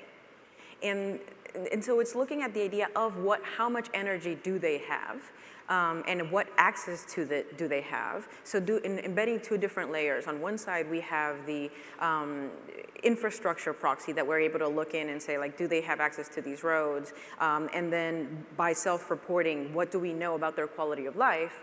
But then So then when you make a decision and you say we should expand potentially to this region of adding renewable energy so there's broader and more capacity of electricity given a natural disaster, we have that fluidity.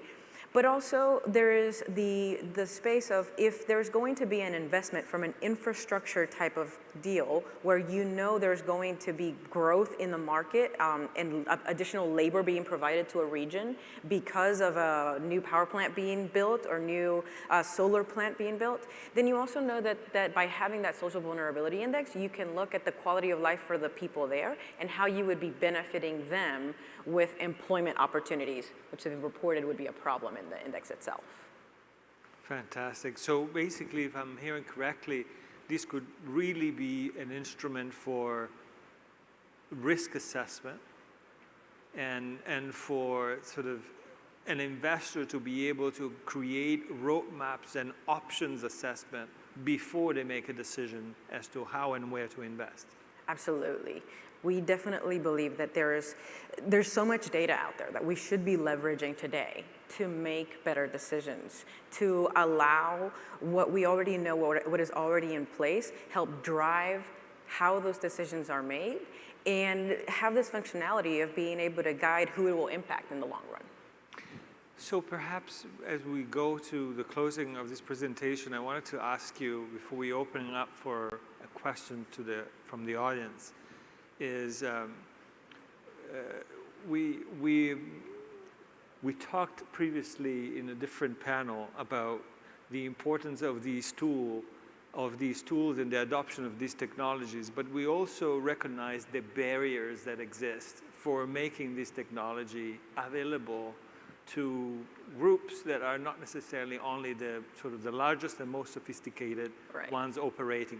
What is your view vis-a-vis what it would entail for this type of information to become available to a larger group of people, and especially to be able to inform policy decisions and perhaps becoming a commercial opportunity as well? Yeah, it's an excellent question, because the way that we built this and the reason why we built this was to be able to leverage data that was already available. So we can make data decision easier for the day-to-day user. And we want to build pilots like this one across the board, because at the end of the day, we can show you this, but the implementation and the actual gain from somebody to be able to use a tool like this one in their day-to-day decisions, it's what's going to drive the future of how we leverage data and how we leverage artificial intelligence. So my team focuses on building these type of pilots. Like here, you saw me play on 2 countries, but we have other countries in place, and you could see day-to-day how a tool like this could help your particular scenario, and then with that implementation comes the adaptation of a tool like this. It's like with every other technology out there, once we prove that it actually benefits, we all adopt.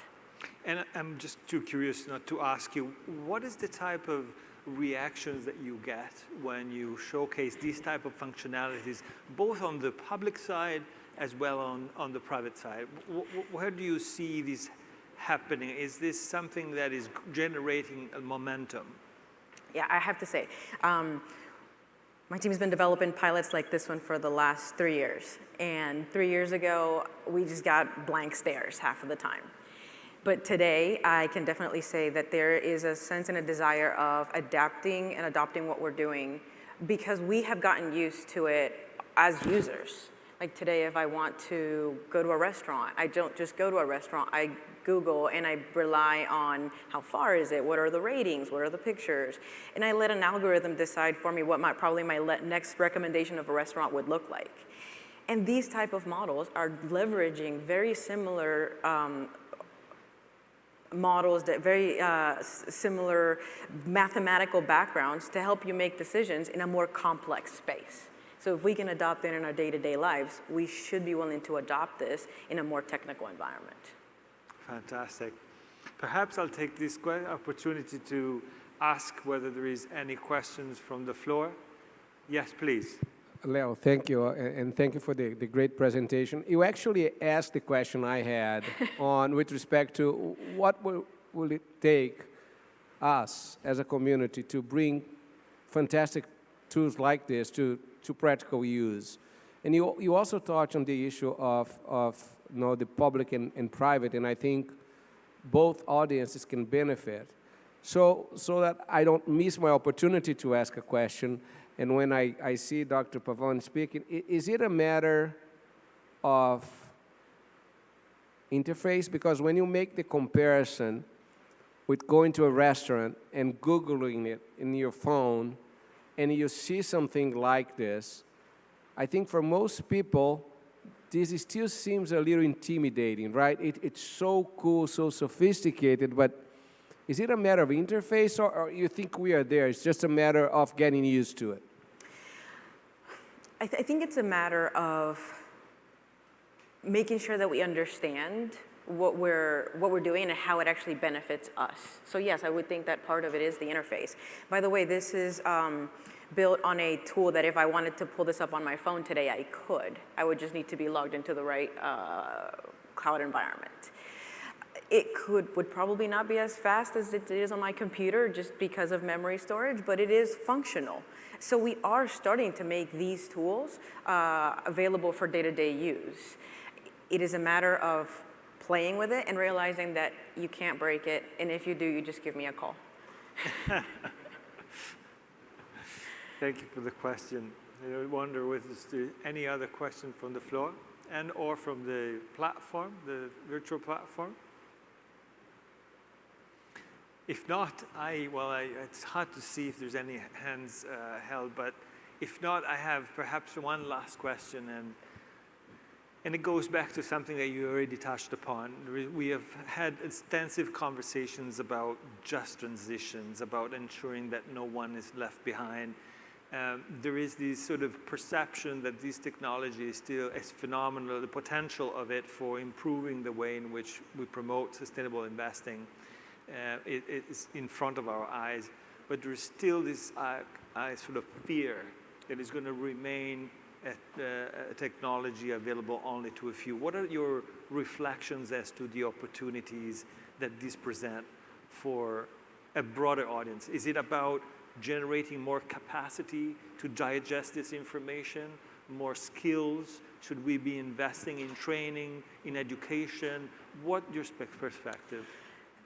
I do definitely believe that we need to be investing a little bit more in the training and the education that it comes to the adopting of these tools. And I think that the decision makers today are already trying to use technologies like this one, or are trying to piece together the same type of information. But it is interfaces like the one you're seeing that allow for the ease of functionality.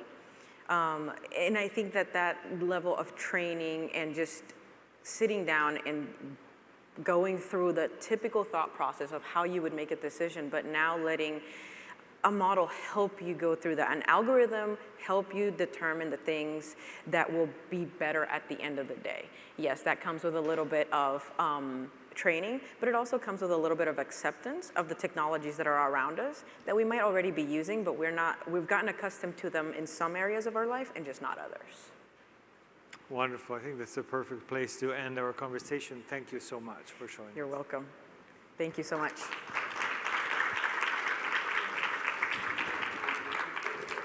Thank you. That was great.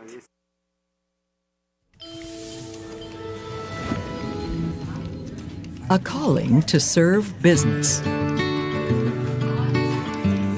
With nearly 140,000 employees, Atento is one of the world's largest customer relationship management and business process outsourcing companies. Although it serves the global market, its operations are largely concentrated in Latin America. The company, which is present in Argentina, Brazil, Chile, Colombia, El Salvador, Costa Rica, Guatemala, Mexico, Panama, Peru, and Uruguay, frequently shows up at the top of lists of best places to work for in the region. One of the reasons for Atento's stellar reputation is the opportunities it provides women, who make up 64% of its workforce. Under a project backed by a revolving credit facility of up to $50 million from IDB Invest, the company plans to pursue an EDGE certification, the leading assessment standard for gender equity and inclusion in the workplace. In turn, the financing from IDB Invest will enable Atento to replace shorter-term obligations with longer maturing debt, as well as provide working capital for new service contracts that will demand hiring and training more staff, expanding call centers, and acquiring IT equipment. Atento also plans to step up its investments in developing next-generation services involving technologies such as artificial intelligence, data science, automation, and machine learning. So this is our initial deal in the PPOC and Marina, and we expect it to be the first of many investments to promote nearshoring and the export of business services from Latin America and the Caribbean. There are huge opportunities to capitalize on the trend towards digitization, as well as to help firms gain efficiency and productivity through more responsive customer service and process automation.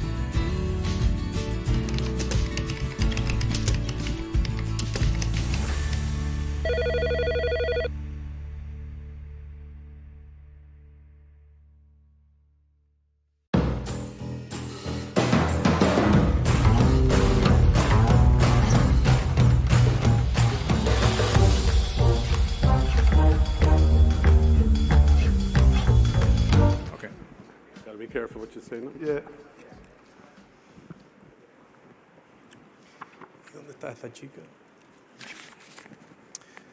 Good afternoon. Thank you, everybody, for joining us here in the audience and those joining us online as well through our platform. I know I'm very aware this is the last session of the afternoon, so I'll try to keep it short and sweet, casual, hopefully. My name is Omar Zacarias. IDB's investment officer working in infrastructure and energy throughout the Caribbean, Mexico, and Central America. I'm going to be the moderator here for the panel, Energy and Resilient Infrastructure for the Caribbean. Joining me for that matter, I have three of the doers of the region, taking the motto from thinkers to doers. Right next to me, Angela Rainford is the founder of Soleco Energy and Recamnior Frontier Ventures. The latter co-developed one of the largest solar plants in the Caribbean and the largest in Jamaica at the time, 51 megawatt peak. Soleco is a more recent venture that delivers turnkey solar energy and storage solutions for commercial and industrial clients. Prior to this, Angela worked at Goldman Sachs in London and New York, and she serves as an advisor to Helios Investment Partners, a $3 billion private equity fund based in London focused on investment in Africa. Barry O'Brien is the co-founder and CEO of Williams Caribbean Capital, an impact investment and renewable energy asset development business, which is a joint venture with Williams Industries. Barry is the co-founder and co-owner of Williams Renewable, the largest independent power producer in Barbados, and an active issuer of green bonds, certified by the Climate Bond Initiative and quoted on IDB's Green Bond Transparency platform, which was discussed in one of the previous panels on green bonds and linked bonds. Jorge Marquez, last but not least, is director at Inti Corporation and CEO at Lucayas Solar Power. He's an Uruguayan entrepreneur with different business interests and a specific focus on commodities for over a decade. More recently, he has also been focused in developing renewable energy projects in the Caribbean, including Bahamas and other jurisdictions, where he's developing several grid-connected solar projects and distributed generation projects. With that, let's go to it. So, as a general intro, given the profile of the panelists, we're going to focus on energy transition. We all know, hopefully, in this audience, being an event with sustainability in the name, that renewable energy is critical for sustainable development, energy transition, and resiliency. Throughout the Caribbean, most of the countries have targets. DR target for renewable energy within their matrix, which is a law, is 30%. Jamaica, I think, is 30%, although they've been talked about increasing that. Bahamas, the same, and in some countries it's even higher. We certainly been more projects coming online, but still, in most of these countries, if not all, they are lagging with regard to those targets. So with that, Angela, my question to you, if you don't mind, how realistic do you think are these targets? And what, in your view, what's been the reason why the pace of development is not so fast as desired? So good question. I do think that the targets are realistic, but the timing of the targets is quite challenging. And there are a number of elements which is pretty much delayed, whether it's Barbados, who wants to be 100% renewable actually, or Jamaica, sometimes wait between 30%, 50%. There are a number of challenges which are in the various markets. So the number one challenge I would highlight is around regulation. And it's not only in terms of having the correct regulation in place, but it's also the ability to implement the regulation. And so to some extent, what we find in some of these markets is that whilst you have the political will, even if the political will is there, setting this is kind of the goal we want to achieve, you then need to take a step back and actually put in place the various building blocks for you to be able to achieve that. As developers, the regulation pretty much defines the rules of the game. And so it's really critical that that's put in place and that we basically play by the rules that the regulator and the government may have set.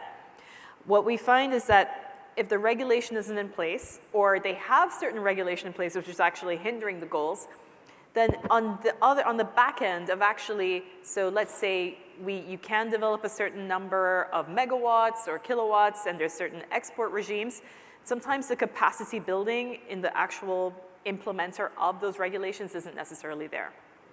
And so second, that kind of brings me to the second point that tends to hold back or be a challenge to hit these targets is around even just the technical capacity of the civil servants and just ensuring that that machine is pretty much well-oiled and moving in the way that you'd like to move.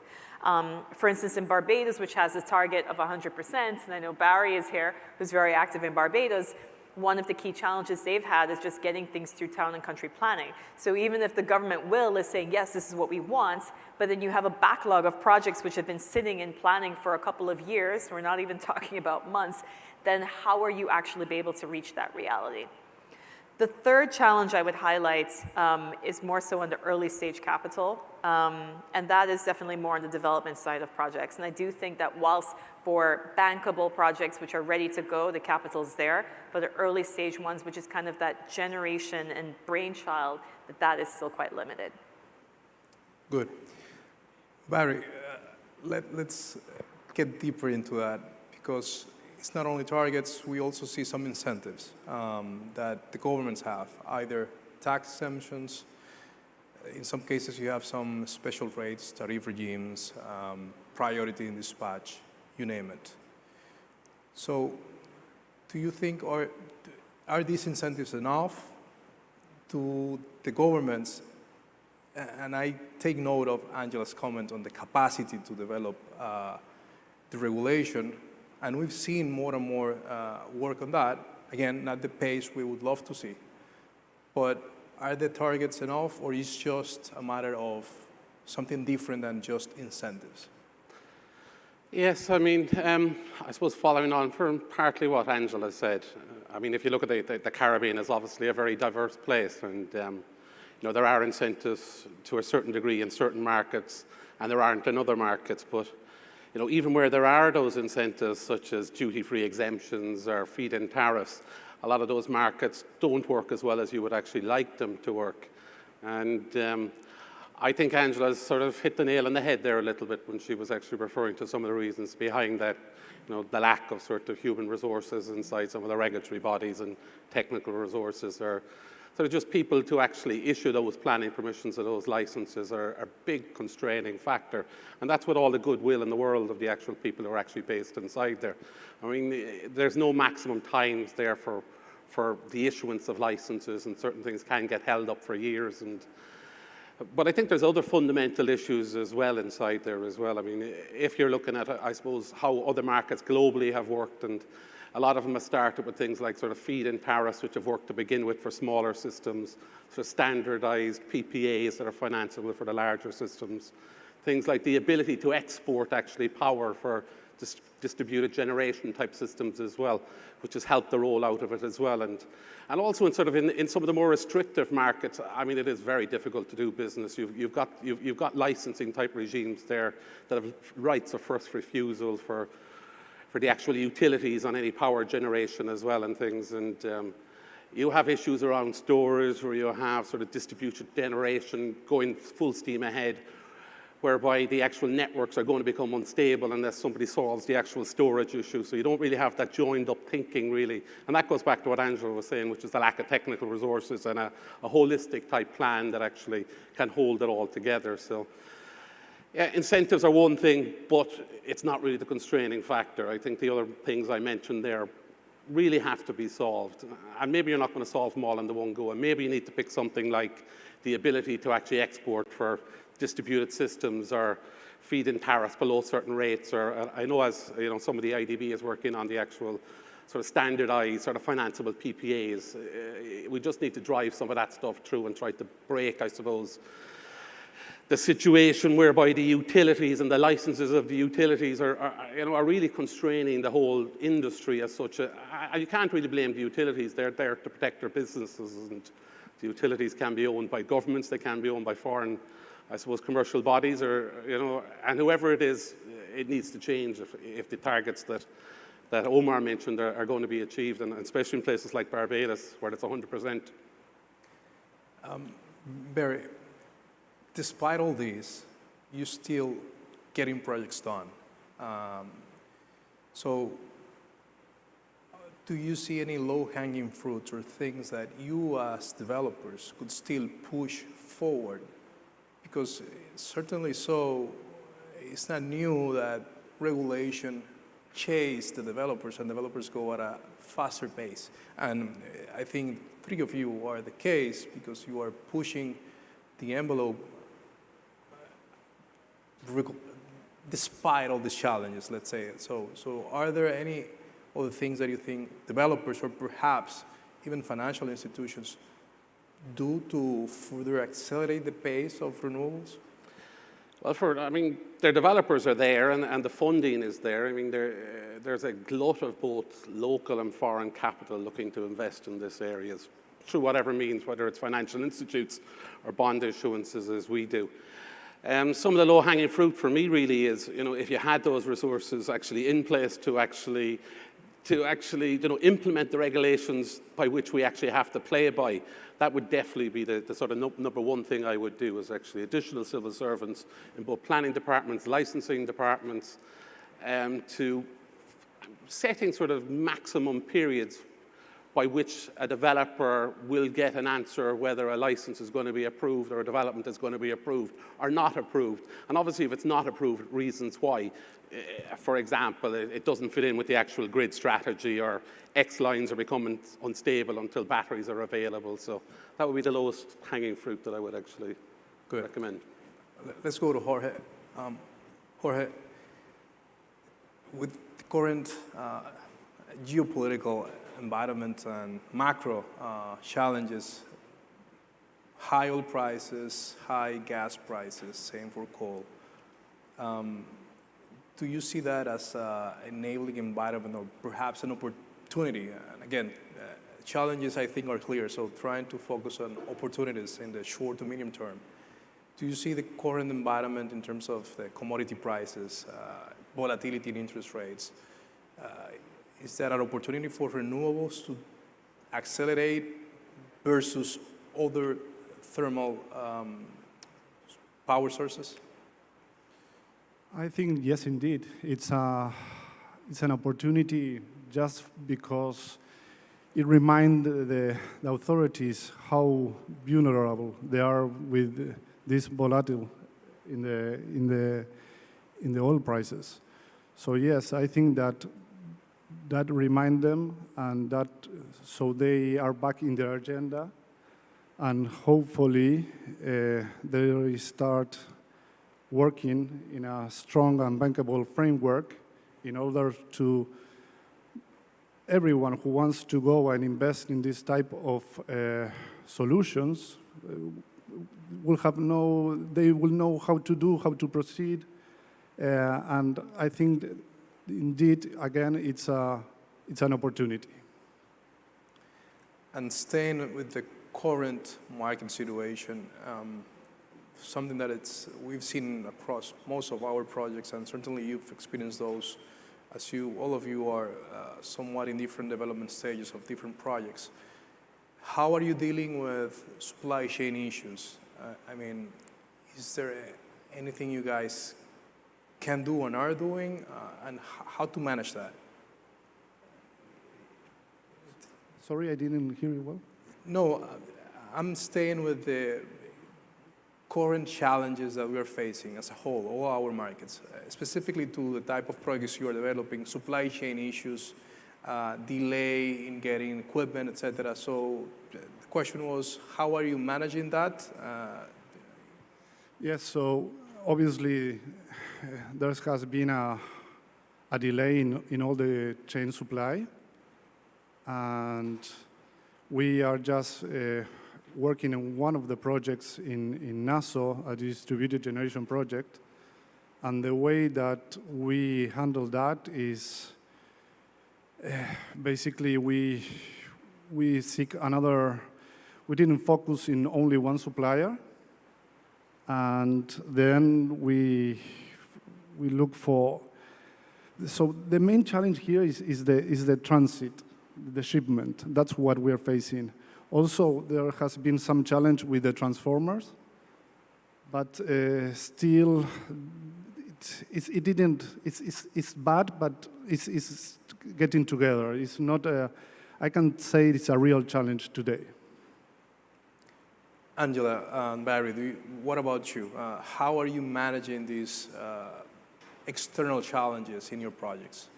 Honestly, some of these challenges we just can't manage. I mean, a lot of this is macro exposure, it's geopolitical, and even for large projects, they're facing challenges. I met with a fellow developer that's based in France. They have a 100-megawatt project that they're doing, and literally the day before the modules were supposed to go on the ship, the module supplier called them. Remember, they have a contract. So they actually have a supply contract. Called them and said, look, guys, we're increasing the cost by 5%. Take it or leave it. Otherwise, we are diverting these modules and selling it to someone else. And that's for a fairly large-scale project. So I think ways in which we try to mitigate is more in terms of managing expectations when it comes to clients in the case of DG. And then, of course, placing orders as soon as we can, pushing the EPC contractor to perhaps even hold a space in terms of supply. But the reality is that this is quite, bigger than, a single developer, especially when you hear of larger developers who do gigawatts a year struggling with their own suppliers to honor contracts. All of you are somewhat involved in distributed generation, and I'm trying to shift now into technologies and trends you're seeing. More and more we get developers doing distributed generation, both grid-connected and off-grid. The question for us, looking at the configuration of these markets with single utilities, in some cases you have like rural programs that could benefit from that, but in many cases you see large companies getting energy and having net metering systems. So you have a mixture. So the question is, what's the potential you see in your specific markets for that growth? Because we've seen a lot of appetite, we've seen a lot of projects being built, but still not clear given the intermittent nature of solar, which is mostly what's being used. How much more can we push the envelope in terms of distributed generation? Barry, you want to start? Well, the appetite is definitely there for the developers and actually the investors. If you look out there, those ESG and mandates from everything from financial institutes to any other form other forms of investors such as bond buyers, they're anxious for these products. Actually, they're so anxious for the products, they're typically willing to take less interest actually on any of the actual financings for these projects.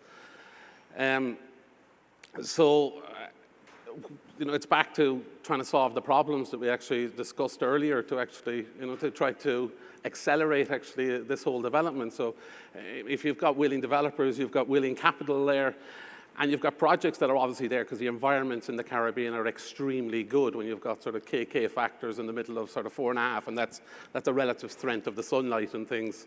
So everything lines up that this should work. And then you look at sort of a market such as Jamaica that imports sort of 2 billion of heavy fuel oils per annum to actually power the country, and Barbados sort of 500 million. It really makes an awful lot of commercial sense as well for governments as well, and FX type exchanges, and just for the whole economy in general to actually fast track this out. But the problems can't be overcome easily. I mean, if you've got 20-year and 25-year licenses and even 40-year licenses in many cases for utilities, the governments can't just come in and overwrite those licenses that are in certain ways, you know, protect the utilities and give them those rights, such as first rights of refusals and things.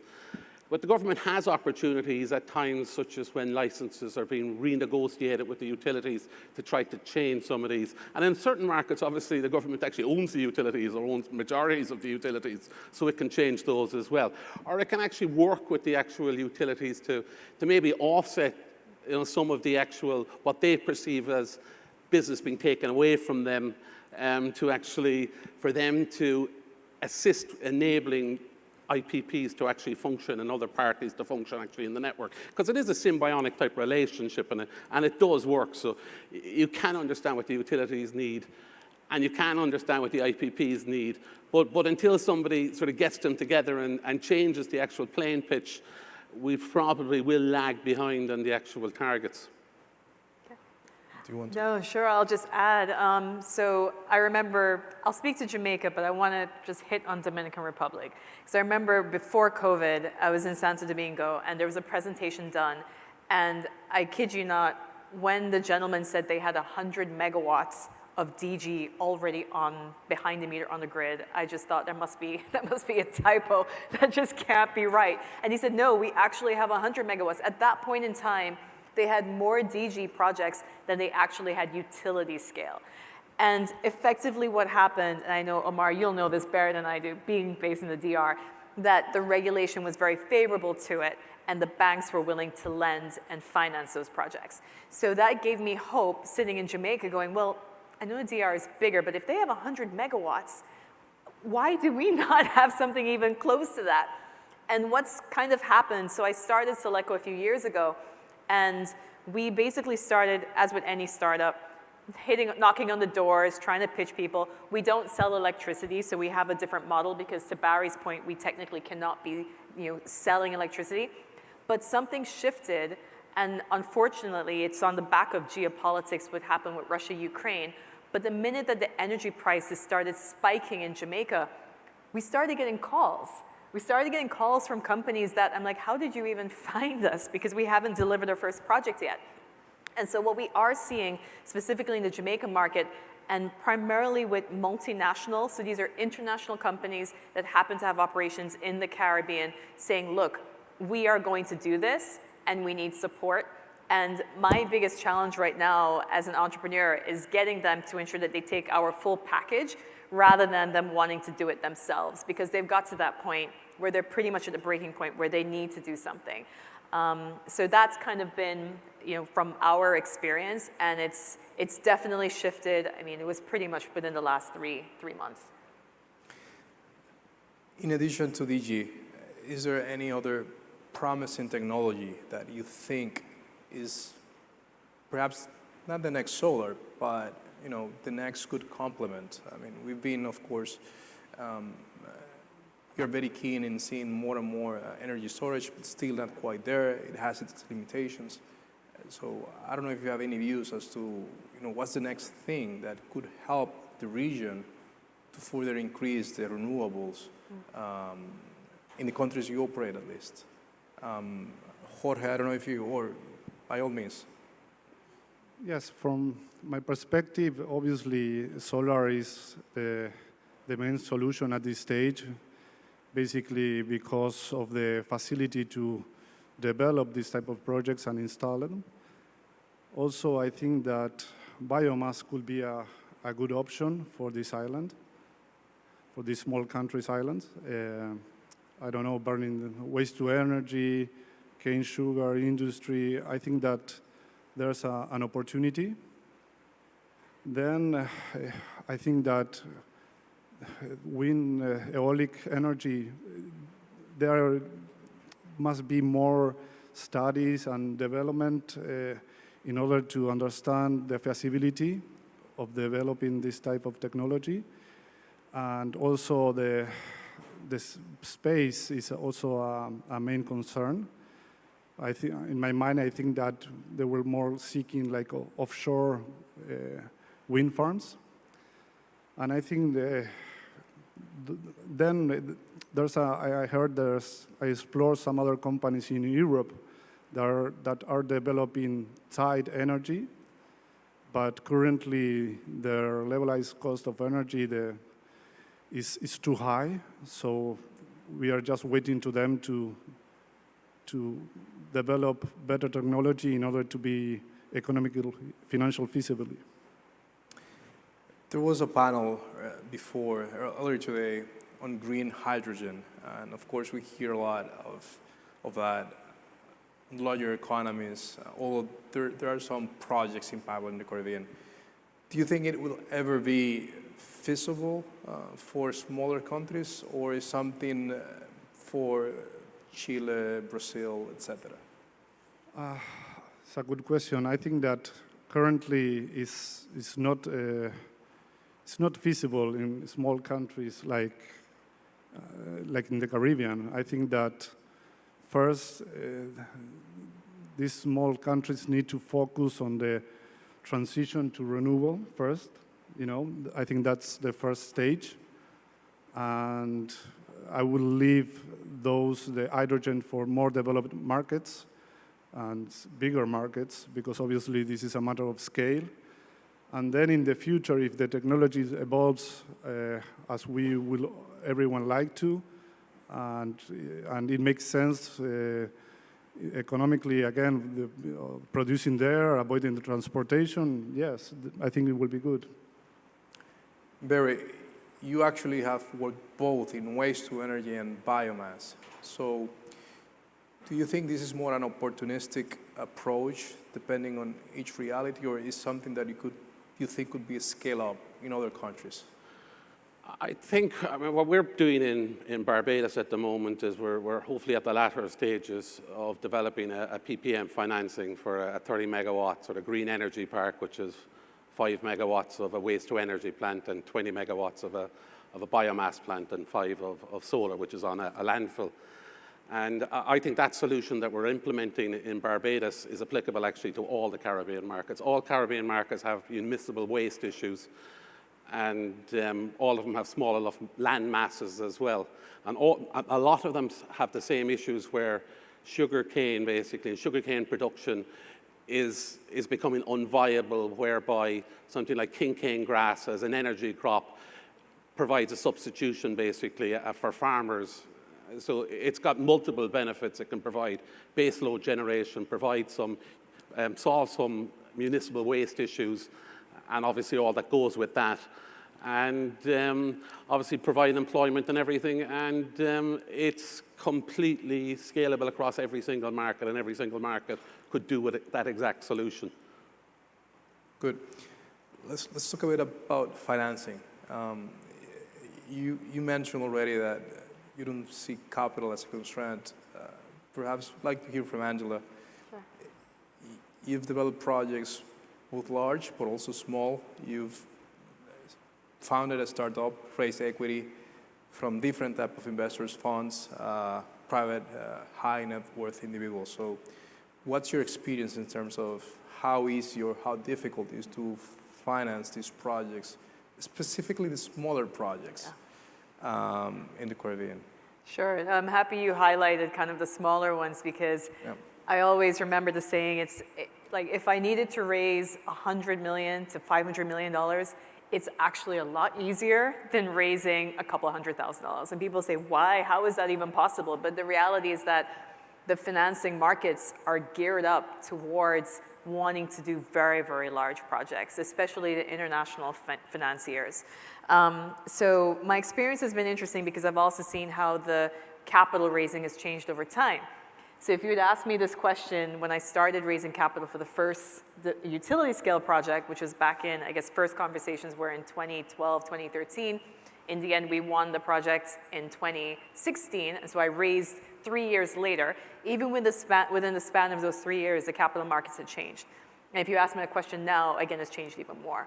So on the small projects, scale is a challenge. So in terms of like early stage, when we were doing our first kind of seed round, it was fairly obvious that it would be more likely going to be a high net worth, right? Kind of a private individual or a private family office that wants to support these projects.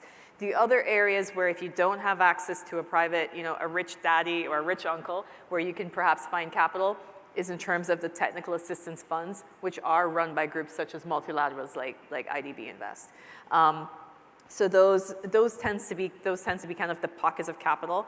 In terms of for the construction, debt is always, at least my experience has been that debt is easier than equity. The equity portion is the hardest portion to raise. It's the highest risk portion.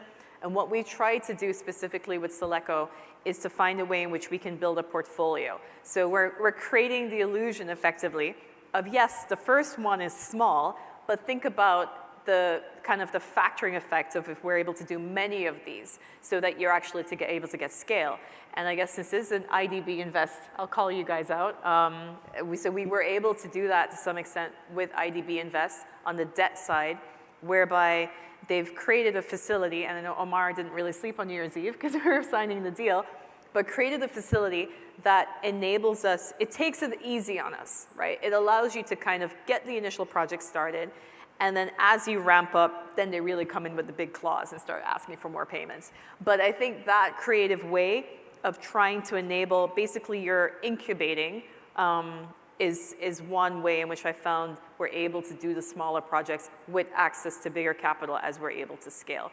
But it is definitely not for the faint-hearted. And again, if I needed to raise 100 million, it's a couple phone calls. But for that million ticket, it's actually really, really hard. Well, you have my phone number, although you don't call me for the 100 millions. Not yet. That's fine. That's Next fine. time. No hard feelings. Barry, Williams Caribbean, I think, was the first green bond issuer in the Caribbean. Probably, I think, the only one, but you might correct me. So Angela mentioned scale. What's your experience? Because you were able to tap into capital markets. So if you could tell us a bit on that experience and what's the minimum amount you think it's feasible to get an actual green bond or to mobilize capital into these projects? An interesting question, Omar, but when we looked at this originally back in 2018, we looked at the financial market, we looked at the financial institutes to begin with, and capital was reasonably expensive in those days, and we were pushing interest rates of 6.5%, 7% and things, and they wanted 25% or 30% equity, and it was proving difficult. So we looked at what the rest of the world was doing really to finance green projects or PV solar projects as we were involved in. And green energy bonds at the time seemed to be the #1 method. In those days, there was somewhere around 160 billion per annum, basically, globally, of green bonds being issued. And then when we looked at, there were sort of 1,100 issuers, actually, globally. And as of today, there's somewhere over 1 trillion of green energy bonds having been issued out there. And so then we started looking at the actual average green bond issuance. And the average green bond issuance, actually, globally last year was 250 million. So 250 million in a Caribbean context is an awful lot of money. There really isn't too many projects of that particular size in the Caribbean.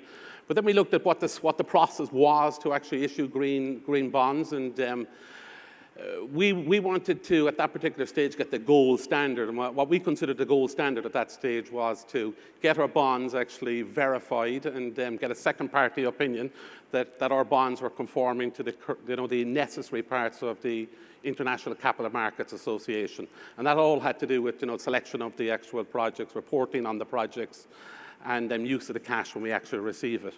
And so we looked out who is the premier company out there that does this, and I'll give Sustainalytics the credit for that. And we contacted Sustainalytics, and they went through the process. And so we got a second-party opinion from them. We took that second-party opinion to the Climate Bond Initiative out of London, and they then certified that our projects were conforming to the relevant aspects of the Paris Accord.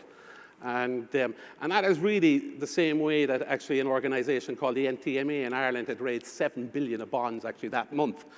And to date, since 2018, we have had 5 bond issuances totaling 57 million. Just putting it in context.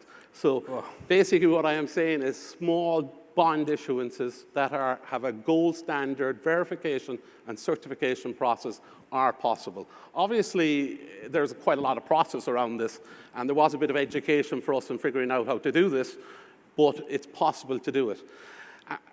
At the beginning, we almost needed to actually educate the market that small bond issuances are possible. So as Angela mentioned there, our first initial sort of roadshows and fundraising, it was sort of family offices, high wealth individuals, because the financial institutes at that stage didn't really understand the market. In the Caribbean, a green bond issuance had never been done. Actually, to date, WCC is still the only issuer of green bonds in the Caribbean.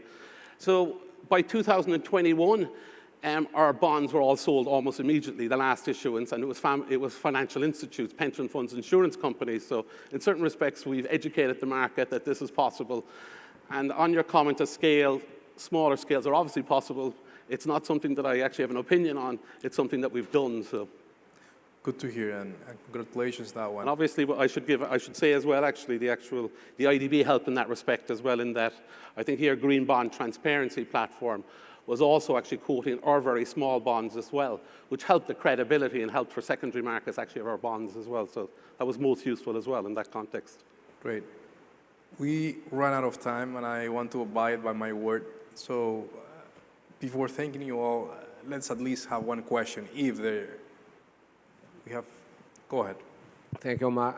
I have a question. When the panel started, both Angela and Barry spoke about regulation and how important it is. And I've been around for a long time, and we've heard this over and over again over the years, right? We say that bad rules is better than no rules. We talk about regulation, but as a global community, we haven't, especially in Latin America and Caribbean, we haven't been able to effectively change the process through which we get to clearer rules of the game, right? Do you have any insights? Because no, it's not going to say, okay, the IDB Invest should help, the private sector should help.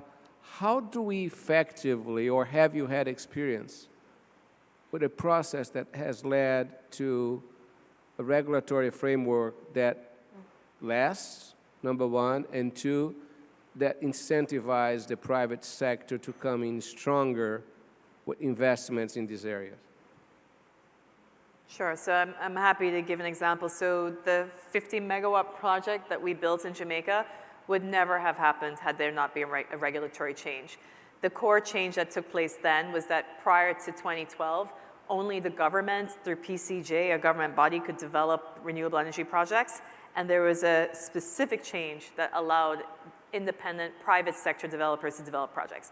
So that in and of itself was a step change, and it was one that, irrespective of political turnover, one party to the other, they didn't change it. They held that steady. So it allowed the private sector to actually deliver. I think how IDB, et cetera, could assist is obviously not only in terms of that goal setting, but again, as Barry mentioned, and I've kind of mentioned as well, in terms of helping with this building up the civil servant base so they're able to execute. But I think the last point I'd just leave with this, I always smile because sometimes the reason why in our markets, not just the Caribbean, but also across Latin America, even if there's a will and an understanding as to what has to be done, sometimes there's certain interest groups that are ineffectively wanting to block that. And so it's also a matter of understanding how to lobby those interest groups effectively.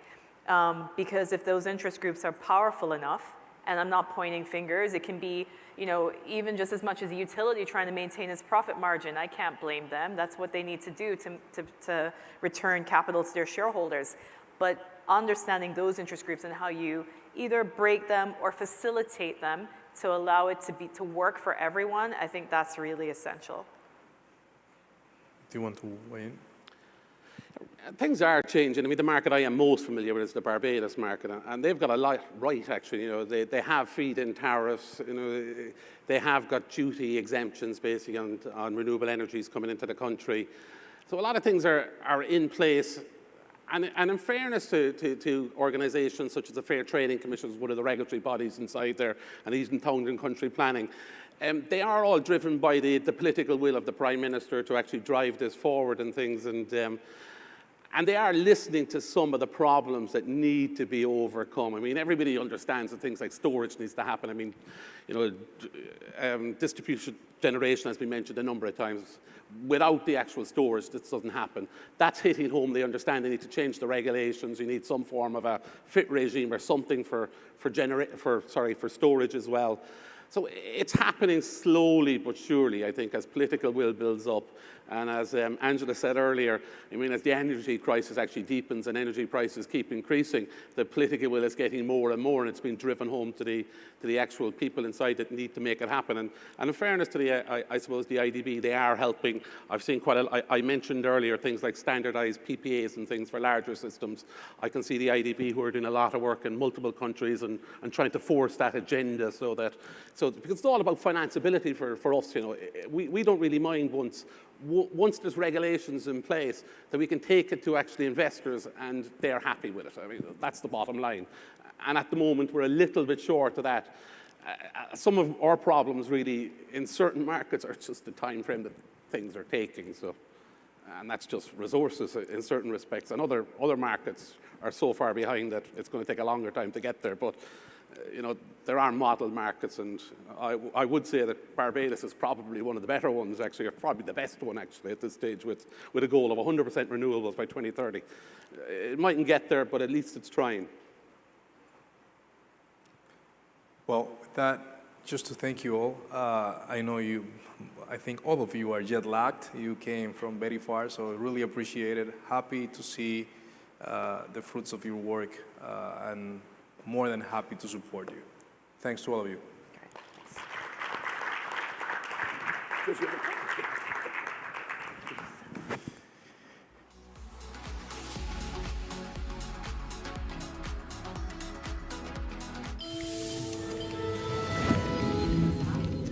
A calling to serve business. With nearly 140,000 employees, Atento is one of the world's largest customer relationship management and business process outsourcing companies. Although it serves the global market, its operations are largely concentrated in Latin America. The company, which is present in Argentina, Brazil, Chile, Colombia, El Salvador, Costa Rica, Guatemala, Mexico, Panama, Peru, and Uruguay, frequently shows up at the top of lists of best places to work for in the region. One of the reasons for Atento's stellar reputation is the opportunities it provides women, who make up 64% of its workforce. Under a project backed by a revolving credit facility of up to $50 million from IDB Invest, the company plans to pursue an EDGE certification, the leading assessment standard for gender equity and inclusion in the workplace. In turn, the financing from IDB Invest will enable Atento to replace shorter-term obligations with longer maturing debt, as well as provide working capital for new service contracts that will demand hiring and training more staff, expanding call centers, and acquiring IT equipment. Atento also plans to step up its investments in developing next-generation services involving technologies such as artificial intelligence, data science, automation, and machine learning. So this is our initial deal in the PPO Sierra Marina, and we expect it to be the first of many investments to promote nearshoring and the export of business services from Latin America and the Caribbean. There are huge opportunities to capitalize on the trend towards digitization, as well as to help firms gain efficiency and productivity through more responsive customer service and process automation.